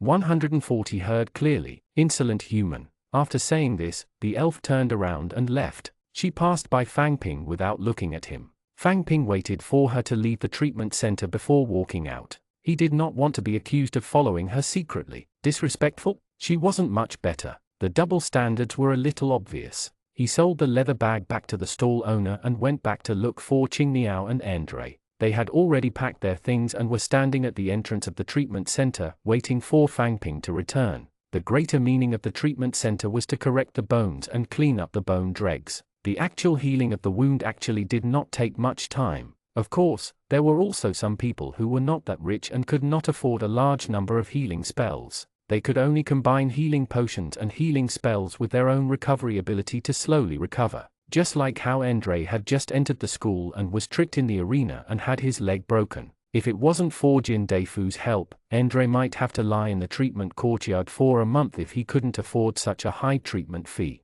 Follow me, it's not far from here. Fang Ping led the way. Andre walked very steadily. It looked like the injuries on his body had almost healed. Moreover, Fang Ping had experienced Andre's clothes before. He could not even lift them. However, when he saw that Andre could move freely as if he was weightless, it was really exaggerated. On the way, Fang Ping mentioned that he had just gone to look for Cook. Do you think this is reliable? The Divine Shock skill crystal is also quite expensive. Divine Shock is indeed quite rare. I don't pay much attention to forbidden spellcasters' skills. This is probably similar to the defense of our entire army. It's a rare defensive skill among many offensive skills. This is one of the rare offensive skills among the many defensive skills. The price won't be low. Qing Niao said, Fang Ping, you want to learn the Divine Shock? You can only learn 4 skills in Class 2. Your physique is not good, and your summoned creatures are so strong. I think it's better to learn defensive skills. Qing Niao is right.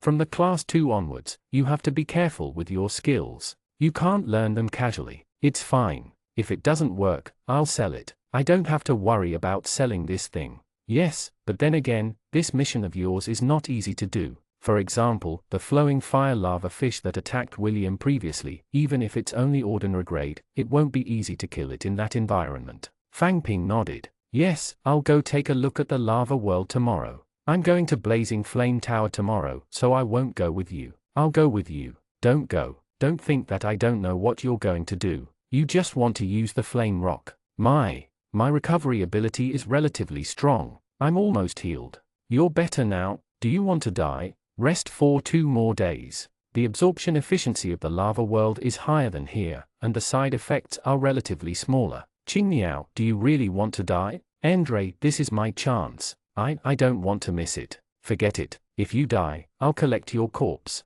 Thank you. Fang Ping walked in front and listened to their conversation behind him. He said nothing. He headed to the Doghead Gate of Fire Dragon City. At the city gate, the guards of the Elf City Lord were still standing guard. It was 8 o'clock in the morning. The sky was already bright, but the sun had yet to rise. Walking on the streets, it had only been 4 days since the last time he shouted that Chen Long had returned. However, the feeling he gave off was worlds apart. There were still not many pedestrians on the street, but at least there were people. A few women were gathered together to chat, and children were running around the street. Some of the doors were half closed. There were busy figures inside, voices, and some smoke. It was the smell of life. However, the children running and fooling around on the street were all wrapped in cloth strips. Some were wrapped around their hands, some were wrapped around their bodies, and some were wrapped around most of their heads. A group of children who were not even 10 years old looked like injured people who had just left the battlefield. It looked a little strange. Fang Ping, are they like me? As Qingniao spoke, he raised his arm. It was clean and white, with muscles, but the lines were not obvious. The blood stains from yesterday were no longer there. The self-healing characteristic was like a piece of eraser, wiping away all traces. These children did not have any self-healing characteristics. Were they also affected by the fire poison? Fang Ping still remembered the woman kneeling in front of Qingniao. He wondered if her child was doing well. Qingniao clenched her fists angrily. I understand. That Claude is not worthy of being a commander. He's a bad person. Fang Ping asked, what do you understand? The energy of the flame rocks contains fire poison. He should be using these children to absorb fire poison, but they are not professionals and can't absorb energy. It's equivalent to using these children to filter the energy. Qingniao said angrily, but it lowered its voice because there were a few children not far away. Fang Ping sighed. A human filter? But would these adults agree? Wouldn't they resist? Soon, Fang Ping knew. After walking a little further, a few aunties leaned against the wall and chatted. When they saw Fang Ping and Qingniao from afar, they pointed and said, look, they are professionals. My son is about to become a professional like them. You're bragging. Your son's body is so weak. Not to mention the guards of the Fire Dragon Frontier Fortress, even the City Defense Army of Snow City can't enter. His body is weak because he hasn't recovered from his injuries. I've gotten some meat these 2 days to nourish his body. He will definitely be able to enter the city guards. When he enters, he'll be half a professional. Then when the time comes, you have to give my son some pointers. Every time he enters the inner city, he's lazy and doesn't come back injured at all. I'm so angry. Ha ha ha. Of course. Their words were like loudspeakers, and Fang Ping heard them clearly. Combined with what he had encountered previously, Fang Ping could probably consolidate the reasons for the chaos in Fire Dragon City. Nothing would appear in isolation. There must be many factors behind it. In terms of geographical location, Fire Dragon City was basically an isolated small world. It was easy to defend and difficult to attack. It was relatively safe and did not pose any external threat. Economically, merchants and mercenaries had heavy taxes and relied mainly on self-sufficiency for supplies. Culturally, there was little external communication and information. There were basically no entertainment facilities and spiritual life. However, in an environment like Fire Dragon City, it was very difficult to replenish energy. They basically relied on flame rocks. With every additional professional, the others would get less energy, so they would definitely control the intake of professionals. Fire Dragon City seemed to be promoting that one could increase their physical fitness by enduring fire poison and eventually become a professional. Even if this behavior was extremely inhumane, in order to achieve a hierarchy and escape the heavy labor, countless parents were still willing to send their children to the inner city. Fang Ping sighed again. He was really lucky to be able to go to Elf City. 141 Traces of the Fire Stone. Seeing that the women by the roadside were still chatting, Fang Ping looked at them and felt sad. Stockholm Syndrome. However, it had to be said that Claude was indeed a powerful leader. The entire city was working hard and mining for survival. Moreover, the next generation would either out of conformity or obedience enforced through authority. They would send their children out just for a chance to become a professional. In the end, all the profits were gathered in the hands of the ruling class, the city defense team, the professionals, and Claude. They stood at the top of the pyramid and sucked the blood of the entire city. It was just that these children were pitiful. They were the most innocent group. Fang Ping had experienced fire poison before. It was really hard to endure, and all of them were injured because of it. How painful was that? Fang Ping did not dare to think about it. Hell was empty, because the demons were in the human world. There were already many people queuing outside Doghead Gate. All of them were chatting and laughing. Young Master Chen Long said that there will be no limit to the mining of flame rocks in the future.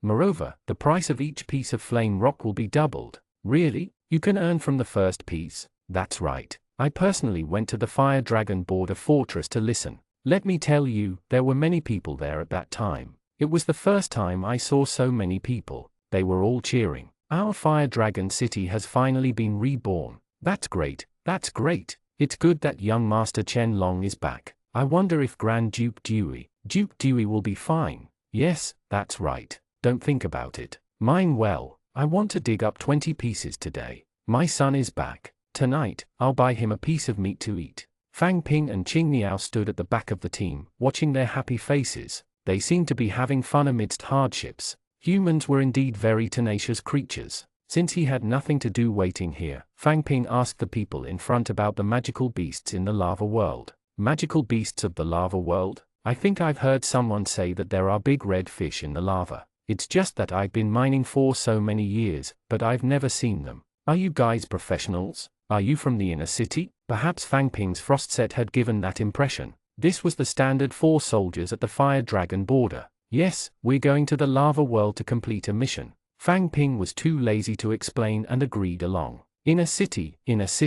That person inadvertently took half a step back. The way he looked at Fang Ping became a little careful and respectful. The other person behind him also leaned close to his ear. I heard that people from the inner city can kill people if they want. The city guards won't care. Lower your voice. Big lords, do you guys want to stand in front? Later, it'll be faster to go in. No need, we're not in a hurry. Then, Fang Ping realized that the people around him had quietly moved to the side, leaving a large circle beside them. Fang Ping smiled helplessly. Chen Long was back, so what? After successfully entering the Doghead Gate, the lava world seemed a little crowded today. However, the people around them were familiar. After receiving the tools, they quickly dispersed into the vast lava world. There were fewer tools now. The soldier standing guard glanced at Fang Ping, then sized him up. From the inner city, or the elf city's elite team? Fang Ping replied, the elite team. I want to ask, how do we capture the magical beasts here and where can we encounter them?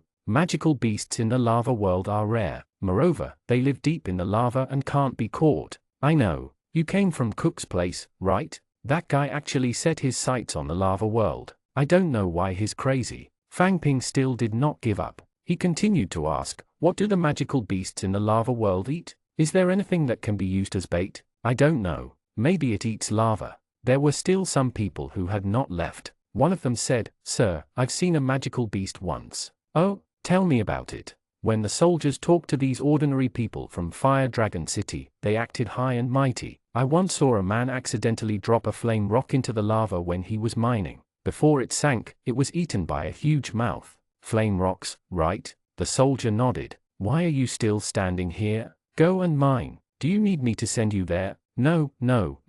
The people around him quickly walked toward the pumice stones. Fang Ping also bowed to the soldier. Thank you very much. Let me remind you that purchasing and selling flame rocks is a serious crime. If you want to use them, you have to dig them yourself. Okay. Fang Ping nodded. Flame rocks were the foundation of Fire Dragon City. It was understandable for them to do this. Then, he turned around and left. Fang Ping, you're not holding a pickaxe. He grabbed his tools and left. Next, he went to mine. Regardless of whether he wanted to use the flame rock as bait or for Qing Niao's cultivation, he had to dig it out first. However, because there were many people from Fire Dragon City today, there were people mining on many pumice stones. Fang Ping and Qing Niao could only continue walking into the distance. Here will do. There was no one around. After walking for a long time, the scenery did not change. Other than the tall door shrinking, the surroundings were the same. He continued his mining. With his previous experience, he was more proficient now.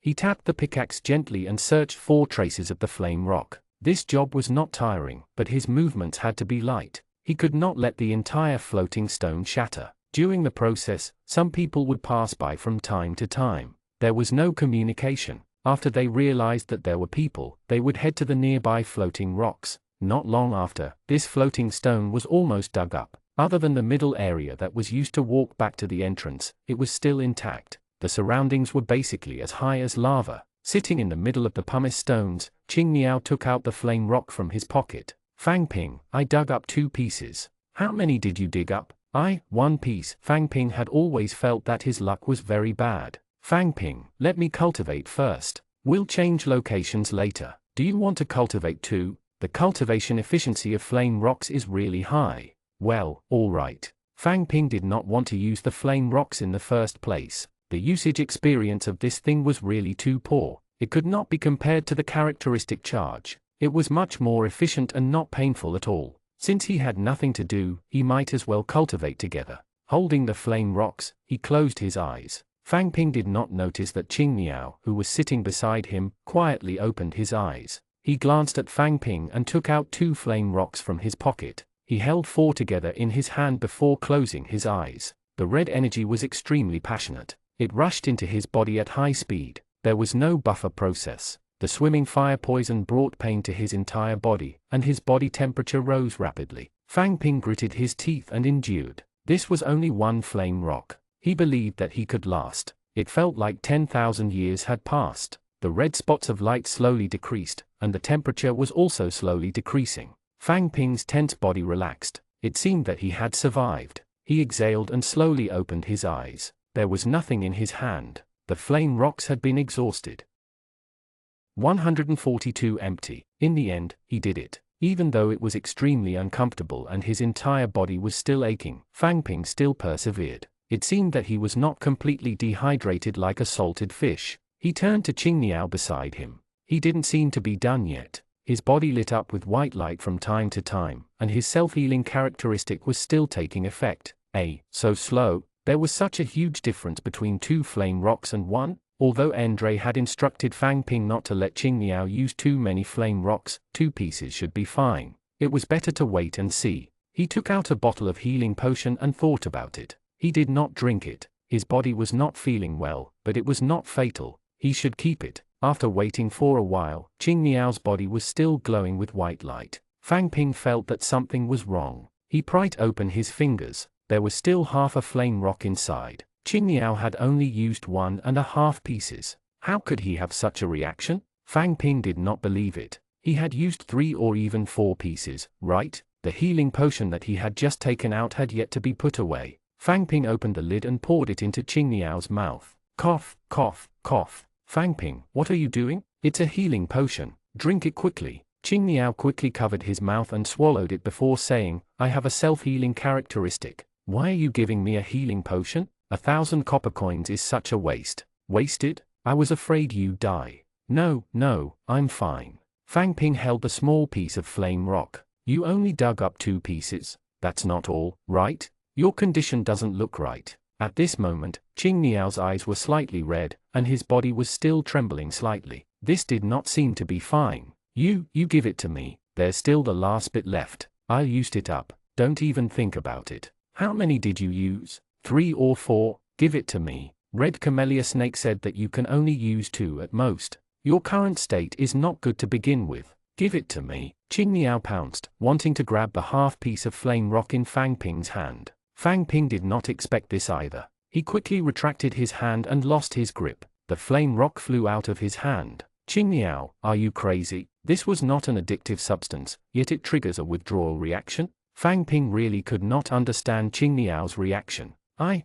want to become stronger. Seeing the flame rock fly into the lava, Qing Niao collapsed on the floating stone, as if all the strength in his body had been sucked away. Fang Ping looked at him and sighed. Think about something else. You still have Ari Bev. What if you die here? Don't you want to see her anymore? Qing Niao's eyes lit up as she muttered, Ari Bev. Ari Bev. Fang Ping looked at him and did not say anything else. A cry of surprise suddenly came from the side. Look, what's that? Fang Ping looked at the lava. The originally calm lava rippled. A red bulge moved slowly and leaned over. Then, Fang Ping watched as the bump slowly approached. Right, Fang Ping realized that the flame rock that he had accidentally dropped earlier was floating on the lava. It had yet to sink. According to the protruding trajectory, it seemed to be heading towards it. Wait a minute, wasn't this his goal? Only then did Fang Ping react. He quickly raised his hand, summoned the boiling blood troll. The boiling blood troll was the reason why Fang Ping had decided to take on this mission.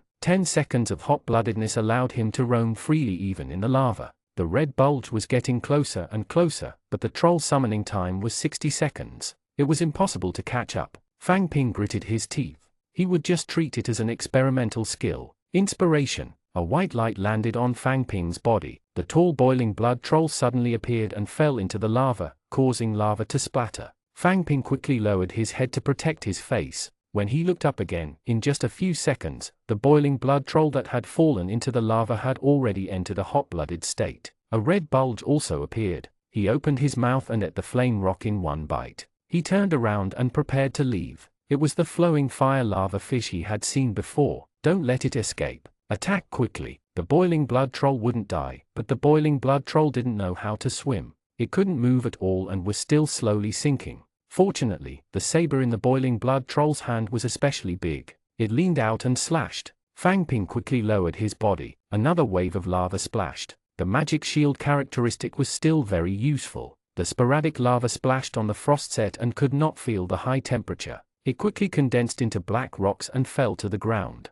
However, the others were not so lucky. Miserable screams came from the surroundings. 2 or 3 people were watching the commotion, but they were splashed by lava and got burned. Fang Ping quickly looked at the lava. Most of the boiling blood troll's body was submerged in the lava, unable to move. This was not the main point. What about the flowing fire lava fish? He quickly looked over and saw that the lava that had been cut open by the saber was slowly healing. Other than the flowing lava, there was nothing around. Damn it, he ran away. 2 excellent grade skills had expended a total of 150 points of energy and he had not gained anything. It was a huge loss. What's that? Qing Niao pointed to the side. There was a layer of lava on the flattened pumice. Something seemed to be moving on it. Characteristics failed. Target, fiery candle demon fish, not the person. It was really a magical beast. However, even on the pumice rock, there was lava around him. Fang Ping did not dare to go over at all. He was also worried that if it flapped twice and jumped into the lava, it would be troublesome.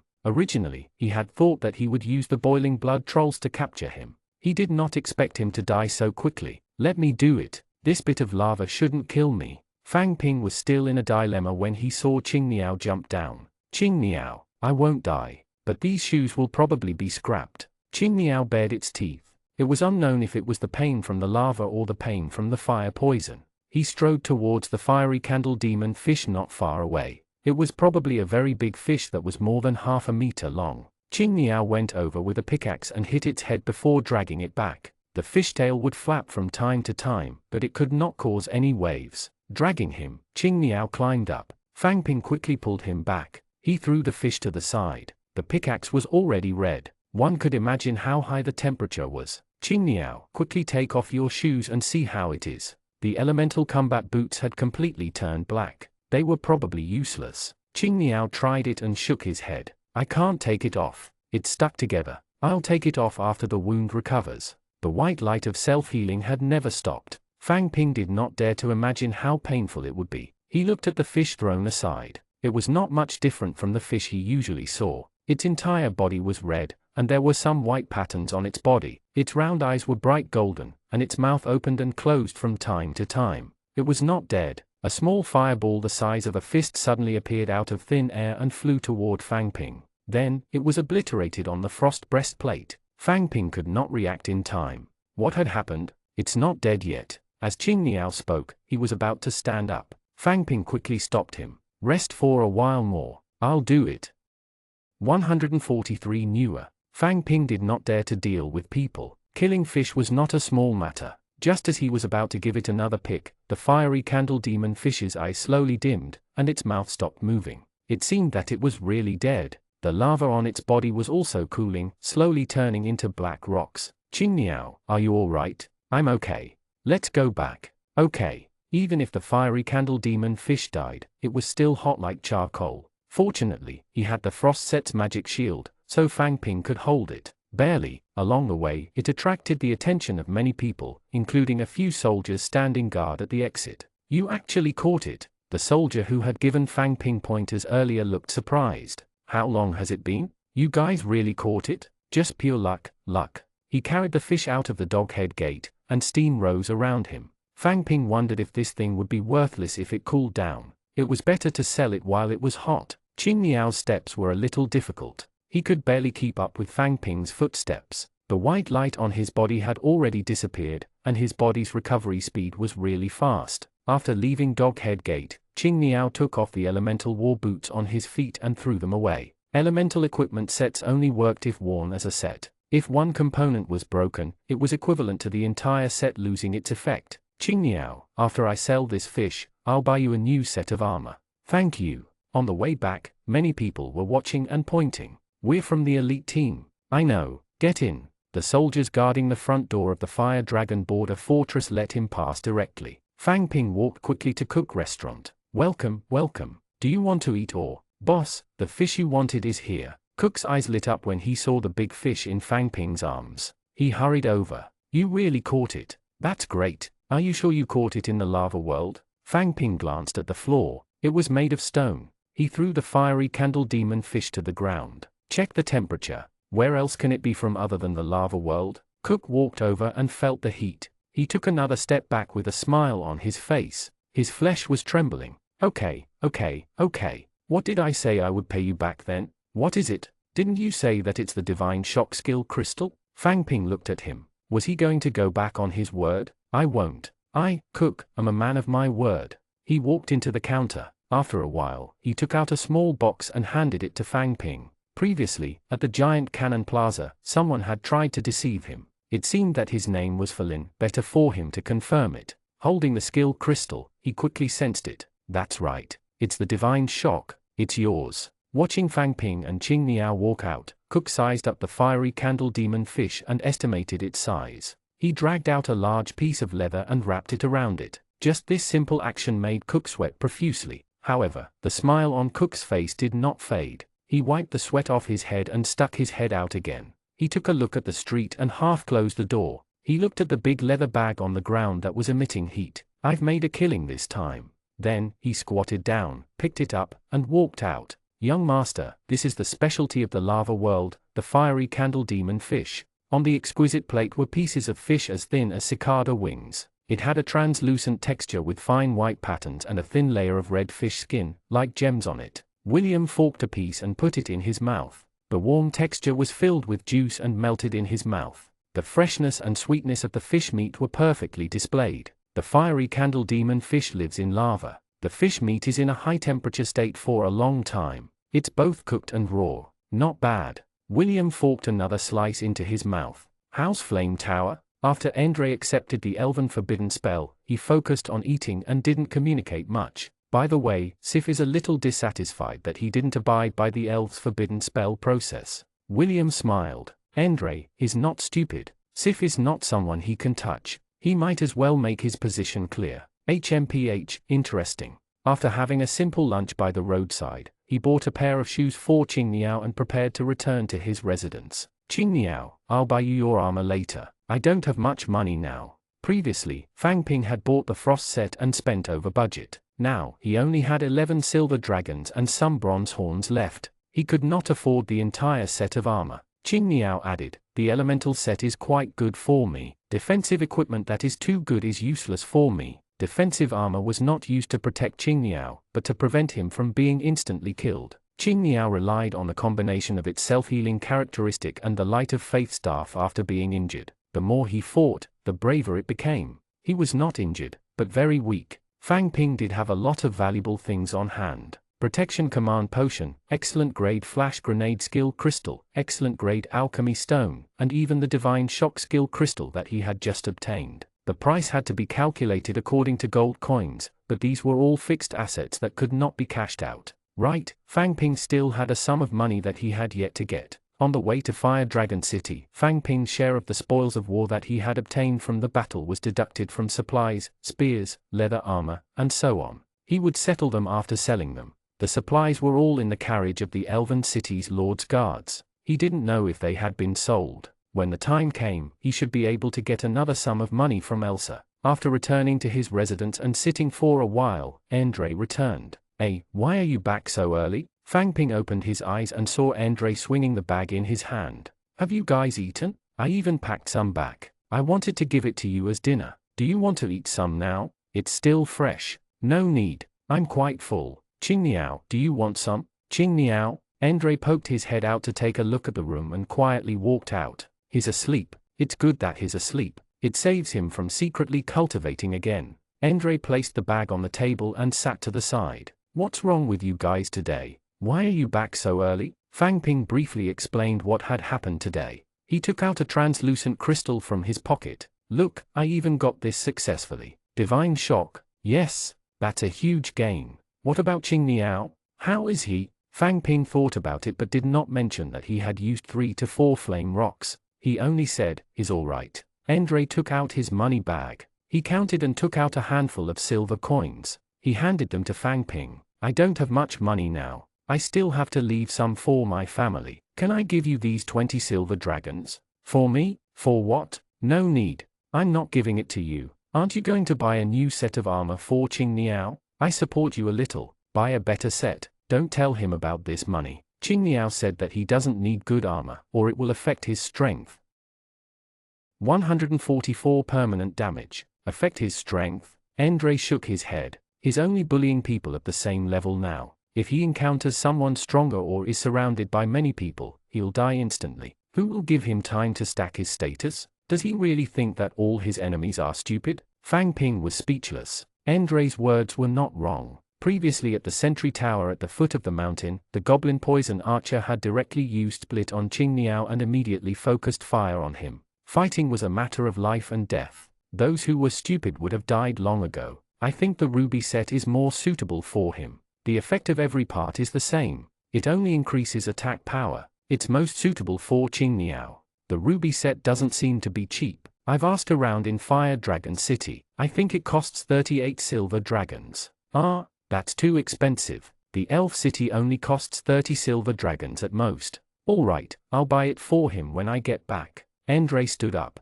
That's all for now. I'll rest for a while too. Okay. He put the money away and took out the measuring rod from his backpack. 2,000 energy points. He had just used 2 excellent skills and consumed 150 points. Why was there still so much? Forget it. Fang Ping could not be bothered to think too much. He put the measuring rod away and went to sleep. Princess, when can we return to the Forest of Elves? Claude is dead. Why aren't we leaving? How long have we been out? Eldest princess, in a few days, it will be a full 2 months. Sif placed the green chess piece on the board, looking thoughtful. 2 months. She should be almost there. It shouldn't take us more than a few days to get back. Can we finally go back? We can finally stay away from humans. Arya, it's your turn. Eldest princess, your chess skills are so good. How can I win? Arya pouted and picked a black chess piece. My reborn undead stream is too restrained by the elves' elimination stream. I shouldn't have used undead. The humans' elimination stream might have had the upper hand. Sif smiled and placed another green chess piece. Even if we choose to use the humans, they won't be a match for my elven army. Arya lowered her head. Suddenly, she saw someone walking in and quickly looked up. Xing Feng, you're back. How is it? Xing Feng bowed to Sif with a solemn expression. Eldest princess, your guess is right. Second Princess Rachel has already taken action. The situation is very serious. We need to go back immediately. Tell this news to the humans. They don't want to see Rachel ascend either. Yes. Fang Ping, can I borrow your measuring rod? Sure, I'll get it for you. Basically, he spent the day sleeping and exercising. The next day, just as Fang Ping woke up, Qing Niao came over to borrow a measuring stick. Andre was also watching from the side. As Qing Niao held it in the middle, a white light lit up. Fang Ping and Andre's eyes widened. 20 strength, 40 life, 900 energy. Fang Ping looked at him in surprise. How many days had it been? This number was even higher than Andre's. Andre grabbed Qing Niao's shoulder. What have you been doing these past few days? It's only been 5 days since the last measurement. Your attack power has increased by 15 points. Your energy has increased by 600 points. Have you done something you shouldn't have done? Andre's voice grew louder as he spoke. He grabbed Qing Niao's collar and glared at him. Did you use any illegal methods? Let me tell you, there are no shortcuts to cultivation. Don't ruin your future path. Andre, Qing Niao must have only used the flame rock. Also, he's been cultivating here for a long time. If this flame rock was so easy to use, Fire Dragon City would have been filled with professionals by now. Endre flung Qing Niao away and sat heavily on Fang Ping's bed. Fang Ping quickly supported him. Fang Ping, keep an eye on him for me, don't let him cultivate. I'll go ask someone if the accumulation of large amounts of fire poison will cause any side effects. Endre glared at Qing Niao again and strode out, even pushing the door hard. Bang! Fang Ping picked up the measuring rod that had fallen onto the blanket. Fortunately, it was not broken. This was not cheap. Qing Niao, Endre is also concerned about you. He's afraid that something will happen to you. Qing Niao lowered his head. I know you all care about me. I want to become stronger. This is my opportunity. I don't want to miss it. I don't want to regret it in the future. Qing Niao looked weak and downcast. However, Fang Ping knew that his heart was very strong. Just as Red Camellia Snake had said, he could not use more than 2 flame rocks. Otherwise, he might die from the tearing of his muscles. However, ordinary people could not use it at all because the burning pain was getting stronger and stronger. They could not persist at all. Fang Ping dared not imagine what kind of pain Qing Niao had been enduring. Moreover, pain was the only feeling that was hard to adapt to. It was not a feeling that is easily adaptable to anyone after experiencing it. Qing Niao whispered again, I won't die. In the past, I didn't have anyone by my side, but now, I have you guys and Ari Bev. I won't die. Fang Ping sighed. There's another person who's always with you. It's very difficult for him. It's very bitter. He persevered through it. That's the past you. Yeah. Qing Niao was still sitting with his head lowered. Fang Ping lay on the bed. Everyone had something to pursue, so it was not appropriate for him to evaluate it. However, his speed of improvement was too unreasonable, right? However, he seemed to be quite unreasonable. Now that the sky was beginning to brighten and he had been woken up by them, Fang Ping planned to sleep a little longer. In a daze, he heard footsteps. Endre had returned. Endre, how is it? Will it affect you? Endre sat on the chair and was silent for a while. I went to talk to Miss Elsa, but she said no. As long as we can persevere and survive, the fire poison won't cause permanent damage. That's great. Let's go again today. Be quiet. Endre glared at Qing Niao. Fang Ping was a little confused. Really? Yes, but this effect is more obvious at the lower levels. In class 2 and 3, it's basically useless. Endre paused for a moment and continued, it's just that most people can't bear the pain brought by the fire poison. In the history of Fire Dragon City, there was a person who spent 2 days to increase his energy by 900 points and directly broke through to class 2. Qing Niao whispered, 2 days? He's much better than me, that's for sure. He's the strongest knight, the founder of the Sunset Team, the Invincible Venerable Caxiu. Invincible Venerable Caxiu. This title sounds very powerful. Fang Ping did not know how they got their titles, but if they could be called Invincible Venerable, they must be very powerful. Upon hearing this, Fang Ping suddenly thought of Chen Long. He kept practicing his skills and actual combat. He did not mind the energy consumption at all. He was also prepared to break through to class 2 through the use of flame rocks. Indeed, no one was stupid. I heard from Elsa that we might be leaving Fire Dragon City in a few days. I have to hurry and make a few trips to the lava world to see if I can advance to class 2. 145 Investigate to the end. Qing Niao stood up. You're leaving? Then let's go quickly. Fang Ping sighed. He was going to mine again. Along the way, they met a few people. They were all from William's Elf City's guards, wearing handsome destruction suits. Coincidentally, there was another person Fang Ping knew, Tai Tu. His voice was rather loud, and his voice could be heard from afar. Fang Ping, you guys are going to the lava world too. Everyone on the street looked over, making Fang Ping feel rather awkward. They nodded at each other. They were all working students and knew each other. I heard that someone in our Fang Ping's team used 10 flame rocks at once. It's really abnormal. It's probably another in-service training student who uses natural treasures to assist in his cultivation. It's still too difficult for us working students to catch up to them. That's right. It's difficult for me to even use 1 piece. I have to drink healing potions for 2 pieces. That's 1,000 coppers. 10 pieces. I reckon I'll die on the spot. The pain of the fire poison can't be eliminated. Even if they can treat their injuries, they still have to endure the pain. Can you endure the pain of 10 flame rocks? As he listened to them chatting as they walked, Fang Ping looked at Qing Niao. He looked a little embarrassed. After entering the lava world, the group separated. It's inconvenient to move around with so many people. Let's meet again when we have time. Okay. Qing Niao cast a forbidden life spell on himself to deepen his understanding. He had yet to upgrade his skill to excellent. Even if his energy reached 1000, it would not reach class 2. Then, there was the boring mining career. Endre, on the other hand, was in high spirits. He didn't know if it was because the thought of Caxiu had provoked him, but his acceptance of the flame rock had suddenly increased by a lot. Fang Ping felt a little helpless when he saw Endre using the flame rocks in high spirits and with a pained expression on his face. Then I'll use one too. Princess, many high-level gnomes have gathered on the main road of the fortress. They have no intention of leaving. I don't know if they are targeting us and don't want us to leave. Go tell Su Dongsheng that we need to return to the Elven Forest immediately. Rachel is a radical. If she controls the Elven Council, the alliance between us elves and humans will be completely broken. But, eldest princess, the main road of the fortress is blocked right now. There are more than 5 epic ranked experts and more than 100 excellent ranked experts. There's also a Troll Berserk Legion and 2 Goblin web-weaving teams. We won't take the main road of the fortress. We'll take a detour and take the snowy mountain. At night, when they returned to their residence, there was a person standing at the door, waiting for Fang Ping and the others. Are the 3 of you from Fang Ping's team? Fang Ping nodded. Yes. Teacher Elsa asked me to inform the 3 of you to prepare the items needed for the long journey tomorrow. We'll gather at the main entrance of Flame Tower at 6 in the morning the day after tomorrow and leave Fire Dragon City. With that, he bowed and left. Leave Fire Dragon City the day after tomorrow?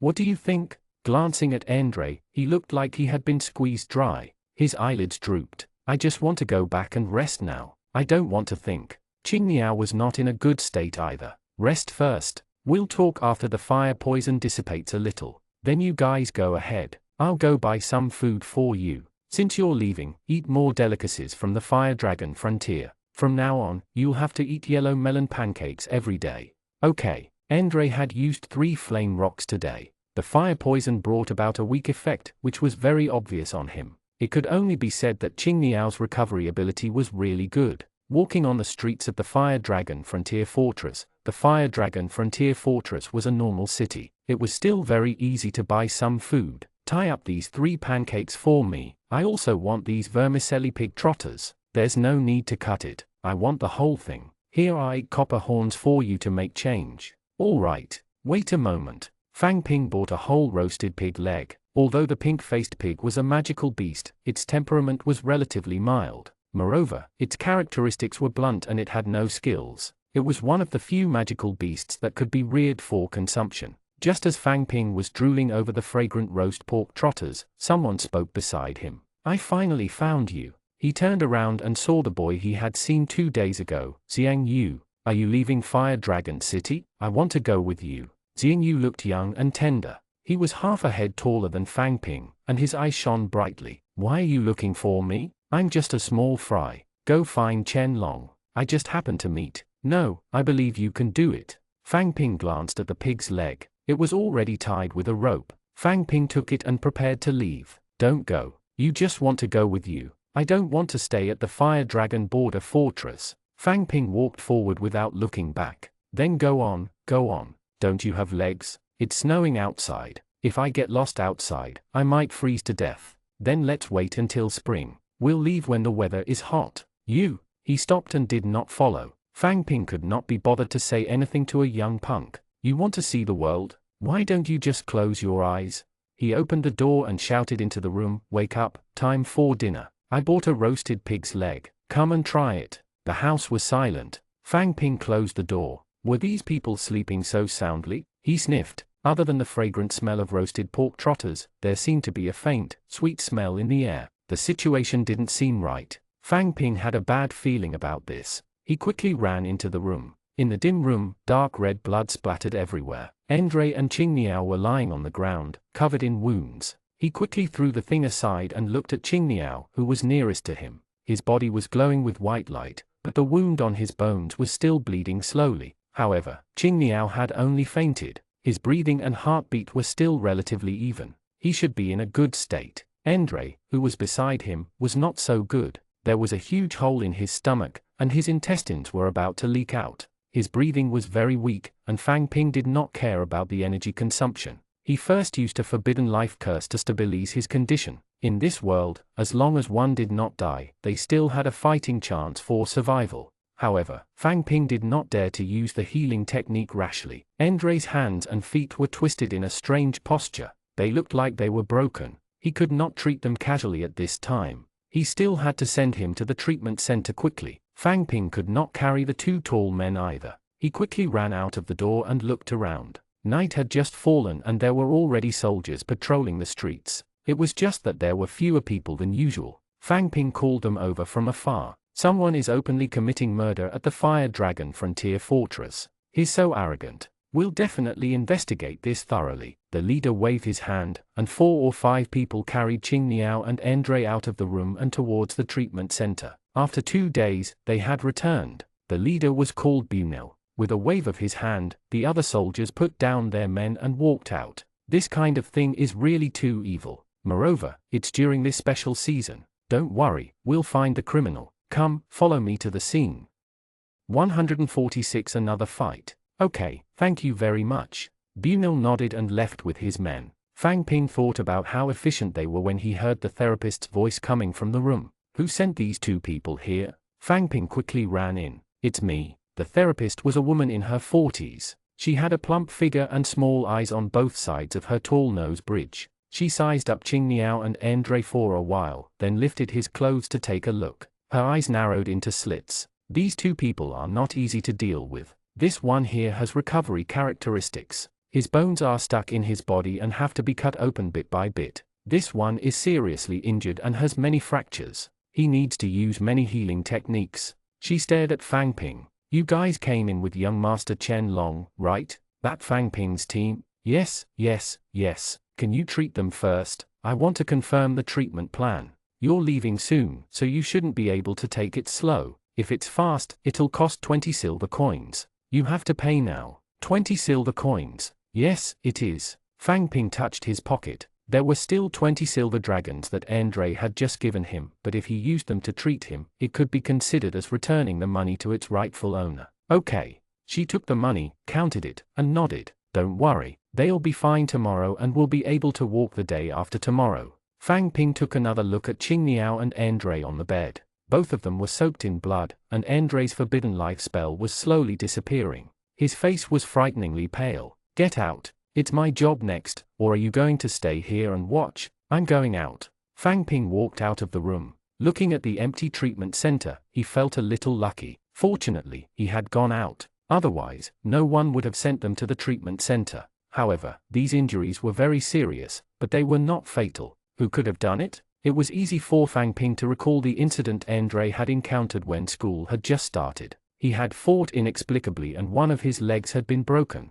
The injury this time seemed to be more serious, but the nature was quite similar. Both of them did not harm lives. At that time, Andre had entrusted Jin Deifu to investigate, but he had no clue either. Now, with such a situation, was someone targeting him? Fang Ping rested his chin on his hand, deep in thought. Suddenly, a thought flashed across his mind. Where's my roast pig trotters? Early in the morning, Fang Ping was woken up by a noise beside him. When he got up, he saw that it was Andre eating the roasted pork trotter that Fang Ping had left on the table last night. It was really very big, and the bones were cracking. Andre's other hand was still hanging by his side, not yet fully recovered. Qing Niao ate the pancake quietly. It was just that the night had passed and it was not heated up. It probably did not taste good either. They didn't care. They looked really hungry. You too, what happened last night? Andre swallowed the mouthful in his mouth and caught his breath. It's a boxer. Boxer? Don't tell me you don't know. Seeing the confusion in Fang Ping's eyes, Andre said, all right, looks like you really don't know. Other than our Ziluo continent, there's another eastern continent in this world. Some people will come to us through the endless sea. There are more professions there than here. For example, Ivan came from the East continent and is a boxer. The same goes for Miss Elsa. Her profession is a spirit bard. Then you're saying that the person who attacked you yesterday was someone from the Eastern continent and was a boxer? Andre nodded. I learned some of Ivan's combat skills from him. Their way of exerting force is completely different from ours, so I'm very familiar with it. There aren't many people from the Eastern continent, and most of them aren't weak. I don't know why he attacked me. As he spoke, he took another bite of the trotters. Qing Niao and I weren't in a good state yesterday. He was at least a class 3 professional. If he really wanted to kill us, it would be easy, but he didn't do it. What are you getting at? Andre shook his head. Nothing. Fang Ping stood up. Then you guys continue to stay here. I'll go look for the Fire Dragon border security team and explain the situation. A Class 3 boxer. It shouldn't be difficult to find such a target. Fang Ping wiped his face and walked out. He did not hear Andre behind him and whispered, "We definitely won't be able to find him."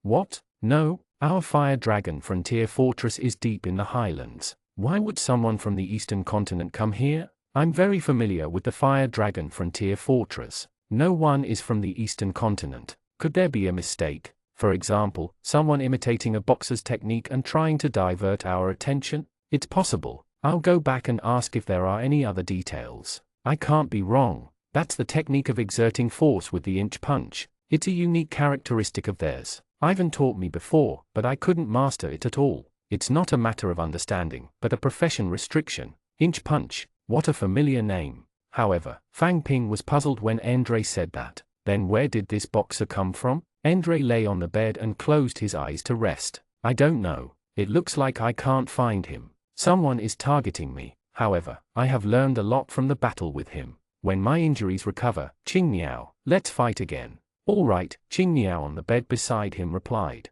The injuries on Qing Niao's body were not serious. Coupled with its special self-healing characteristic, he had basically recovered. He was just accompanying Andre here. His eyes were closed. It was unknown if he was cultivating or doing something. Fang Ping did not stay there. He had nothing to do anyway. He walked out of the treatment center and thought about what he was going to do today. Fang Ping was not interested in cultivating with flame rocks, so he did not plan to go to the lava world again. Since he was leaving tomorrow, he would take one last stroll around the Fire Dragon border fortress. He walked aimlessly along the street, looking at the stone buildings along the street and the carvings on them, feeling the history and culture of the city. There were many things that appeared in the carving. For example, on the doors and windows, the patterns on the walls were hexagonal snowflakes, yellow melon leaves, snow vegetables, and small squares. They probably represented fire flint. Have you heard? We're going to take a day tour around Snowy Mountain this time. That's right. I wonder what the goblins are doing outside. If that's the case, Ivan will definitely go. We can only follow him. We've already been out for half a month. If we make another trip to Snowy Mountain and head to the Elven Forest, I wonder when we'll be able to return to the Elven City. Yeah, I want to go back to Elf City too. Fang Ping leaned against the wall and looked at the patterns on it. A few people from Fang Ping's team were chatting behind him as they walked over. Judging from their complaints, it didn't seem like they were returning to the Elf City after leaving the Fire Dragon Frontier Fortress. Instead, they were going to walk through the Snowy Mountains and then detour to the Elven Forest. Fang Ping missed Elf City too, mainly because there were still many people he knew who were in Elf City. It had been a long time since he last saw them. He wondered how they were doing. Ivan, Ayabar, Moon Bell, oh Moon Bell.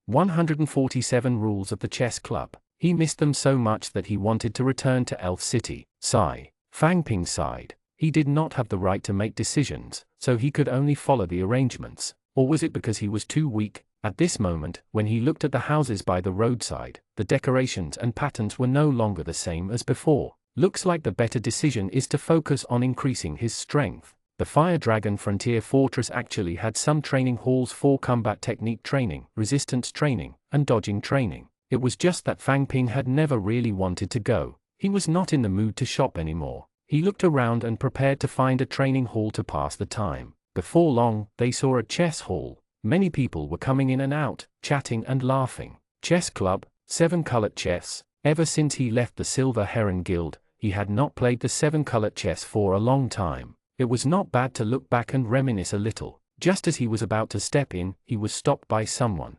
Newcomer? The entrance fee is 1 copper horn. A bald burly man stopped Fang Ping at the door. He took a copper horn from Fang Ping, shook it, and put it into the bag at his waist. A newbie, right? Do you want to ask for guidance? 50 copper coins per round. Fang Ping shook his head. No need. I've played a little before. What are the rules here? However, at this moment, someone else entered. The burly man waved his hand and walked over, not wanting to bother with Fang Ping anymore. Go take a look yourself. Fang Ping thought that after watching a few rounds, he would get a feel of the style they play here. It was not like he did not know how to play 7-colored chess. In the spacious house, tables were neatly arranged. It felt like a chess room. Many people were sitting on both sides of the tables playing chess. There was a bar near the door. Many people were leaning against the bar, drinking and chatting. From time to time, laughter could be heard. They were not worried that it would affect the players playing chess. Fang Ping realized that someone had noticed him.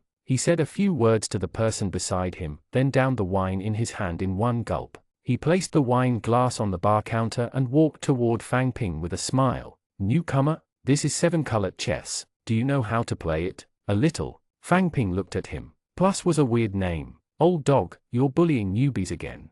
"Ha ha ha, the old dog is going to teach the newcomers again." The people at the bar laughed loudly, but Goof pretended not to hear them. He continued to look at Fang Ping. "How about we play a round?" Puzzled, Fang Ping nodded. "Okay." There was an empty table not far away. Gopher pointed to the table. "That one, then." "Sure." Goof stood at the side, waiting for Fang Ping to sit down before he did so. The smile on his face still made Fang Ping feel rather strange. Was this some kind of trap? The chessboard was similar to the one Fang Ping had played before. There was a wooden box on his left. It was divided into 7 small pieces that contained 7 colored chess pieces. It looked fine. Moreover, this was a proper chess club, and there were so many people around. Nothing should happen. Fang Ping looked at Goof, not knowing what he was really up to. He took out a coin from his pocket and threw it into the air. He covered the back of his hand with it. "Heads or tails? Call it. Heads or tails?" "Heads." He lifted his hand. It was heads.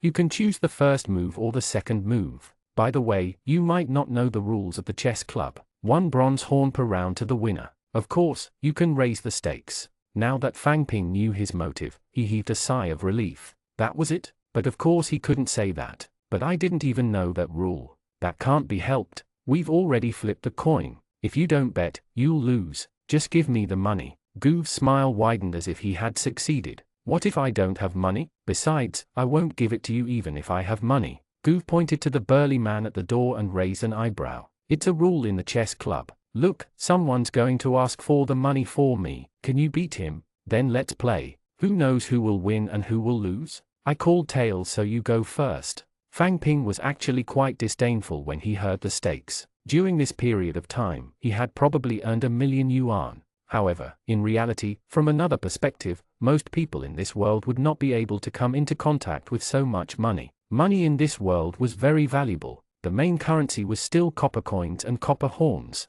Silver dragons were very rare. When the Black Tiger Gang helped Fang Ping sign up for the Silver Heron team, they also used a handful of copper coins instead of silver dragons. As for the larger currency of gold coins, ordinary people could not even come into contact with them. A copper horn was worth 100 copper coins, so the actual purchasing power was more than 100 copper coins. To Goof, earning a copper horn was indeed a happy thing. However, Fang Ping did not care. To Fang Ping, a copper horn was really nothing. After interacting with those more extravagant advanced students for a long time, his views on money were different. Thinking of this, Fang Ping was still very grateful to the Black Tiger Gang. They were the ones who had sent him to the Silver Heron team, and he was able to get to where he was today. "Hurry up, it's your turn. Do you have to think so long about the first step?" Goof's urging pulled Fang Ping out of his thoughts. He looked at the chessboard, where a yellow chess piece was placed. It was an orc. There were quite a number of types of orcs. Fang Ping did not know what he had chosen.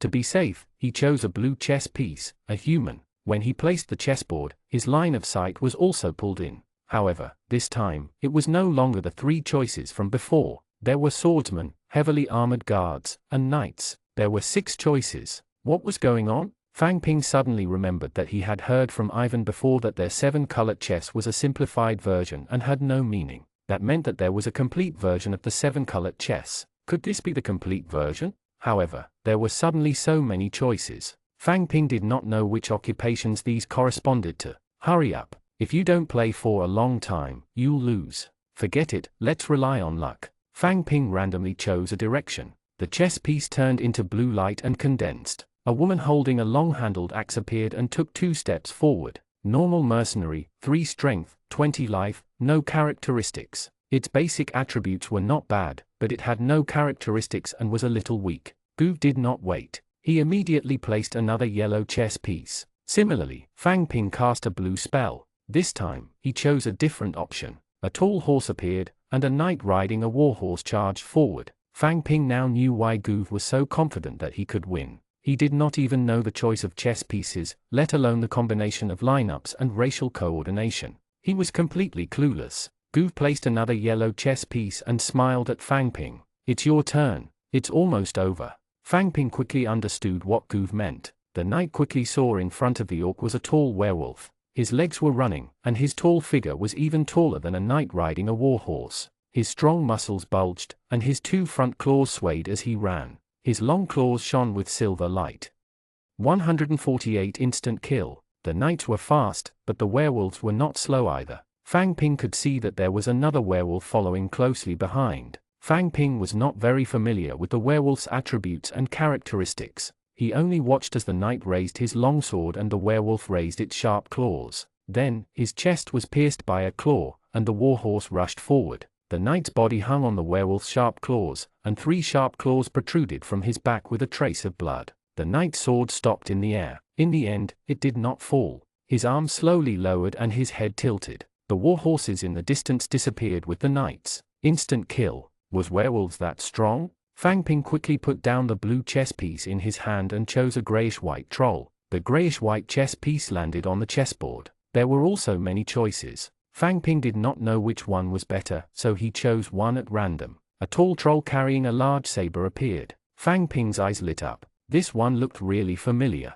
Boiling blood troll, 1 strength, 30 health. Characteristics, hot blood. This was Fang Ping's first contracted creature. He did not expect to see it here. Useless resistance. Gove smiled. He had chosen a green pawn this time. Was he going to use the Elven Pegasus scouts? It was just that Fang Ping had no way to deal with it at this time. The werewolf was already right in front of him, and it had killed the knight in one swipe. The only line of defense left was the blood troll. However, against 3 werewolves, the blood trolls couldn't resist for long. The werewolf was already in front of him, and it was Gove's turn to play. Fang Ping could only put down his hand. "I admit defeat." "Ha ha ha, a copper horn. Hand it over." "Ha ha ha." Gove laughed and put down the chess piece. He took Fang Ping's money and waved it at the people drinking at the bar, as if showing off. He pocketed the money. "How about it, kid? Do you still want to play? I'll go easy on you this time. How about not playing werewolf quick attack?" Fang Ping smiled.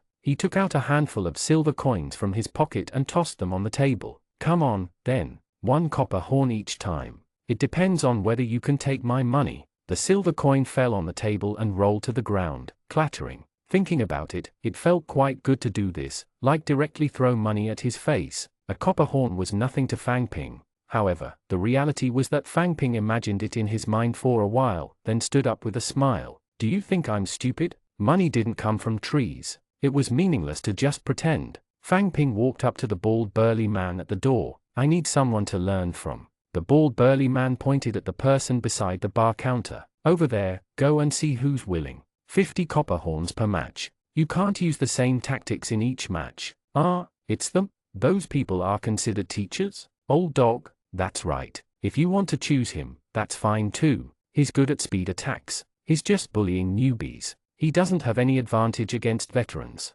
"Thank you." Fang Ping was not interested in choosing Gove again. He walked straight to the bar counter and said to them, "I want to hire a coach. Is anyone willing?" A middle-aged man took a sip from his wine glass and put it down. "Do you know the rules? What style or race do you want to follow?" Fang Ping nodded. "I played a simplified version of 7-colored chess before, so I know the fundamentals. It's just that there seem to be more choices for this." "A simplified version of 7-colored chess? From Gao Bai's team?" "No, I'm from the Silver Heron team. I'm from Elf City. I'll teach you." The man finished the wine in his hand and placed the glass on the bar counter. He walked forward, and Fang Ping quickly followed. Gove had already cleaned up the chessboard and walked to the bar. He took the wine from the bartender and took a big gulp. "Awesome. Making money like this is much more comfortable than being a guide." Fang Ping followed the person called Owen. His name happened to be the same as someone in Fang Ping's team. He walked to a chessboard and sat down. "You can call me Brother Xu. How much energy do you have?" Playing the 7-colored chess consumed energy, but Fang Ping could feel that after advancing to Class 2, the characteristic charge effect had increased, and the speed of energy return had also increased significantly. He had just played a round, and after a while, it was full again. About 2,000 points.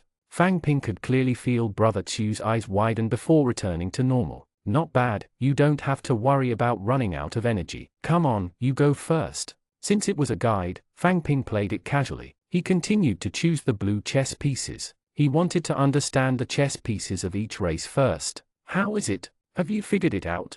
Who attacked Andre and Qing Niao? Lisa was dressed in tights. She stabbed her long stick into the ground and flicked her hair. Beads of sweat flew. Jinda bowed. We haven't found out yet. We don't have many people at the Fire Dragon Frontier Fortress. According to Andre, he's a level 3 boxer. However, I've never heard of the existence of a boxer in the Fire Dragon Frontier Fortress, including in Fire Dragon City, let alone a level 3 boxer. I suspect that William was the one who injured Andre. Lisa picked up the towel beside her and wiped away the sweat. The curves of her body stood out even more under the sweat. Everyone knows that he doesn't get along with Andre, but if he makes a move now, he's openly provoking Ivan. Ivan is now at the Fire Dragon Border Fortress. He has always thought highly of Andre. William probably won't do that. Let's end this matter here. We'll bring it up again if there's any follow-up. After spending 400 copper coins, Fang Ping's energy has depleted. His head was dizzy. He closed his eyes and recalled every round just now. After experimenting with the different occupations of each race, Fang Ping had a rough understanding of each choice of the 7-colored chess. Although there were many combinations, there was no balance between each chess piece. Ordinary werewolf, 30 strength, 70 HP, characteristic running, movement speed increased by 50%. Normal swordsman, 2 strength, 30 HP, no special characteristics. 2 swordsmen could not even defeat a werewolf. The 7-colored chess had no balance at all. Including the goblins, they were pitifully weak that it's best not to use any. Perhaps there was no fairness between the various races in this world. Let's call it a day. I don't have much energy left. Okay. Brother Chu stood up and walked to the bar counter. Some people around him raised their hands to greet him. Fang Ping walked to the bar counter as well, intending to try the wine here. I didn't expect you to be so rich. If I had known, I would have taught you. Gove was standing to one side of the bar, his glass empty and swinging from hand to hand. Fang Ping guessed that it was because of his outfit. Rich people would not wear such plain, rough clothes, so Fang Ping did not mind. Do you want a glass of wine? Snowgrass wine is our specialty. It's very strong, or green peach wine. We have it here too. Brother Chu glanced at Fang Ping with a smile and raised a finger at the bartender. I'll have a glass of green peach wine. 149 movement is fine. The green peach wine seemed to be more expensive, but Fang Ping was not interested in fruit juice. He said, I'll take a glass of snowgrass wine. The bartender quickly pushed out a glass of pale yellow wine. Snowgrass wine, 5 copper coins. Fang Ping was stunned. 5 copper coins? Was it that cheap? This was not much more expensive than water, right? Placing the money on the bar counter, Fang Ping took a sip. As expected, the taste was not much better than water. It was as bland as water, with a faint bitter taste and a hint of mud. It had the smell of alcohol, but it was also very faint. No wonder it was so cheap. Just like that, he drank the water and took a big gulp. Thinking he was going to down it and leave, his mind suddenly went into a daze. A dazzling white light lit up in front of his eyes, and he felt the world spin. Fang Ping grabbed the bar counter and almost fell to the ground. Ha ha ha, is this your first time drinking snowgrass wine? Drinking so quickly, isn't it awesome? He blinked a few times before he slowly recovered. Fang Ping looked at the snowgrass wine in his hand. There was still more than half a glass left, but Fang Ping did not dare to touch it. He placed it on the bar counter. When he walked out of the chess hall, the sky had already darkened. Tomorrow, he would leave Fire Dragon Border Fortress and Fire Dragon City. He also had to buy some things he needed on the way, such as dry rations, kerosene, and clothes. He wondered if Andre and Qing Niao were feeling better and if he should help them replenish as well. But first, dinner. There was also a commercial street in the Fire Dragon Border Fortress. Blade Edge Square was brightly lit, and there were various shops in the middle. It was similar to the giant cannon square of Silver Heron's team, but after planning, it looked even neater. On the periphery of Blade's Edge Square, there were a lot of food sold. Basically, they were mainly yellow melons. However, the delicacies made were of wide variety and there were more options than in Elf City. Perhaps because the environment here was safer, they could focus more on making food. Fang Ping ordered a serving of grilled meat with snow vegetables and a bowl of porridge. He sat by the roadside and waited. I didn't expect to find sticky stew here. It's amazing. That's right. It's a pity that Fang Ping isn't here. Otherwise, he would definitely be very happy. Qingniao, Andre, Fang Ping, there you are. What a coincidence. Look what we bought. Sticky old master's chowder. So this was a chain store? Are you two recovered? Qingniao has recovered. I estimate that it will take a few more days for it to fully recover, but doing the basic activities is fine. Andre nibbled on the pancake and dipped it into the sticky stew in front of him. He ate happily. In any case, Fang Ping could not understand such delicacies. Qingniao rubbed his hands. Fang Ping, how much is the treatment fee? I'll pay you back along with the money I owe you previously. I'll remember that. When you have the money, I'll ask you for it. Qingniao and Andre seemed to be fine. The healing efficiency of this world was really high. Of course, the prerequisite was that they had money. They finished dinner together and prepared for their next trip. Andre, have you heard? We're not returning to the elf city this time. We're going to the snowy mountains and take a day tour to the elven forest.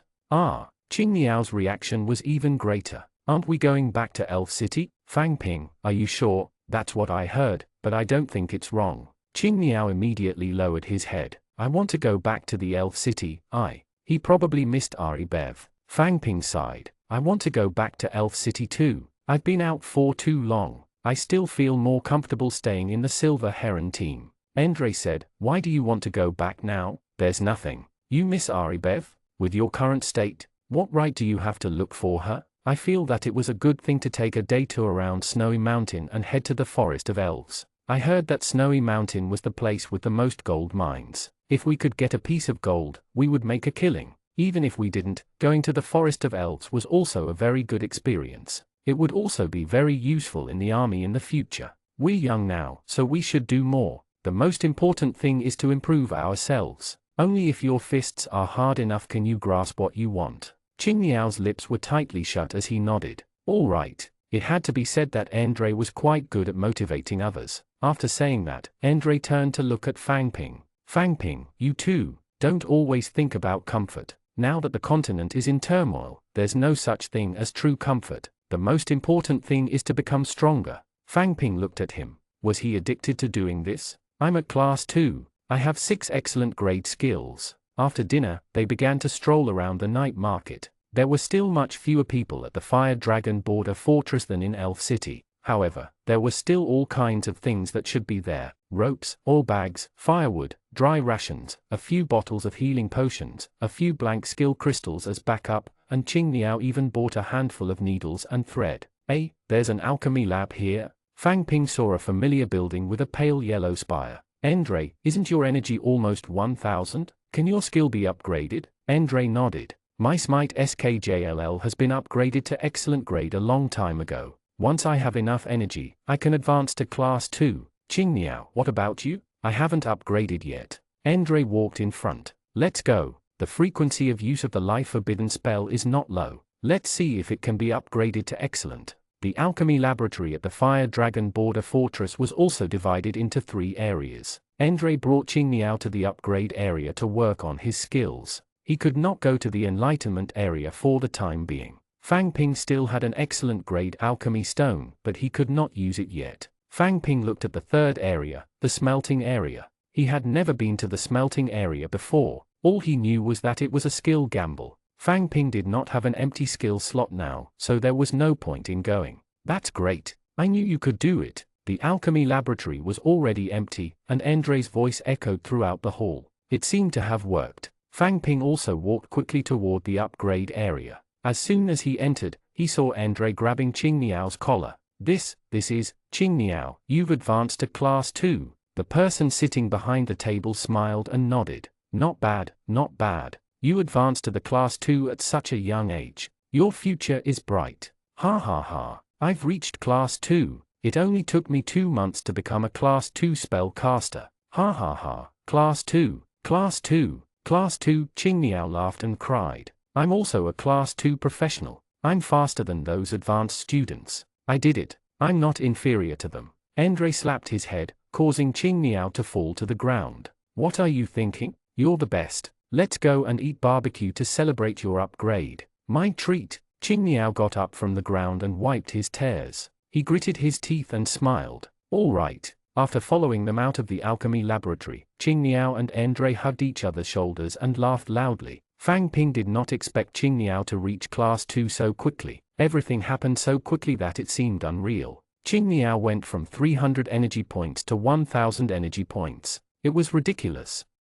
150 familiar star. Of course, Fang Ping was envious, but not jealous. Was it that easy to accumulate the energy from a flame rock? Fang Ping could not even withstand a single piece of flame rock. How many pieces had Qingniao absorbed? What kind of experience was it to be so strong that it could cause one's body to crack continuously? The soldier at the entrance said that there was no shortcut to accumulating energy. Yeah, there's no shortcut.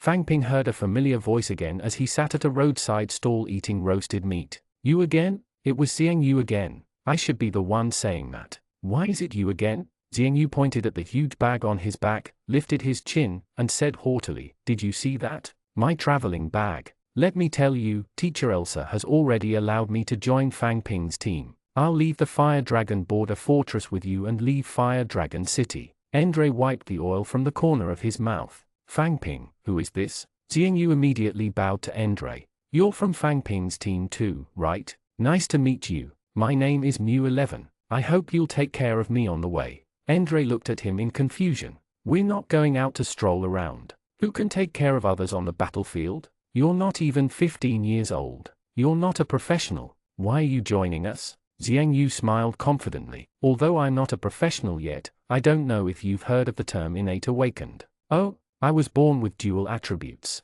Double characteristics. This was a ticket to the epic stage. Fang Ping could feel it too. Andre's eyes lit up as well. Good. Innate awakened with dual characteristics from birth. Our human strength is growing again. Come, let's eat together. Xiang Yu gave Fang Ping a provocative look before saying to Andre, There's no need. It's my first time traveling. I haven't bought everything yet. We'll see you tomorrow morning. Okay. Watching Xiang Yu turn around and leave, Fang Ping used special ability enhancement again. The feedback was correct. His name is Xiang Yu, but he called himself Mu11. What did that mean? Was it a fake name, or were there two names? Was there only one given by the special characteristic? Fang Ping did not really understand. Early in the morning, he was woken up by Qingniao. It had been a long time since Fang Ping woke up early. During this period of time, he stayed at the Fire Dragon Border Fortress and could not cultivate. He went to bed early at night and was not very tired when he woke up. After washing his face, he heard Qingniao outside talking to Andre.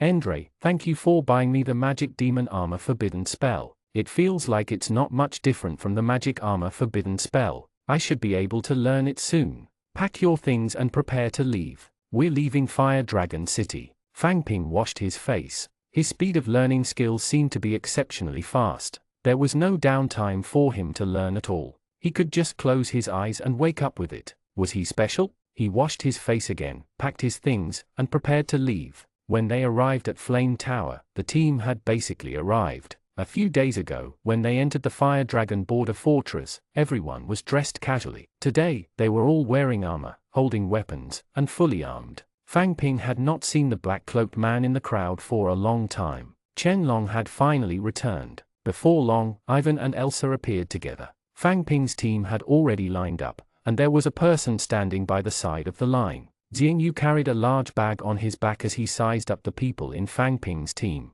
Fang Ping's team also looked at him in confusion. Who is this? Ivan stood in front of the team and said loudly, Students of Fang Ping's team, I'm very pleased to see your improvement. In the 2 months since you entered the school, 5 of you have advanced to Class 2. However, I have to say that it's not enough. It's far from enough. With such an efficient flame rock, your improvement is still too slow in my opinion. Are you so afraid of fire poison? Can't you withstand this bit of pain? War could break out at any moment. Your family and friends would die in front of you. Your body would be cut open by the enemy. The pain then would only be more than now. I hope that you will not be deceived by the false piece in front of you. Fang Ping was only 1.6 meters tall. His vision was completely blocked by the tall man in front of him. He could not see Ivan. However, Ivan's words were very similar to Andre's. No wonder Andre was valued so much by Ivan. It was probably related to the similarity in their personality and values. Therefore, we won't return to the Elf City. We'll take a day tour through the snowy mountains and head to the Elf Forest.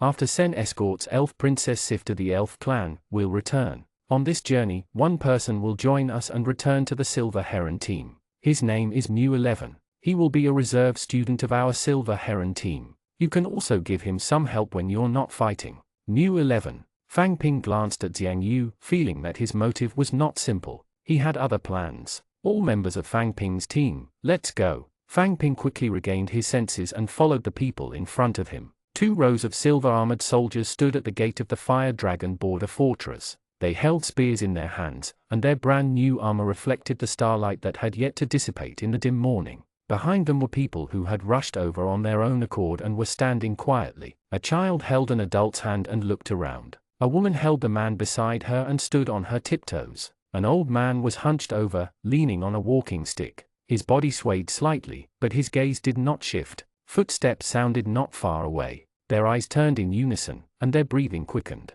It was a small teen wearing armor and carrying a backpack. They walked over from afar. In the team, there was a figure in a black robe. It was very inconspicuous and very eye-catching. The crowd was so quiet that only the sound of breathing could be heard. Everyone held their breaths and stood up in unison to watch the team walk past. Boo-hoo! Soft sobs rose and spread through the crowd. Some rubbed their eyes and sobbed softly. Some raised their chins, took deep breaths, and blinked. Some bit their lips and their eyes turned red. Their gazes and footsteps moved forward with the team. The team did not stop at all. They passed through the crowd and walked out of the city gate. Everyone looked in the direction where the team disappeared and stood quietly. In the early morning, the Fire Dragon border fortress was silent. After leaving the city gate of the Fire Dragon border fortress, the oppressive feeling finally eased a little. Fang Ping heaved a sigh of relief. Such a scene was too exaggerated. Fang Ping found it hard to imagine what Chen Long had done to have such influence. Being respected by so many people, and from the bottom of their hearts, was definitely not something that could be achieved simply in 1 or 2 days.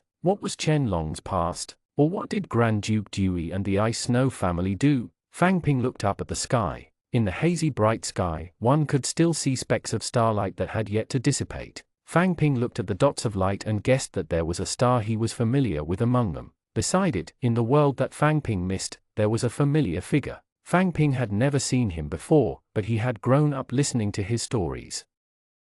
151. The origin of the name. That kind face, that indignant speech, and the cold and long Charnan Street. It was 10 miles of prosperity. The team was still moving forward. They could only enter the lava world at 9 o'clock. At this moment, the Fire Dragon city was still sleeping. Some of the early risers were in a hurry. Most of them worked in workshops and lived far away. They did not have a public transport, so they could only wake up early to rush over. As they continued forward, the neat stone house began to turn wooden. It didn't look that neat either. Further ahead, the wooden house was not made from a whole log, but huts made of wood mixed with straw. There were more and more busy people here. Most of them were in charge of planting yellow melons, snow vegetables, and other crops, as well as raising pink-faced pigs that were not aggressive. After passing through the residential area, there was a vast yellow melon field in front of him. There were already people busy in the field. It had been a long time since Fang Ping saw the Elf City's Lord Guards.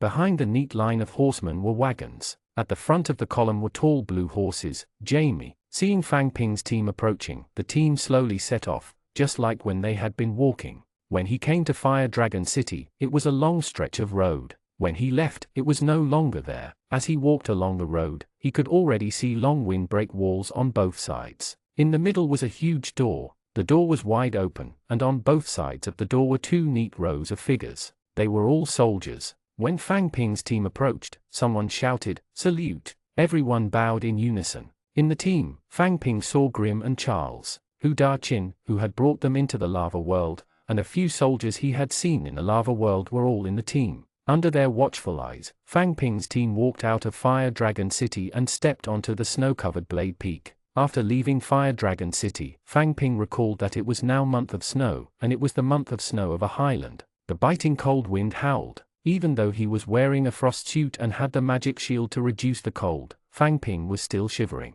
The path they were taking now was the one they had taken on the way here, the Blade Peak. There was a high ridge that was more than 10 meters wide. On both sides were cliffs that were close to 90 degrees. They were abnormally smooth under the cold wind. The wind in the highlands was not weak to begin with, and this was an empty high place. The wind would only be stronger. The cold wind cut across his body like ice blades. Fang Ping guessed that this was how Blade Peak got its name. Salute! Elsa's voice suddenly rang out in front of him. Fang Ping noticed that there were some slightly raised mounds by the roadside. Fang Ping followed the others and bowed toward the pile of soil. Was this someone from the Elf City's Lord's Guard? Under teacher Elsa's lead, Fang Ping's team took a detour and entered Fire Dragon City. Everything went smoothly. As for the Lord's Guards, they took Blade Peak, including Elsa and Chen Long, who left in a hurry. No one knew what happened on Blade Peak. Fang Ping realized that his field of vision was actually very narrow. There were many things that he could not see.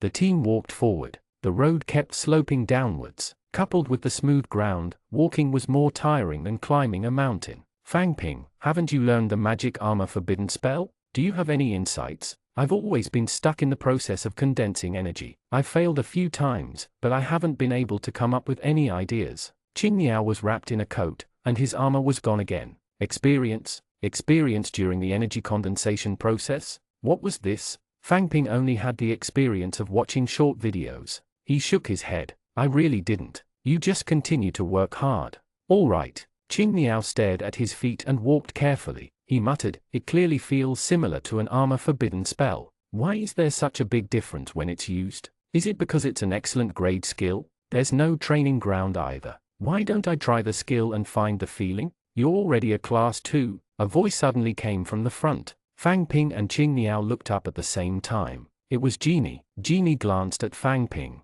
I'm not talking about you. Everyone knows that you're a class 2. Qing Niao, you're a class 2 too. Qing Niao nodded. Genie slowed down and turned sideways, waiting for Fang Ping and Qing Niao to walk over. That's true. Your self-healing ability is very advantageous in absorbing the flame rocks, but you're indeed quite capable to be able to break through to class 2 in one go. Qing Niao scratched his head and smiled. I have fetched magic armor forbidden spell analysis and experience. It's a book from a class 5 forbidden spellcaster. Fitch, do you need it? Need? Qing Niao gulped and stopped. A skill book is too expensive. I don't have money, let alone Fitch. I don't need money, as long as you're willing to join. No need. It was rare for Qing Niao to interrupt someone. He immediately looked a little embarrassed and lowered his head slightly. No need, thank you. I believe I can learn it. All right, come find me if you need anything. Genie walked to the middle of the line again. Fang Ping looked at Qing Niao, wanting to ask him why he had rejected her. However, seeing that he had lowered his head and was staring at the road under his feet, he thought better of it and did not say anything else. Lunch was also settled along the way. They did not stop along the way and kept moving forward. Of course, Blade Peak was not a suitable place to rest. The cold wind carried the snow and kept howling. Fang Ping also wanted to leave this place as soon as possible. A few low hills slowly appeared around him. Fang Ping also saw a rising white fog. It was like a long winding dragon, spreading between the small hills. Right, it's that hot spring river, right? Looking at this feeling, did it come from Fire Dragon City? Otherwise, it would be quite strange for a hot spring river to suddenly appear here. Could it be related to the flame rocks? Fang Ping still remembered that time when he suddenly asked everyone to take a shower. At that time, he did not think much of it. Now that he thought about it, it did not seem right. They were clearly about to reach Fire Dragon City, so there didn't seem to be much point in going to the river to take a shower. As for cleanliness and hygiene, don't joke around. Compared to life and death, this was nothing. They needed soldiers to guard the periphery and let Fang Ping's team take a shower. No matter how they thought about it, it did not seem right. All right, back to the previous problem. Fang Ping's field of vision was still too small. There were many things that he could not see the full picture of. If he felt that something was not right, what could he do? It didn't seem like it could do anything. After coming down from Blade Peak and crossing the Hot Springs River, the team did not continue forward. Instead, they took the snowy slope and turned at a big right angle. Fang Ping looked at the vast expanse of white in the distance. If he followed that road and walked straight, he would be able to return to Elf City. Why did he choose to join the team in the first place? He really wasn't thinking clearly. It was time to go to Snowy Mountain. Welcome, Moon Bell, look what I brought you. As soon as Ayabar entered, he raised the item in his hand proudly. Moon Bell's eyes lit up. She stood up from behind the counter and said happily, "Where did you get it?" Ayabar placed the book on the counter. "When I went to replenish the stocks today, I saw this book on his desk. I remember that you've always wanted it, so I bought it from him." 152 Eating pancakes while watching a show. Moonbell carefully picked up the book and carefully stroked the cover. I've always wanted to read this book. Hill's final book, World of Lies. It's just that it's been too little circulated and I haven't been able to get it. Ayabar, I simply like you too much. Ha ha ha. As long as you're happy. This book shouldn't be cheap, right? How much is it? I'll pay you. What are you talking about? This is definitely a gift from me. Why don't you make me a cup of tea? I'm thirsty. All right, I'll make you the best, purple leaf flower tea. Have a seat first. Moonbell held the book in her arms and reached out to pull out a white towel from under the counter. She carefully wrapped the book and put it away before going to find the tea leaves. Ayabar sat on the chair and glanced at the bookstore. There were 2 or 3 people sitting inside, reading books. It's here. Try it and see how it tastes. Moonbell placed the teacup in front of Ayabar and sat at the side.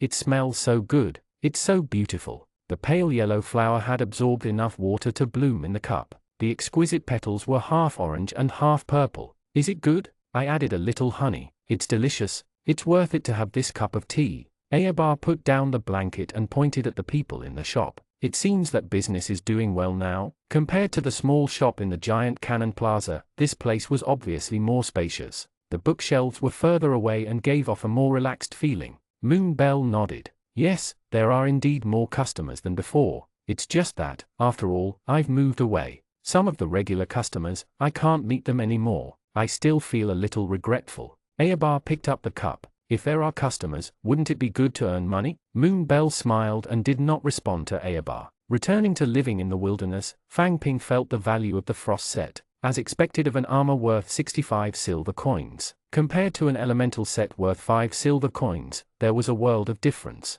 It was not just the attributes that increased the wearer's stats. The comfort of the wearer's attire was also far from inferior. He did not feel uncomfortable at all when he slept in the frost set. It was rare for him to have a good night's sleep on the snow before he returned to his original life. In the early morning, everyone was training in their own way, practicing their moves, sparring, and weight-bearing exercises. Only Fang Ping sat at the side, eating yellow melon pancakes while watching them train. There was a good show to watch today. Black Star challenged Lisa. The 2 of them had sparred a few times in the beginning, and Black Star had always lost. Therefore, Black Star laid low for a long time. Today was the first day he left Fire Dragon City, and Black Star could not wait to challenge Lisa. He did not know if he had improved. Black Star held his sword. His body was thin and weak, swaying left and right with the cold wind. However, as he looked at it, he seemed to have a special rhythm. Currently, Black Star was one of the few people in Fang Ping's team who had yet to awaken his special characteristics.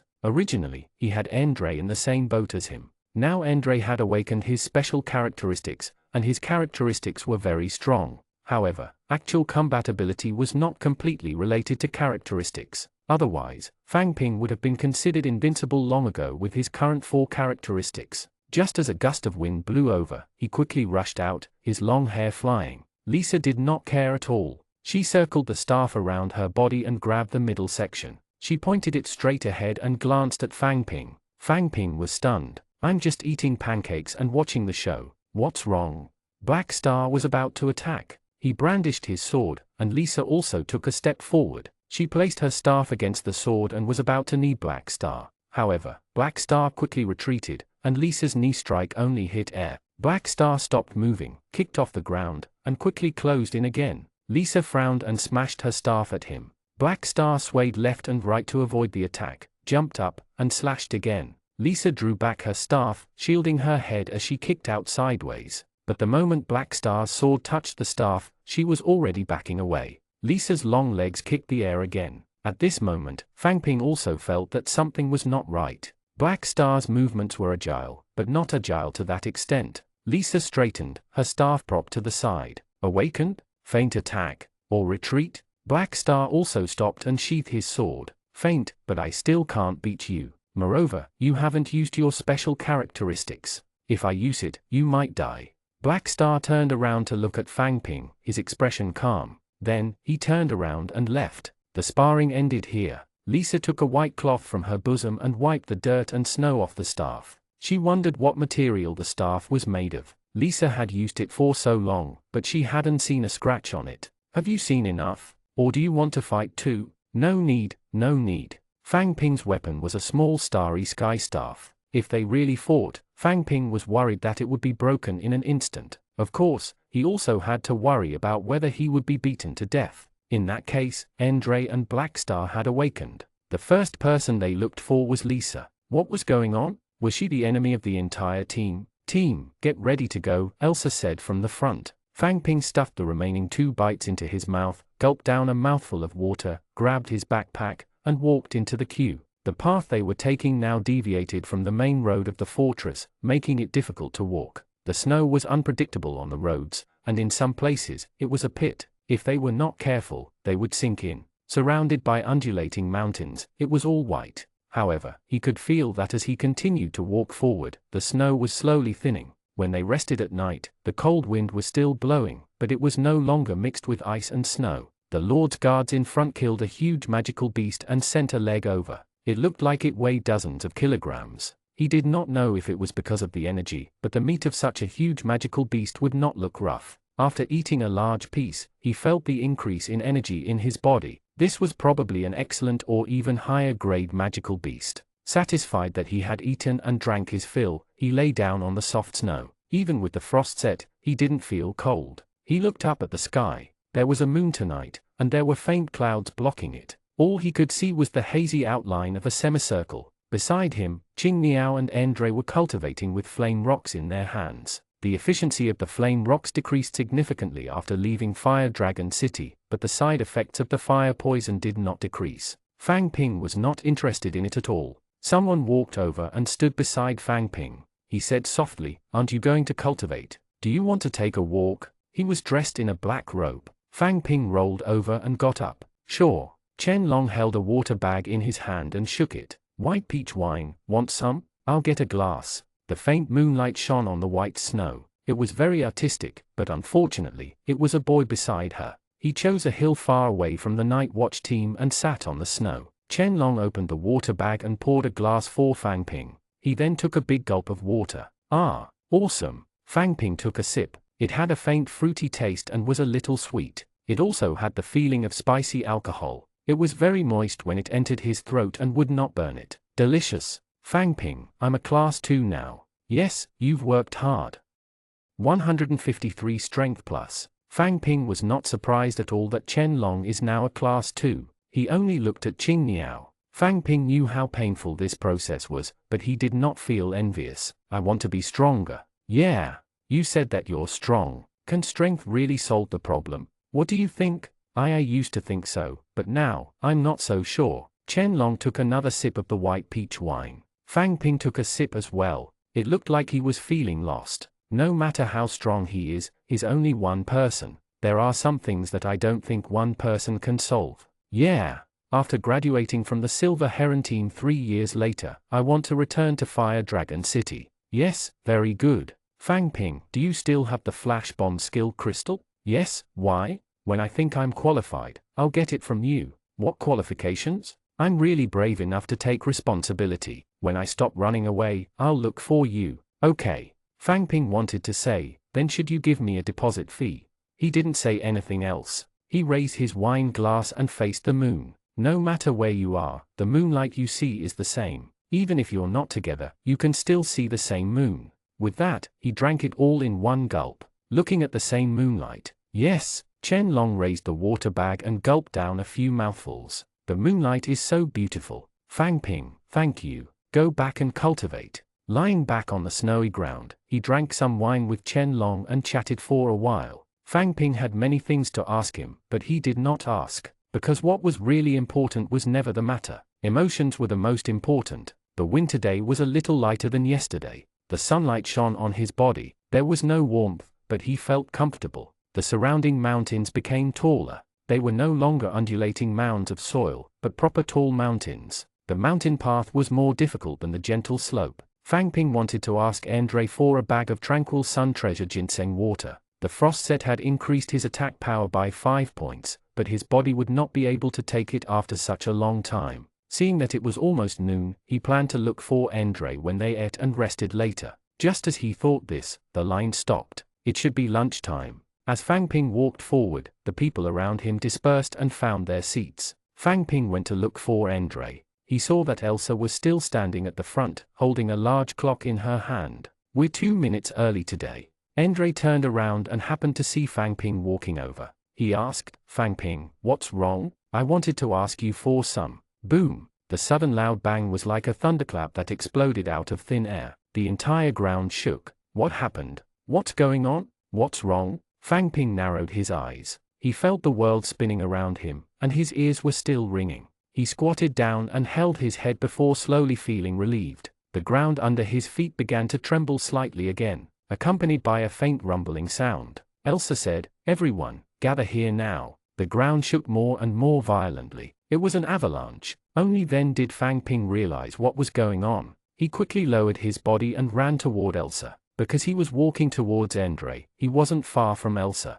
The tremors under his feet became more and more intense, and the rumbling became louder and louder. Fang Ping lifted his head and looked above his head. Under the clear sky, a large patch of white greeted him. "Keep your head down." Elsa's voice could no longer be heard. All he could hear was snow, ice, and rocks rolling and colliding. The top of his head suddenly turned black, and a huge shadow appeared above. Immediately after, the whiteness that filled the sky accompanied by deafening sounds smashed down from the sky. The surroundings instantly fell into darkness. The things above his head pressed down on him, pressing Fang Ping into the snow. Fang Ping could feel the texture of the feathers. Immediately, the thing above his head disappeared. Large chunks of snow fell, pressing down on Fang Ping. He waited a little longer. The tremors beneath him were weakening, and the rumbling was getting further and further away. Fang Ping felt that his body was very heavy, and he could not breathe. He wanted to crawl out. Life forbidden spell. He could not care less about the energy consumption. The most important thing now was not to die. After the life forbidden spell, his physique had been strengthened, and the suffocating feeling had been alleviated. Fang Ping took off his backpack and tried to dig up, but it was too heavy. At this moment, a red light lit up under him. With Elsa's special ability, his strength increased by 1. After climbing out of the snow, someone pulled Fang Ping out. It was Endre. "I'm glad you're okay." With that, he walked towards another place where there was movement and pulled another person out. Fang Ping looked at the snowy ground. There were 20 to 30 people scattered around, indicating that nearly half of them were still buried under the snow. The griffin that had just appeared above them must have been summoned by Elsa. If it had not blocked the first wave of the avalanche, how many people in Fang Ping's team would have survived? It was hard to say. Even so, the damage caused by the avalanche was still great. Initially, Fang Ping was very close by to teacher Elsa. He also had the life forbidden spell, so he was basically fine. The others were not. Sprains and abrasions were trivial. Several people had fractures and were covered in blood. Elsa was busy running among the moaning figures. Under the thick snow, figures crawled out one after another. Qingniao broke his hand, but it was healing at a strange angle due to the special self-healing effect. Qingniao could only bite on and break it again while waiting for Elsa. "Fang Ping, is Fang Ping out yet?" Teacher Elsa shouted. Fang Ping quickly replied, "I'm out. I'm here." Elsa pointed ahead. "Go and see what's going on. As for the others, dig down and see if anyone is trapped down there." Fang Ping ran forward quickly. The thick snow was effortless to run. At the same time, this was also the reason why it was difficult to climb out. With the support of the life forbidden spell, he did not even pant as he ran. After a while, Fang Ping saw the Elf City Lord's guards from afar because they were too conspicuous. The powerful avalanche raised the entire ground by 1 or 2 meters, but a huge depression appeared in front of them. From there, the avalanche split and rushed to both sides. In the depression was a row of carriages and many soldiers. They looked fine. Fang Ping's eyes widened. So exaggerated? A human strength could actually contend with such a natural disaster? Ivan must have done it. It seemed that the Class 5 legendary rank was not just an empty title, but where did Ivan go? He could even see small black dots in the distance. He could just give it a look with its characteristics. Characteristics failed. Target Devil Flame Chimera, not the user. Characteristics failed. Target Adult Lightning Wyvern, not the target. 154 Legendary Dragon. Wait, dragon. Fang Ping tried again. That's right, the one fighting the demonic flame chimera was indeed a dragon. Fang Ping was still looking forward to seeing the dragon, just like how he was curious about the skeleton soldiers. Fang Ping had always wanted to see what kind of creature a dragon was. However, to be able to cause such an avalanche, it was probably a legendary grade creature like the demon flame chimera. He was too weak now, so it was better to stay away. He ran back to the team. Huge pits were dug in the snow one after another. At this moment, they were counting the number of people. 48, 49, we're still missing one. Let's look at each other and see who's missing. Fang Ping, what's the situation ahead? Elsa and the others on the snowy ground were all looking at Fang Ping. The Lord's guards and carriages were not hit by the avalanche. Ivan is nowhere to be seen. The demon flame chimera is fighting an adult lightning wyvern. As soon as Fang Ping finished speaking, the sound of the snow spread. An adult lightning wyvern. Is it a dragon? Didn't the last dragon of Ziluo continent die at the hands of General Vincent? Did you see wrongly? I knew it. There must be dragons. I want to get the title of dragon hunter in the future. Quiet, Elsa said to Fang Ping. All right, take a rest. Then, she turned around. Who's the missing person? It's my Wen, one of them answered. Before the avalanche, he seemed to have gone farther, probably in that direction. Andre, take 3 people and dig around here. The rest of you, follow me. I want to see the person, dead or alive. Yes. The sitting people got up, and Elsa led them down the hill. Fang Ping looked at the vast expanse of white. Could he survive this? He dug on the spot and only found a backpack. He did not find any traces of humans. My Wen had probably been washed down. At the foot of the hill, figures were busy. Fang Ping and Andre were digging out the things under the snow and throwing them aside. The third person was Stacy. Her face was covered in blood, and her back had been hit by a rock. She was lying on the snow in a bad state.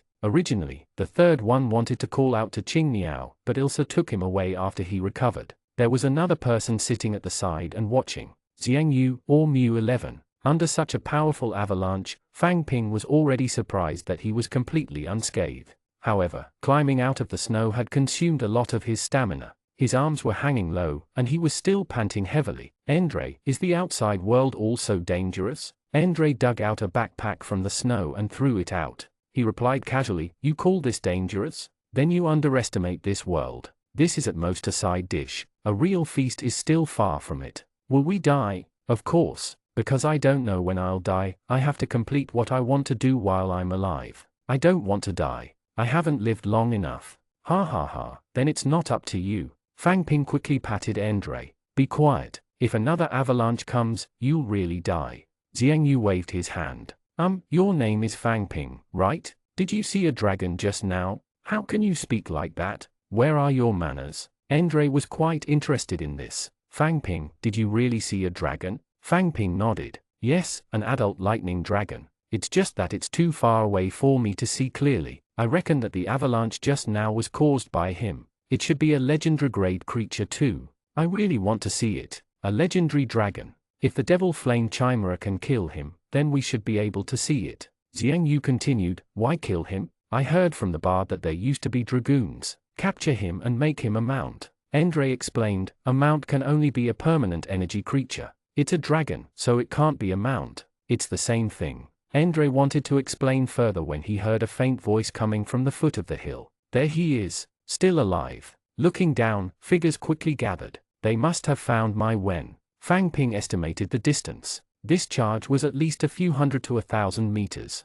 To be able to survive this, my Wen's strength was indeed not bad. However, after a while, the crowd quickly dispersed and searched the surrounding snow. No one knew what was going on. Hadn't my Wen already found it? They were too far away, so he didn't know what they were doing. Fang Ping kept his head down, digging his backpack. By the time he was done rummaging through the snow, he had probably found everything. Fang Ping sat on the snow and rested for a while. Andre patted the snow off his body. Fang Ping, you rest first. I'll go and see what's going on. Okay. As Andre ran away, Fang Ping glanced at Xiang Yu. He had fallen asleep leaning against his backpack. No wonder it was much quieter. Then he looked at Stacy. She was lying on her sleeping bag, her head on one side. She, too, was asleep. Fang Ping found a place with a slope and sat down, half lying down. He thought about what Andre had just told Xiang Yu. What did he have to do? Swimming across the continent was just a very broad goal. Fang Ping had not thought of what exactly to do.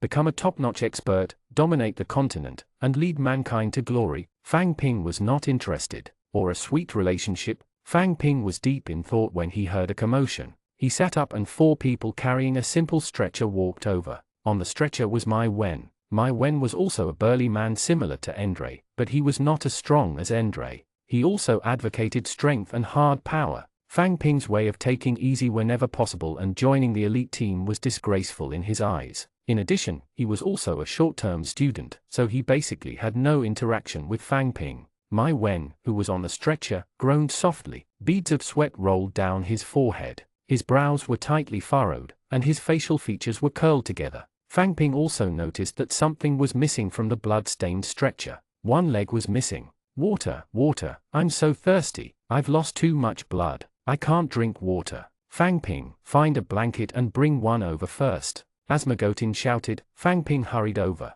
He remembered that he had just dug out one. Placing Mai Wen on the ground, Fang Ping carried the blanket over and covered him with it. Fang Ping saw it too. Mai Wen's right leg was almost completely gone. The irregular wound was bleeding, and there was a piece of skin hanging off. How painful would it be when the entire thing was torn apart? Fang Ping quickly covered himself with the blanket. Out of sight, out of mind. Healing potions could only heal wounds. It seemed impossible to grow a limb out of thin air. Fang Ping had no idea what the others were looking for. After drinking the healing potion, there was nothing else to do at this time. The person carrying the stretcher continued to search. Fang Ping sat down again to rest. However, it was easier said than done to find a leg under such a powerful avalanche. Humans could cry out, but legs could not. 155 large targets. Fang Ping's team members did not return, but Ivan was the first to arrive. Fang Ping saw the figure and checked. It was Ivan. He quickly stood up. Ivan was also in a sorry state. He was covered in blood and snow. Ivan. Fang Ping bowed. Ivan looked around. What's the situation here? Did anyone die? No one died. Fang Ping pointed at Mai Wen. It's just that someone's leg has broken off. Teacher Elsa is leading the others to find his leg. Then why are you sitting here? Ivan glanced at Fang Ping and walked down the hill. Teacher Elsa, gather the others. Gather. Fang Ping glanced at Stacy. She struggled to get up, and Fang Ping quickly went to help her up. As for Mai Wen, he should just lie down. However, Stacy was someone who had a boyfriend after all. Fang Ping did not do anything unnecessary. Seeing that she could barely walk, he let go of her hand. Without waiting for the team to get into position, Ivan said, the situation is special now. We need to leave the snow mountain path immediately. A dragon has appeared in front of us. It's a Class 5 legendary grade adult lightning wyvern. He was the one who caused the avalanche just now. He has been dealt with so far, but we have observed that there are traces of other dragons around. Therefore, bring your things and prepare to leave. After Ivan finished speaking, Elsa immediately leaned over and whispered something to him. Ivan shook his head and continued to say to the team, prepare to leave. Fang Ping glanced at Mai Wen, who was lying not far away. This sentence should have declared his disability. Carrying their backpacks and things, the team began to move forward. Some of them had not fully recovered from their injuries and were supporting each other. He could only drink one bottle of healing potion a day. There were still some people whose injuries had not been healed. After all, healing spells consumed energy. They were not healers who idled around in the treatment center waiting around. Who would be willing to consume their energy in non-emergency situations? At this moment, he could feel the advantage of Qingniao. It was hard to say about other things, but saving money on treatment and healing potions was certain. Mai Wen was still walking in the middle of the group. His right leg was wrapped in cloth, and he was hobbling along with his right hand propped on a few bunched wooden bars. With someone carrying his backpack for him, he did not walk slowly. Fang Ping did not know if there were any broken limb rebirth type skills or characteristics. If there were none, or if the price was expensive, Mai Wen's strength would definitely drop a lot. To him, the path of a professional had only just begun, but it had already been shortened. Very quickly, Fang Ping's team arrived at the position where the feudal lord's guards were just now. It was like peeling a cucumber. A long strip was cut off from the middle of the flat snowy mountain. It was exceptionally abrupt. Further ahead, on the hillside, on the distant mountain, was a large patch of potholes left behind by the battle. Fang Ping saw a large blue mark in the distance. On the white snowy ground, that patch of blue was particularly conspicuous. Coupled with the rolling marks on the snowy ground, Fang Ping suspected that that was where the adult lightning flying dragon had died. Where did the dragon go? To the people of this world, the only meat that could be eaten was magical beasts.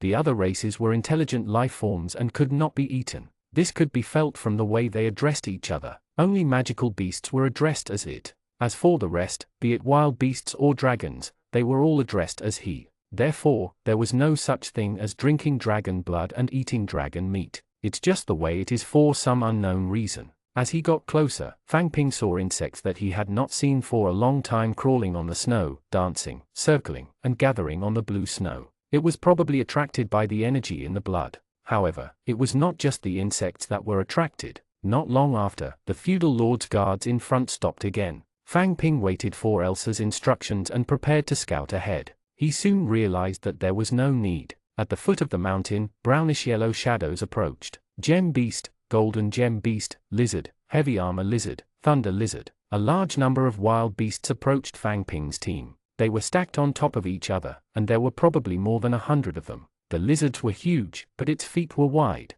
It stepped on the snow and advanced steadily. Behind them were gem beasts and golden gem beasts. This was the first time Fang Ping had seen them, so he did not know what they were. Fang Ping will take command. Fang Ping was stunned. Why am I commanding again? I don't even know what that is.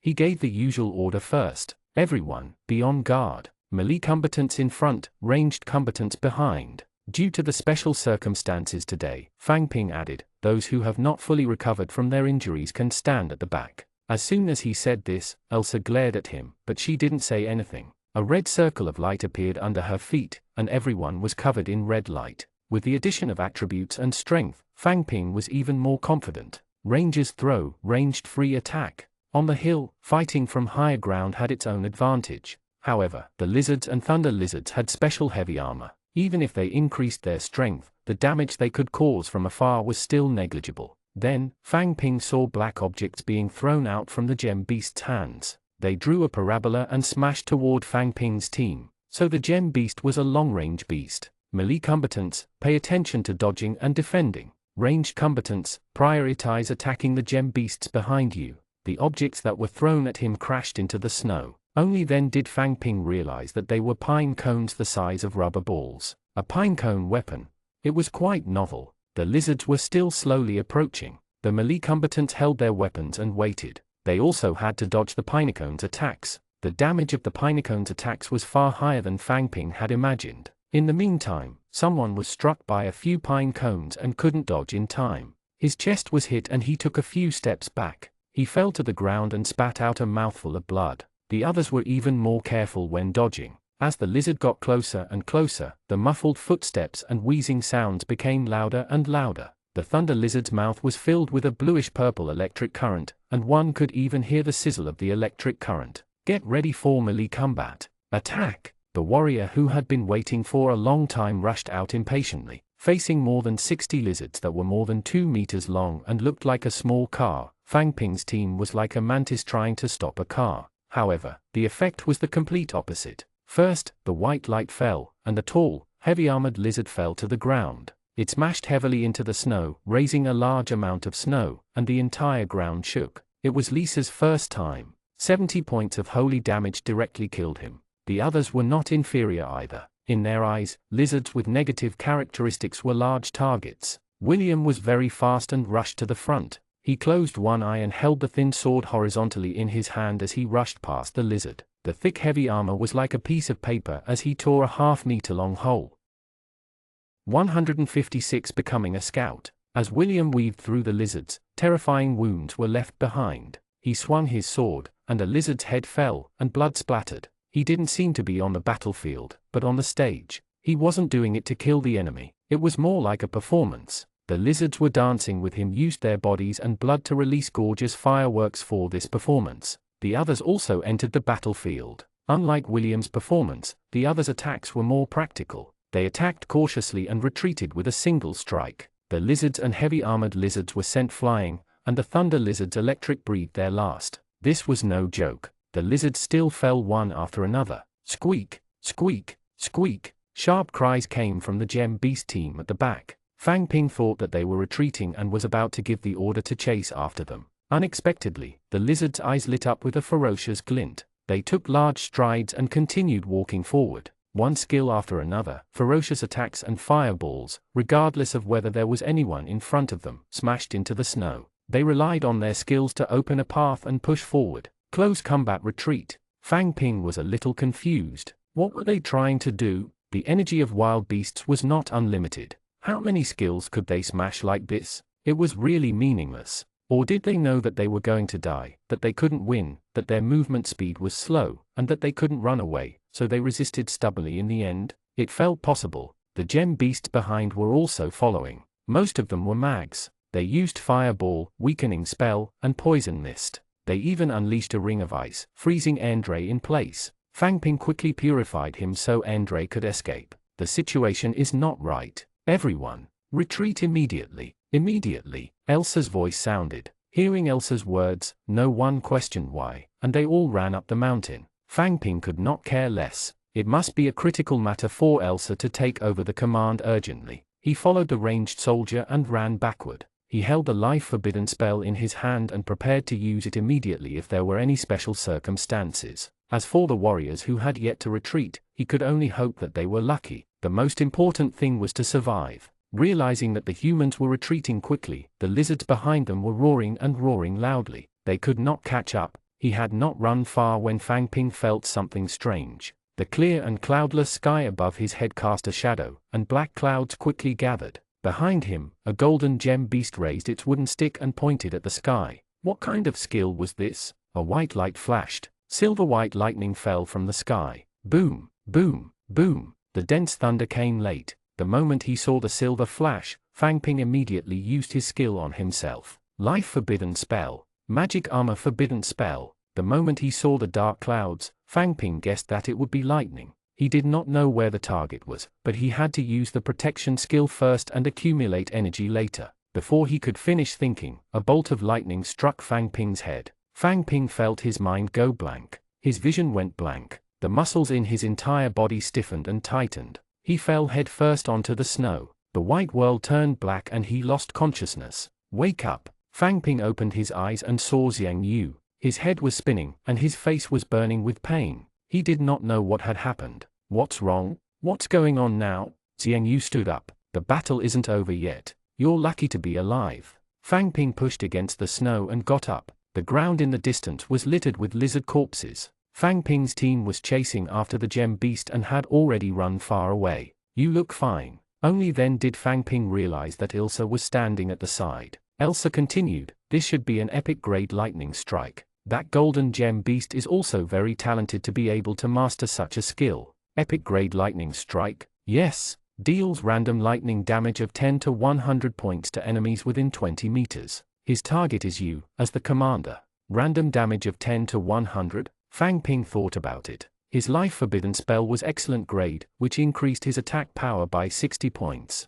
His magic armor forbidden spell increased his magic armor by 2 points. His frost set increased his attack power by 5 points and his magic shield by 1 point. Even with such high support, he was still knocked out by a bolt of lightning. Could it be that he had randomly been dealt with the highest 100 points? He didn't know if he was lucky or not. Right, what about the others? Did anything happen to any of them? He had such strong protection, but others did not. It's fine. 3 of them took 10 to 20 points of damage. They just need to drink a healing potion. The other one drank a golden body potion, so he's fine. This time, our luck is really good. Not a single player had died to a class 4 epic skill. They were indeed lucky. Fang Ping looked at the team chasing after the gem beast and could not quite understand. Why did they suddenly attack us? I feel that other than that golden gem beast, the rest of their strength is very ordinary. It feels like they are here to die. Elsa glanced at Fang Ping. Tell me your characteristics, and I'll tell you why they are here.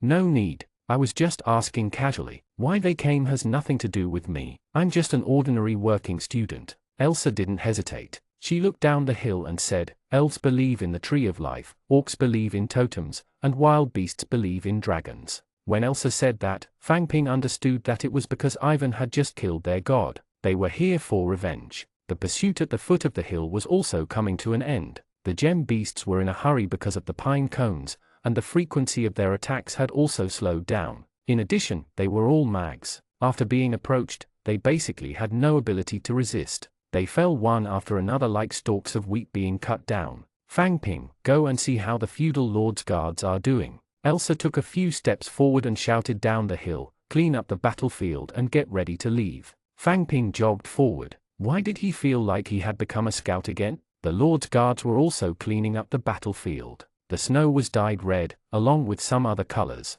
Fang Ping walked closer as well. Huge lizards lay on the ground with other creatures scattered around them. It had 3 heads and a strange body structure. Chimera, a horse that looked like a warhorse, had a long horn on its head. A unicorn. It seemed that there were more types of wild beasts here. As the soldiers carried the items back into the carriage, Fang Ping saw something special. From an open carriage, a huge blue claw reached out. 2 soldiers grabbed it and stuffed it inside. Dragon, the adult lightning wyvern. A claw was like a spear. How big was its entire body? The soldiers were still busy. It did not look like they would be leaving soon. Fang Ping returned to his team. 157. I want to try. At this moment, Fang Ping's team was also dismembering wild beasts. Although the meat of wild beasts would not be eaten or used to make leather armor, some parts could be used as contract materials. A few teeth, some blood, and a few pieces of armor were good contract materials from an excellent grade heavy armor lizard. The warriors were dismembering with their swords, while the rangers moved through the snow, looking for fallen arrows, and collecting pine cones. The gem beast's ears were small and pointed, sticking up on its round head. A pair of gem-like eyes were embedded in its peach-shaped face, and a button-shaped nose protruded from below. It had a 3-petaled mouth, and its entire body was furry with a big tail sticking up. Wait a minute, wasn't this a squirrel? This was a squirrel that was many times larger. No wonder their offensive weapon was pine cones. The golden gem beast was a slightly larger golden squirrel. The gem beast's corpse was thrown on the spot, and no one cared, because they did not know what materials were needed to contract the gem beast and the golden gem beast. They were all placed there. As for relying on a blind contract,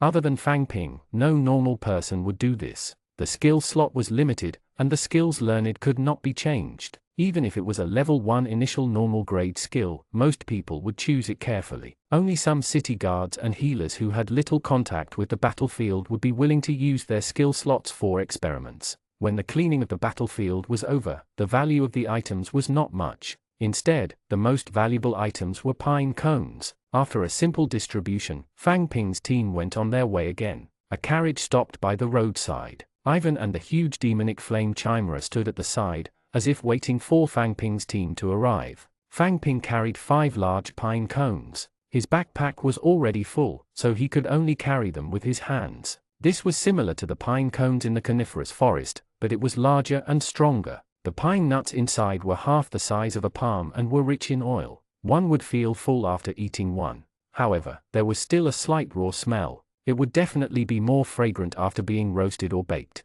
His thoughts were off track. The point was what he was going to do now that Ivan was standing in front. As the team stood in line, Ivan opened the carriage door. There was a patch of blue inside. Fang Ping immediately felt rich energy gushing toward him. These blue energy spots could not be absorbed. They passed through his body, giving him a numb feeling. Ivan said, "This is the corpse of a Class 5 legendary grade dragon. There's no doubt about the strength of the dragon race, but basically no one can contract a dragon. We don't know anything about the contract method of the dragon race. 8 people from the Lord's Guards tried to use the random summoning skill crystal, but they all failed. Now, let me ask you, is there anyone who wants to try? Our carriage is limited, and no one has tried. If not, will be his dinner." Roar. The lion head in the middle of the demon flame chimera raised its head and roared. Contract a dragon? Fang Ping was interested, but his skill slot was full. He could not use the random summoning skill crystal, nor could he try it. Many people were the same as Fang Ping.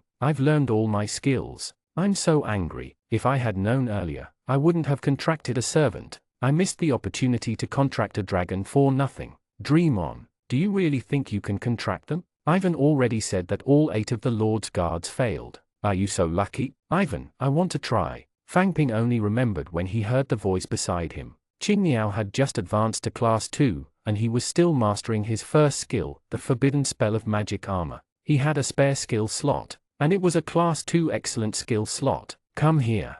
Fang Ping quickly dug into his pocket. Qing Niao, wait a minute. This is an excellent grade random summoning skill crystal. Take it. Good luck. Okay. Qing Niao walked over and could hear many people whispering. Qing Niao? Hasn't he mastered 5 skills? He shouldn't be a Class 2, right? I think so. His specialty is self-healing. Absorbing flame rocks is very advantageous. Fire stone. I don't want to touch it anymore. Qing Niao strode over, and Ivan pointed at the carriage. Go inside and find whatever you want. Fang Ping looked at him expectantly. Qing Niao had been quite lucky all the way here. He watched him get into the carriage. After a while, he took a few large dragon scales, a piece of flesh, and a toe. He walked out and placed it on the ground. He held the skill crystal and closed his eyes. Would it succeed? Not long after, Qingniao opened his eyes and shook his head regretfully. He stood up and said, "I didn't succeed. I didn't see any dragons." "Yes, let's go back. Does anyone else want to try?"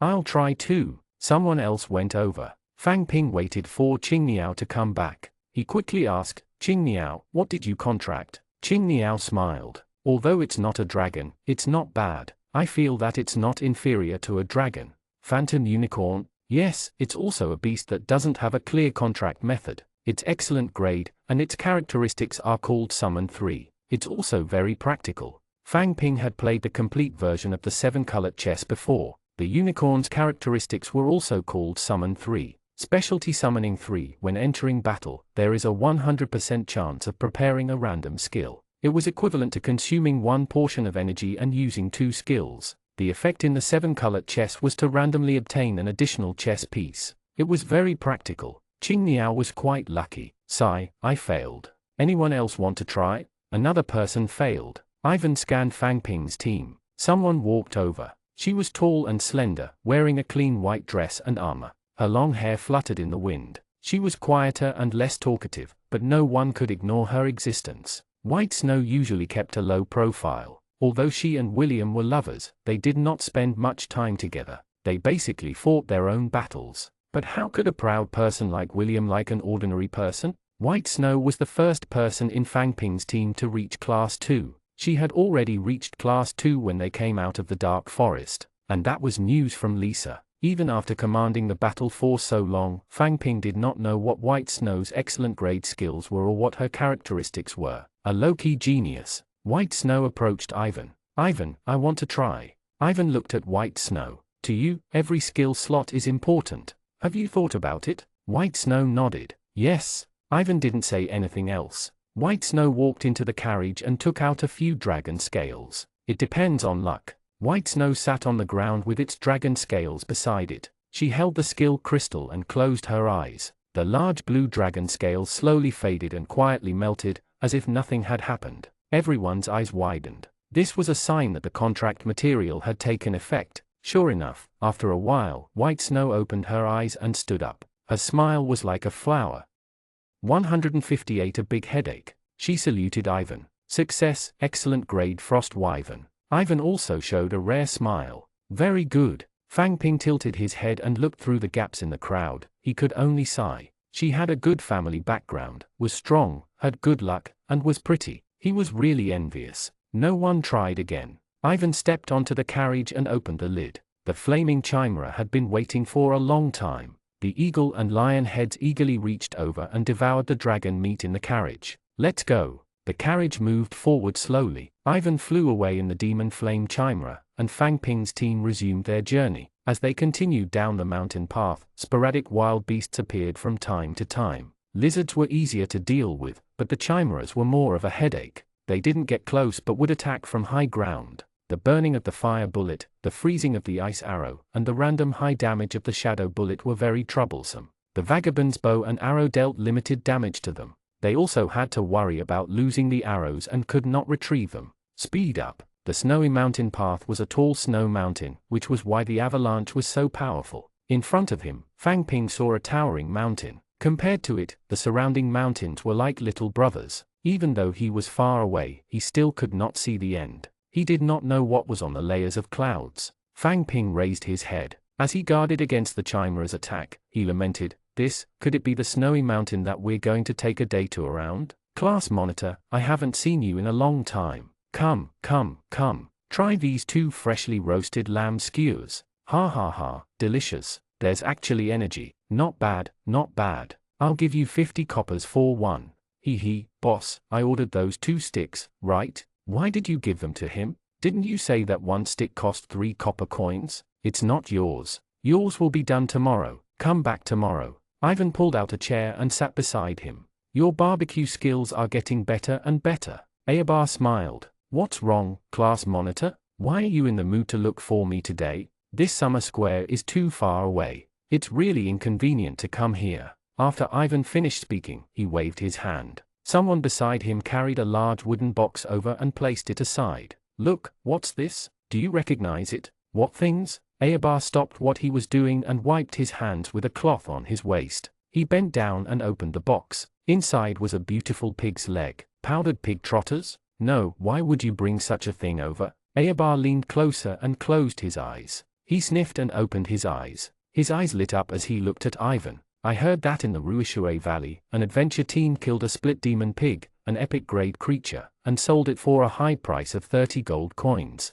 This, is it? Ha ha ha. Ivan's belly shook along with his laughter. Good eyesight. I got this through my connections. The parts that can be used to make alchemy materials have been taken away. This can only be eaten. How about it? A pig's leg worth 1 gold coin. Do you want to try it? No matter how expensive it is, it's only a pig's leg. But you can provide the spices. With a wave of Ivan's hand, someone carried jars of spices and placed them on the barbecue stall. Eobar also put away the chairs around him and hung up the sign saying that it was closed. Eobar carried a bucket over and squatted on the ground, washing it with water. Ivan sat at the side, propped his chin on the table and looked at Eobar, who was busy. I heard that teacher Moonbell is looking for you. She wants to introduce you to the Scholar Alliance. How's it going? Eobar did not even raise his head. I rejected it. It's not my place to join in the first place. Teacher Fang Ping taught me. He told me not to spread it. Teacher Fang Ping, that's it? You're the only one who calls him that. However, it's been more than half a month since they left. With the forbidden spell teacher class squabbling like this, there's no point in running for class monitor. I don't know when they'll be back. I heard that something happened in Fire Dragon City again. The fort's official road is inexplicably blocked. The Forest of Elves isn't peaceful either. Recently, things have been happening one after another. Business isn't good anymore. You know quite a lot. They probably won't be able to come back. The incident in the Forest of Elves must have something to do with Elf Princess Sif. If we want to send her back, Ivan, as a legendary grade powerhouse, will definitely follow. Then Fang Ping's team will definitely come along. However, now that Machete City has sent troops to Snowy Mountain, nothing big should happen when they meet up. I don't know what those elves are going to do. Eobar wiped the water off the pig's feet and carried it to the barbecue table. Then, he mixed the marinated and smeared sauce. Do you need help? No need. Ivan was just saying, sitting still in his chair. But compared to the elves, that group of undead is worth paying more attention to. The undead? What's wrong with them? I don't think I've heard from them in a long time. No news is the biggest problem. They've been at odds with the elves. Why are they so quiet now? The city defense forces have already discovered a few vampires who use concealment potions. How many? So many. Yes, and they are not weak. They've all escaped. It's said that other cities have also discovered them. The concealment potion is not an ordinary potion. One bottle is the life of hundreds of elves. Where did they get the potion? What's their purpose in hiding? No one knows. Eobar placed the cut pork leg on the charcoal fire and added a layer of sauce before wiping the sweat off his forehead. None of them have good intentions. Ha ha ha, that's right. At night, as he slept at the foot of the mountain, Fang Ping looked at the tall figure in front of him and lamented. It was such a high mountain. If he got up, he would probably die, right? Fang Ping, what are you doing? Nothing much. Fang Ping turned around and realized that it was Gran. They did not interact much usually. Gran walked over. I'll keep watch later. I can't sleep, so I got up and walked. I'm keeping watch now. I can't sleep. Since you can't sleep, you can continue guarding for me. I'm going to sleep. Why should I? Sure, keep your voice down. What if you interrupt someone's cultivation? Fang Ping scanned his surroundings. It was quiet. There were sleeping bags on the snowy ground, and only one head was exposed. The fire was almost extinguished, and the dark red charcoal was slowly turning black. Occasionally, there would be an explosive sound. There was no moon in the sky, and the dim starlight flickered. At the foot of the hill, it was dark. After a round of confirmation, there was nothing. I heard that there's a cave beside the snowy mountain. We don't have to climb the mountain. We can just go through the mountain. Will we reach the Forest of Elves after passing through? Well, Gran scratched his head. I don't think so. I'm not very good with geography, so I don't know much, but I'm more familiar with history. Fang Ping looked at him, wanting to say, you can't be biased like this. There's a shortcoming that's holding you back. What's the use of your other subjects no matter how good you are? It doesn't seem like you need to go to school for anything. You don't have to take exams to go to school. Just pay the school fees will do. 159. Taking the cave tunnel. Let me tell you, why is Sif in such a hurry to return to the elven forest? The elves have a parliamentary system. The elven king is similar to our current city lord. He doesn't have any actual power. The true power lies in the elven supreme council. The elven queen is the highest leader of the parliament. The current elven queen, Ashura, was already old. Her two daughters were about to take over and become the new elven queen and the highest leader of the elven council. They were the first princess, Sif, and the second princess, Rachel. Sif was a conservative and advocated an alliance with us humans to eliminate the undead together. The second princess, Rachel, was a radical and opposed an alliance. She should actively seek resources from outsiders to nurture war. Wait, aren't you talking too much? I didn't say I wanted to hear it. And this isn't called history, is it? Scream then. It happened decades ago. Why isn't it called history anymore? Decades ago? Did you say Sif? How old do you think she is? Elves live longer than us humans. Fine. However, Fang Ping was not interested in listening to him anymore. When it came to historical matters, Gran was very interested and could not stop once he starts. Especially his eyes. Usually, he was unknown, but when it came to history, his eyes lit up and he was in high spirits. His achievements as a scholar would definitely be higher than now. It's about time. I'm going to bed. It's your turn. There's no moon today. Watch carefully. All right, I'll continue the story when I have the chance next time. In the dim night, Gran waved goodbye to Fang Ping. He spent the night peacefully, without any beasts disturbing him. Early in the morning, the team set off. Fang Ping asked Endre for a bag of tranquil sun ginseng water. This was really Fang Ping's life-prolonging artifact. But in fact, Endre himself did not drink it often. The difference in physical fitness was still very big. When dawn broke, Fang Ping looked ahead. The demonic flame chimera flapped its wings and flew high into the sky, disappearing behind the mountain peak. Moving forward, Fang Ping saw the cave Gran had mentioned. A huge cave that was 4 to 5 meters tall and 10 meters wide appeared on the side of the mountain peak. A few figures were standing beside the cave, waiting for Fang Ping's team to approach. Fang Ping stood at the back of the team and could not see the situation in front of him clearly. He only knew that the team had stopped. When he heard Elsa say salute, he quickly stopped and bowed as well. He stood on tiptoes and stuck his head out. Only then did he see that there were a few elves in front, and standing in the middle was Sif. Facing Fang Ping's team, Sif lifted the hem of her skirt and gave an elven curtsy. It's too boring to be with them. It's more fun to be with people of the same age. Fang Ping, who stuck his head out from behind, did not know what she had said. Of course, these words were not meant for Fang Ping. They were meant for William, White Snow, Chen Long, and the others in the front row. Fang Ping only saw Sif bowing in front of him before the team continued moving forward. He did not know what had happened. He only knew that it had nothing to do with him. Outside the cave, it was white. The world was covered in white snow. In the cave, other than a little snow at the entrance, there was a clean grayish-black dirt road. With the Lord's guards and carriages leading the way, the rocks and other things were moved to the side. The cave was very spacious and had air circulation. The temperature was also much higher than outside. It was indeed more comfortable to walk. After walking a distance into the cave, the light from the cave entrance could not enter, and the cave darkened. The people in front lit torches, and the strong smell of kerosene filled the cave. The dull fire lit the cave. The tongues of flame flickered in the wind, but no one lit a second one. The smell was too strong. The in-service training student was more capable. He dripped some perfume on the handkerchief, tied a rope around it, and hung it over his mouth and nose. A simple mask was made. It didn't matter to working students. They just had to get used to it. Fang Ping looked at the cave as he walked. Both sides and the top were relatively flat. The entire cave seemed to have been formed by a very large semicircular piece of wood that had been forcefully thrust in. This did not look like a natural product. It looked more like it was dug out by some intelligent creature. Sif, does that mean your capture isn't that simple? Yes, not many people know about my trip to the Dark Forest. Moreover, I was on my way out of the Dark Forest and was about to return to the Elven Forest when Claude personally led his personal guards to stop me. Where did he find out about my whereabouts? I haven't been able to figure it out. Could it be the traitor Mendez? The traitor Mendez? Who is it? You're talking about the Chief Ranger Mendez, right? I've interacted with him before. He really wants me to recommend him to the Elven Forest. However, his identity is rather special. I have to ask the Elven Council first. I believe it's not him. Endre, who was also at the front of the team, interjected, not letting you go back is not in line with Mendez' interests. Only those with the highest interests are worthy of suspicion. For example, the people around you who are not valued. Who are you talking about? Xin Yun, be quiet. I trust them.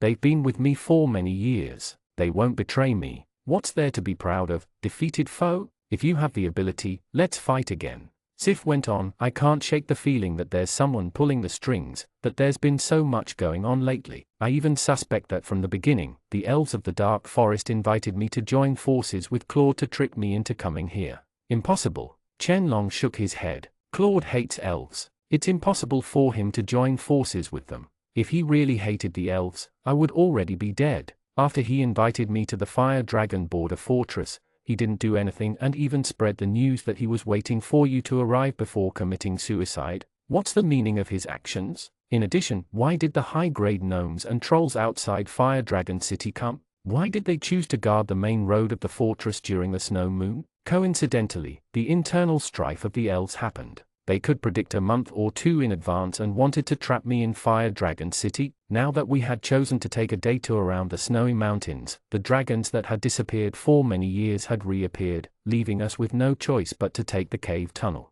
These things are so coincidental that they scare me. If this is just a coincidence, of course it's best. But if these are all premeditated, what does the hands behind all this want to achieve? Endre looked ahead. There was only deep darkness in the distance where the firelight could not illuminate. If it's as you say, then the person who planned this is indeed very powerful. And it's not meaningless for him to force us into the cave tunnel, right? As soon as Endre finished speaking, the cave shook, and rustling sand fell from above. Squeak, squeak, squeak. The screeching of bats came from the cave ahead. Everyone, be on guard. Fang Ping will take command.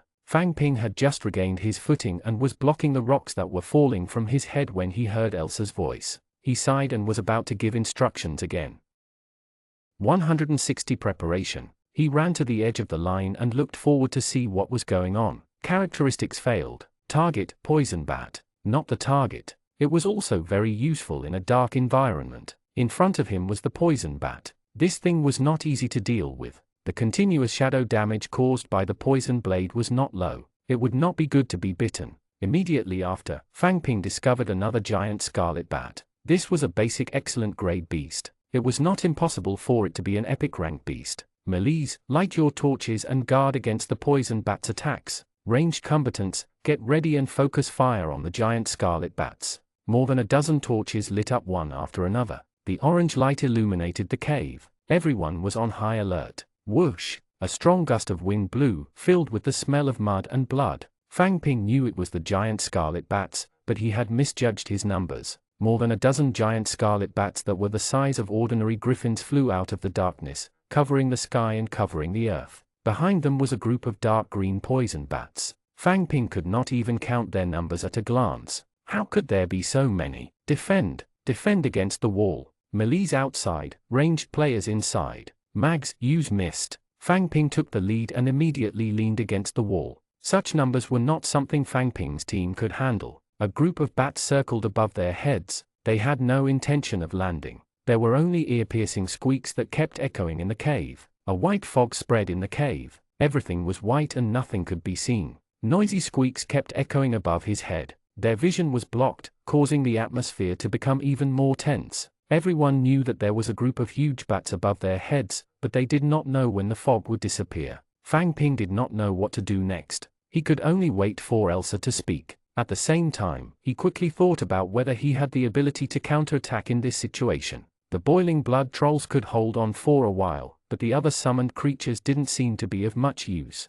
Then, he would cast a few forbidden spells and escape with his life. He felt that he was already at class 2, he definitely can cope. A melodious harp sounded. Life prayer. Mags, stop using mist. Feng Ling, summon troll barbarian soldiers from the left. Fang Ping, cast forbidden spells on troll barbarian soldiers. White snow, ring of ice from the right. Chen Long, use rupture from the right. Anthony and William, attack freely. The rest of the melee fighters, stay where you are and defend. Ranged attackers, focus fire on the giant scarlet bats. With a large-scale life prayer, his physique was strengthened. Elsa's voice rang out clearly. Fang Ping's team took action immediately. Fang Ping did not know what Feng Ling's characteristics were. He only felt that this instantaneous summoning was very shameless. Even the troll barbarian soldier appeared instantly. Fang Ping's armor forbidden spell landed just in time. The troll barbarian soldiers, who were covered in armor forbidden spells, blocked a large area in front of them on the left.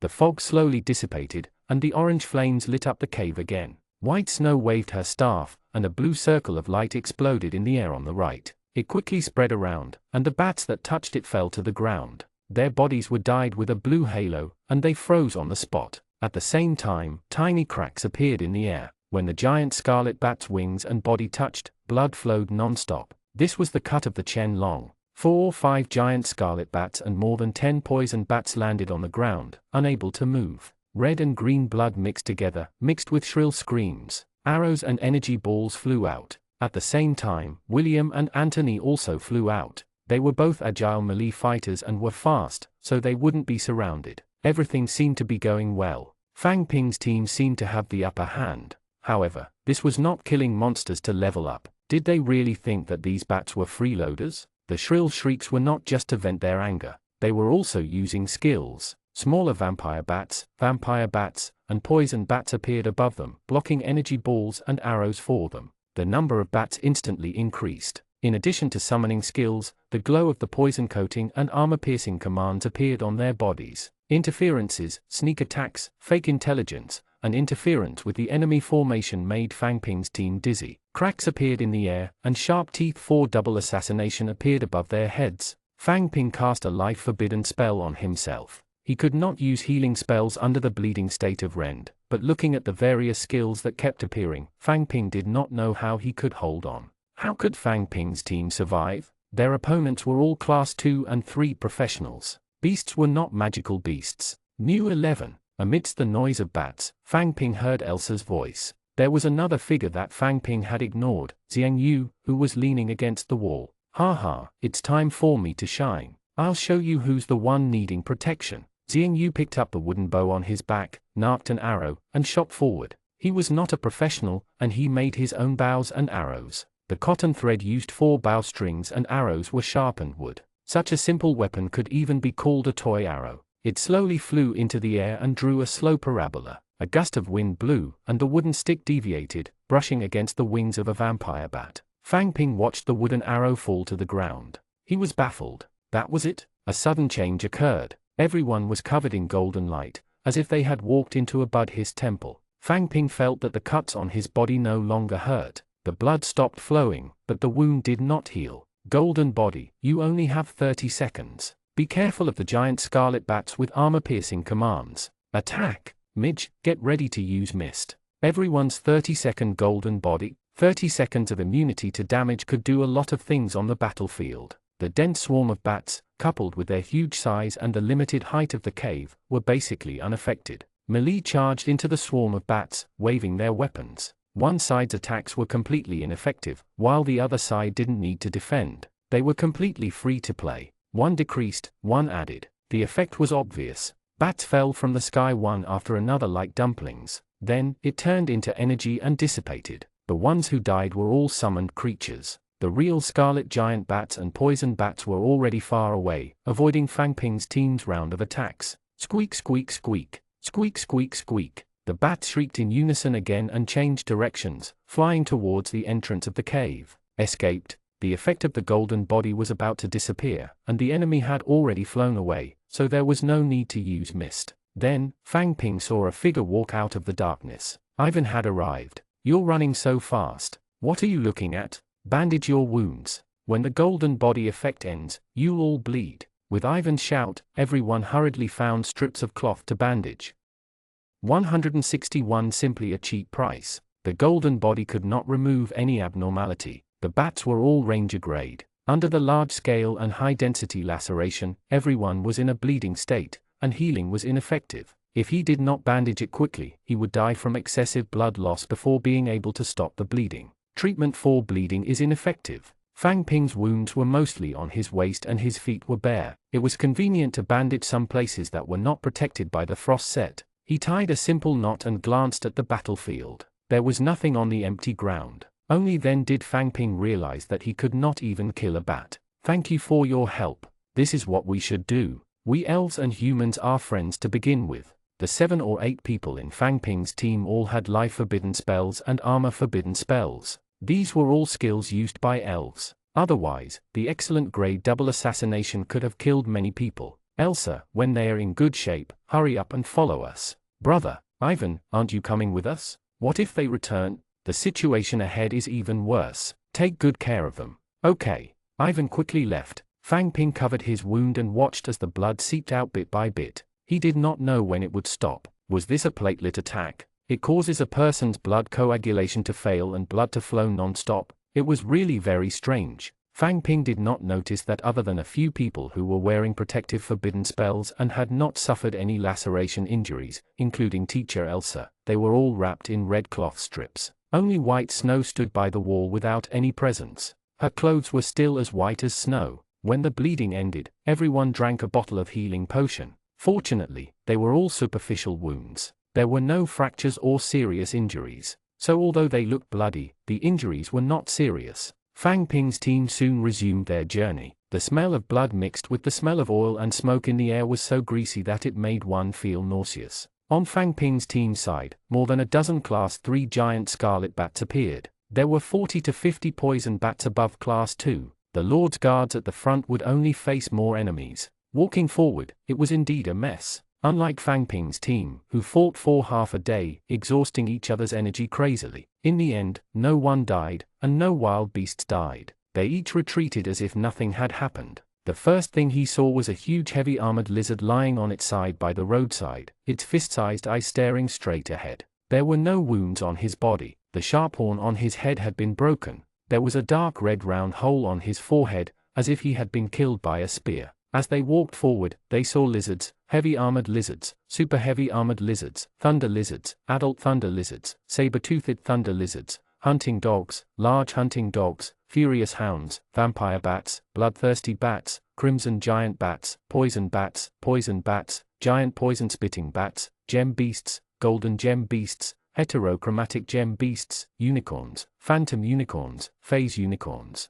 Along the way, Elsa would point at the corpses by the roadside and explain. Fang Ping took this opportunity to learn more about the types and occupations of wild beasts. At the same time, he could also sense what kind of battle had erupted among the Lord's guards. There were layers of corpses by the roadside, and the rich energy fluctuations were definitely not ordinary. The walls were burned by flames, and the ground was filled with deep pits. He wondered how many more of the Lord's guards had died. Fang Ping sighed. The overall strength of the Lord's guards was only at Class 3, and there was only Captain James, who was a Class 4 epic rank. When facing enemies of the same strength and whose numbers far exceeded his own, what could he use to fight? Courage? Moreover, the Lord's guards were all cavalrymen. In such an environment, they were not suitable for cavalrymen to charge. Their strength was also greatly weakened. Oh right, there was also Ivan. His demonic flame chimera had also flown away. He had one less tier 5 combatant. Wasn't it just killing a dragon?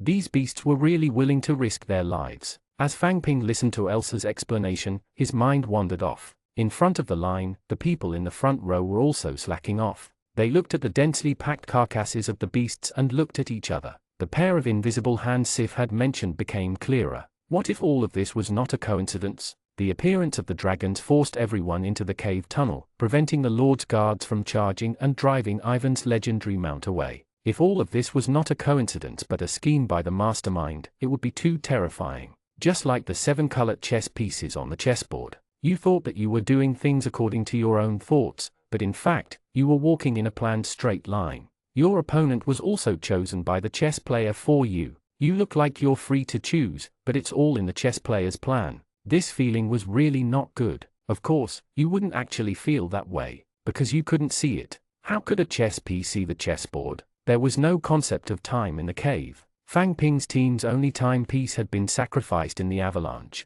Fang Ping followed the team and kept moving forward. If he could not take it anymore, he would take a sip of the tranquil sun ginseng to extend his stamina. There was no afternoon rest today, so they kept moving forward. Fang Ping was starving when he realized that the team had no intention of stopping. He could only take out a pine cone and nibble on it as he walked. Pine nuts that were high in fat and calories were indeed good at replenishing energy. He was full after eating a little. He found another piece of dried meat and chewed it as he walked. It had a faint salty taste and replenished the salt that his body had lost from sweating. He kept using the special characteristics. There was no reaction from the front or back. It was like an ordinary cave with nothing. There would be some rustling of insects and snakes at the edge of the cave. Thumb-sized things would poke their heads out from time to time. Then, as the fire flickered, they would disappear back into the shadows. Fang Ping untied the gauze around his waist. Under the effects of the healing potion, the wound has healed and the scabs were about to fall off.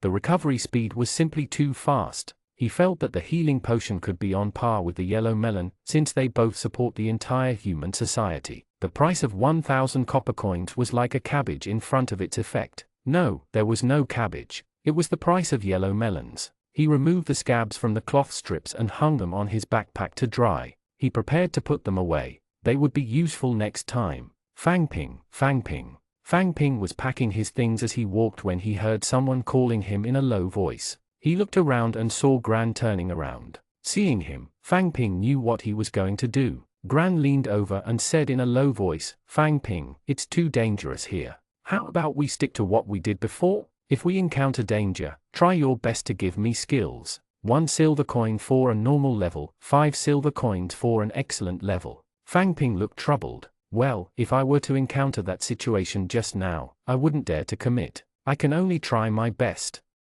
162 Facing a great crisis. Layers upon layers of lace rations, continuous sneak attacks, and double assassinations, as well as continuous protective forbidden spells for the troll barbarian soldiers. If not for Elsa's prayer of life, which increases attack power, Fang Ping was afraid that he would die if he was not careful. He did not dare to use skills on others. I know. In the situation just now, it shouldn't be much. How about this? The price will be doubled. 2 silver coins for the normal level and 10 silver coins for the excellent level. How about that? This is a deposit of 2 silver coins. The remuneration for using the skill will be calculated separately. We know each other. You can't bear to see me die, right? Gran immediately took out 2 silver dragons and stuffed them into Fang Ping's hands. Fang Ping did not know what to say when he heard his own price increase, or even double. Was this the life of a rich man? He was not short of money and can be willful and stubborn about things. Okay, I will do my best. Fang Ping accepted the 2 silver dragons. He was still short of money. Moreover, 1 excellent grade and 10 silver dragons. Such easy money. After all, this price was calculated based on a normal person's energy consumption. Fang Ping had the special charging characteristic, so his energy consumption was only half. However, he had still consumed a lot of energy today.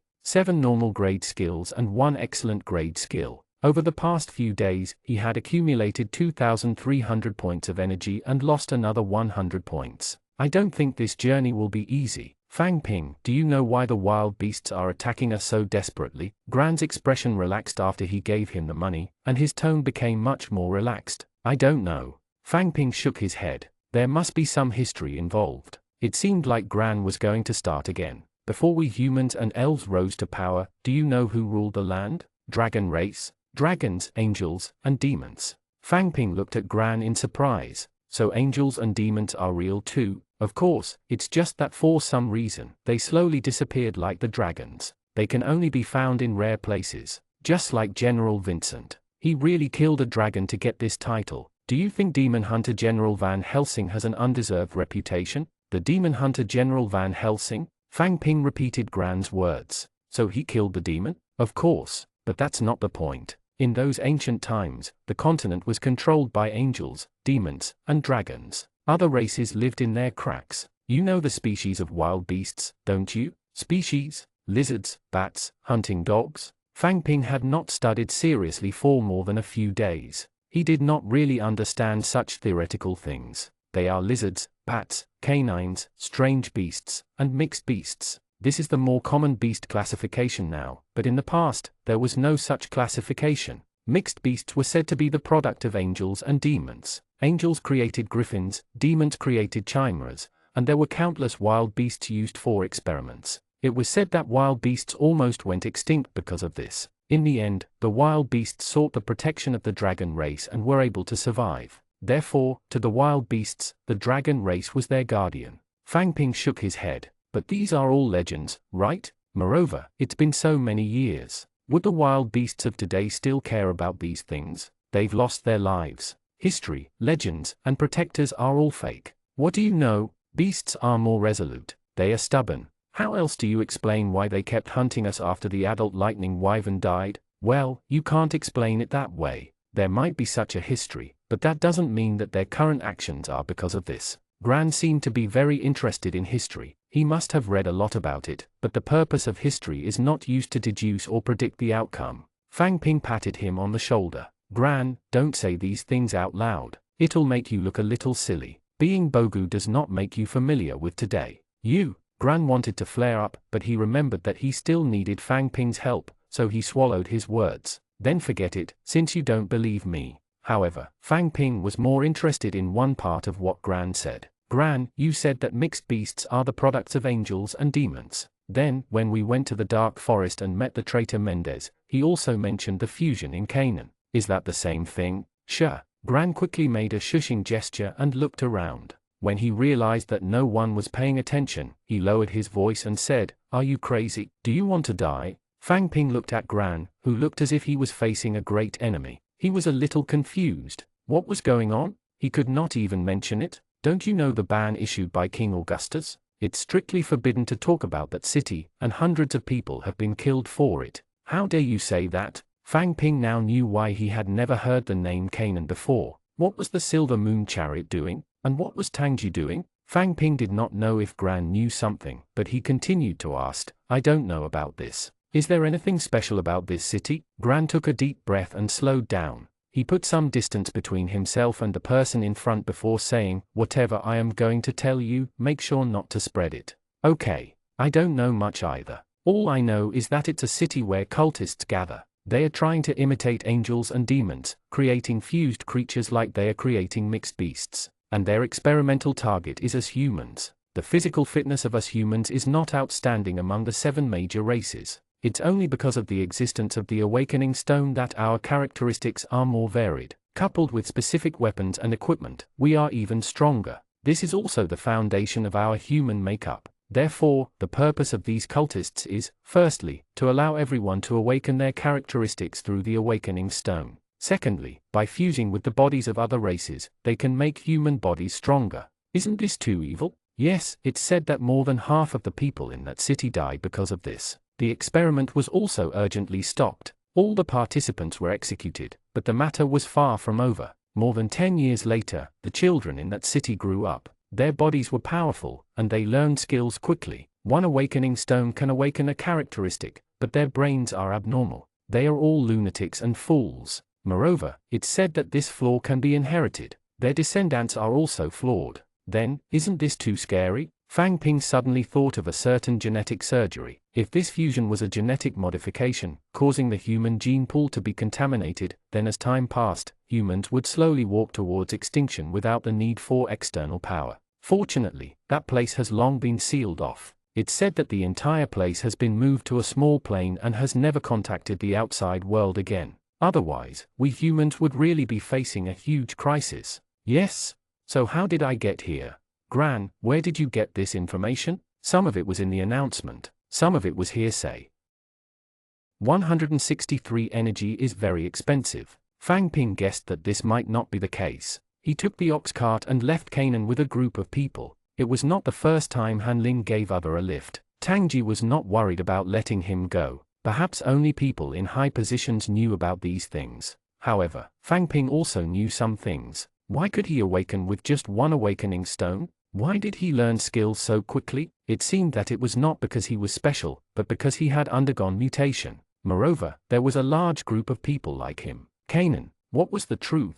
Machete City's guards. Everyone, rest for half an hour. All the soldiers began to organize their things in an orderly manner. They took out their dry rations and sat down to rest. As they ate, they massaged their muscles. "General, Archbishop Fao is here." "Archbishop Fao, what's the matter?" "If the march is too fast and the Vatican army can't keep up, we can slow down. We'll go first, you guys can come later." Archbishop Fao smiled. "There's no need. I've long heard that General Van Helsing's army is well trained. If a mere escort team has such standards, the Vatican army naturally can't fall behind. I've come this time because I've received news. The Elven City's Lord's guards have been severely injured. They'll head to the dwarf city first. After meeting up with us, we'll set off together. Heavily injured. Everyone, prepare to set off. Thud thud thud thud thud. The crisp sound of hooves came from the cave ahead. The 3 cavalrymen came to the front of Fang Ping's team and said something to Elsa. Fang Ping's team stopped.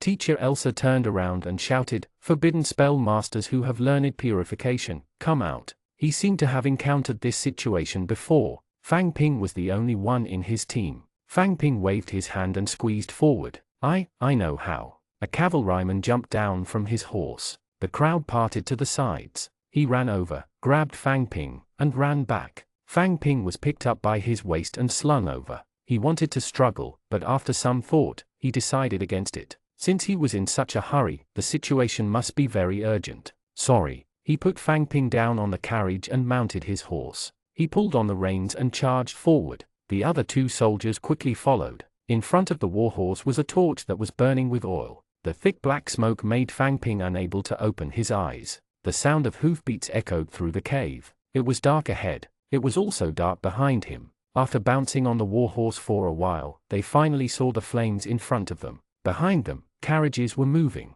Fang Ping saw it too. Every carriage had signs of damage. They were nailed with wooden strips of leather, like large patches stuck to the carriages. The number of soldiers at the front was also significantly reduced, and the team was much smaller. It seemed that many people had really died. The warhorse stopped beside a horse carriage. Fang Ping was carried down again. He pointed at the carriage that was still moving forward slowly, getting quickly. His inside. Only then did Fang Ping notice that there were a few warhorses beside this carriage. One of them was particularly eye-catching. Its blue armor shone brightly in the firelight. Fang Ping gave a simple bow to Captain James, then jogged to catch up to the carriage and jumped in. It was very dark in the carriage. There were no torches, but by the light of the flames outside, he could vaguely see that there were 3 people lying in the carriage, and 2 were standing on one side. The person standing was a woman. Her helmet was thrown aside and her hair was tied up, but it still looked very messy. She was leaning against the carriage with her eyes closed. Another person was kneeling on the carriage, wiping a person who was lying on the ground. When he saw Fang Ping coming up, he quickly stood up and welcomed him. "You're the team's forbidden spell master, aren't you? Come quickly, cleanse the 3 of them. Use it on the middle first. Don't worry, we'll compensate you for the amount of energy you've lost." Fang Ping thought to himself, "My energy is very expensive." He pulled Fang Ping inside. The black rag in his hand brushed against Fang Ping's arm. Fang Ping only felt a little wet and sticky. Could it be all blood? No matter what, he still raised the starry sky staff. Purify. Starlight flew out from the staff and landed on the person in the middle. Fang Ping could clearly feel the grip on his hand relax a little. The purification skill mechanism was similar to the armor forbidden spell. As long as the effect was over and there was enough energy, it could be used continuously, unlike the fireball skill. Even after it exploded, it had a long cooldown period. He raised the starry sky staff and said to the person on the left, "Purify." After a moment, he looked at the person on the right. "Purify. 3 have been purified. What's their situation? Are they all right now?" The person holding Fang Ping's hand quickly let go and knelt down to check on them. He glanced at the female soldier beside him. Her eyes were tightly shut, and her facial features were well defined. The faint marks left by time did not stop Fang Ping from thinking that she was beautiful. Her name was Doreen. Fang Ping used a special ability on her. She opened her eyes just as he looked at the name. Suddenly, their eyes met. Fang Ping felt a little awkward. He felt like he was peeping at her. Excellent grade purification? Doreen looked at Fang Ping. Upgraded or enlightened? Enlightened. Doreen. The man on the ground threw back his head. The poison is weakening. Doreen's tired face broke into a smile. That's good. Fang Ping tried asking, what happened to them? Do they still need healing spells? Doreen looked at Fang Ping in confusion. Learned purification and healing skills at the same time? Are you from the treatment institute? Nope. There's no need. They've been affected by a special characteristic and have already drunk a healing potion. Now that the poison has weakened, they'll slowly recover. It didn't sound serious. Was there a need to look for him in such a hurry? Are there no forbidden spell masters among the Lord's guards? There is. Doreen pointed at the person lying in the middle. That's him, our vice captain. He's the only forbidden spell master who has learned purification and the touch of holy pureness. He's been treating the injured. If he hadn't fainted, we wouldn't have known that he was also affected by a characteristic. The person kneeling on the ground tilted his head and looked at him. The vice captain doesn't even have the energy to cleanse himself. If it's possible, can you pay me? I'll go back too. Doreen leaned against the carriage and slowly moved down. She sat down. Let's wait a little longer and see how it goes. If his condition has stabilized, we'll pay. Fuxing, go out and explain the situation to Captain James before washing the cloth. Okay. Fuxing took the cloth and walked out of the carriage. The outside suddenly became noisy. In the dim carriage, there were only 3 people lying down, and then there's Fang Ping and Doreen. Fang Ping also sat down and looked at the 3 people who were lying upright. The 2 on the left and right had many cloth strips wrapped around their bodies. They were seriously injured. How old are you? Doreen spoke first, her voice soft as the wind. Well, almost 16. You're not even 16 years old yet. Which chamber of commerce are you from? 164 exhausting 1 strength. No, I'm a working student. I'm from the Black Tiger Gang in Elf City. Have you heard of it? Of course I know, City Defense Army. As a working student, you advanced to Class 2 in less than a year. You're very powerful. I remember that I only advanced to Class 2 when I was almost 17 years old. You shouldn't have learned purification and healing techniques. These 2 skills will seriously slow down your advancement speed. Doreen untied the string that bound her hair and ran her hands through it as she looked out of the car window. The white cloth-covered window was imprinted with the flames outside, flickering as the flames swayed. If my brother is still alive, he should be about the same age as you. He worked hard when he was young. He insisted on running every day and said that he would become a ranger in the future and be a brave scout. You don't know, but when he ran, he was very funny. Ha ha ha, his head swayed. Ha ha ha, ha ha, varoo. Doreen laughed until she started to cry. She covered her face with her hands and looked up at the roof of the car to steady her breathing. Fang Ping sat at the side and looked at her without saying a word. 9 years have passed in the blink of an eye. Time really flies. The leader of your Black Tiger Gang, Black Tiger, is really bold. Doreen's change of topic made Fang Ping feel a little strange. Were the 2 related? 9 years ago, the timeline seemed a little familiar. Fang Ping recalled that before leaving the Elf City, Hedge from the Black Tiger Gang had looked for him and told him why Black Star was unwilling to admit that he was a member of the Black Tiger Gang. Hedge talked about the battle that broke out 9 years ago because the nobles cancelled. The Elf City was surrounded by the private soldiers of the nobles. Due to the lack of troops, all the professionals were forced to participate in the battle. The nobles sent people to infiltrate the city and captured a large number of civilians, threatening the professionals in the city. As long as they participated in the battle, they would kill these civilians. Among them was Black Star's mother. Doreen had mentioned this, so could her brother be one of these captured civilians? You have to work hard. You're still young. Use less purification and healing techniques. Your energy increase is more important. Only when your strength increases can you protect the people you want to protect. When that time comes, it will be easier to earn money. Fang Ping nodded lightly. Okay. When Fuxing returned, Fang Ping took a look at the 3 people lying on the ground. They seem to be in a stable condition. There should not be any major problems. Their condition is quite stable. As long as the healing potion can match the special characteristics, they won't die. I still have healing spells. You should go back, Fuxing. Have you informed Captain James about the situation? Yes, Captain James sent someone to get the money. Since they said so, it should be fine. Fang Ping stood up, bowed to Doreen, and walked out of the carriage. The carriage was still moving slowly forward. There was no coachman. The 2 horses pulled the carriage forward alone. For 2 horses to be able to pull such a huge carriage, they were really strong, as expected of creatures who ate energy fragments.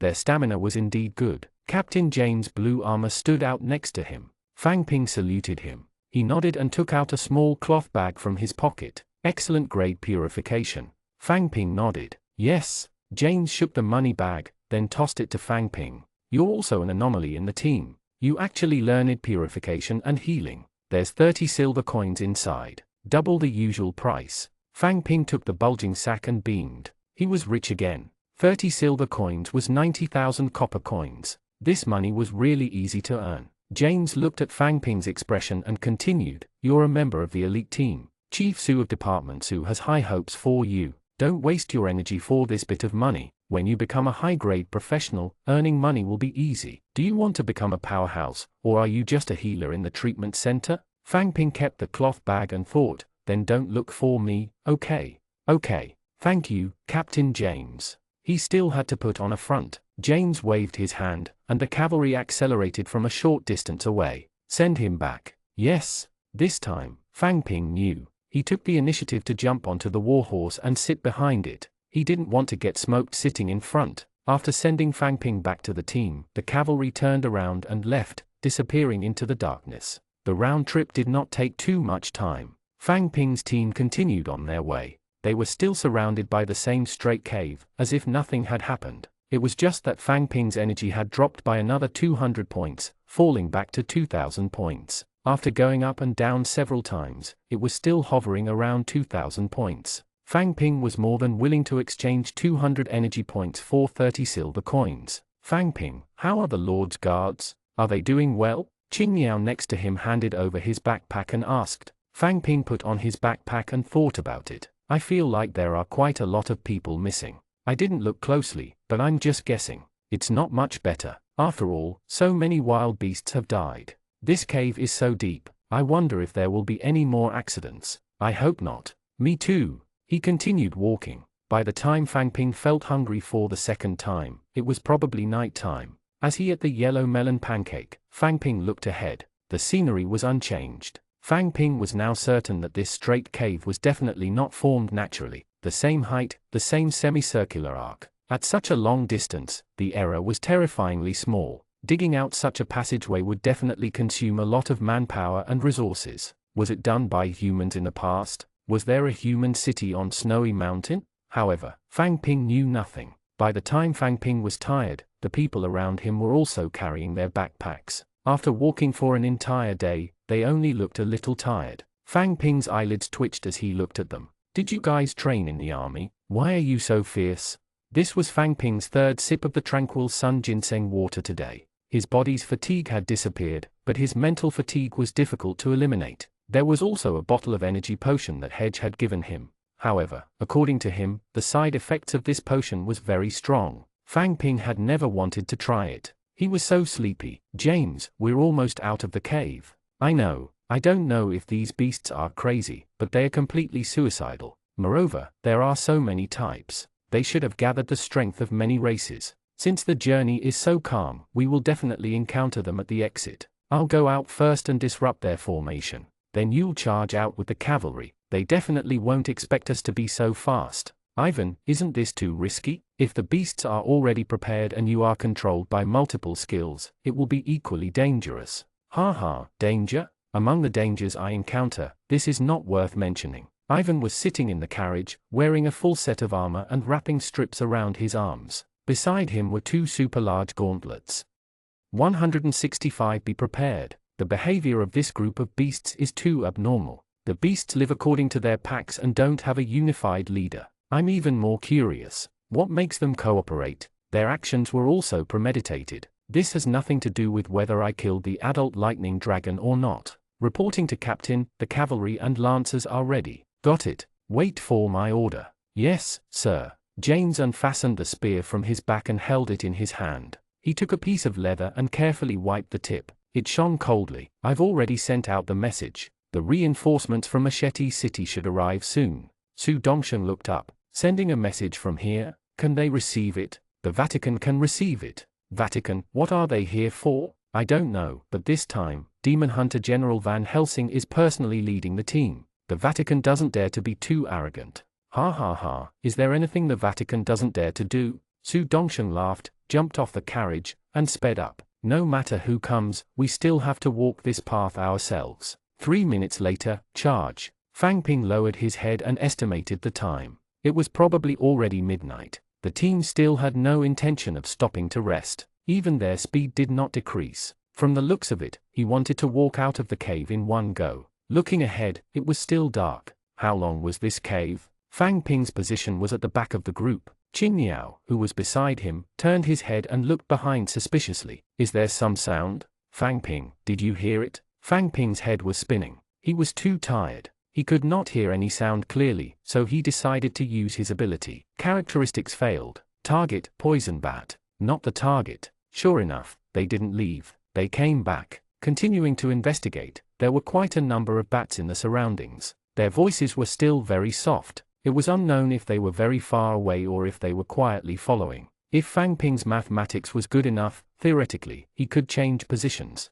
He could calculate the distance between the two positions and the angle between the two positions and the target. It was a pity that Fang Ping's mathematics was not good. He had completely forgotten about sine and cosine. As expected, he was only at the peak of his intelligence in high school. After graduating for a few years, he returned all his knowledge back to the school. "Miss Elsa, they are following us." As Fang Ping spoke, he quickened his pace and caught up with the team. "Everyone, run forward." Fang Ping continued to pay attention to the situation at the back. If those bats had returned earlier, Fang Ping's team would not have been able to deal with them. They could only put some distance between them before they attack. Once they started running, Fang Ping was left behind again. The difference of 10 to 20 points in attack power was really not just a difference in value. When it was reflected in the physical fitness, the difference was very big. Sometimes, the difference between humans was even greater than the difference between humans and pigs. "Fang Ping, give me your backpack." Looking at Qing Niao's outstretched hand, Fang Ping took off his backpack and handed it to him.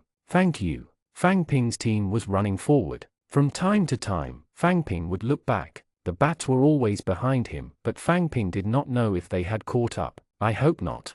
After running forward for a while, a light appeared in front of them and they caught up to the carriage of the Lord's guards. A row of carriages stopped in the middle of the cave and did not advance. 2 or 3 people stood by the roadside and looked ahead. Some people were sitting on the ground and talking in low voices. When they saw Fang Ping's team appear, they stood up one after another and bowed respectfully. "Where did the soldiers go?" Elsa stopped. "Where did they go?" The standing men looked at each other in silence for a moment. Then someone pointed to the front of the cave. "Up ahead." Fang Ping propped himself up on his thighs and bent over, panting heavily. It was pitch black ahead. They had gone to the front. Were they going to leave these carriages where they were? Elsa frowned and said, "Everyone, get in the carriage and move forward. You can't stay here." They were just a group of logisticians, not soldiers. Faced with Elsa's order, they all looked in the same direction. It was a carriage in the middle. After a while, someone stuck his head out. He was wearing armor and his face was pale. "Let's go."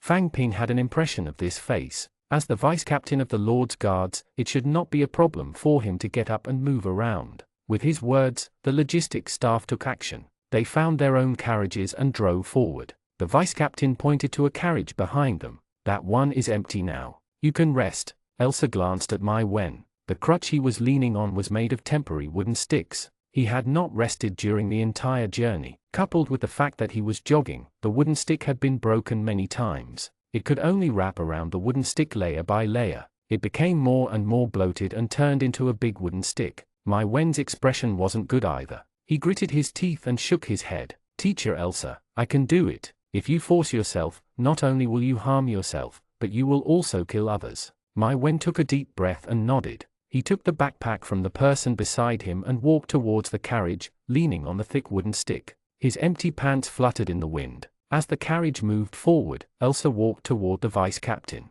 "The Lord's Guard, what's going on?" The vice-captain pointed ahead. "The exit of the cave is less than 2,000 meters ahead. The Lord's Guards have already charged." 2,000 meters, charge. Where's Su Dongsheng and Ivan? Did they charge together? Ivan set off ahead of time, and the Lord's Guards charged 3 minutes after. Ivan is powerful. If there's an enemy ahead, he can disrupt the enemy's lineup. Cough, cough, cough. Halfway through his sentence, the vice-captain suddenly coughed violently. He clutched his chest. "Sorry, I'm not in a good state. I need to rest again."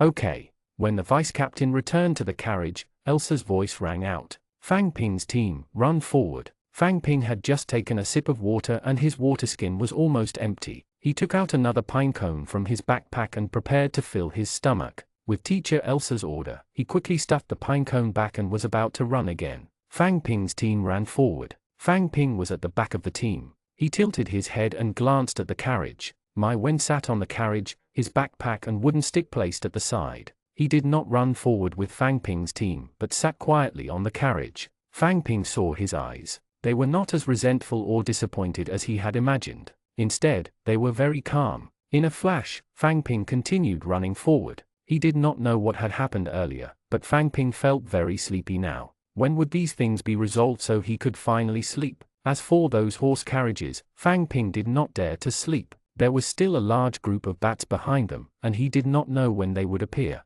Those logistics personnel were only Class 1 and 2 professionals. Without the protection of soldiers, being attacked by bats was a dead end. It was safer to follow the team. 166 Retreat. At the very least, Elsa was an epic rank powerhouse, and Sif and her guards could still put up a fight. As he ran forward, Fang Ping could see the light ahead. It was a small semicircle, glowing with a faint white light. That should be the exit of the cave. As he ran forward, the expressions of the people around him began to change. After running for a while, Fang Ping heard it too. It was not just Fang Ping's team's footsteps. Various noises came from afar. Rumbling explosions, sharp sounds of metal clashing, wails, and roars intertwined. New 11, can you use your characteristics now? No, it can't be used until tomorrow morning. After a moment of silence, Elsa shouted, put out the torches. Melee combatants in front, ranged combatants behind. Everyone, accelerate and prepare for battle. Fang Ping held the starry sky staff in his hand and pulled down the visor of his helmet. He placed the golden body potion, guardian command potion, and healing potion in a suitable position and watched as the cave exit got closer and closer. Outside the cave, light flowed everywhere. Swords, sabers, armors, and all kinds of skills burst out with gorgeous light. The two chimeras fought in the air. Magic bullets of various colors flew everywhere. Claws clawed and wings flapped. 6 heads tore at the air. The demon flame chimera couldn't use any skills, but it was still not at a disadvantage against the leader of the chimera pack. There were 3 long bloody wounds on Su Dongsheng's chest. His thick armor rolled outwards, and blood dripped from below. Ha ha ha, Clegane, it's been so many years. Even if you have the power, you still can't beat me. The iron fists collided with a loud sound. Woof, a tall hunting dog lowered its body and stared at Su Dongsheng covetously. It bared its snow-white sharp teeth and its eyes were filled with hostility. His figure was comparable to a small car. All the muscles in his body were bulging, and his round eyes were glowing red under the faint moonlight. The most special thing was that there was a huge iron ring around his neck. 2 long and thick chains hung on both sides of his body. Clegane turned and charged at a knight in the distance. Your opponent is me. Su Dongsheng's feet exploded as he sped up to catch up. When he reached the entrance of the cave, the moonlight shone down from the sky. Fang Ping could clearly see the chaotic battle outside. In the air, on the ground, there were battles. Cavalry moved through the battlefield, hounds and unicorns chasing after them. The gem beast equals S pine cones sliced through the air in dense arcs. Some were thrown off their horses by bats. Others thrust a spear through the lizard's head. Layers of corpses lay on the ground. There were all kinds of wild beasts and humans. Some knights died in battle, and their war horses ran aimlessly on the battlefield. They were touched by the aftershock of a few skills and turned into energy that dissipated. This was a meat grinder. The Lord's guards and beasts were involved. No one had noticed Fang Ping's team at the edge of the battlefield yet. Fang Ping only hoped that he would not be the commander this time. The melodious sound of the zither could be heard. All the gazes on the battlefield immediately focused. At the same time, the red circle of light under their feet quickly extended and covered nearly half of the soldiers. Orange light occasionally lit up on the cavalrymen's bodies, as well as the black light that descended from the beasts. At this moment, Elsa officially became the focus of the battlefield. Woof woof. Clegane was the commander-in-chief of these beasts. With his order, all the beasts looked over. How could Su Dongsheng, who was chasing Clegane, let him command in peace? He immediately threw a punch. Clegane raised his right front foot and hurriedly blocked it. With a crack, his right front foot was broken. Ook! Clegane slapped the ground and forced Su Dongsheng to retreat. When Fang Ping's team entered the battlefield, their special characteristics would not take effect. He was no match for Su Dongsheng. Power, strength +3 when the number of enemy soldiers present is less than or equal to your own. Under Clegane's command, the beast charged toward the cave's exit. Fang Ping could not understand why teacher Elsa was doing this. Fang Ping's team was not strong to begin with, yet she exposed herself on the battlefield. Everyone, attack! While playing, teacher Elsa's voice rang out. Fang Ping looked at the powerful wild beast charging toward him and raised his cane. Summon the boiling blood trolls, summon the rabbit man hunter. 1,000 energy points were depleted at once, and the rest were conserved to use on protection skills. Fang Ping's team, especially the melee fighters, were also conflicted. The Raging Hound, which had a special characteristic of running and was generally at class 2 or 3, and the Phantom Unicorn were quickly approaching. If they took the initiative to attack now, wouldn't they be courting death? not to mention attacking. Even standing on the spot without escaping was akin to courting death. William rushed out, followed by Andre, Black Star, Lisa, and the other leaders. The people behind took out golden body potions or speed potions and held them in their hands. Then, they raised their weapons and rushed forward with the people in front. Clang, clang, the sound of the zither changed, and two heavy notes sounded. The entire feeling of the music changed, and the melodious sound of the zither became magnificent. What changed at the same time was not just the sound of the zither. Clang, clang, the red halo under his feet had a golden ring around it. Fang Ping could clearly feel that his physical fitness had been enhanced.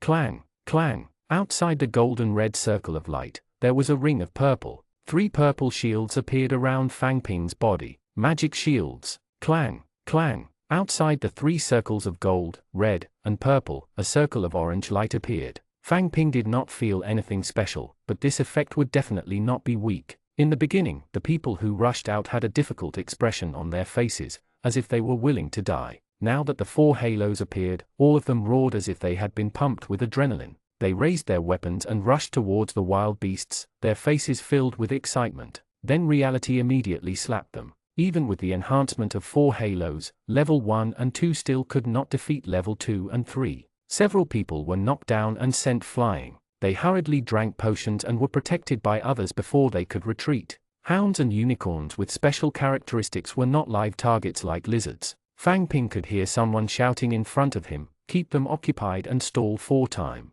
Fang Ping's team did not receive enough buffs to reverse the situation. The Lord's guards not far away were different. Under the enhancement of the 4 halos, they were like tigers with wings, forcing the wild beast to retreat repeatedly. The rabbit manhunter appeared beside Fang Ping and followed the other rangers, shooting arrows one after another. There was no halo under her body, so she could not obtain any buffs. Fang Ping looked at the elves not far away. A few elves shielded Sif behind them, showing no intention of participating in the battle. There was also no halo under their feet. Only humans could enjoy Elsa's buffs. Woof, woof, woof. In the distance, Clegane the hound reared his head and howled. The beasts immediately threw out their skills, then fled in all directions. Fang Ping's boiling blood troll had barely taken a few steps forward when he saw the wild beasts running away not far away. He wasted his energy. Cavalry, chase, don't let them get away.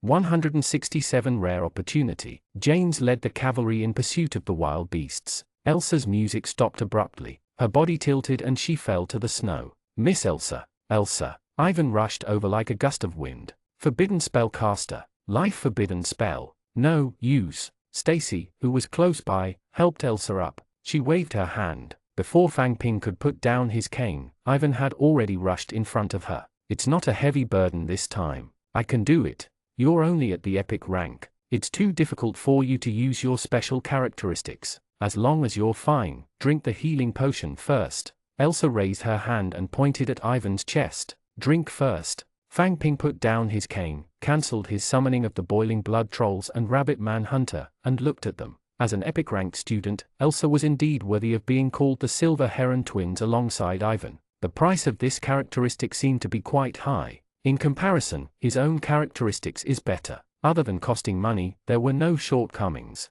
And costing money was not its weakness, but his. Fang Ping. Hearing Elsa call him, Fang Ping quickly picked up his cane. I'm here. What's wrong? Should he use a life forbidden spell or a healing spell? Elsa pointed at the dark cave behind her. Go and see if the bats are following us. So he was sent to be a scout again. Ivan pointed ahead. Fang Ping's team, clean up the battlefield. Forbidden spellcasters, help the wounded. Then, he drank a bottle of potion. Fang Ping asked for a torch from Tai Tu, who was in front of him. He held the torch and ran into the cave. He stared at the ceiling and pricked up his ears, hoping that the bats would not come. Tap, tap, tap. Jeji, Jeji. Soon, Fang Ping saw the horse carriage in front of him, moving forward slowly. Nothing happened. He quickly used the special characteristic to the far end of the cave. No feedback. It was a good thing that the bats did not follow. Fang Ping heaved a sigh of relief. He stood at the side of the cave, waiting for the carriage to arrive. The vice-captain sat outside the carriage. Fang Ping exchanged glances with him. He did not seem to have the strength to shout. He just waited for the carriage to slowly approach. When he got close, he pointed to the seat beside the carriage, indicating for Fang Ping to sit on it. You look familiar. Fang Ping sat at the side. I just used purification on you. He nodded and asked, "What's the situation ahead?" "We've won. The beasts have retreated and are cleaning up the battlefield." "All right, all right, all right." He paused for a moment. "Then, what about the casualties?" Fang Ping shook his head. "I don't know. It's probably not optimistic." Fang Ping recalled the situation on the battlefield. Ivan was battling a huge hunting dog. 2 chimeras were entangled above his head, and James was nowhere to be seen. Fang Ping did not think that a Class 3 beast could stop him. There are at least 2 legendary grade beasts. One is a Class 4 epic rank beast, and the other is a Class 3 and Class 2 beast. There are countless of them. He glanced at Fang Ping and smiled. "In the end, we still won." "Yep." Fang Ping lifted a corner of the carriage curtain. The 2 people inside were still lying quietly. This vice captain seemed to be in the most serious state just now, but in the end, he recovered the fastest. Now that there was nothing else to do, Fang Ping lay down and looked at the pitch-black ceiling. His eyelids slowly closed. "Why did you choose to become a forbidden spellcaster?" Fang Ping closed his eyes. The journey was too tiring. It was a rare opportunity for him to rest for a while. He closed his eyes and mumbled, "I'm here to study. They say that those who study are usually forbidden spell masters. Students, I've never seen anyone like you. From the 5 great chambers of commerce? Black Tiger Gang, Black Star. Black Star, I heard that he ate more than 100 awakening stones but still failed to awaken. He's going to eat the Black Tiger Gang until they are poor." After a long while, Fang Ping answered, "He's awakened now. Are you tired? You've only been on the road for a day and you can't do it anymore." Fang Ping did not really want to talk to him. "Didn't you just recover from a serious illness? Why are you talking so much?" "Sigh, the path of a forbidden spellcaster is the most difficult. If you choose to become a forbidden spellcaster, it will be very difficult for you to become a high-grade professional. If you want to go further, you shouldn't learn healing spells and purification. Perhaps I shouldn't have become a forbidden spell master back then. Healing spells can only save a few people. There are still tens of millions of people waiting to be saved." His voice became softer and softer. It did not sound like he was talking to Fang Ping, but more like he was talking to himself. "The more you want to save people, the more people will die. Forbidden spellcasters can't save humans." Fang Ping's consciousness slowly faded as he listened to his low voice. He fell into complete darkness. "Fang Ping, wake up." Fang Ping shuddered. He opened his eyes and sat up immediately. "What's wrong? Where am I?" He was sitting in the carriage, and in front of him was a thin layer of snow. Qing Niao stood at the side. It was still night. "How long was I asleep?" "Probably slept for an hour. The battlefield has been cleaned up and we're ready to go. I've come over to get you." Fang Ping jumped down from the carriage and noticed rows of wild beast corpses neatly placed in front of him. Many soldiers were busy beside the carriage. They were basically all injured and wrapped in cloth. The number of soldiers decreased again. "So many people have died. Ivan is injured. Can we really reach the Forest of Elves?" Qing Niao shook his head. "I don't know." When he returned to the team and saw Gran from afar, he secretly gave him a thumbs up and smiled. Fang Ping knew that another 2 silver dragons had arrived. Earlier, when he had charged out to engage in a melee battle with the wild beasts, Fang Ping had given Gran an armor forbidden spell to block a hound sneak attack from behind. "Fang Ping, your backpack." Bianca walked over and handed the backpack to Fang Ping. At the same time, she asked, 3 silver dragons for 100 energy points. "How about you give me a life forbidden spell?" "Thank you, but no." Carrying his backpack, he looked at Ilsa and Ivan, who were talking not far away.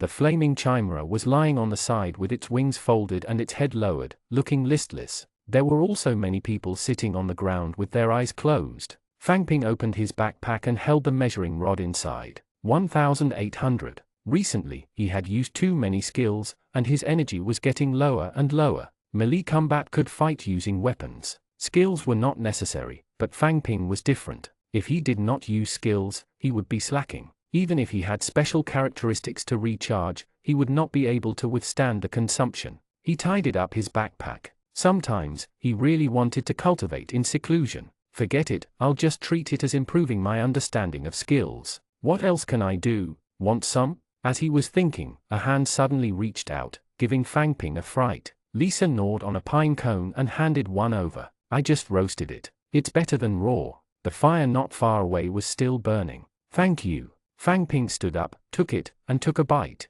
It was fragrant and crispy. It was indeed delicious. Some of the warriors died and left behind their belongings. I bought them from the Lord's guards.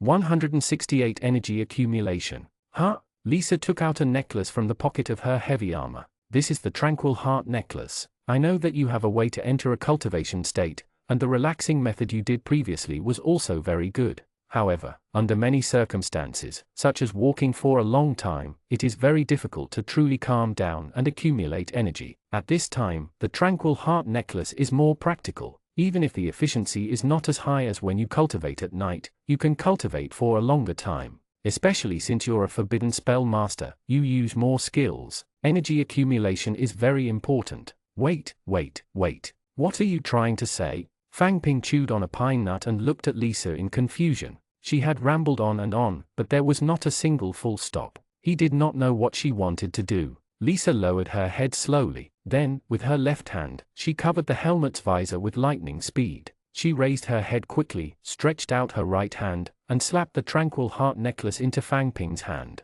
It's for you. Then, he turned around and left. Hey, why are you giving it to me? Lisa didn't turn around either. Fang Ping was confused. He carefully pulled the necklace out of the pine nuts. He was baffled. After eating the roasted pine nuts, Fang Ping patted the broken pieces off the Tranquil Heart necklace and wore it around his neck. Fang Ping had always thought that the necklace belonged to a girl. In addition, it was not difficult for him to cultivate, so he had no intention of purchasing the necklace for himself. Now that someone had given it to him, he would give it a try. The necklace was very thin, like a blue wire. It was also made of metal, but it was very soft to the touch. He took off his helmet and put the necklace around his neck. It was cold. It wasn't like the cold wind. It was a little like applying medicated oil. Moreover, because the necklace was very thin, it would not affect his movements. Not bad. Immediately after, Fang Ping felt the effects of the Tranquil Heart necklace. Around his body, specks of golden light appeared faintly and floated around him.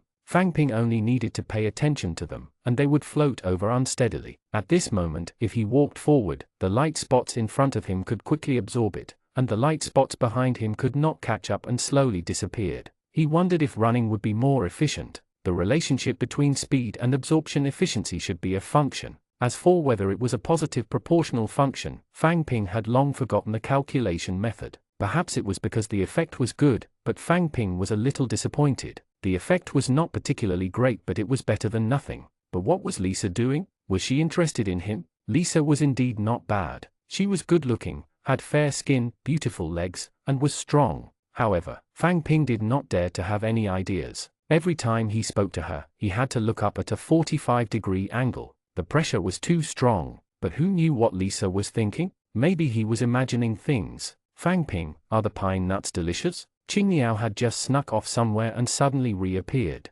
Huh? Lisa sent me to find you. I was wondering why she'd been baking pine nuts for so long. So it was for you. Fang Ping thought about it. We used to be part of the Razor Sharp Squad's first squad. We could be considered brothers who risked our lives together. Roasting pine nuts is no big deal. Yes.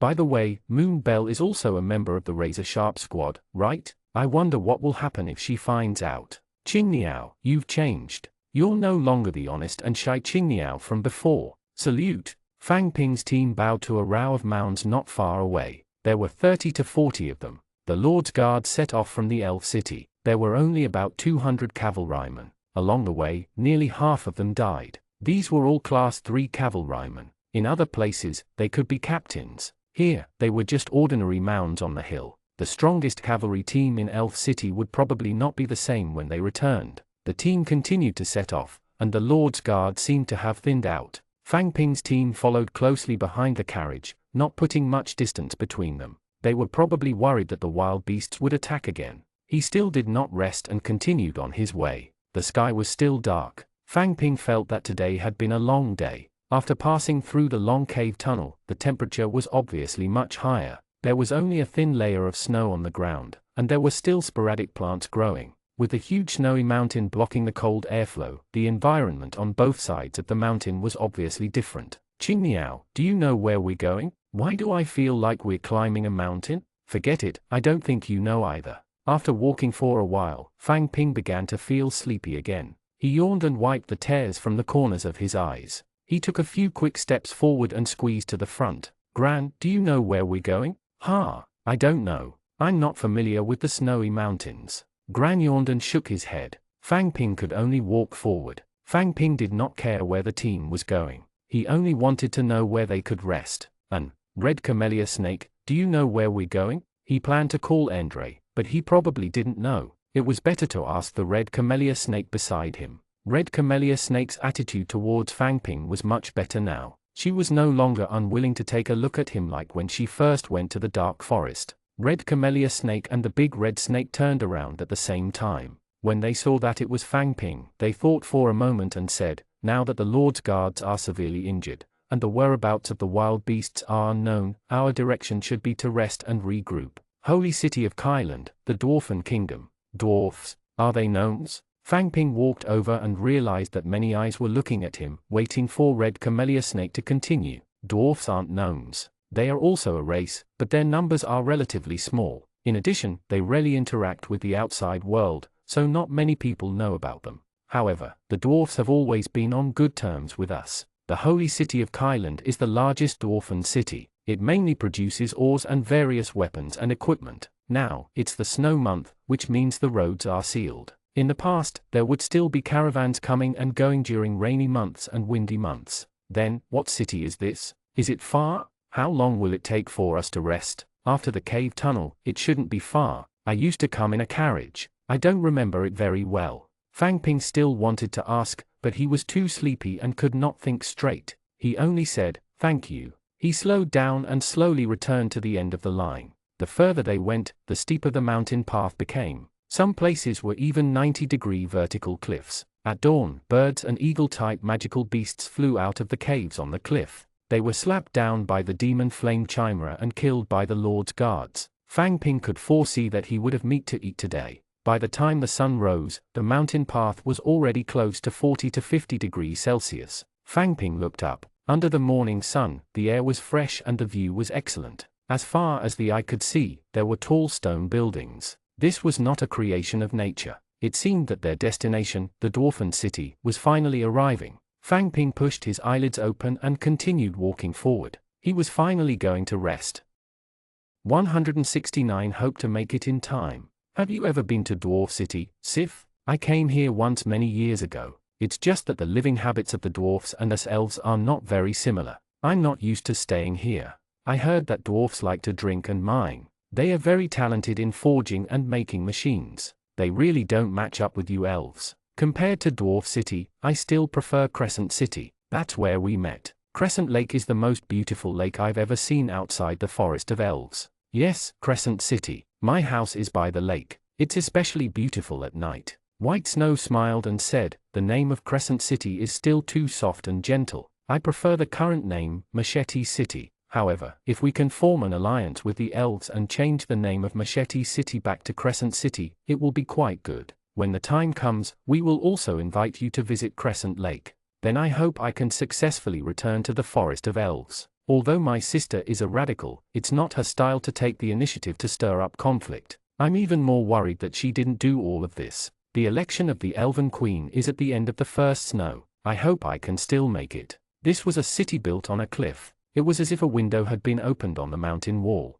It was similar to Fire Dragon City. On the hollowed-out vertical mountain wall, there were plank paths, stone stairs, suspension cables, and large and small holes. At the bottom of the mountain path, the Elven City Lord's guards were stopped by thick iron gates. The Holy City of Kyland has been sealed off. No visitors are allowed. A guard tower was set into the ironclad rock wall, and the dwarf soldier inside shouted, "We'll rest for a few days and leave soon. Tell the Dwarf King that it's Elven Princess Sif and Silver Heron Tiger Su Dongsheng." The Dwarf King personally gave the order to enter the Snow Moon and seal off the Holy City of Kyland. Not to mention the Elven Princess, even the Elven Queen can't enter. It's useless to talk nicely. Ask the Dwarf King to come out. Otherwise, I'll smash your iron door with my fist. Woo, woo. A long horn was blown. The sound echoed across the hillside. Spear point, stop. The horn stopped. The dwarf on the guard tower put down the horn and bowed to the iron gate. Dwarf King.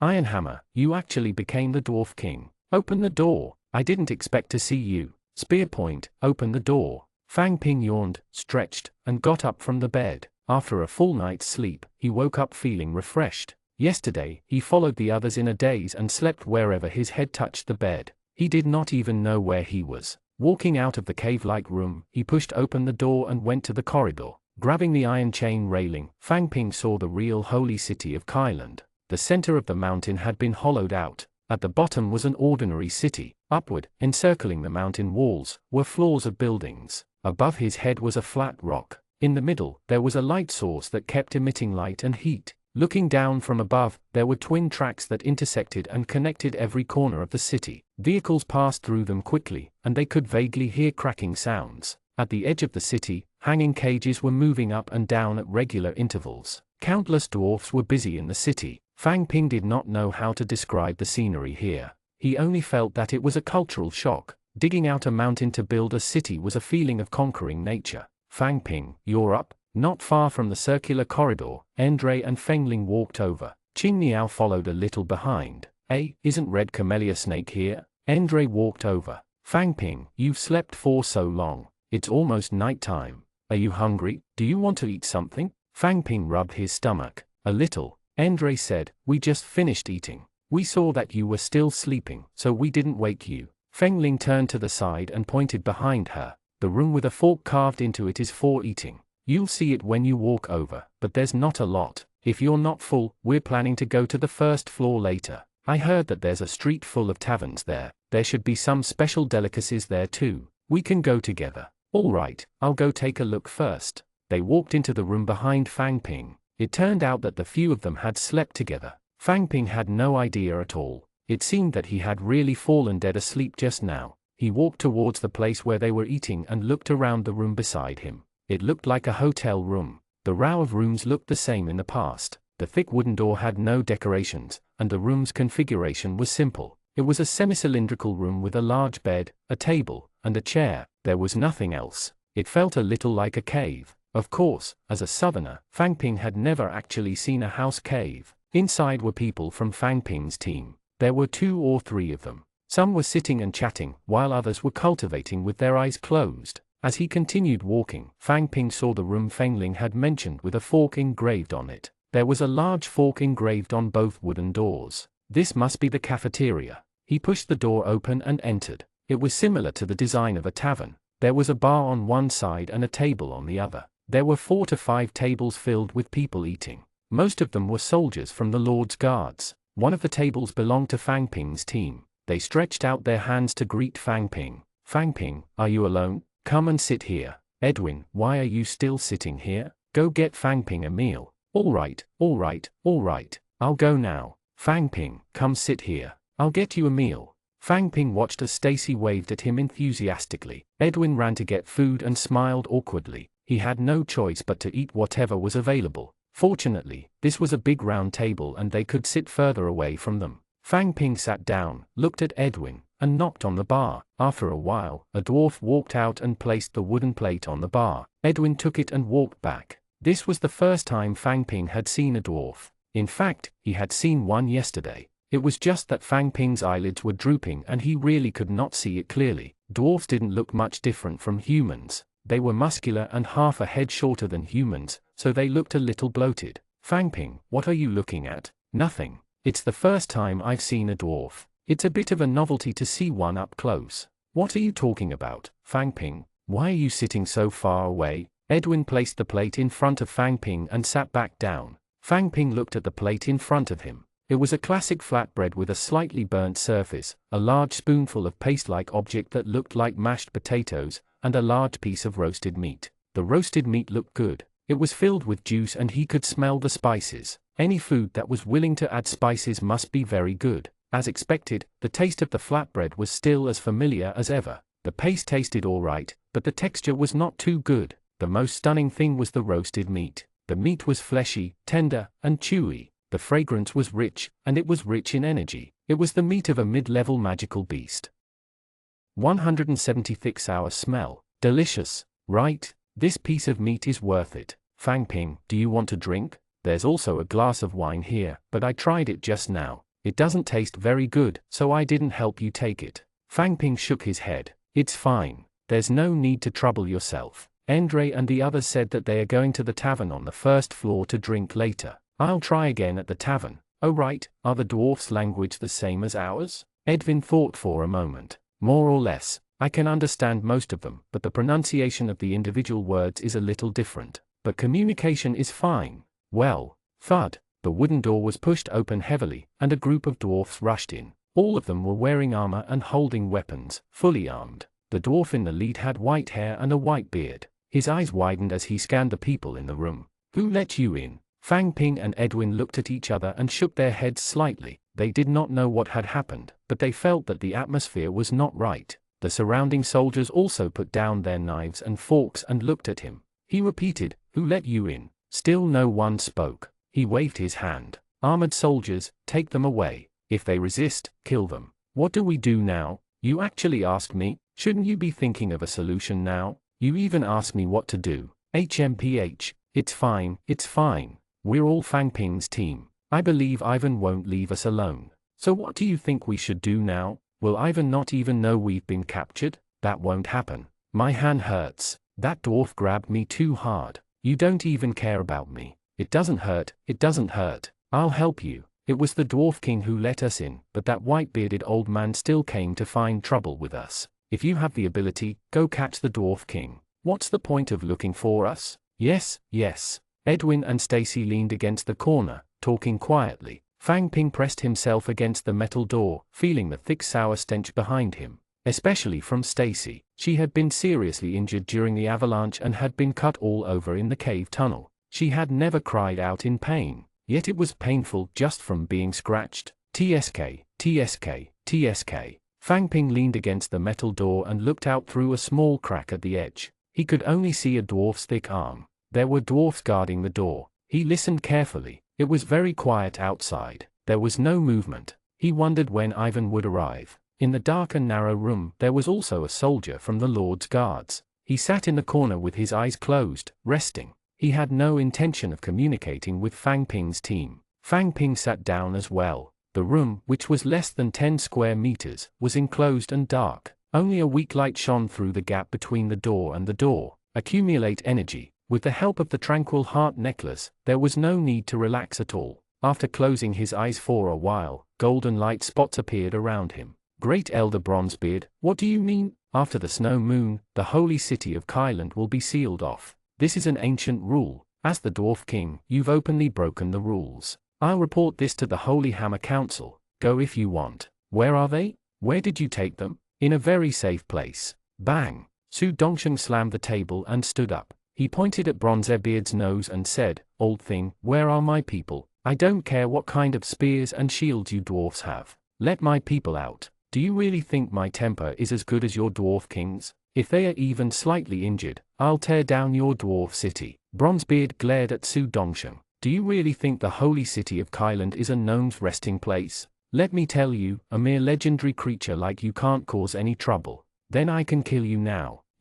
Let's see who can protect you." Bronzebeard's eyebrows were trembling. "If I die, all of them will die." Su Dongsheng turned his head sharply and scanned the dwarf guards in the hall behind him. He took 3 steps forward and grabbed one of the dwarfs. "It's you, Iron Hammer. I'll take this dwarf away." Su Dongsheng carried the dwarf guard and rushed out of the hall as if he was light as a feather. The others in the room were still looking at each other, wondering what had happened. The Dwarf King looked at Bronzebeard. "Great Elder Bronzebeard, don't always be immersed in the ancient teachings. The world has changed. He's challenging the dignity of the holy city of Kyland. He's just provoking you. It won't be that easy to tear down our sacred city, but it'll be easy for him to kill you." With that, the Dwarf King turned around and walked out. That's right. The Dwarf King stopped and turned around. There's no need to doubt him. He will really attack. He's the leader of the Mad Dog mercenary group. Just because the Mad Dog is full doesn't mean he won't go crazy. Go to the Holy Hammer Council and find trouble with me then.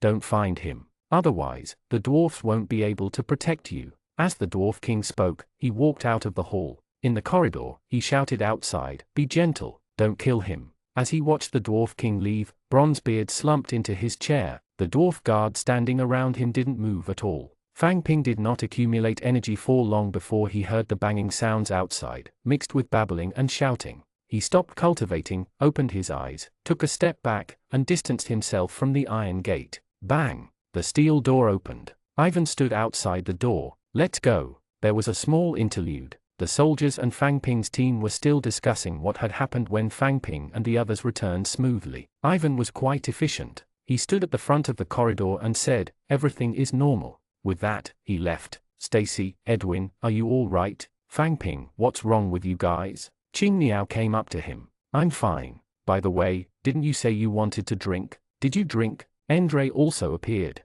Behind him were Red Camellia Snake, Fengling, and a snake. "Fang Ping, it's good that you're fine. We're still waiting for you. It's not too late now. Let's go now." "All right, by the way, money is universal, right?" Red Camellia Snake walked up from behind and said, "Dwarfs have their own currency, but they can also accept human money. As long as the material of the money is the same, there won't be a problem." Fengling whispered at the side, "Why don't you just say it's universal?" The people in the corridor dispersed one after another. Fang Ping followed them to the first floor for a drink. First, they walked along the circular corridor. From a high vantage point, hanging cages were connected to various places. However, they were distributed to this huge circular corridor. The gap between each two hanging cages was very far. Other than the hanging cages, there were also some stone stairs that had been dug out. However, because Red Camellia Snake did not want to climb the stone stairs, the group could only sit in the hanging cage. It had something to do with Red Camellia Snake's attire. She was wearing a short skirt that looked like a shungsum. It was bright red and it was inconvenient for her to climb up the stone stairs. By the way, dwarfs did not wear dresses, regardless of gender. There was a special waiting area in the cage. Red Camellia Snake explained it very well. The left side was up, the right side was down, and they just had to stand in the designated area and wait. 171 Explosive Business. Several thick iron chains in front of him made a crashing sound. Before long, the huge iron cage slowly descended from above and stopped steadily in front of everyone. There were two dwarfs in the cage. One of them stood in the middle, holding a joystick that was inserted into the bottom of the cage. His eyes were filled with confusion. "Humans, come in quickly. Which floor are you going to?" "First floor. Stand apart. Don't crowd together." As he spoke, he twisted the joystick in his hand. With a click, the iron cage slowly descended. Fang Ping gripped the metal frame tightly to prevent himself from falling. This hanging cage that resembled a sightseeing elevator did not have a door. As the cage slowly descended, layer by layer, Fang Ping saw many dwarfs. Some were in a hurry, some were strolling and chatting, and some were holding chains and drinking wine. Walking on the spacious street, the dwarfs coming and going on the street were not inferior to the giant cannon square and the black market in the elf city. Don't dwarfs need to accumulate energy? As Fang Ping and the others walked on the road, the dwarfs around them cast sidelong glances at them. The number of heads turning was extremely high. Moreover, it was obvious that he stood out from the crowd. Even though Fang Ping was short at 1.6 meters, he was still tall on the street, half a head taller than the surrounding dwarfs. As for Andre, he was really a bump in the crowd. Fang Ping looked at both sides of the street. There were bars everywhere. Huge wine glasses were carved on the signboards, with the name of the shop written on them. Although the dwarfs also used the common language and there was no problem in communicating, it was interesting that the words were different. The human language here is somewhat similar to Latin and Greek. There are 31 letters, consisting of 8 vowels, 13 consonants, and 10 suffix syllables. Each word consists of an initial, an indeterminate number of mid-syllables, and an indefinite number of suffix syllables, so in human writing, each word is long. However, when forming words, the number of letters becomes shorter, and the same initial remains the first, the vowel remains unchanged, and the suffix syllables are all removed. Therefore, the words here were actually not easy to learn. The language of the dwarfs was different. It was more like hieroglyphics, especially the word wine. Many signs had a word in the shape of a wave. Fang Ping guessed that this word meant wine. "Here we are, this is it." After walking for a long time, Red Camellia Snake stopped and led everyone to a tavern. It looked very ordinary, no different from the surrounding shops. Just as Fengling had said, the entire street was filled with taverns. Regardless of the size of the shops, they were all filled to the brim with people. All sorts of shouts and the sound of people urging them to drink could be heard incessantly. Every single shop was bustling with business. In any case, he could just follow them. As soon as they entered, he heard shouting from inside. 15, 5, 16, 17, 17, let's drink. Triple-edged spear. 5 shields. 5, what's that hand of yours? Ha ha ha, drink. Fang Ping listened to the dwarfs shouting and gesturing at each table. For some reason, he felt a sense of familiarity. Red Camellia Snake walked around the dwarfs who were drinking and went straight to the second floor. I want a private room. This way. Upon reaching the second floor, the entire environment was much quieter. The dwarf waiter brought everyone to a private room in the inner area. The environment was similar to the private room on the second floor of the big restaurant of Silver Heron's team. The overall situation was not bad. Red Camellia Snake sat down directly. This is the only tavern with a private room, and it was designed and built by humans. I'm not interested in sitting at the low tables and chairs downstairs and drinking noisily with those dwarfs. Fengling sat down as well. Dwarfs are simple and rough. They don't care about the details like ambience. Drinking in a private room like this is no different from drinking in the Elf City. It was a large round table, and Fengling was sitting 2 chairs away from Red Camellia Snake. Fang Ping glanced at Andre. Where are you going to sit? You can only be closer to one person. Please make your choice. Andre didn't seem to think too much about it and didn't pause at all. He sat directly beside Fengling and reached out to call the waiter. What do you have here? Is there a menu? We do. The waiter handed him a piece of paper. Fang Ping glanced at it. It was still a bilingual menu. Andre looked down at the menu and saw Fengling raise her eyebrows provocatively at Red Camellia Snake, her face smug. Fang Ping sat across the table. Qing Niao followed him. Watching a palace fight was much more interesting than eating. I don't know what these wines are. Why don't we try one of each? Andre, let me tell you, there are a few types of alcohol in this shop that are especially strong. You must like them very much. I'll point them out to you. Oh, which one is it? Andre took the menu and moved to sit beside the Red Camellia Snake. Well, white fur marinated wine. Although the name doesn't sound good, it does taste good. After all, dwarfs don't value names. And this, goat egg wine. Red Camellia Snake pointed at the menu. As she spoke, she raised her head slightly and glanced at Fengling, revealing a smug smile. Fengling bit her lip and looked at her, her eyes burning. Fang Ping raised his hand to call the waiter. Do you have any watermelons? Give me a piece. The dwarf waiter, who had been waiting at the door, was stunned. Huh? 11, what? We don't have any here. We only sell wine, barbecue, and pancakes. We don't have anything else. It's fine.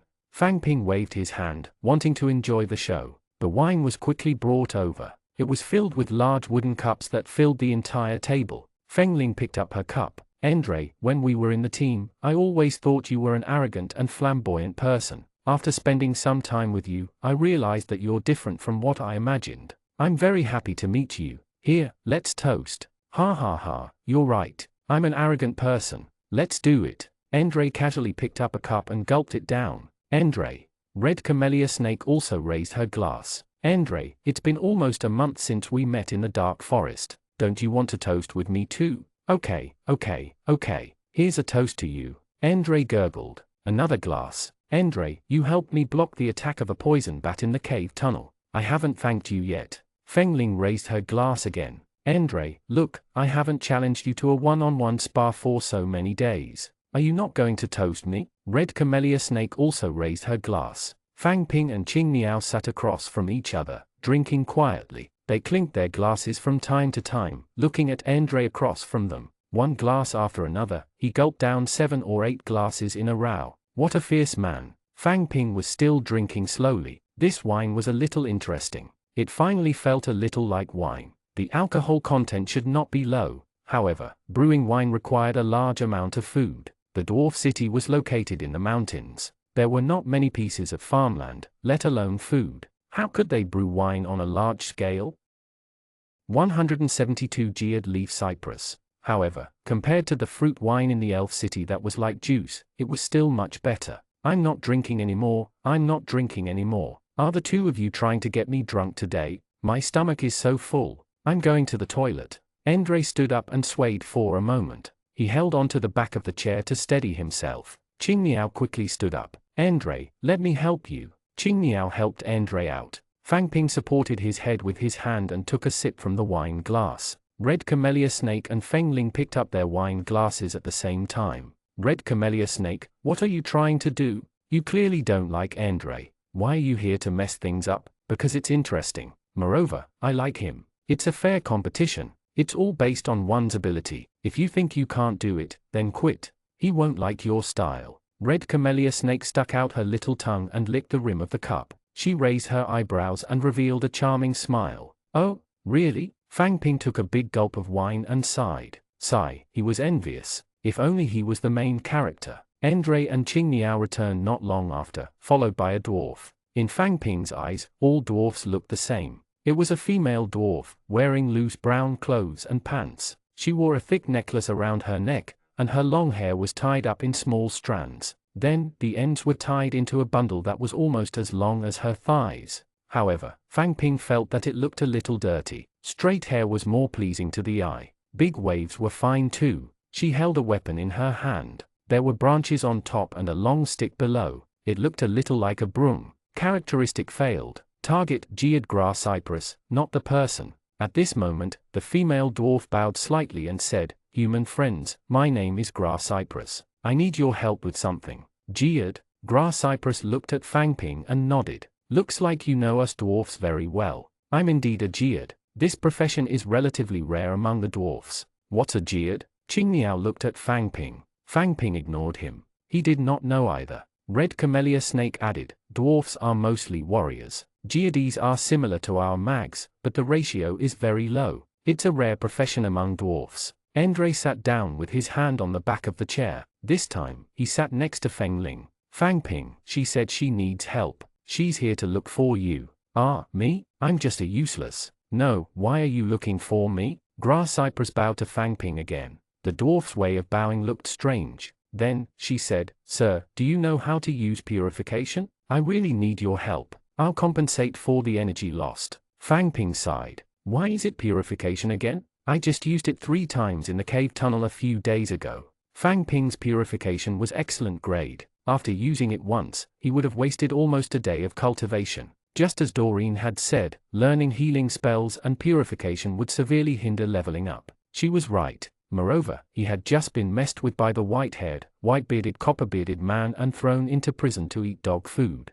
Fang Ping did not have much of a good impression of dwarfs now. "Tell me first, how much?" If it was just like the Lord's guards, Fang Ping would still consider purifying 10 silver coins each. Grass Cypress bowed again. "I know that purification is very rare even in the human world. As long as you're willing to help, I'm willing to pay double the market price, or even more, as long as I can afford it." "Double the price? 10 silver dragons. TSK, that's too low." Red Camellia Snake interrupted Fang Ping and said, "The double she said is not our double." "Huh? If Geode is a rare mage class among the dwarfs, then there isn't a single forbidden spellcaster. Moreover, the purification skill was expensive, low in practicality, and very rare. Other than the army, the Healing Institute, and the Vatican, basically no one would learn this skill. On the other hand, the price of purification is different for the dwarfs." Fang Ping nodded. "Understood. Thank you. Supply and demand determine prices, where the demand for purification is the seller's market."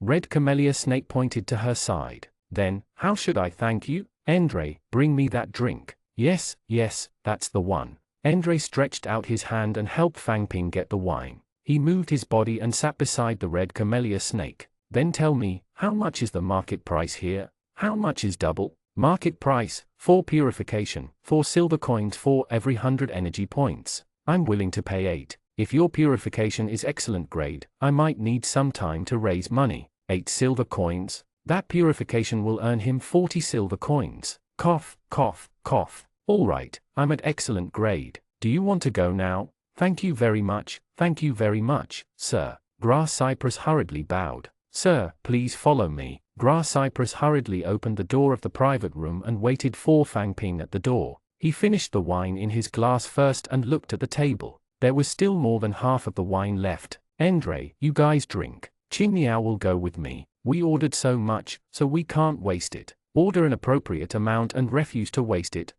All right, be careful." Red Camellia Snake raised her cup. "It's fine. The dwarf city's security is better than our elf city. Come, Endre, cheers." Fang Ping stood up and realized that Feng Ling was glaring at him. He quickly pulled Qing Niao out. "Sir, please follow me." The Geode led the way with Fang Ping and Qing Niao. The alcohol content was not low, and after drinking too much, he was still a little dizzy. His head was clear, but his eyelids were drooping. He walked a little unsteadily, and with Qing Niao's support, he could still walk. As they went down the stairs, the noise in the lively shop instantly became much softer. Many dwarfs pointed at the staff in Grass Cypress's hand. They talked in low voices. As expected, no matter where they were, professionals could be considered a small group of privileged people. This way, sir. After leaving the tavern, Grass Cypress continued to lead the way. Whenever the surrounding dwarfs saw her, they would take the initiative to move aside. He bypassed the crowded avenue, walked through the alley, and went to another street.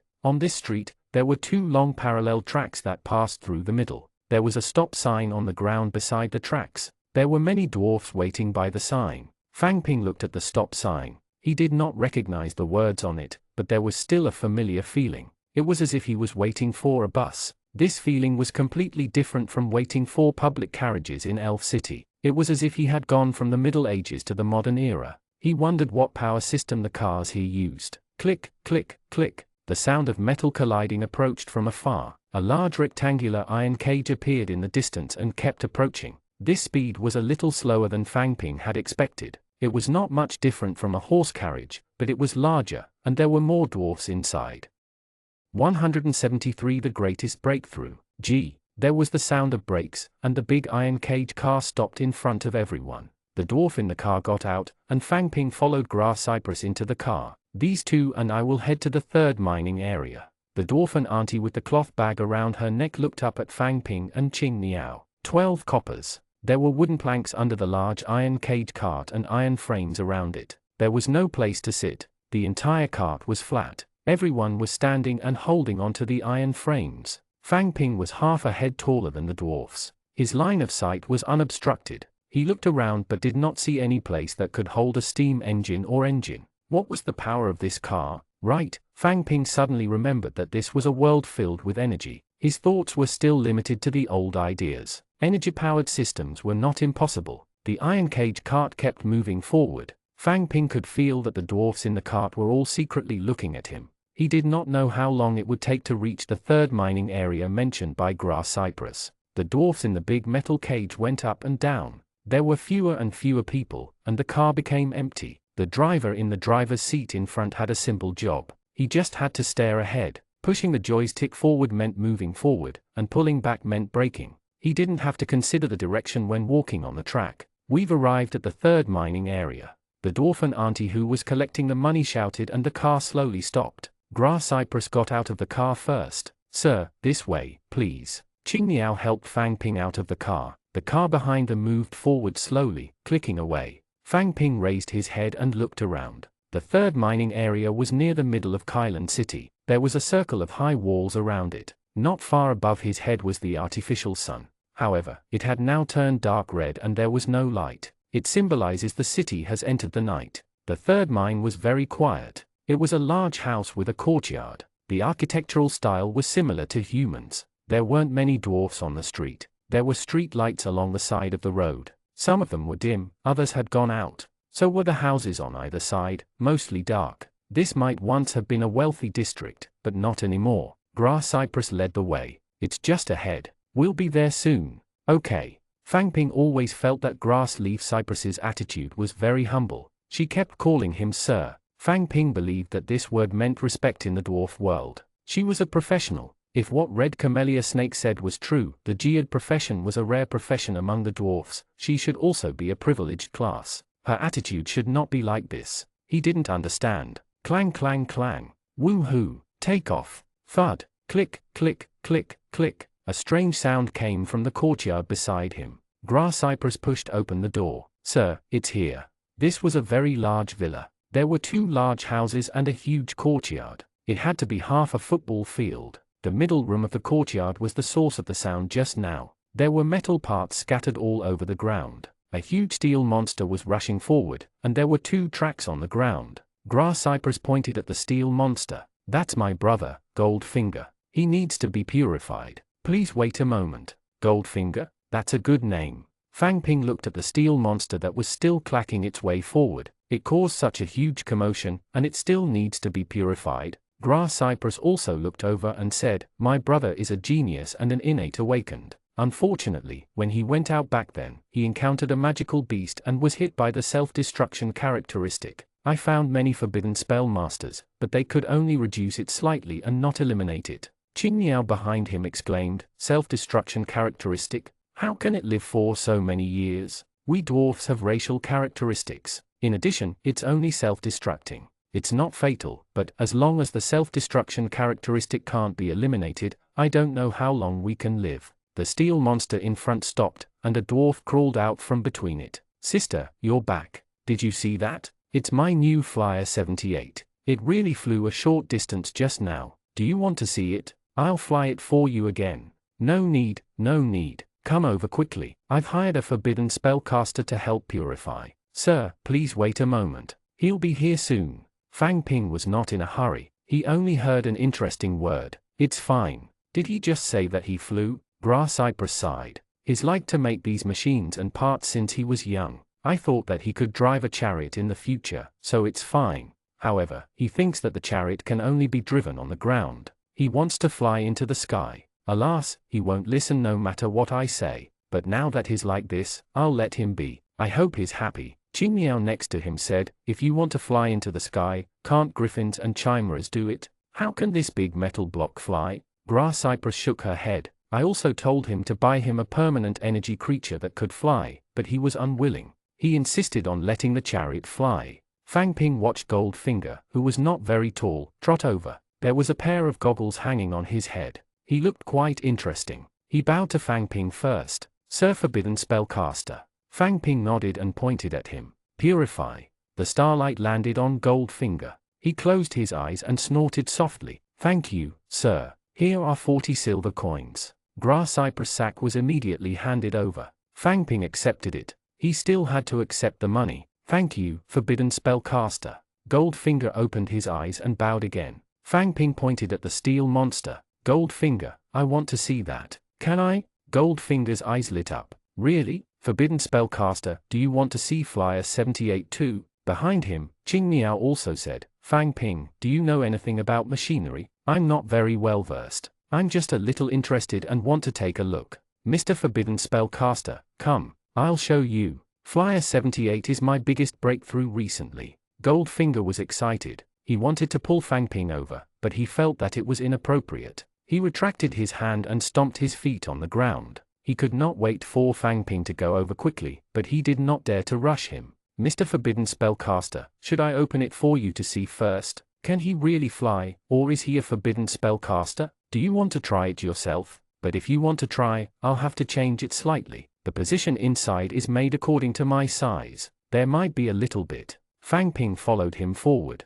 Can you tell me about its power system? Well, I'm using the 3rd edition energy wheel. One wheel can pull 200 pounds of something. I'm using 8 wheels this time. The fastest I can go is about 50 kilometers per hour. I'm not so sure because there's no one to help me measure my speed. Fang Ping walked closer and saw the row of 4 huge wheels. They were all made of iron, yet they wanted to fly? The energy wheel did not seem to be driven by a motor, but by a wheel. Goldfinger patted the large wooden wings on both sides. I ordered this too. The boxwood wings made him much lighter all of a sudden. It's also very earthquake resistant and doesn't fall apart easily. The feathers outside are the feathers of the Thunder Magic Falcons. It wasn't easy for me to get them. 174 hot potato. Fang Ping looked at the large furry doors on both sides and felt a little helpless. Have you ever considered using wooden shelves to wrap leather on the outside? Wrap leather around wooden shelves? Wooden shelves. Goldfinger paused for a moment and tilted his head in thought. Then, he turned around and ran. Mr. Forbidden Spellcaster, you're right. I'll order it now. Don't run. I'm not done yet. Goldfinger quickly stopped and ran back, looking at Fang Ping expectantly. Have you ever observed a race that can fly? Have you ever thought about why they can fly? Because they have characteristics to fly. They also have energy and wings. Since he said that, Fang Ping did not know how to continue. Changing his train of thought, he said, then look at the insects. If you see that some insects can fly, do they also fly? Goldfinger looked up. Well, the bugs in the holy city of Kailan burrow into the ground. They rarely fly. I haven't studied them. Fang Ping patted the big metal block beside him. So your Flyer 78 still has a lot of room for improvement. They stood on the big metal cart and walked back. The timing was close to the last bus, and there were not many dwarfs on it. Fang Ping looked out of the window at the dwarf city outside the iron frame. It was quiet. In addition to a few houses, there were orange oil lamps. Most of the scenery cannot be seen in the dark. The sound of the big metal frame car clicking spread far. There were a total of 9 floors in the outer circle of the city. They were like wreaths of flowers that were placed on the head of the holy city of Kyland. Every floor was lit. The hanging cages that moved up and down were like pendants, stringing these garlands together. He wondered who designed this city. It was quite romantic. Fang Ping, I didn't expect you to know so much about dwarf machinery. Do only dwarfs have machinery? Qing Niao shook his head. I don't know, but I've never heard of it in the Chamber of Commerce. Oh right, I think I heard it once. It was said that someone in the Scholar Alliance was researching machinery. I didn't listen carefully. Scholar Alliance, Teacher Moonbell? Yes, she's the youngest scholar in history. Moreover, she's beautiful and powerful. She's also the eldest daughter of the South Lake Chamber of Commerce. She's simply perfect. I wonder who has the ability to marry her. What about Aribev compared to her? Qing Niao smiled shyly. How can we compare? It's different. The dwarf ticket seller interrupted Fang Ping and Qing Niao's conversation. We've arrived at the East Wall Rock. Get out of the car and walk. You'll see the hanging cage. Thank you. Fang Ping's team lived on the 5th floor. Looking up at this large circular ring, Fang Ping was not sure where it was. He could only go up and look for it slowly. However, he could not blame anyone else. He had chatted with Goldfinger for too long. When he returned to the tavern, Andre and the others had already left. He could only find his way back based on instincts. Fang Ping, this compound is so big. How long will it take us to find it? That won't happen. I remember that the direction is this way. It shouldn't be difficult to find. By the way, do the dwarfs in the cage know? Should we ask a dwarf? Sure. Fang Ping had overestimated his own judgment and underestimated the length of this large ring. When they returned to their residence, the hanging cages and large iron carriages had already stopped moving. The entire city was really quiet. It was late at night. Andre was cultivating with his eyes closed. When Fang Ping and Qing Niao returned, they did not greet him. The bed was very big. Even if 3 people slept on it, it would not feel cramped. Fang Ping also started cultivating. He had used his skills too carelessly during this period of time. His energy had already fallen to 1,800. He still had to cultivate diligently. Iron Hammer, we haven't seen each other for so long,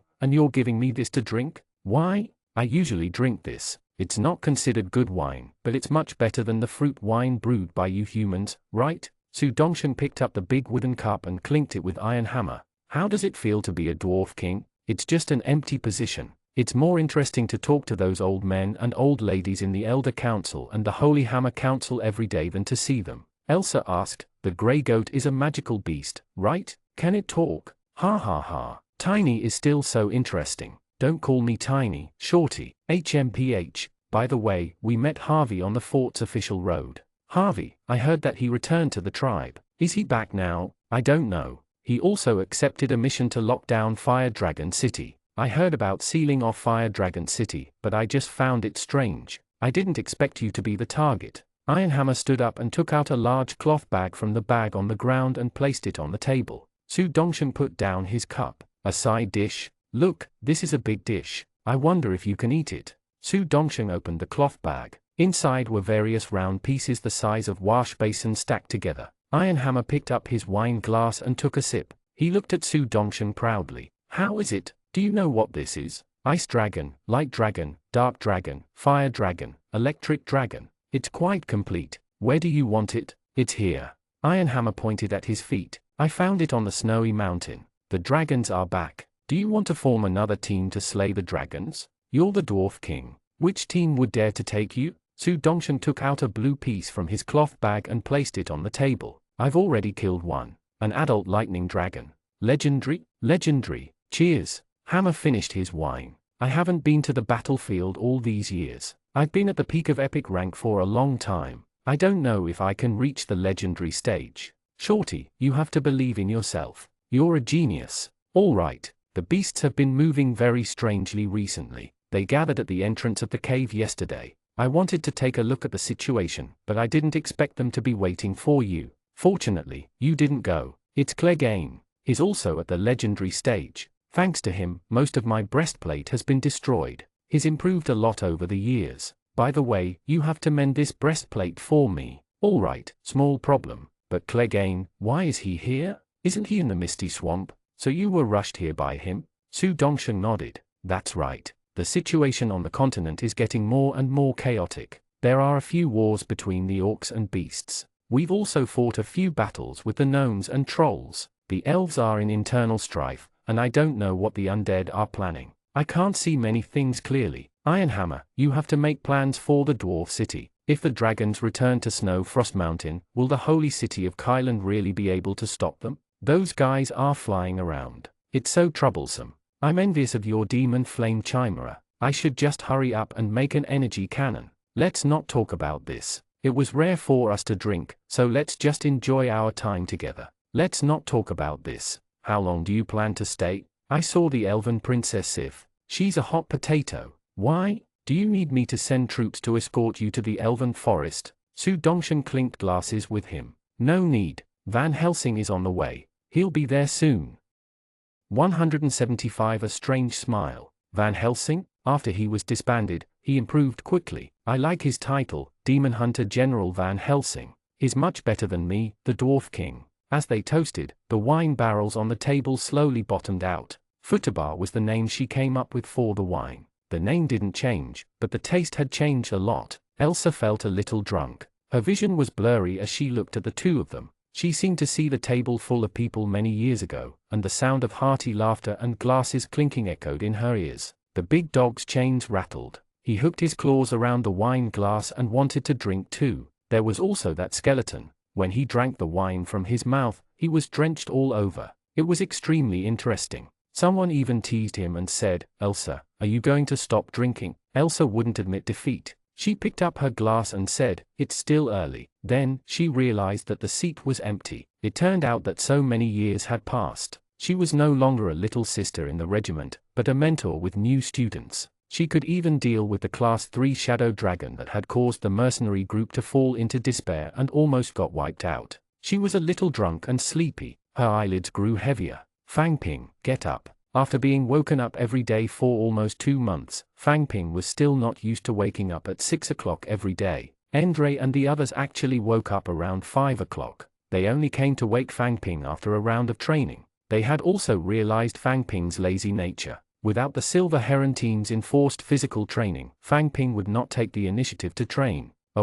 Fang Ping yawned. What's wrong? Aren't we free today? Why did you wake me up so early? Qing Niao stood by the bed and pointed outside the dark door. Do you want to watch the sunrise? I heard when I was running just now that sunrise at Dwarf City is at 6 o'clock. It's very spectacular. Come out quickly. It's almost time. Sunrise? One could watch a spectacular sunrise in a cave? Sunrise during the autumn equinox. Puzzled, Fang Ping climbed out of bed and saw many people standing in the corridor outside. Fang Ping's team was nearby, and the Lord's guards were not far away. They stood along the semicircular corridor. Only then did Fang Ping realize that Dwarf City had its own sun. At this moment, wisps of red light sprinkled down from the dark sky. The pitch-black ceiling was like a black veil covering a pearl. Starlight shone through the holes in the black veil. Then, the black veil was removed. It was neither slow nor slow. The dim holy city of Kyland was illuminated bit by bit. It was also fast. Fang Ping only felt that the light was so bright that he could not open his eyes. After a few seconds, the bright adaptation of his eyes was complete. When Fang Ping looked again, Dwarf City had already transitioned from 6 in the morning to noon. The bright sun hung overhead, waking the city. Sunrise? So, you call this sunrise? However, it was definitely spectacular. This was the first time Fang Ping had seen such a sunrise. The dwarf's technology tree was a little strange. It was unknown if this artificial sun used nuclear fusion technology or the special use of energy. Fang Ping was more willing to believe the latter. Otherwise, the thought of such a huge nuclear reactor hanging above their heads would make him panic. The bright sun was like a signal. The dwarf city began to operate, and the hanging cages began to rise and fall. The large iron cage carts set off on the tracks of the city. Dwarfs walked out of their houses and headed to their respective destinations. Fang Ping, do you have something on today? Endre, who was beside him, suddenly asked. I don't think so. Why? Dwarfs are most famous for their weapons and equipment. They are of good quality and cheap. Aren't you going to take a look? Endre rolled his eyes and looked at Qing Niao. Fang Ping immediately understood. He nodded and patted Qing Niao. Qing Niao, do you want to accompany me to the blacksmith shop to take a look? Previously, you helped me get the Holy Shock Skill Crystal and said that you wanted to give me a set of armor. I happen to be here and can buy a set for you. Qing Niao quickly waved his hand. No need, no need. Defensive armor is not important to me. Then accompany me to take a look first. All right then. Endre asked Red Camellia Snake beside him, do you know how to get to the blacksmith shop? Red Camellia Snake stroked the head of the huge snake beside her and said, take the energy car to the Kylan district. The best blacksmith shops are there. Red Camellia Snake added, it's the best in the entire continent. They had breakfast in the dining room. It was yellow melon porridge. Then, they sat in the hanging cage with Ching Niao and went down to the first floor. Two familiar faces came down from the cage with him. They were Edwin and Stacy. They also planned to buy weapons and equipment, but they did not know where to buy them. They heard from Fang Ping that they were going to Kylan district, so they wanted to go together. Your breastplate is almost broken. You have to polish your sword too. There are many holes. I'm not in a hurry. Let's change your shoes first. Didn't you feel uncomfortable walking? I wonder if there are any phantom sets for sale here. I'm fine. It's up to you. Be good and listen to me. Buy yours first. Fang Ping looked at the two of them and rolled his eyes. Can the two of you get lost? We're at the 13th Street. Go to the opposite street and take another energy car in the same direction. We'll reach the Kylan district. Fang Ping quickly thanked the dwarf ticket seller. Then, the group got out of the car. Life in Dwarf City felt more like a normal life. He looked at the shops on the street. There were workshops, taverns, grocery stores, and even massage shops. There were a few dwarfs walking side by side on the street, chatting and laughing. Such a scene could not even be seen in Elf City, let alone Fire Dragon City. Everyone in the human city was in a hurry. From early in the morning, they had to be busy with life. Some ran for exercise, some rushed to work, some had to stand guard and patrol, and some had to collect protection fees. Everyone's actions had a clear purpose. As for entertainment, sorry, there was no such thing in Elf City, unless the escort business at night could be counted. Fang Ping had never seen a dwarf lead such a leisurely life. Perhaps he lived deep in the snowy mountains and had no disputes. His life was comfortable. Who knew? Fang Ping did not study sociology either. Let's go. It should be this way. Ching Miao walked in front, and Fang Ping quickly followed him. He did not want to walk with this couple. Dwarfs on the street would look up or walk over. Their gazes would drift over. It was not discrimination or looking at foreign species. They were just curious. Dwarfs' lives should be very secluded. They did not have many opportunities to interact with the outside world, and there were not many humans they could meet. That was why they had such a reaction. In the dwarf's line of sight, they crossed the street to another street, got into the big metal rack car, and headed for the Kylan district. Human currency was very popular in the dwarf world. Every time Fang Ping took out a copper coin, the dwarfs would happily accept it. It felt like a closed country receiving foreign currency. As soon as they got on the carriage, Ching Niao told the dwarf who sold the tickets that they were going to the Kylan district. He realized that all the dwarfs in the carriage were looking over, and all of them had strange smiles on their faces. 176 Buying armor. When they arrived, there was no need for the ticket seller to shout. The dwarfs in the carriage became more talkative. Kylan district is just ahead. We're almost there. I heard that a few days ago, Master Golden Furnace forged an epic grade armor, the Twin Wolf Moon Chasing set. What's the big deal about defensive equipment? Master Copperhead forged a King's Warhammer based on Excalibur. The Dwarf King personally came to take a look and said that its value is even higher than Excalibur. The dwarf's voice was not soft. Fang Ping could feel a strong sense of pride in their words. These high-level equipment were all made by their dwarf master.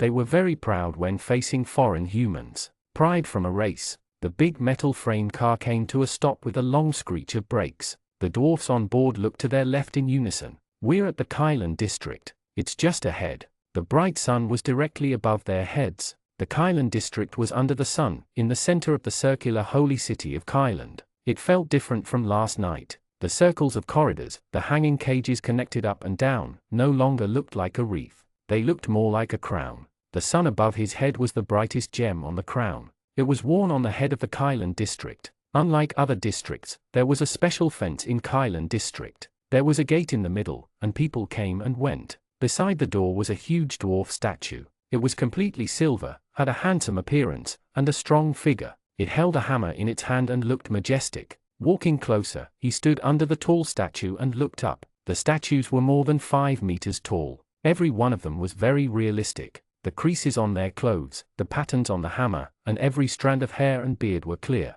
This was a metal statue, not a stone statue. To have such precision was very impressive. If he had a mobile phone, Fang Ping even wanted to take a photo beside him like a tourist. There were many dwarfs coming and going as they walked towards the Kailan district. There were buildings lined up on the streets with the mark of a hammer hanging on them. They were all blacksmith shops. The sound of hammering reverberated through the entire street. The dense hammering sound had already begun, even in the early morning. This place seems to specialize in selling bows and arrows. Let's go take a look. Fang Ping vaguely heard Edwin's voice and hurriedly shouted, "You guys go ahead. Let's take a walk further ahead." On this street, words could only be heard by shouting. When Fang Ping heard that Edwin was going to buy a bow and arrow, he could not wait to leave. He gestured to the two of them, "Let's go forward." Edwin nodded and led Stacy inside. Fang Ping also leaned close to Qing Niao's ear. "Qing Niao, take a look. Which store has more armor? Let's go take a look." "You go take a look. I'll follow you." Fang Ping looked at the roadside and pointed. "That one, then?" Qing Niao nodded. Walking into the blacksmith shop, there were large boxes by the door. They were stacked high with ores. On the workbench at the side, dwarfs were forging iron. Behind the shop was an open-air courtyard with a stove placed in the courtyard. Dwarfs were busy transporting the ores over and taking out the red-hot iron. This was different from the human blacksmith shop that Fang Ping had seen. The furnace was already hot, yet he still needed to bask in the sun? He didn't understand. The shelves at the side were packed with weapons and armor. Fang Ping walked over. The shelves looked messy, but in fact, every piece was a set. They were stacked together and labeled with the name of the set. As for the attributes, level, characteristics, and price of the set, it was very comprehensive. He only needed to find the armor he needed according to the label. These were all Fang Ping's guesses. Fang Ping could not understand a single word on the label. "Is anyone there? We want to buy armor." Sizzle! A dwarf dipped the iron piece in his hand into the water and steam rose.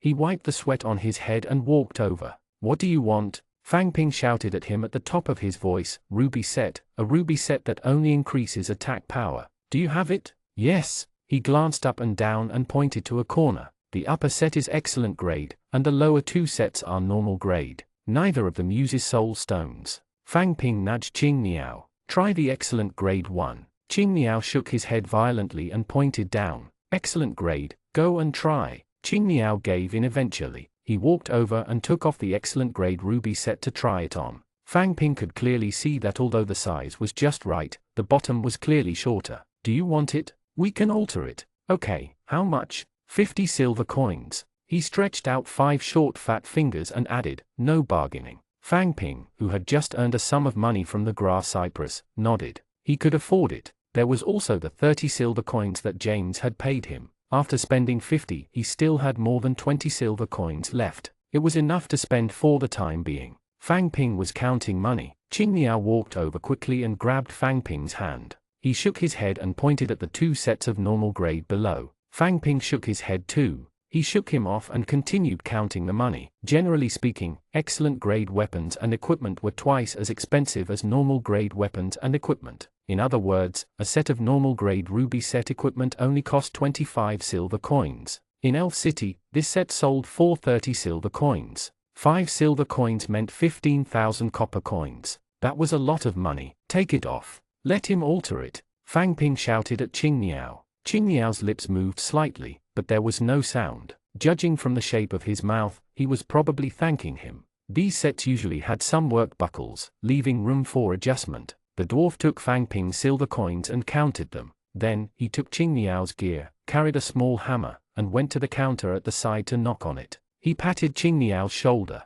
"It's all right." Then, he walked around the blacksmith shop. Fang Ping was very satisfied with the frost equipment set he was wearing. He had no intention of changing his armor. However, Fang Ping also saw an ore that seemed to be used to forge the frost equipment set. A dwarf was knocking a piece of silver-white metal into thin pieces. Looking at the color, it was indeed similar to the frost equipment set he was wearing. "Done." Qing Niao took it. The length was still a little short, but it did not affect the protection provided. It didn't take long for Qing Niao to change after entering the blacksmith shop. He was wearing a full set of bright red ruby armor, especially the big red cloak behind him. He looked especially impressive. One still had to rely on clothes to make a good impression. "Not bad, Fang Ping." "Thank you." "You're welcome." Fang Ping had actually wanted to know if the dwarfs had any different defensive equipment. However, communication was so difficult, so he did not understand. Just buying the ruby set will do. He quickly walked out of the blacksmith shop.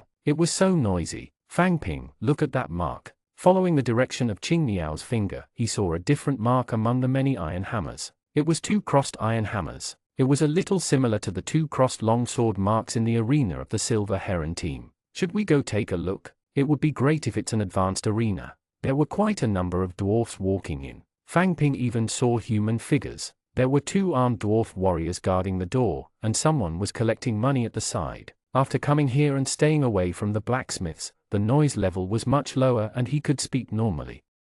177 protruding spike. How much is it for 2 people? The dwarf who was collecting the money looked at Qing Niao and Fang Ping and said, the entry fee is 200 copper coins. You can watch for a day. You will need to pay for re-entry. As for gladiators, the price is charged according to your level. It really was an arena. Qing Niao's eyes lit up and asked, is it an advanced arena? The kind where no one dies and the energy consumption is very low? Okay, I want to be a gladiator. How much is it? I'm class 2. The entrance fee for class 2 is 2 silver coins. The prize money for every win is 1 silver coin. At most, you can win 4 consecutive matches. If you lose halfway, you will be eliminated. 2 silver coins. Fang Ping took out 4 silver coins and handed them to the dwarf who was collecting the money. 2 gladiators. I'm also a class 2. Fang Ping was actually looking forward to the battle in the advanced arena more than Qing Niao. He had learned so many skills, but he had never really fought. Firstly, he was afraid of death, so he had been staying at the back. Secondly, the energy consumption was too high, and it hurt to use too many skills. It was rare for him to fight without too much losses. Fang Ping also wanted to see his current strength. They are all class 2 forbidden spellcasters. Alright. The dwarf took out 2 stone cards and handed them to Fang Ping. Keep them well. You have to use this card later. If you lose it, you have to pay again. Go left through the door. Okay. Fang Ping handed a sign to Qing Niao and walked in. After calculating, each person paid 2 silver coins. If they lost 1 round, they would be eliminated. At most, they could win 4 consecutive rounds. Then, the arena would earn about half as commission. Moreover, they could collect a sum of money from the audience. Looking at the profits alone, the arena was very profitable. However, he did not know how much the operating cost of such an arena was. Walking down the long corridor, the design here was similar to the team's arena, but the walls were very flat. There were no patterns or decorations, and it was quite dwarf style. Near the exit, there were 3 areas. There were not many people sitting in each area. There were only about 10 to 20 of them in total. Most of them were dwarfs. Fang Ping also saw humans. He recognized one of them, Anthony. Although Fang Ping had joined the team by defeating Anthony, their relationship was not bad. They just did not have much interaction. It was just that Fang Ping did not know when it started, but he kept feeling that Anthony seemed to be deliberately avoiding him. The moment their eyes met, he would quickly move away. When he walked, he would deliberately avoid Fang Ping. Did I do something? Fang Ping was also confused. It was the same this time. When Anthony saw that it was Fang Ping who was walking over, he turned around and turned his back to look at the arena outside the exit. It was a battle between 2 dwarfs. Where are your nameplates? A dwarf auntie walked over with a notebook in her hand and a pen in her other hand. In the human world, paper was not cheap. In the dwarf world, there were even fewer people who could use paper. Glancing at the stone tablet in Fang Ping and Qing Niao's hands, she raised her head and asked again, both of you are class 2? Okay. She lowered her head and wrote something down in her notebook. At the same time, she said, there are many class 2 contestants today. We still have to wait for a while. I'll call you when we arrive. You're number 23, and you're number 24. Fang Ping took a look at the stone tablet in his hand. It turned out that it was written with a number, 23. He could not tell. The victor had been decided on the stage. 2 more dwarfs went on stage. One of them was very special. He drove a metal chariot up. Qing Niao pointed at the domineering chariot. This works too. The exterior of the chariot was more like a tank. It had a full metal shell and the dwarf sat in the middle. There were 4 huge metal wheels with protruding spikes on the edges. In front of it was a huge cylinder that looked like a steamroller. It was also filled with protruding spikes. The registration dwarf auntie had yet to leave. She took a look and said, of course, that's his equipment. Equipment? Fang Ping used a special characteristic to get a sense of it. Characteristic failure. Target, dwarf chariot iron cult, not the person. So this dwarf called Ironcout, his profession is called the dwarf chariot. His equipment was a little shameless. The dwarf opposite him was not simple either. His entire body was wrapped in iron armor. Fang Ping had never seen the weapon in his hand before. It was two thick triangular blades that swayed with his hand, as if they were welded to his hand. His profession was called a war maniac. Outside, the host's voice sounded. The participants this time are all embodiments of our dwarfen forging skills. They are the strongest killing tools on the battlefield. Now, two Class 3 war machines have collided. Who is stronger? Let us look forward to the exciting battle between the dwarf chariot, Ironcout, and the war maniac and the three-edged blade. The ground under their feet slowly changed into snow. With the sound of the competition starting, the battle officially began. The dwarf chariot suddenly accelerated and rushed towards the war maniac. However, the terrain was disadvantageous to him. The heavy dwarf chariot was deep in the snow. Its four wheels kept spinning, raising a large snowflake, but its speed was not fast. In comparison, the war maniac was like a beam of light. He suddenly accelerated, his body turning into an afterimage as he circled around to avoid the spiked roller in front of the tank. In an instant, he appeared on the side of the tank. Then, he roared and his body lit up with an orange light as he spun quickly. Sizzle, sizzle, sizzle. An ear-piercing sound rang out as the long spikes on the wheels were bounced off. The heavy blade that was raised horizontally cut a hole in the side of the chariot. Boom! The huge roller in front of him slowly raised and smashed over. The war maniac roared and used another skill. Then, he exerted strength and stabbed the triangular blade into the wheel. He used the reaction force to retreat and avoid the roller's attack. He only had a knife left in his hand, but the dwarf chariot's wheels were stuck with a knife, making it even more difficult to advance. Fang Ping did not need to look to guess the outcome. Dwarf chariots were more suitable for large-scale battles on the battlefield. Just like tanks, they needed the cooperation of infantry. However, in such a 1v1 arena, he could not add skills. His attack speed and movement speed were slow. Tanks did not have an advantage. Looking around, there was indeed no second dwarf chariot. War Maniac was covered in iron armor. Apart from being very fast at the beginning, his movements were also slow. However, in comparison, the dwarf chariot was even slower. After spending some time and destroying another wheel, the dwarf chariot took the initiative to shout that it admitted defeat. After watching a few rounds, many humans and dwarfs arrived one after another. The humans were all Lord's guards. More than 10 of them came in at once, and there were also many dwarfs. I heard that many humans came today. Indeed, there are many. I wonder if I can meet one. Haha, it's a good thing I didn't go to the mine today. I actually encountered so many humans. Our boss specially asked me to come over and he'll teach me new forging techniques if I win. However, there are only a few Class 1 humans. It's not easy to encounter them. Willow Leaf, I have something to discuss with you. Let me fight a human. I'll give you 50 copper coins. I'll pay 100. Let me go first. Willow Bend, I'm related to your neighbor. 178 Adopting a group battle tactic. I'll give you 200. Fang Ping watched as the surrounding dwarfs whispered to each other. They appeared to be lowering their voices, but in reality, their voices were not soft. Quiet. The dwarf auntie holding the notebook roared and took a few steps forward. She walked out of the dwarfs surrounding her and said, "The situation today is a little special. Humans, you can choose your opponents today.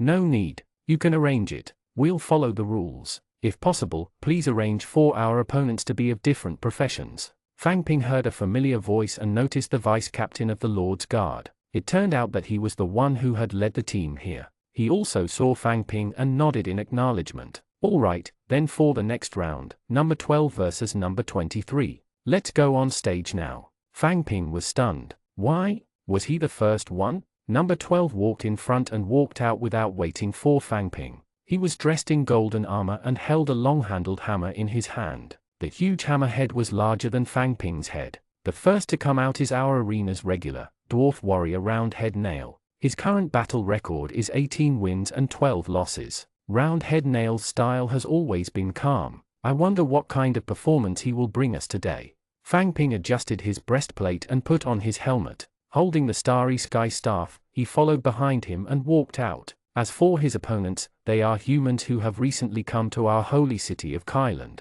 They have rich combat techniques and have a variety of characteristics and skills. I believe everyone, like me, is looking forward to seeing humans fight. Look, he's out. The weapon in his hand is a staff. This is a noble forbidden spellcaster. Let us look forward to the exciting battle between Roundhead Nail and this human forbidden spellcaster. Fang Ping felt a little awkward when he heard the host above him use the word honorable. Perhaps it was just as Red Camellia Snake had said. Forbidden spellcasters were really rare in the dwarf world. It was no wonder that the grass cypress had such an attitude. As he was thinking, the ground under his feet slowly changed. The hard stone slab's color darkened, and water seeped out of its surface. The texture softened, and Fang Ping's body slowly sank. It was the swamp. Looking up, he saw that the audience around him had also disappeared. The sky above him was gray with yellow-green clouds. Fang Ping could only see Roundhead Nail not far away. He was also looking at Fang Ping. Let the match begin. The dwarf warrior immediately used his skill. Summon the golden gem beast.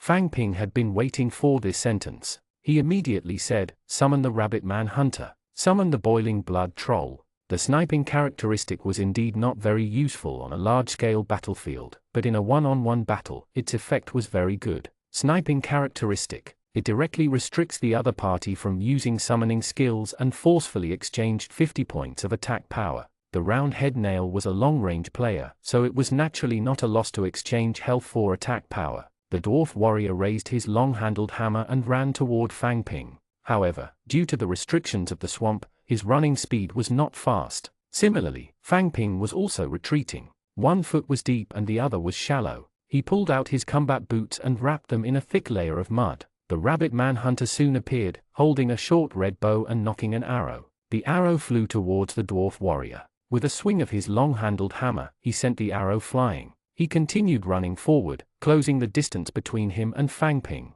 Retreat, Fang Ping commanded the rabbit man hunter. She only had a little strength. Even if she hit the target, she would not be able to cause any damage to the dwarf warrior. After all, the racial characteristics of dwarfs were a little strong. Characteristic dwarf reduces physical damage caused by 1 point of strength, reduces magic damage caused by 1 point of element. Dwarfs were born with a set of armor. The rabbit man hunter ran in the other direction. She was small, so the swamp didn't affect her much. While retreating, the rabbit man hunter shot 2 more arrows at the dwarf warrior. He slapped away one arrow and realized that the arrow was no threat. He ignored it and let the next arrow hit him. The arrow was deflected. Behind the dwarf warrior, light spots condensed. Only then did the golden gem beast he had summoned appear, holding a huge pine cone. The moment he appeared, an arrow condensed from energy pierced through the golden gem beast's body at high speed. The air rippled in the intense collision. The golden gem beast's body rolled back before turning into energy and disappearing. Not bad. Instant kill. Fang Ping continued to retreat. Now that he had dealt with Roundhead Nail's long-range attack, he would wait another 10 seconds or so for the boiling blood troll to come out and stop him. This battle should be over, but was it really that easy? Unlike the students of the Silver Heron team, who were less knowledgeable, the dwarfs here had the most interaction with goblins and trolls, including the complete version of the 7-colored chess. Roundhead Nail knew the characteristics of the boiling blood trolls. A tall boiling blood troll appeared in the swamp and slashed at Roundhead Nail. The dwarf warrior raised his long-handled hammer to block it. He didn't counterattack and pretended not to see it. He instead circled around the boiling blood troll. As long as they were not attacked, the special characteristics base force would not be effective. The boiling blood troll was like a silver spearhead. It only had a little strength at the beginning. The saber in his hand looked impressive, but it was actually not a threat. When Fang Ping saw the dwarf warrior bypassing the boiling blood trolls and charging toward him, he felt that he was in trouble. Without the boiling blood troll as his main combat power, Fang Ping's damage output would be severely lacking.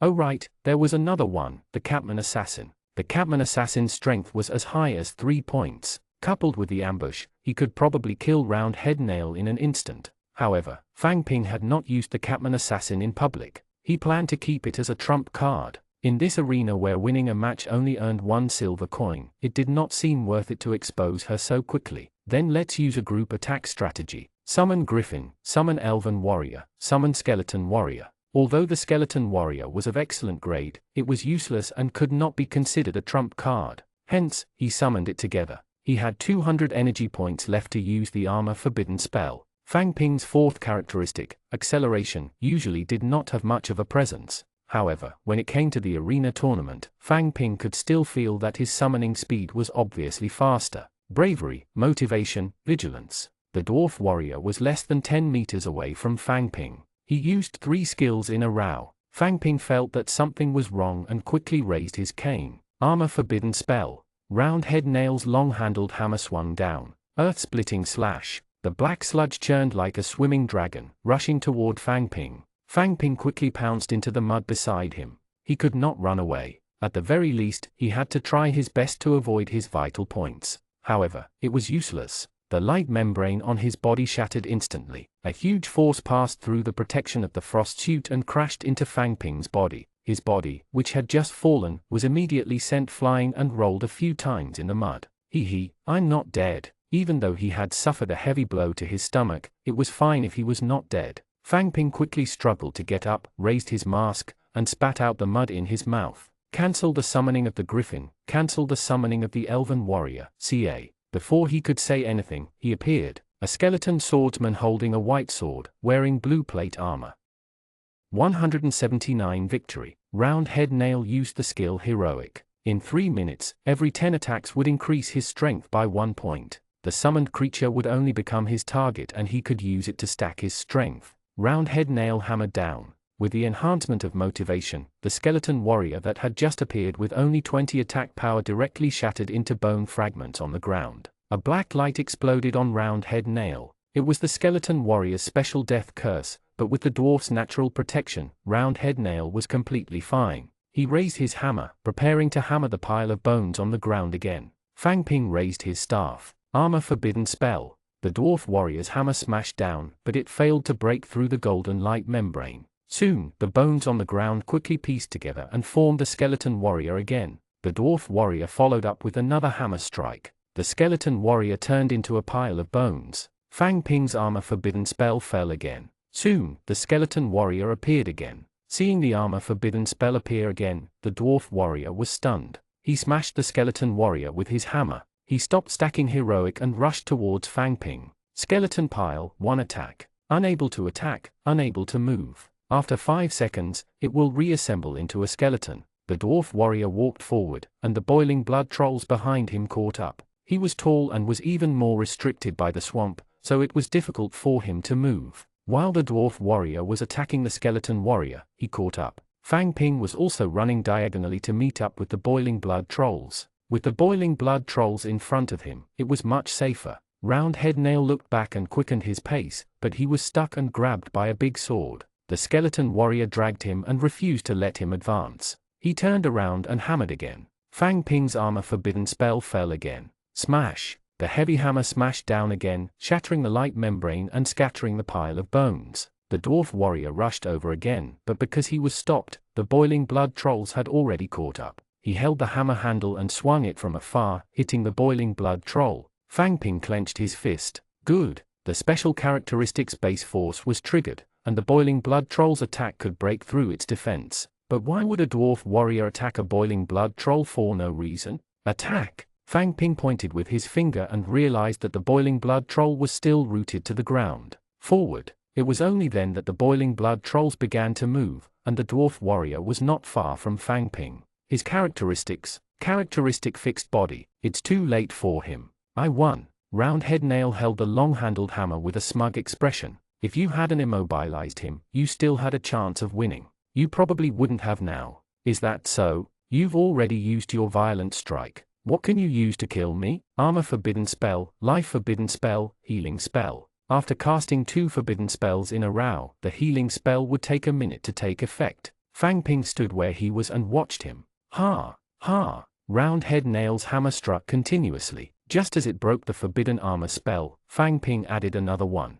He took a step back and looked at the weapon in Fang Ping's hand. Starry Sky Iron, Starry Sky Cane. So this thing can be used like this. The boiling blood troll behind him was approaching. Round head nail looked back and shook his head. I admit defeat. The surrounding swamp slowly disappeared and turned into the original stone slab. Circles of spectators appeared above, bustling. The competition has ended. The human forbidden spellcaster has won. The human forbidden spellcaster used various combinations of summoned creatures and powerful protective abilities to win this competition. Let us congratulate him. Following the host's voice, the dwarf warrior in front of him took a step back and bowed. It's an honor to fight you. Fang Ping was a little embarrassed and nodded at him. Cancel summoning of boiling blood trolls, cancel summoning of the rabbit man hunter. He walked out. Roundhead Nail left through the passageway. Admitting defeat means the match is over. Next round, number 7 versus number 16. Another dwarf with a big hammer walked out.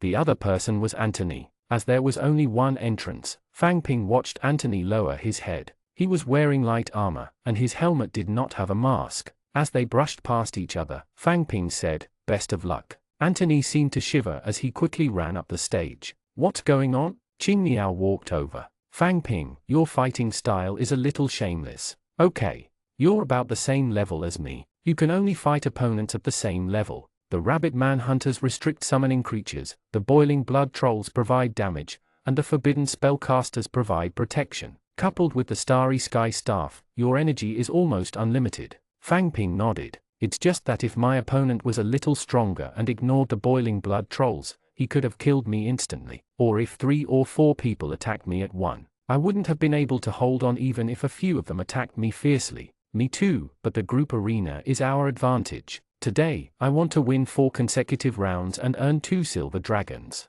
"Okay." Fang Ping looked at the stage. This time, the terrain was a desert grassland. On the flat withered grassland lay a few strange rocks. The terrain was unobstructed, and both sides were in close combat. Unlike Fang Ping, who kept retreating. Once the battle began, Anthony accelerated and charged straight at the dwarf warrior. Anthony held a staff in one hand and a dagger in the other. Armor forbidden spell. Incentive. After adding a skill to each other, the weapons collided. The light membrane on Anthony's body swayed, and then he quickly distanced himself. The dwarf warrior did not chase forward. He just stood where he was and waited for Anthony to attack again. Anthony was a quick attack melee fighter. He was fast, defended with his cane, and attacked with his dagger. Although forbidden spellcasters were not as threatening as warriors and rangers, they increased the margin of error in his attacks. Anthony's position was actually that of a high-sensitivity assassin. It was just that the existence of armor and life-forbidden spells made things easier for him.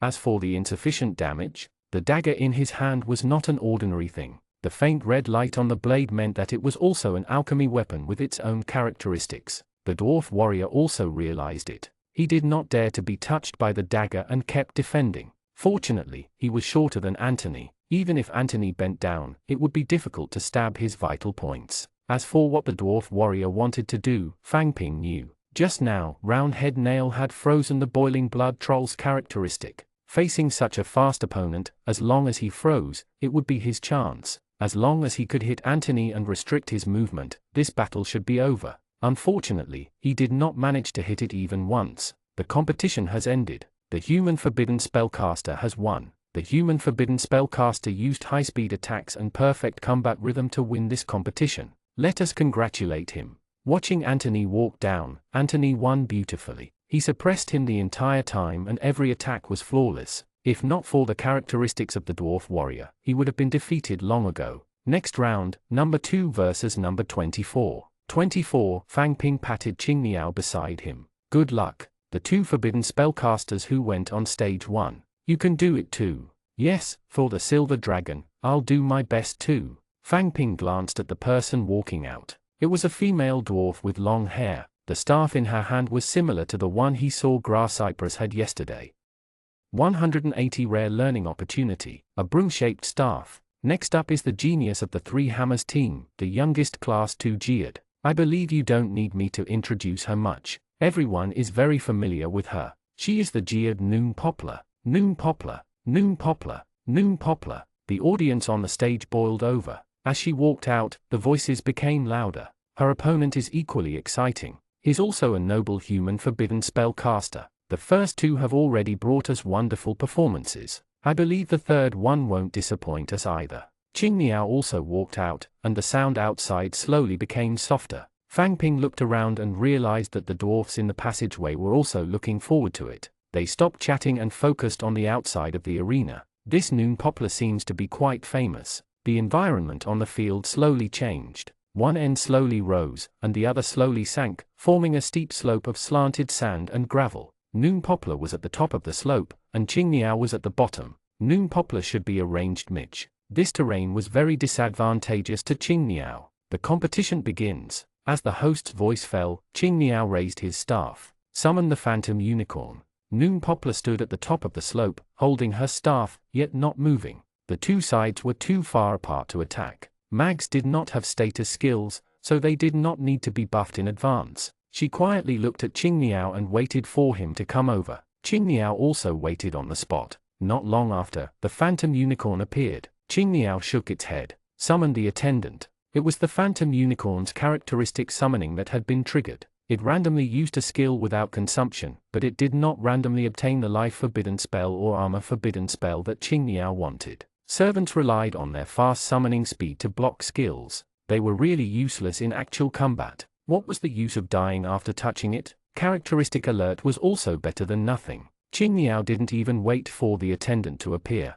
He held his cane and walked up the hill. Poisonous fog. Noon Poplar stood on the hill and waved her staff. Dark green poisonous fog spread around Qingniao. Ice ring. Immediately after, the huge blue ice ring exploded in the air and hit Qingniao, freezing him in the poisonous fog and making him unable to move. The phantom unicorn was also affected and froze in the poisonous fog. Not long after, it turned into light spots and disappeared. Fang Ping smiled. However, was Qingniao afraid of the poisonous fog? He could not wait to live in the poisonous fog. Life forbidden spell. Dispel. Noon Poplar stood at a high place and looked at Qingniao quietly. Her expression was calm, as if victory was in her hands. The life forbidden spell on Qingniao was dispelled. His body swayed, and he suffered quite a bit of damage. Dispel removes all buffs attached to specified enemy soldiers, dealing 2 shadow damage to each target. If it weren't for the ruby set, Qingniao wouldn't have been able to take the continuous attacks. Noon Poplar stood at a high place and watched.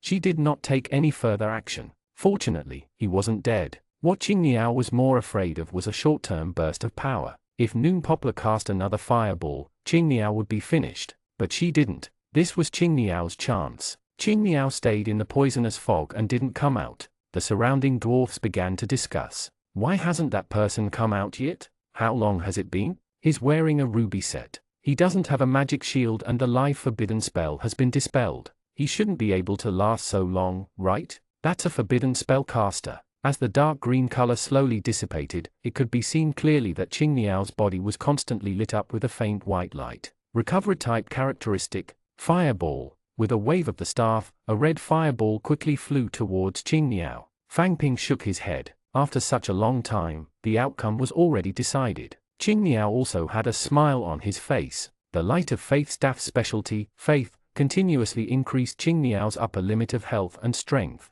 Qingniao's attack power now exceeded 150, and his strength was 8 points. He threw a punch at the fireball and directly scattered it. Sparks flew onto his fist and onto his body, still burning violently. Qingniao didn't think much of it. In the face of such high attack power, this little flame was nothing to him. Is that a nun's faith? The nuns are all women. This one is obviously a man. There are so many characteristics of humans. Perhaps they just happen to awaken their faith characteristic. No, I recognize it. Look at the weapon in his hand. It's the Light of Faith staff. It's true. It really is. Listening to the low voices of the surrounding dwarfs, it seemed that this weapon was quite famous. The reason why Qingniao could buy this weapon was probably because of Elsa's care and advice. Seeing that Qingniao had stayed in the poisonous fog for so long, Fang Ping knew that there was no suspense in this battle. The competition is over. The human forbidden spellcaster won. Noon Poplar also brought us a textbook battle. Her control and connection of skills are very outstanding.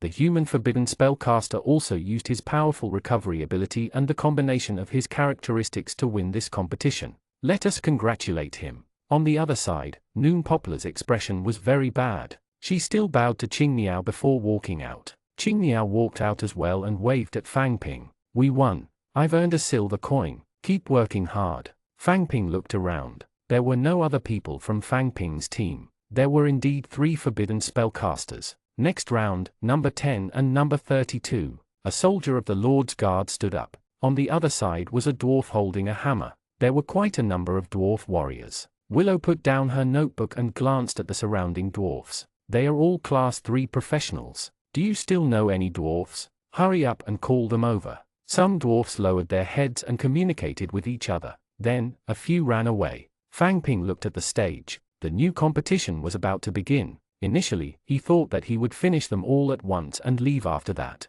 It seemed that this was not the case. These 4 rounds would probably take a long time. The Lord's Guards were basically all warriors. This was also related to the fact that they were a cavalry team. Their opponents were mostly dwarf warriors. After watching for a while, Fang Ping felt a little bored. They were all close combat fights. Fang Ping could not understand their moves, nor did he want to learn anything from them. He felt that it was meaningless. Qingniao, tell that dwarf to arrange for us to leave after fighting, okay? Qingniao, on the other hand, was engrossed. Huh? What? Fang Ping, what's the matter? I still want to see more. They are so powerful. As expected of Class 3 professionals, I want to see more. Look, they have such a good grasp of the battle rhythm. They must have been specially trained. Endre told me that the grasp of the battle rhythm is far more important than attacking and dodging. I've never understood it. Now, looking at them, as Qingniao spoke, his eyes were still fixed ahead. He did not even notice that Fang Ping had walked away. Seeing that Qingniao was so engrossed, Fang Ping did not rush him.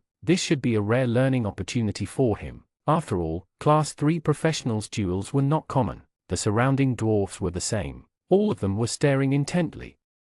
181 Hopeless Turnaround.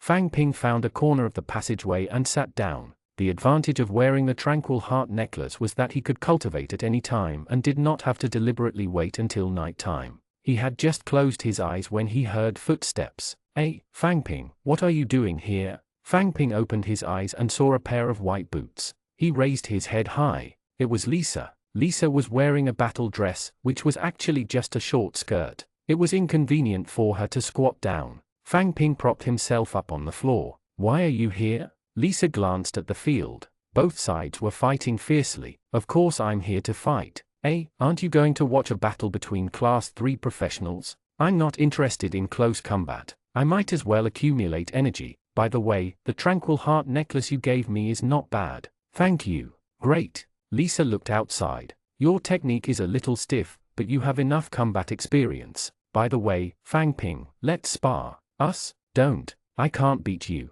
Fang Ping pointed at his surroundings. You can fight them. Willow walked over and looked at Lisa's stone sign. She registered it in her notebook. Lisa pointed. Make the arrangements. I'll fight him in the next round. Willow lifted her head to look at Fang Ping. Fang Ping looked at Lisa. Do you really want to fight? Don't dawdle about a fight. Lisa urged. Fang Ping nodded at Willow. Sure. Get ready. You'll be next when they are done. Willow lowered her head and wrote something in her notebook before slowly walking away. Sigh. Fang Ping sighed. For the first time, Lisa's characteristic was that she could directly deal 60 holy damage that could not be reduced. In addition, she was a mage. She had all kinds of high explosive skills and control type skills. Without using skills, she was also experienced in close combat. She could continuously cause holy damage that could not be reduced. It could be said that she could do long range and melee attacks, control and damage, last and burst. If one had to talk about Lisa's shortcomings, her ability to protect herself was not strong. It could barely be considered as a weakness. Could it really count? Looking at Lisa's equipment, she had a dark blue close-fitting breastplate, a small red cloak, and a short skirt. From the front, one could see her slender beautiful legs and white boots, forming an absolute domain. This equipment looked more like a forgery, but the quality of its protective effects depended on the additional characteristics of the equipment. It had nothing to do with the material and coverage area. Lisa was so rich. Why would she wear clothes that looked good? Fang Ping also had a headache. He was quite confident in fighting dwarfs of the same level, but against Lisa, Fang Ping could not think of a way to win. Let me see your strength. Don't disappoint me. I may have to disappoint you. Fang Ping thought to himself. He was clearly a transmigrator with 4 characteristics, but why did he feel so weak? He felt that these people around him were the ones who had a cheat. The battle on the stage was also coming to an end. The human warrior's long sword stabbed into the dwarf's chest. The dwarf grabbed the sword and wanted to use this opportunity to counterattack, but the human warrior let go and jumped back. There was a sword stuck in the dwarf warrior's chest. He wanted to chase after it, but he could not. There was no hope of turning the tables, so he shouted that he admitted defeat. Fang Ping, did you see that? That opening just now was too ingenious. Hey, Lisa, you're here too. Lisa nodded at Qingniao, and Fang Ping followed behind her helplessly. Qingniao looked at the two of them in confusion. What are you doing? Willow Brow's voice sounded. Next round, numbers 23 and number 55. Lisa strode forward and stepped into the arena with her head held high. Fang Ping followed behind, thinking about how to fight later. This round would probably consume a lot of energy. This is a battle between two humans. One of them is a forbidden spellcaster who has just won. His opponent is a mage. The first to enter is a mage. Looking at the staff in her hand, she is a melee mage. Look, the respected forbidden spellcaster has entered the arena. He just used his powerful survivability to bring us an exciting battle. Let us look forward to what kind of performance he will have in this round. Listening to the host's words, Fang Ping felt that something was off. Although forbidden spellcasters were not the best choice in the human world, forbidden spellcasters clearly had a very high status among the dwarfs. Nothing was the best. As he was thinking, the ground under his feet slowly changed. The color slowly turned red, and the tiles shattered. Red lava surged up from below, and steam rose. The familiar lava terrain. The first time he entered the arena, it was also lava terrain. Who was he fighting then? Fang Ping could not remember. Let the match begin. Fang Ping quickly came back to his senses.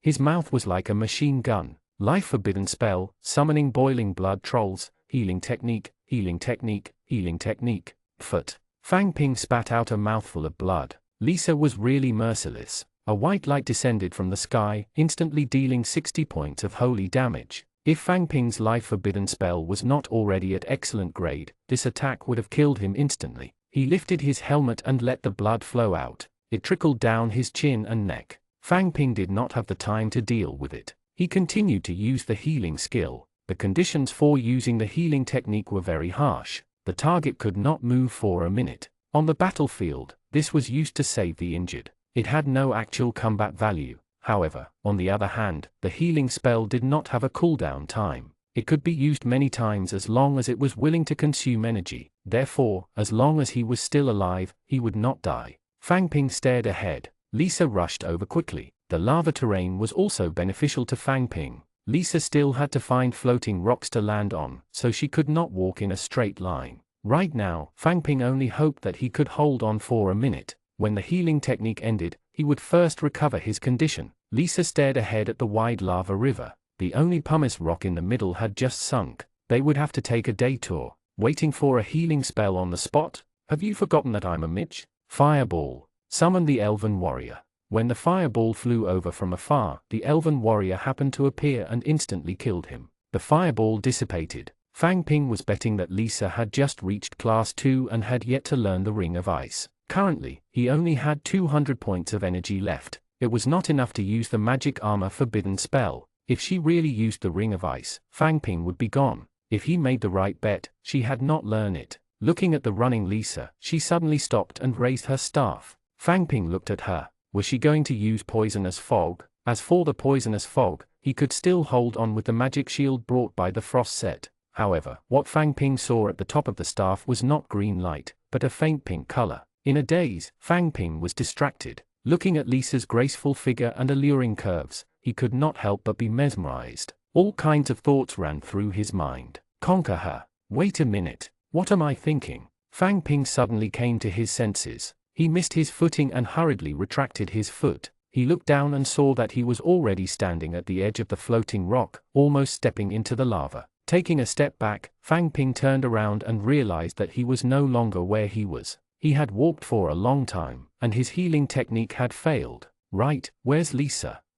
182 accumulating energy. He quickly looked up. Lisa had already circled around and was running over. She was very close. Inspiration. After an unknown amount of time, Fang Ping used inspiration directly. The boiling blood troll immediately appeared and landed on the pumice rock. The pumice rock shook violently, and lava splashed. The advantage of the lava terrain was that even if Lisa did not attack the boiling blood trolls, Fang Ping could still use the high temperature of the lava to burn and trigger its characteristic, bringing high strength to the boiling blood trolls. Fang Ping stared at Lisa, who was getting closer and closer. Could a boiling blood troll with full strength really kill her in an instant? Fang Ping was not confident. Under Fang Ping's command, the boiling blood troll stepped into the lava with 1 foot. Fang Ping's attack power was only 15 points. He would die if Lisa's staff brushed against him. And Lisa was experienced. Could the boiling blood troll really cut her down? Fang Ping, I'm here.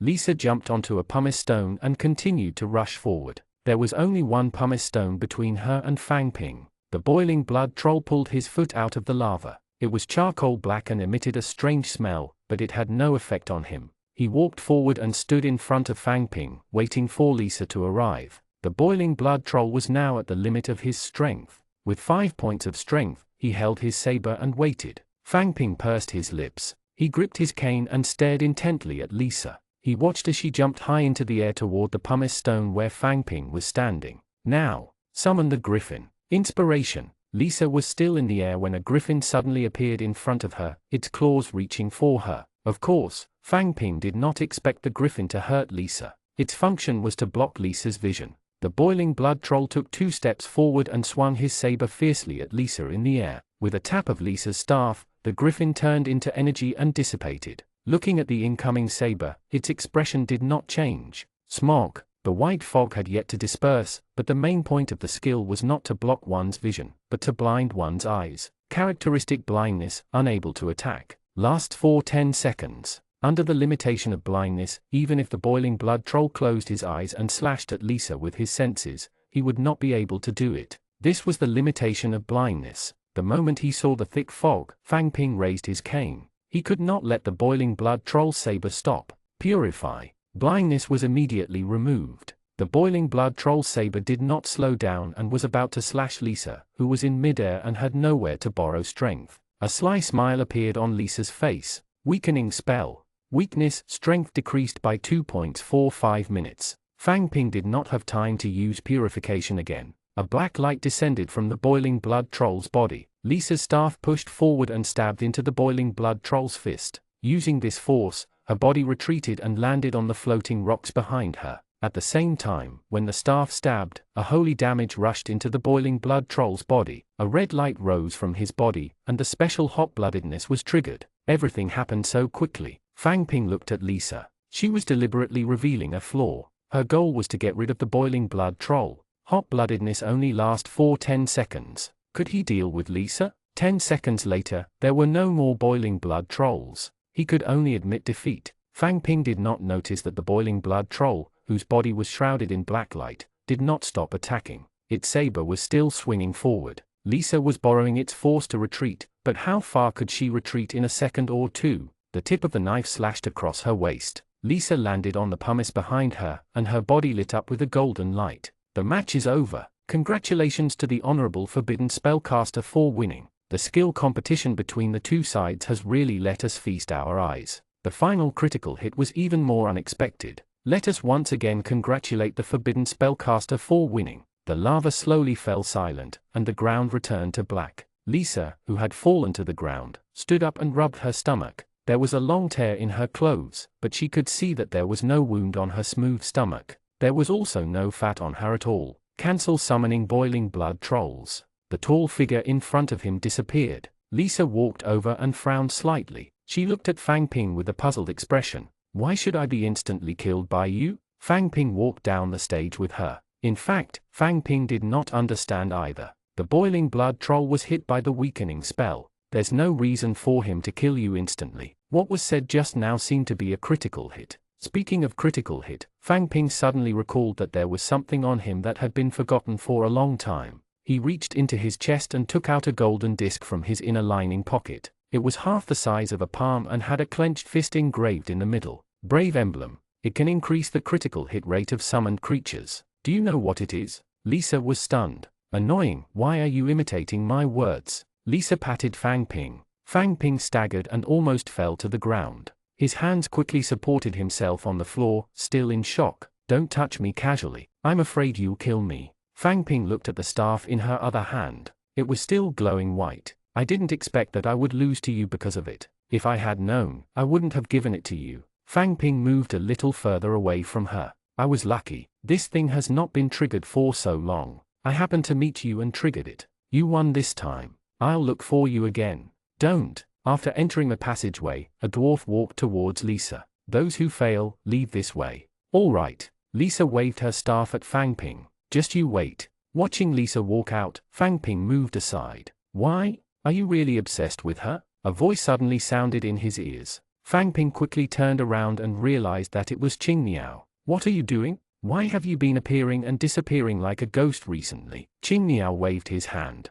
I didn't. It's just that some people were too focused and didn't notice me. I really didn't expect you to defeat Lisa. By the way, Fang Ping, what does it feel like to be hit by the charm spell? Charm? When Qingniao said that, the scene that appeared in Fang Ping's mind earlier.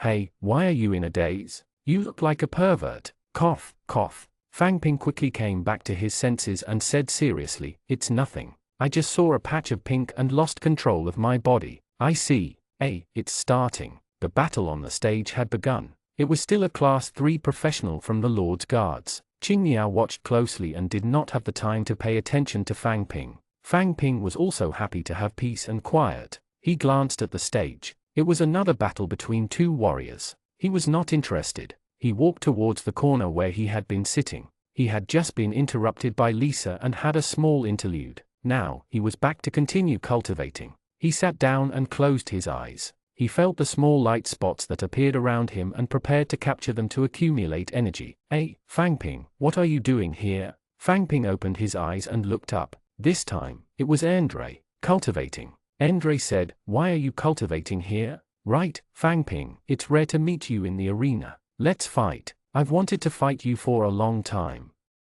183 Tavern. Fang Ping pointed at Qingniao, who was standing there. Go find him. Qingniao probably wants to fight you very much. All right, I'll use him to warm up first. Watching Andre walk over, Fang Ping sat down, closed his eyes, and continued cultivating. Hey, Fang Ping, what are you doing here? I'm sitting in a corner. Am I in your way? Are you done? When he opened his eyes, he was dressed in a black robe. This time, it was Chen Long. Chen Long was baffled. I'm just asking, why are you angry? Right, Fang Ping, let's fight. Fang Ping, here are 4 silver coins. 2 are for the entrance fee you paid for me just now, and 2 are to return to you. Fang Ping took 2 from Qingniao's hand. Keep it and return it to me when you've saved enough. I don't want to calculate it every day. Thank you. On the side, Andre tossed a few silver coins. How boring. You guys are all doing this to earn money. When we return to the team, I'll definitely fight you guys well.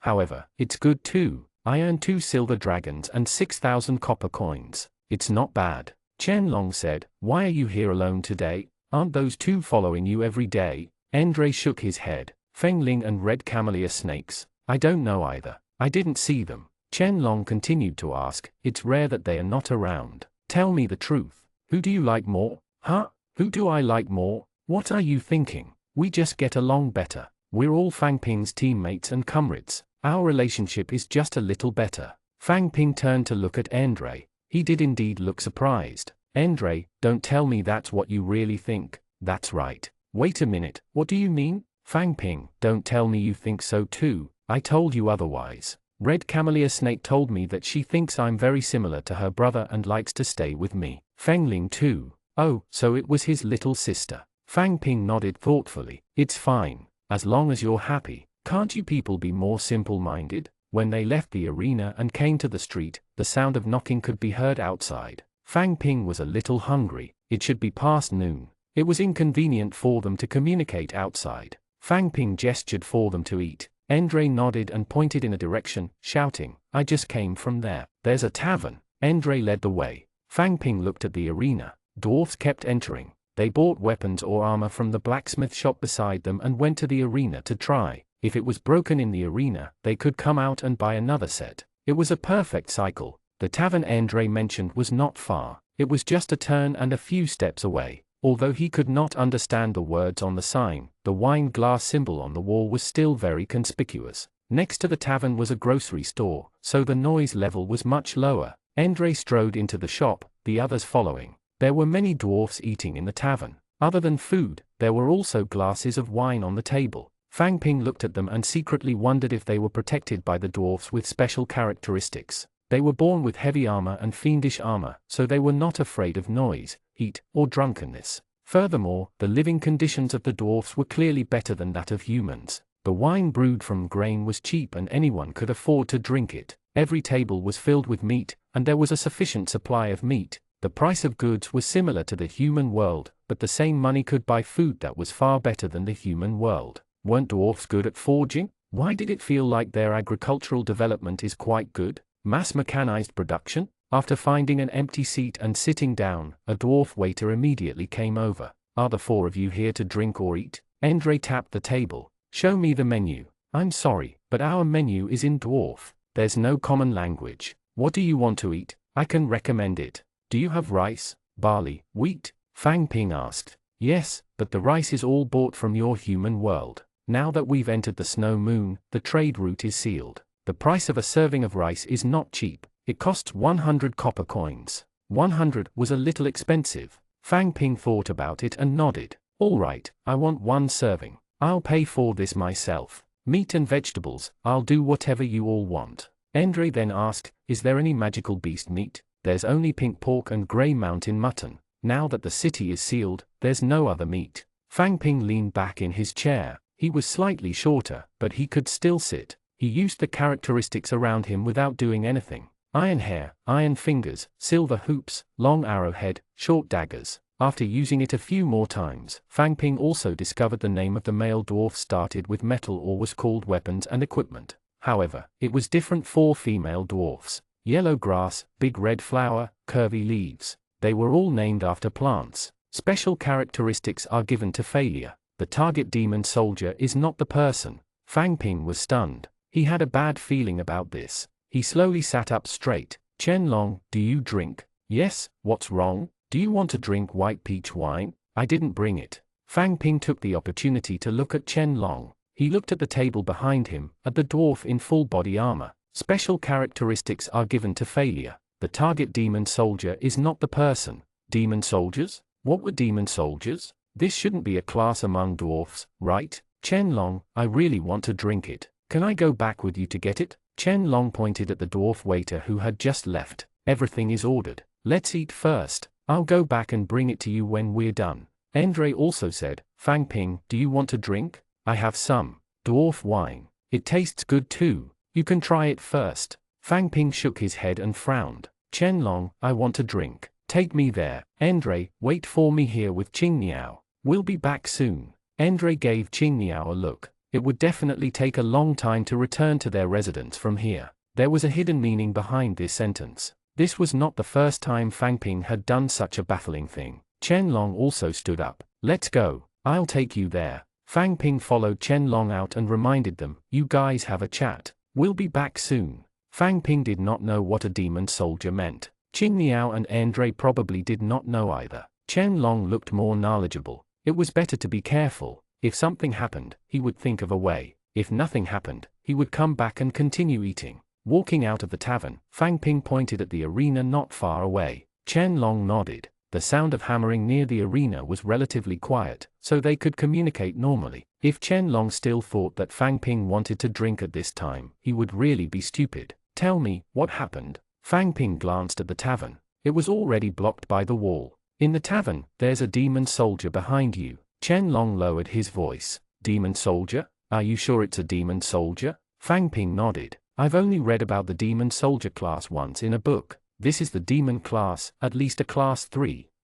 184 the strongest person on the continent. Demon, Fang Ping repeated. He did not know if his luck was good or bad. Then what should we do now? What do you think his motive for appearing here is? Chen Long shook his head. I don't know either. I'll inform Ivan first. Go and get Andre and the others to leave. Also, try to get the others from the Kailan district back. Sure. Just as Fang Ping was about to leave, Chen Long thought for a moment and said, also, don't tell them that it's a demon soldier. It's not a good thing for demons to appear. Look again and see if there are any other demons. Sure. Be careful. Chen Long left. Fang Ping took a deep breath and walked toward the tavern as if nothing had happened. Qing Niao saw Fang Ping. Fang Ping, you're back. Fang Ping sat down. The dishes were already on the table. The dwarf waiter was carrying a few large wine glasses over. Fang Ping quickly waved at him. There's no need to bring the wine over. We're leaving. Help us pack these dishes. The dwarf waiter frowned.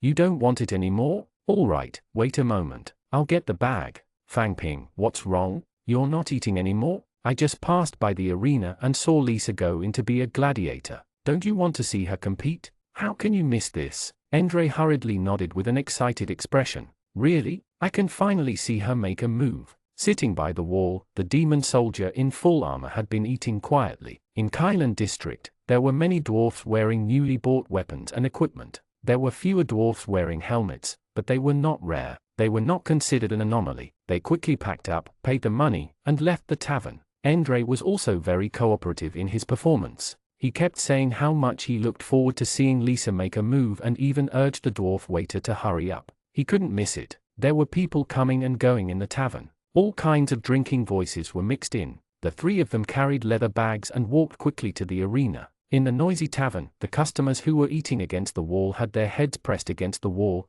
as if they were tired and resting. At this moment, if anyone looked from the outside, they would see two eyes seeping out of the rock wall. He stared at the three humans walking quickly towards the arena. Fang Ping, what's going on? Coming to the corner of the wall again, Andre hurriedly asked. Fang Ping shook his head. There's something wrong with Dwarf City. Chen Long told me not to say anything. He's gone to look for Ivan now and asked us to try our best to call the humans back. Is there something wrong with that dwarf just now? Fang Ping nodded. Yes. Andre rubbed his chin and thought for a while before saying, then it's very likely that he heard us. If we don't stay in the arena and look for people everywhere, it'll be easier for problems to arise. How about this? Let's go in and be the audience first. There must be others inside. Let them find someone. This way, it's safer. When it's about time, we'll go back. Fang Ping nodded. Sure. Gladiators could only be done once a day, so the three of them could only buy audience tickets.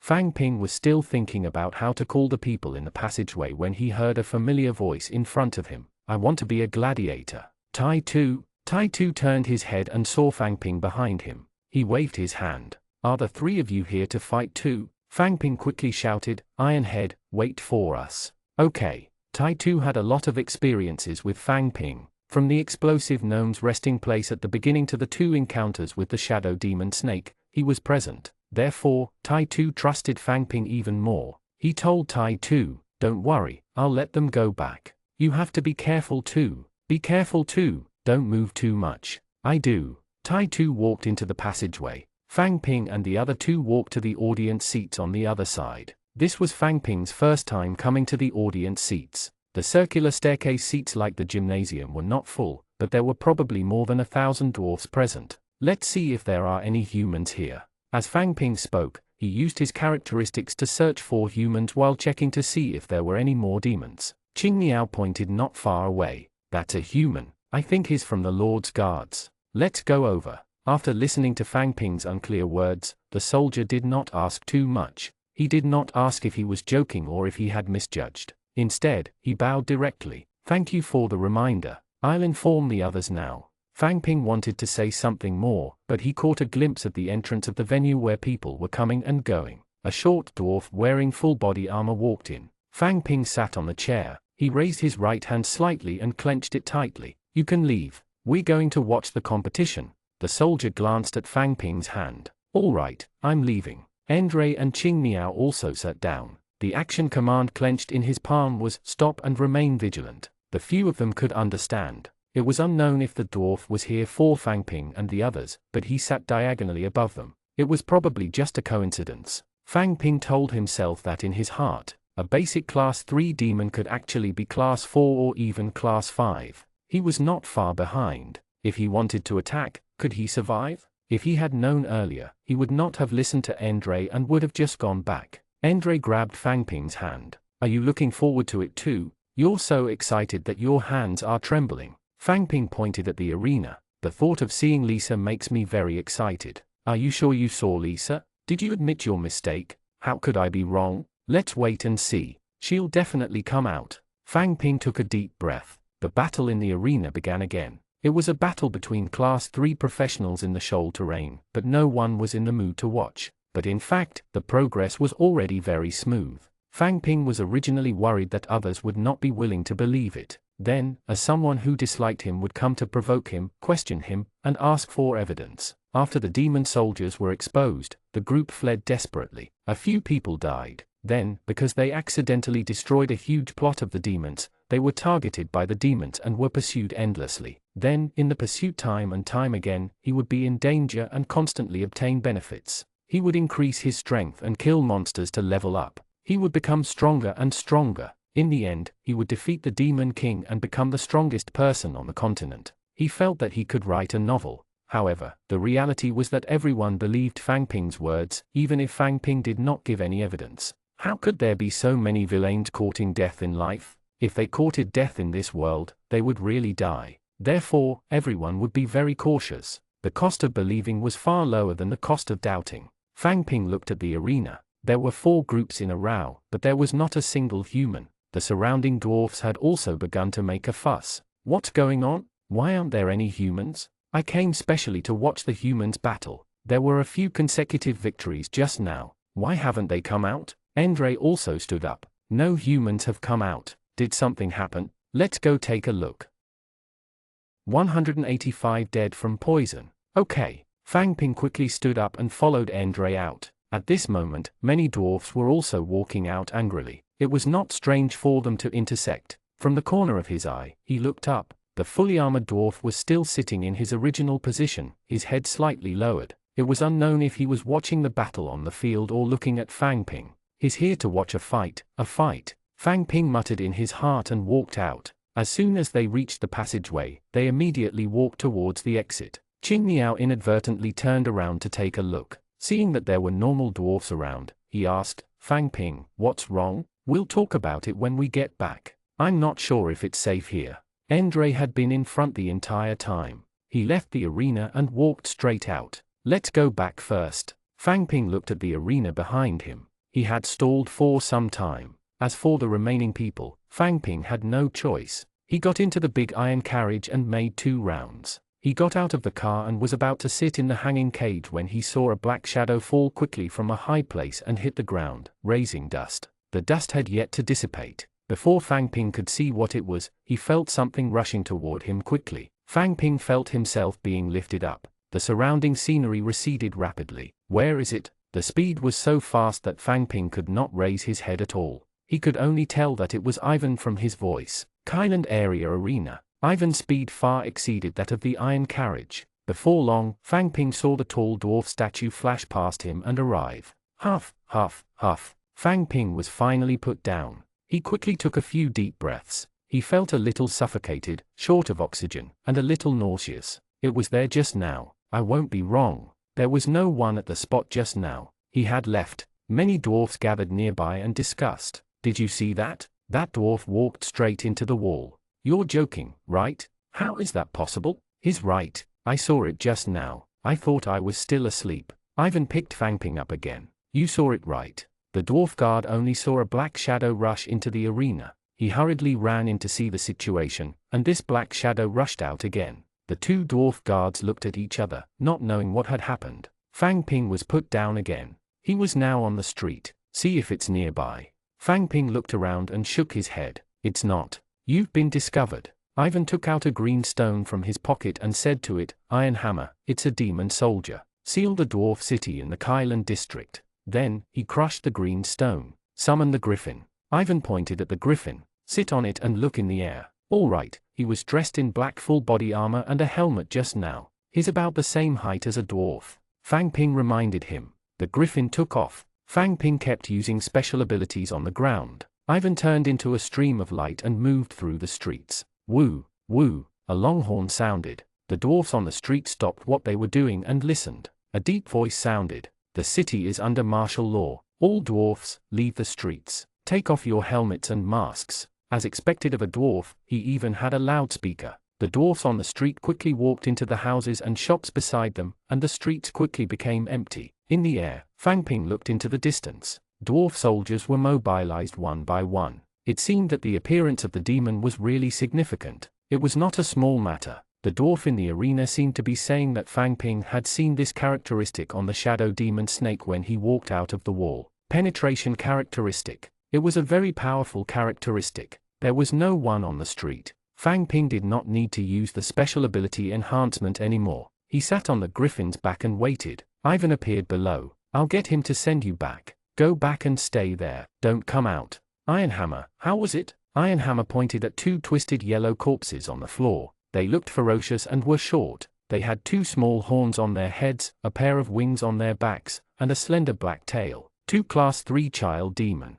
That demon soldier is a level 4 epic rank. He killed a few dwarf warriors and ran through the wall. Su Dongsheng squatted down, grabbed the child demon's chin, and pulled it open. Poisoned to death? Yes, suicide. Su Dongsheng shook his head. It's a pity that you dwarfs don't have a forbidden spellcaster. Otherwise, he wouldn't be able to die even if he wanted to. Did you obtain any useful information? We're still working on it. Not at the moment. Su Dongsheng stood up and glanced at Bronzebeard beside him. His face was ashen as he glared at Su Dongsheng, but he did not dare to say anything. Demons have also appeared. You dwarfs don't have forbidden spellcasters or saints. The threat of demons is far greater than that of dragons. Ironhammer nodded. I'll think of something.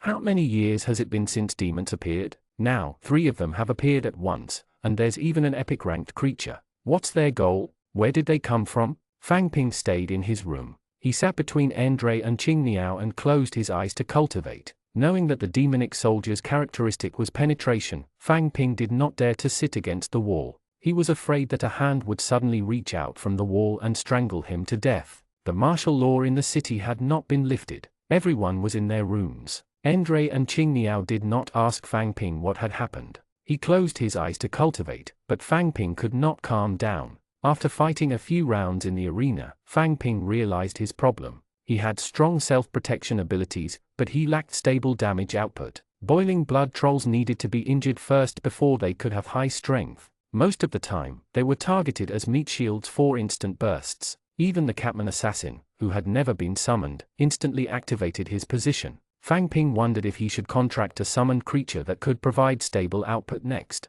Werewolves were good. Otherwise, human crossbowmen and heavy-armored crossbowmen would not be bad either. He still needed to accumulate energy to 2,500 as soon as possible. At the same time, there was another thing that affected Fang Ping's cultivation. Lisa used a charm spell. He swallowed. The pinkish pink scene appeared in his mind, making Fang Ping a little unable to hold back. Instinct. It was all instinct. He could not become a slave to desire. He wanted to fight Lisa again, but the outcome was not important. The main thing was to train through actual combat. He tried his best to pull his thoughts back and focus on the surrounding light spots. He cultivated and accumulated energy, touching the tranquil heart necklace around his neck. The delicate and soft feeling was like rubbing a strand of black hair. Lisa had short hair. Ook! A longhorn sounded. Fang Ping jumped off the bed and walked out. He really couldn't calm down. The efficiency was too low. He went out to take a walk and see what was going on. A deep voice sounded.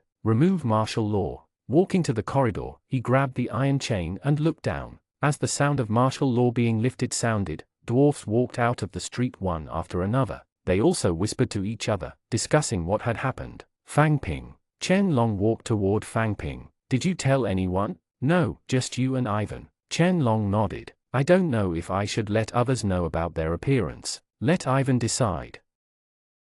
186 accumulating energy. One more and we'll have it all. They were still short of an angel. Times have changed. Chen Long grabbed the iron chain and looked up at the sun in the sky. It was almost evening when all the members of Fang Ping's team gathered in the corridor. Gather here at 6 o'clock tomorrow morning and leave the holy city of Kailand. The materials, weapons, and equipment we've accumulated along the way have been exchanged for money. Fang Ping, distribute the money later. Each person has at least 8 silver coins. Those who need to change their weapons and equipment can go to the Kailand district. Elsa added, most people travel together. Be careful at all times. If you die, there's nothing left. Fang Ping, come and get the money. Elsa took out a cloth bag, and the coins inside clinked. Fang Ping walked over. When teacher Elsa handed him the money bag, she asked in a low voice, how many people know? Only Chen Long.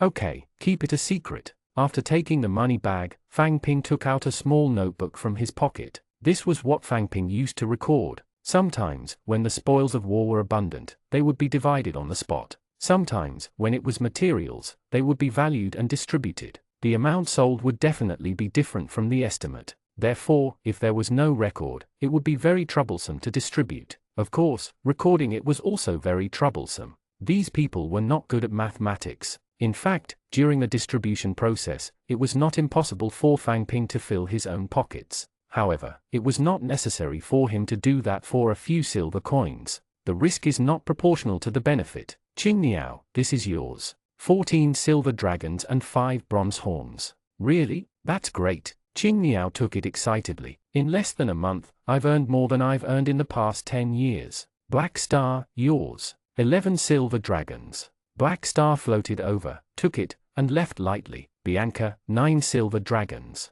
Bianca muttered under her breath and took it. She'd changed her gear. She must have bought it in Dwarf City. It looked expensive, too. Different people had different reactions when Fang Ping took the money. 11 silver dragons per person was equivalent to more than 30,000 copper coins. For a group of students, they could earn more than 30,000 yuan just by going out. Other than a small number of especially rich in-service training students, most of them were still very happy. Fang Ping, are you giving me special treatment? 28 silver coins. Am I the best? Lisa took the money and gently brushed her fingertips across Fang Ping's palm. Fang Ping lowered his head and continued to read his notebook. Your contributions in battle are worth this money. Move aside first. Next, white snow. Lisa bent down slightly and leaned close to Fang Ping's ear. She said softly, this is the first time I've used the charm spell. Looks like its side effects are quite lasting. Then she was gone. Indeed, Fang Ping was a little distracted last night. After a night of fermentation, he did not dare to look at Lisa today.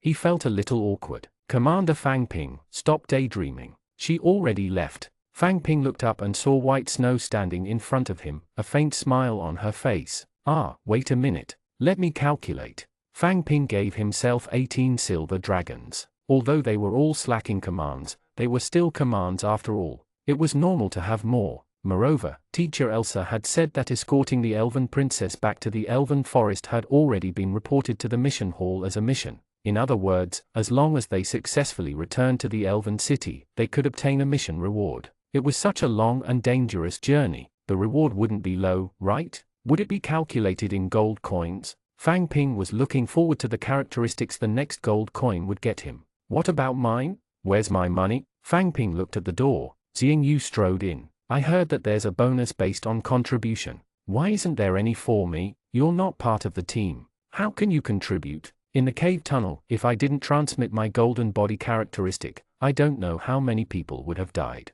How would I not have contributed? New 11, you're here. Endre, don't you think so? Fang Ping shook his head. You did contribute a lot in that battle, but we couldn't even kill a bat in that battle. Where did the spoils come from? How can you say that? Then who will save people in the future? Protect people? Fang Ping had never had a good impression of Xiang Yu. He could not be bothered with him anymore. He said, I understand your situation too. It's just that the money has already been distributed. It's impossible to collect it and distribute it again. I suggest you go straight to Teacher Elsa. HMPH, so be it. Watching him leave angrily, Endre said from the side, Fang Ping, you don't seem to like New 11 very much. Endre, do you think everyone will do it for the good of humanity? Could there be some people who actually have other motives? There's another motive. Do you suspect New 11 of being a spy? That's unlikely. Humanity is no longer the strength it once had before the Holy War. If humans are destroyed, spies can't survive.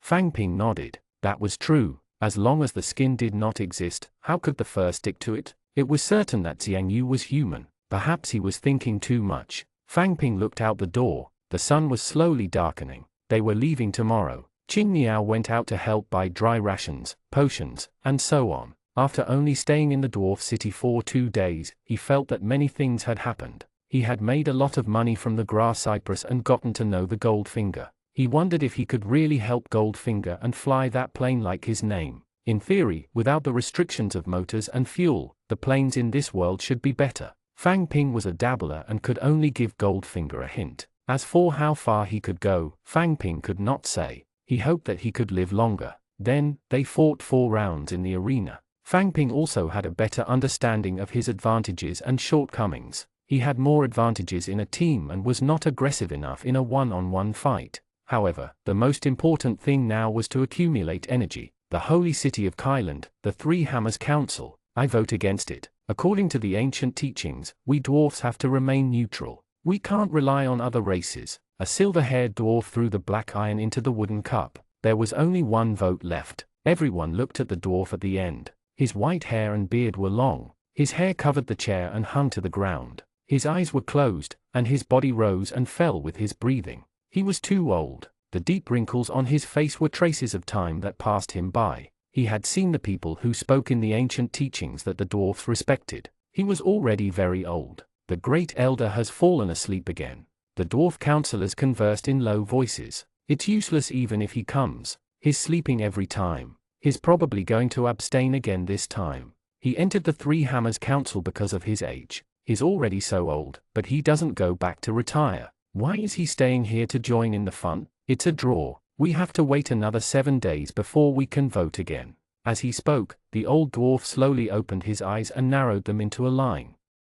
187 Detection. On the tray in front of him were 3 pieces of black, gray, and white ore. In the big wooden cup beside him, there was a black and white half, clearly separated. The old dwarf raised his trembling hand. A thin layer of skin hung on his bones, making him look weak. He grabbed the white stone and placed it in the wooden cup. Fang Ping stood in the corridor and watched the sunrise again. The dazzling light instantly dispelled the darkness and woke up the entire city. It was still very emotional to look at it again. Fang Ping's team had already lined up in the corridor. The Lord's guards in front rose with the sun and began to walk out. Fang Ping's team followed behind. Fang Ping turned around and took another look at this round, crown-like city. There were still many things Fang Ping could not understand in the holy city of Kailand. Where did the dwarfs get the crops for brewing wine? Where did the blacksmith store get a large number of ores? Why did the dwarfs live in the mountains? And what was the sun above their heads? There were no answers to these questions.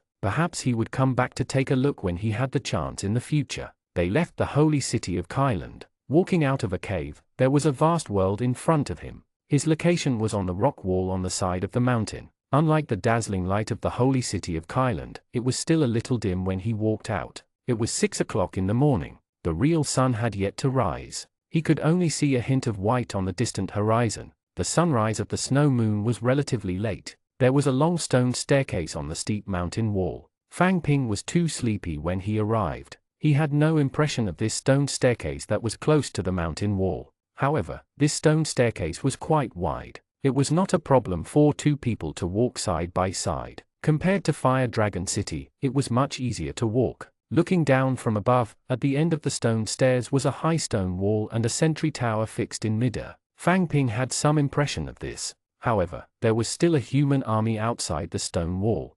Where did this human army come from? Even if they were reinforcements, this place was so far from the elf city. Had they arrived so quickly? The quality of the reinforcements did not look too good. They had all kinds of equipment on them. The effect of individual equipment was far worse than set equipment. Typically, people with money would be more willing to buy set equipment. However, the leader was very imposing. He was wearing bright silver armor that was still eye-catching in the dark. He had short golden hair and a huge crossbow on his back. Characteristics failed. Target Van Helsing, not himself. Van Helsing? Fang Ping had some impression of this name. He seemed to have heard it somewhere before, but he could not remember where. He patted Qingniao beside him. "Qingniao, have you heard of Van Helsing?" "Van Helsing? Are you talking about the demon hunter General Van Helsing?" When Qingniao said that, Fang Ping remembered. Gran seemed to have mentioned that General Vincent had killed a dragon, while General Van Helsing had killed a demon. What's wrong? Is that him in front? I don't know.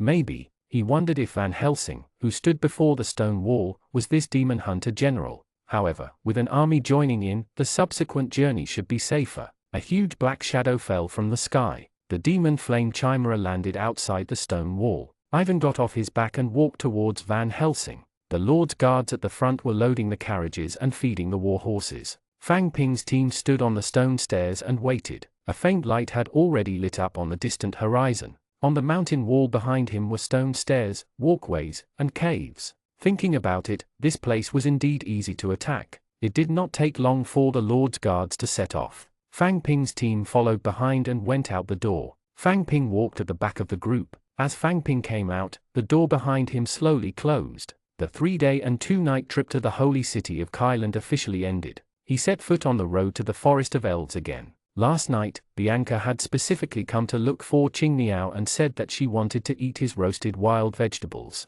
She would buy as much as he had. Therefore, Qingniao was especially diligent today. As soon as he walked down the stone stairs and stepped on the ground, his eyes searched everywhere on the ground covered in thin snow. No, it's too disadvantageous to walk behind. Many of them have been pulled away by the people in front. Fang Ping, I'll go ahead first. As he spoke, he ran forward. As soon as Qingniao left, Fang Ping was the only one at the back of the team. However, there was also someone who was slowly falling behind and had already retreated to Fang Ping's side. Mai Wen limped along with a large backpack and a cane in his hand. He also had a metal prosthetic leg, but it was obvious that it wasn't custom made. The length didn't match and he couldn't walk steadily. Fang Ping was not familiar with him, so he did not say anything. He just watched as he slowly walked behind him. Looking at Mai Wen, Fang Ping made up his mind. Being a forbidden spellcaster was indeed a wise choice. At the very least, he could protect himself most of the time. The army led by Van Helsing and the Lord's guards walked in front.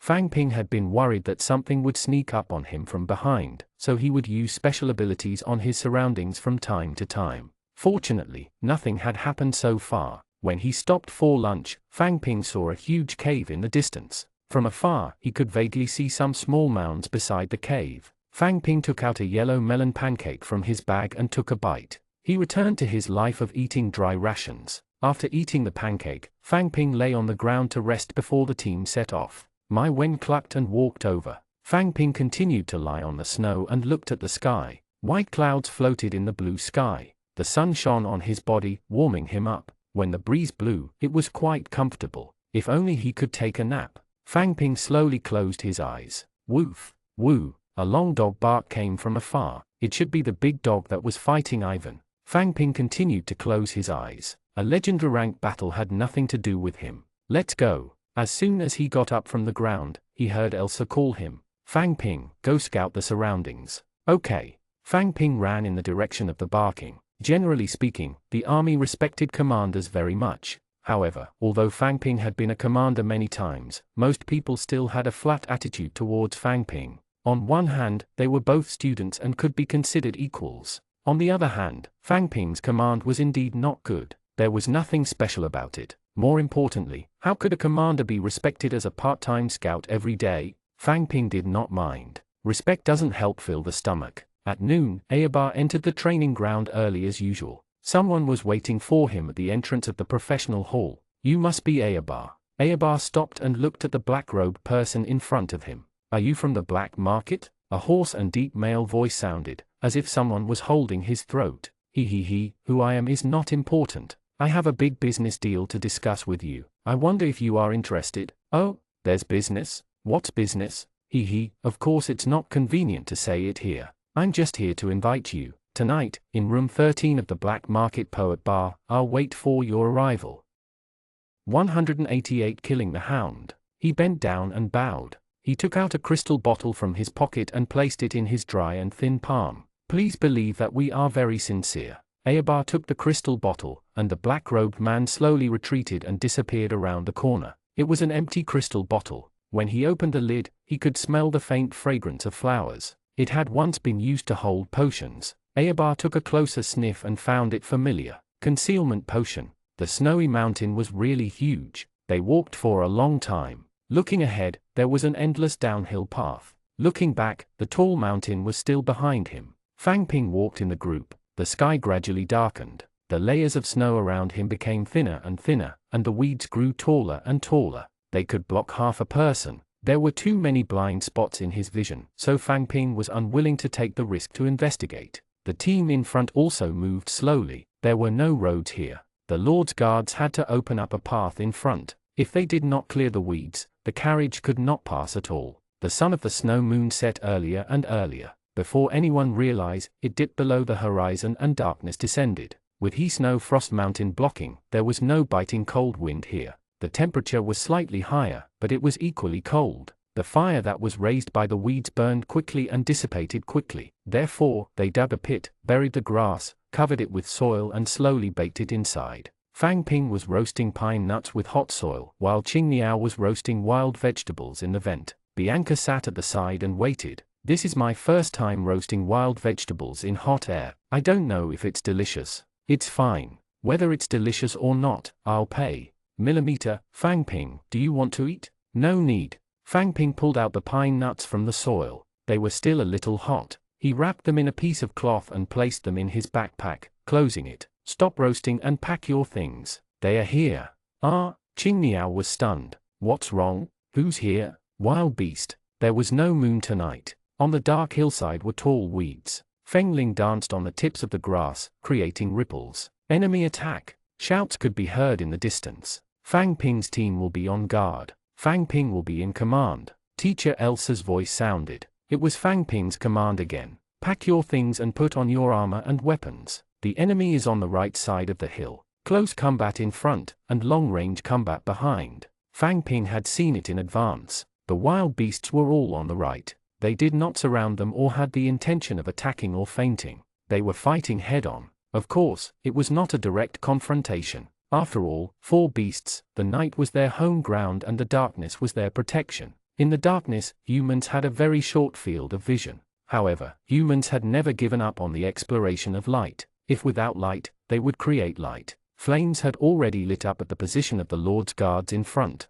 Fang Ping followed suit and ordered, "Throw torches and kerosene." The dried weeds were lit up, and flames soared into the sky, moving into the distance like a wall of fire. Just relying on this little fire to burn the wild beast to death, that was basically impossible. Pairs of bright eyes rushed out of the darkness, out of the fire wall, and towards the humans. A group of soldiers ran over quickly. A row of carriages followed behind. "Miss Elsa, tell your students to retreat. Don't let them die." Elsa immediately replied, "They are all professionals. They are all students. Leave this to our Machete City's guards. You guys assist in the attack." Elsa still shouted, "Assist the attack." Fang Ping immediately gave the order. "Everyone, retreat and assist in the attack." The team stood with their backs against the carriage. Some logisticians were moving the horses out. They were professionals, but their positions were closer to engineers. The hounds with special characteristics were already right in front of them. Their bodies lit up with orange light and they were buffed with skills. The hound had a ferocious expression and revealed its sharp fangs, preparing to bite the human in front of it.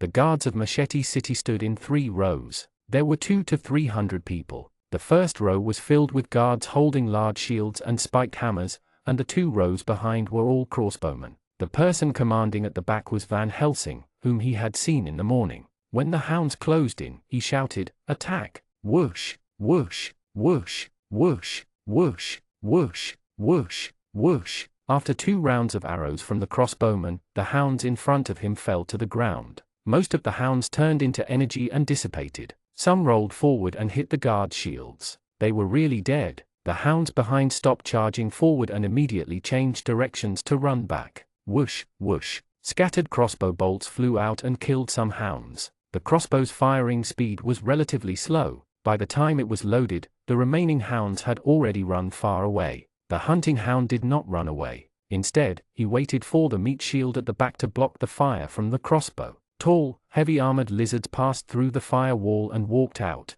They moved slowly, but the thick heavy armor on their bodies was a nightmare for all archers. The gem beast behind was also approaching. Its weapon was the gem beast of the huge pine cone, and its range was not as far as the crossbowmen. However, the most terrifying thing about the gem beast was not the pine cone, but that they were all mags. Poison mist, ring of ice, weakness, as well as higher-level lightning strike, cluster lightning, blizzard. The effects of mags in large-scale battles were far stronger than in arena battles. Under the cover of the heavy-armored lizards, they slowly approached. Team 1, drink the armor-piercing command potion. At Van Helsing's command, the crossbowmen took out crystal bottles one after another and drank them. Then, their bodies lit up with a faint red light. Armor penetration command, a single target buff skill that increases the strength of allies by 1. It also obtains the characteristic of armor penetration. The damage caused by attacks cannot be reduced. Duration, 20 seconds. The armor-piercing command was a sharp weapon against the heavy-armored lizards. Thick armor was no different from paper in front of it. The lizards on the other side wanted to retreat, but they were too late. Arrows flew out one after another. Heavy-armored lizards were shot one after another and slowly fell to the ground. Their huge bodies formed a wall and stopped their advance. The gem beast could not advance either. If they wanted to use their skills, they would definitely enter the range of the crossbowmen. There was a brief silence on the battlefield. The fire had already spread far away, and the light slowly dimmed. The 2 sides confronted each other just like that. The guards of Machete City had the advantage of range, so the wild beasts did not dare to act rashly. There was a stalemate here. Not far away, the Lord's guards were chased by a large group of hounds and unicorns. In the sky were chimeras and various bats. They had no intention of coming over. Killing humans was not their main goal. Their target was Ivan. The hound with chains kept chasing Ivan, while he is surrounded densely by the wild beasts. They were not as strong as Ivan, so they relied on numbers.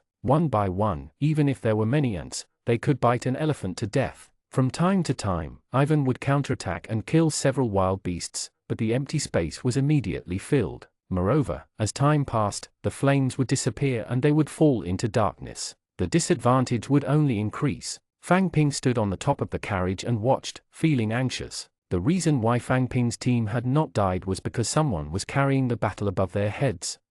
189 Chain Reaction. If something happened to Ivan, then Fang Ping's team of small fries might not even be able to return to Elf City successfully, let alone go to the Forest of Elves. Why are they still confronting each other here? Isn't anyone going to help Ivan? Fang Ping lowered his head and realized that Teacher Elsa and Van Helsing were also looking in Ivan's direction. Van Helsing's mouth moved a few times. Fang Ping could not hear anything, but the shape of his mouth was easy to recognize. Boring. Su Dongsheng, are you old? You've been fighting these beasts for so long. Hearing Van Helsing's shout, Ivan, who was being chased, stopped and was instantly drowned by the wild beasts. Ha! Fang Ping saw the big ball formed by the wild beasts explode. Broken limbs flew everywhere and scattered on the ground. Only Ivan and the especially big hound were still standing. Many ants could bite an elephant to death, but elephants can resist. Elsa walked over to Van Helsing. My brother doesn't want to use skills. He's accumulating energy. Accumulate energy? He's about to break through?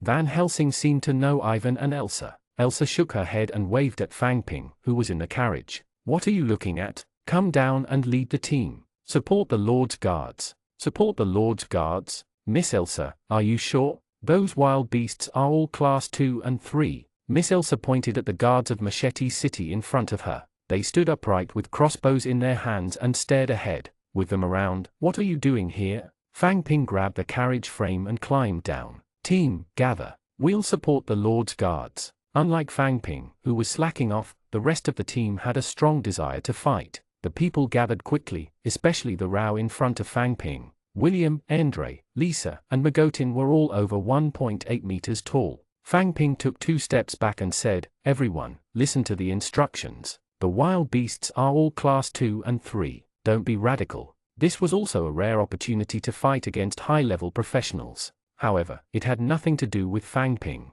Close combat in front, ranged combat behind. Let's go. The Knights of the Lord's Guard shuttled through the battlefield, chased by hounds and unicorns. At the same time, they had to dodge the elemental bullets from the chimeras in the sky and the pounces of bats. Fang Ping's team advanced slowly. This was still within the range of the repeating crossbowmen. The wild beasts that had entered by mistake were all dead. 2 o'clock to the left, 2 injured adult chimeras. Let's go. Adult chimeras were all Class 3. Their wings were pierced by the assault spear and they could not fly. They crawled to the edge of the battlefield with difficulty and met Fang Ping's team. Roar, Mare, Li. The 6 heads roared at Fang Ping's team. Qingniao, Antony, Magotin, attract them over. The other melee combatants follow later and attack freely from afar. Fang Ping's team did not have a proper shield warrior. Usually, they would use Qingniao to attract firepower, as well as Antony and Magotin, who had the ability to protect themselves. Theoretically speaking, it wouldn't take long for 50 people to deal with 2 injured adult chimeras.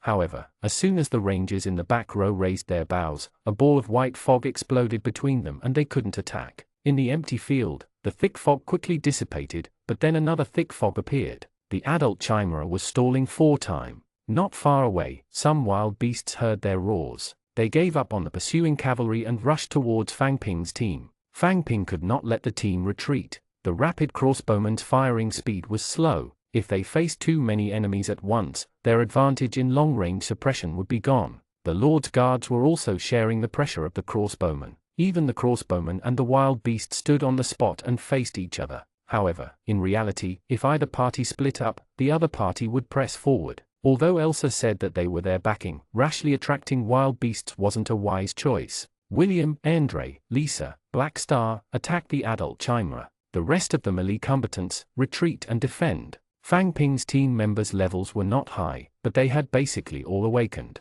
More importantly, their equipment was luxurious. Fang Ping estimated that it should not be a problem for 4 people to fight 2 injured Class 3 adult chimeras. He looked into the distance and saw 5 wild beasts rushing over. He could still deal with them. There were 2 large hounds, a huge giant scarlet bat, and 2 chimeras. However, as they used summoning skills, the number doubled to more than 10. White Snow, Genie, Fengling, Stacy, deal with the large hound on the left, Red Camellia Snake, Bianca, Fang Ping was assigning long-distance targets to avoid overlapping attacks. Then, he looked at the adult chimera on the other side. Those 4 were all rich people. They had many life-saving treasures on them, so there was no need to worry too much. However, the actual situation was different from what Fang Ping had imagined. Not only were they not at a disadvantage, but they were also about to win. An adult chimera's 3 heads had been cut off. Its entire body was lying on the ground, close to death. The other one was in a similarly bad state.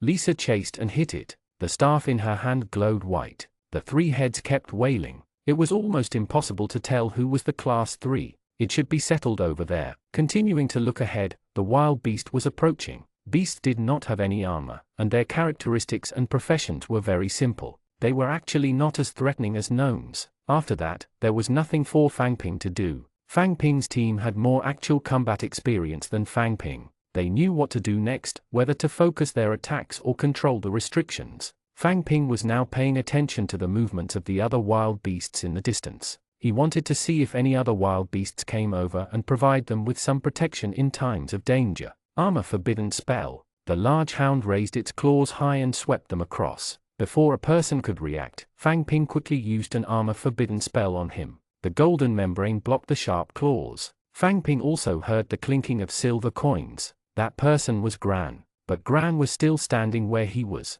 He didn't move. No one knew what he was doing. On the battlefield, he was courting death. Fang Ping quickly gave the order. Ironhead, stop the large hounds. Anthony, Mai Wen, save Gran. The butterfly flapped its wings. The situation on the battlefield immediately changed. The wild beasts grabbed this and attacked fiercely. Even if Gran was only one of the 50 people, the chain reaction was huge. Steady the formation, Anthony. Back to the battlefield. Mai Wen limped as he dragged Gran back. Fang Ping quickly ran over to receive him. Leave it to me. You go back. Okay. Fang Ping dragged Gran back. His eyes were closed, and there was no reaction. He did not know what was wrong. Was it a sudden illness? He dragged him to the back of the ranged team and threw him to the ground. If he didn't die, he would wait until the battle ended. After a small interlude, their counterattack was quickly suppressed. However, under their roars, more wild beasts ran over. Fang Ping, I think I can do it. It was Qing Niao's voice. He had always been at the front, bearing the damage. However, he had always kept a low profile and did not attack, all for the sake of continuously stacking his faith characteristic.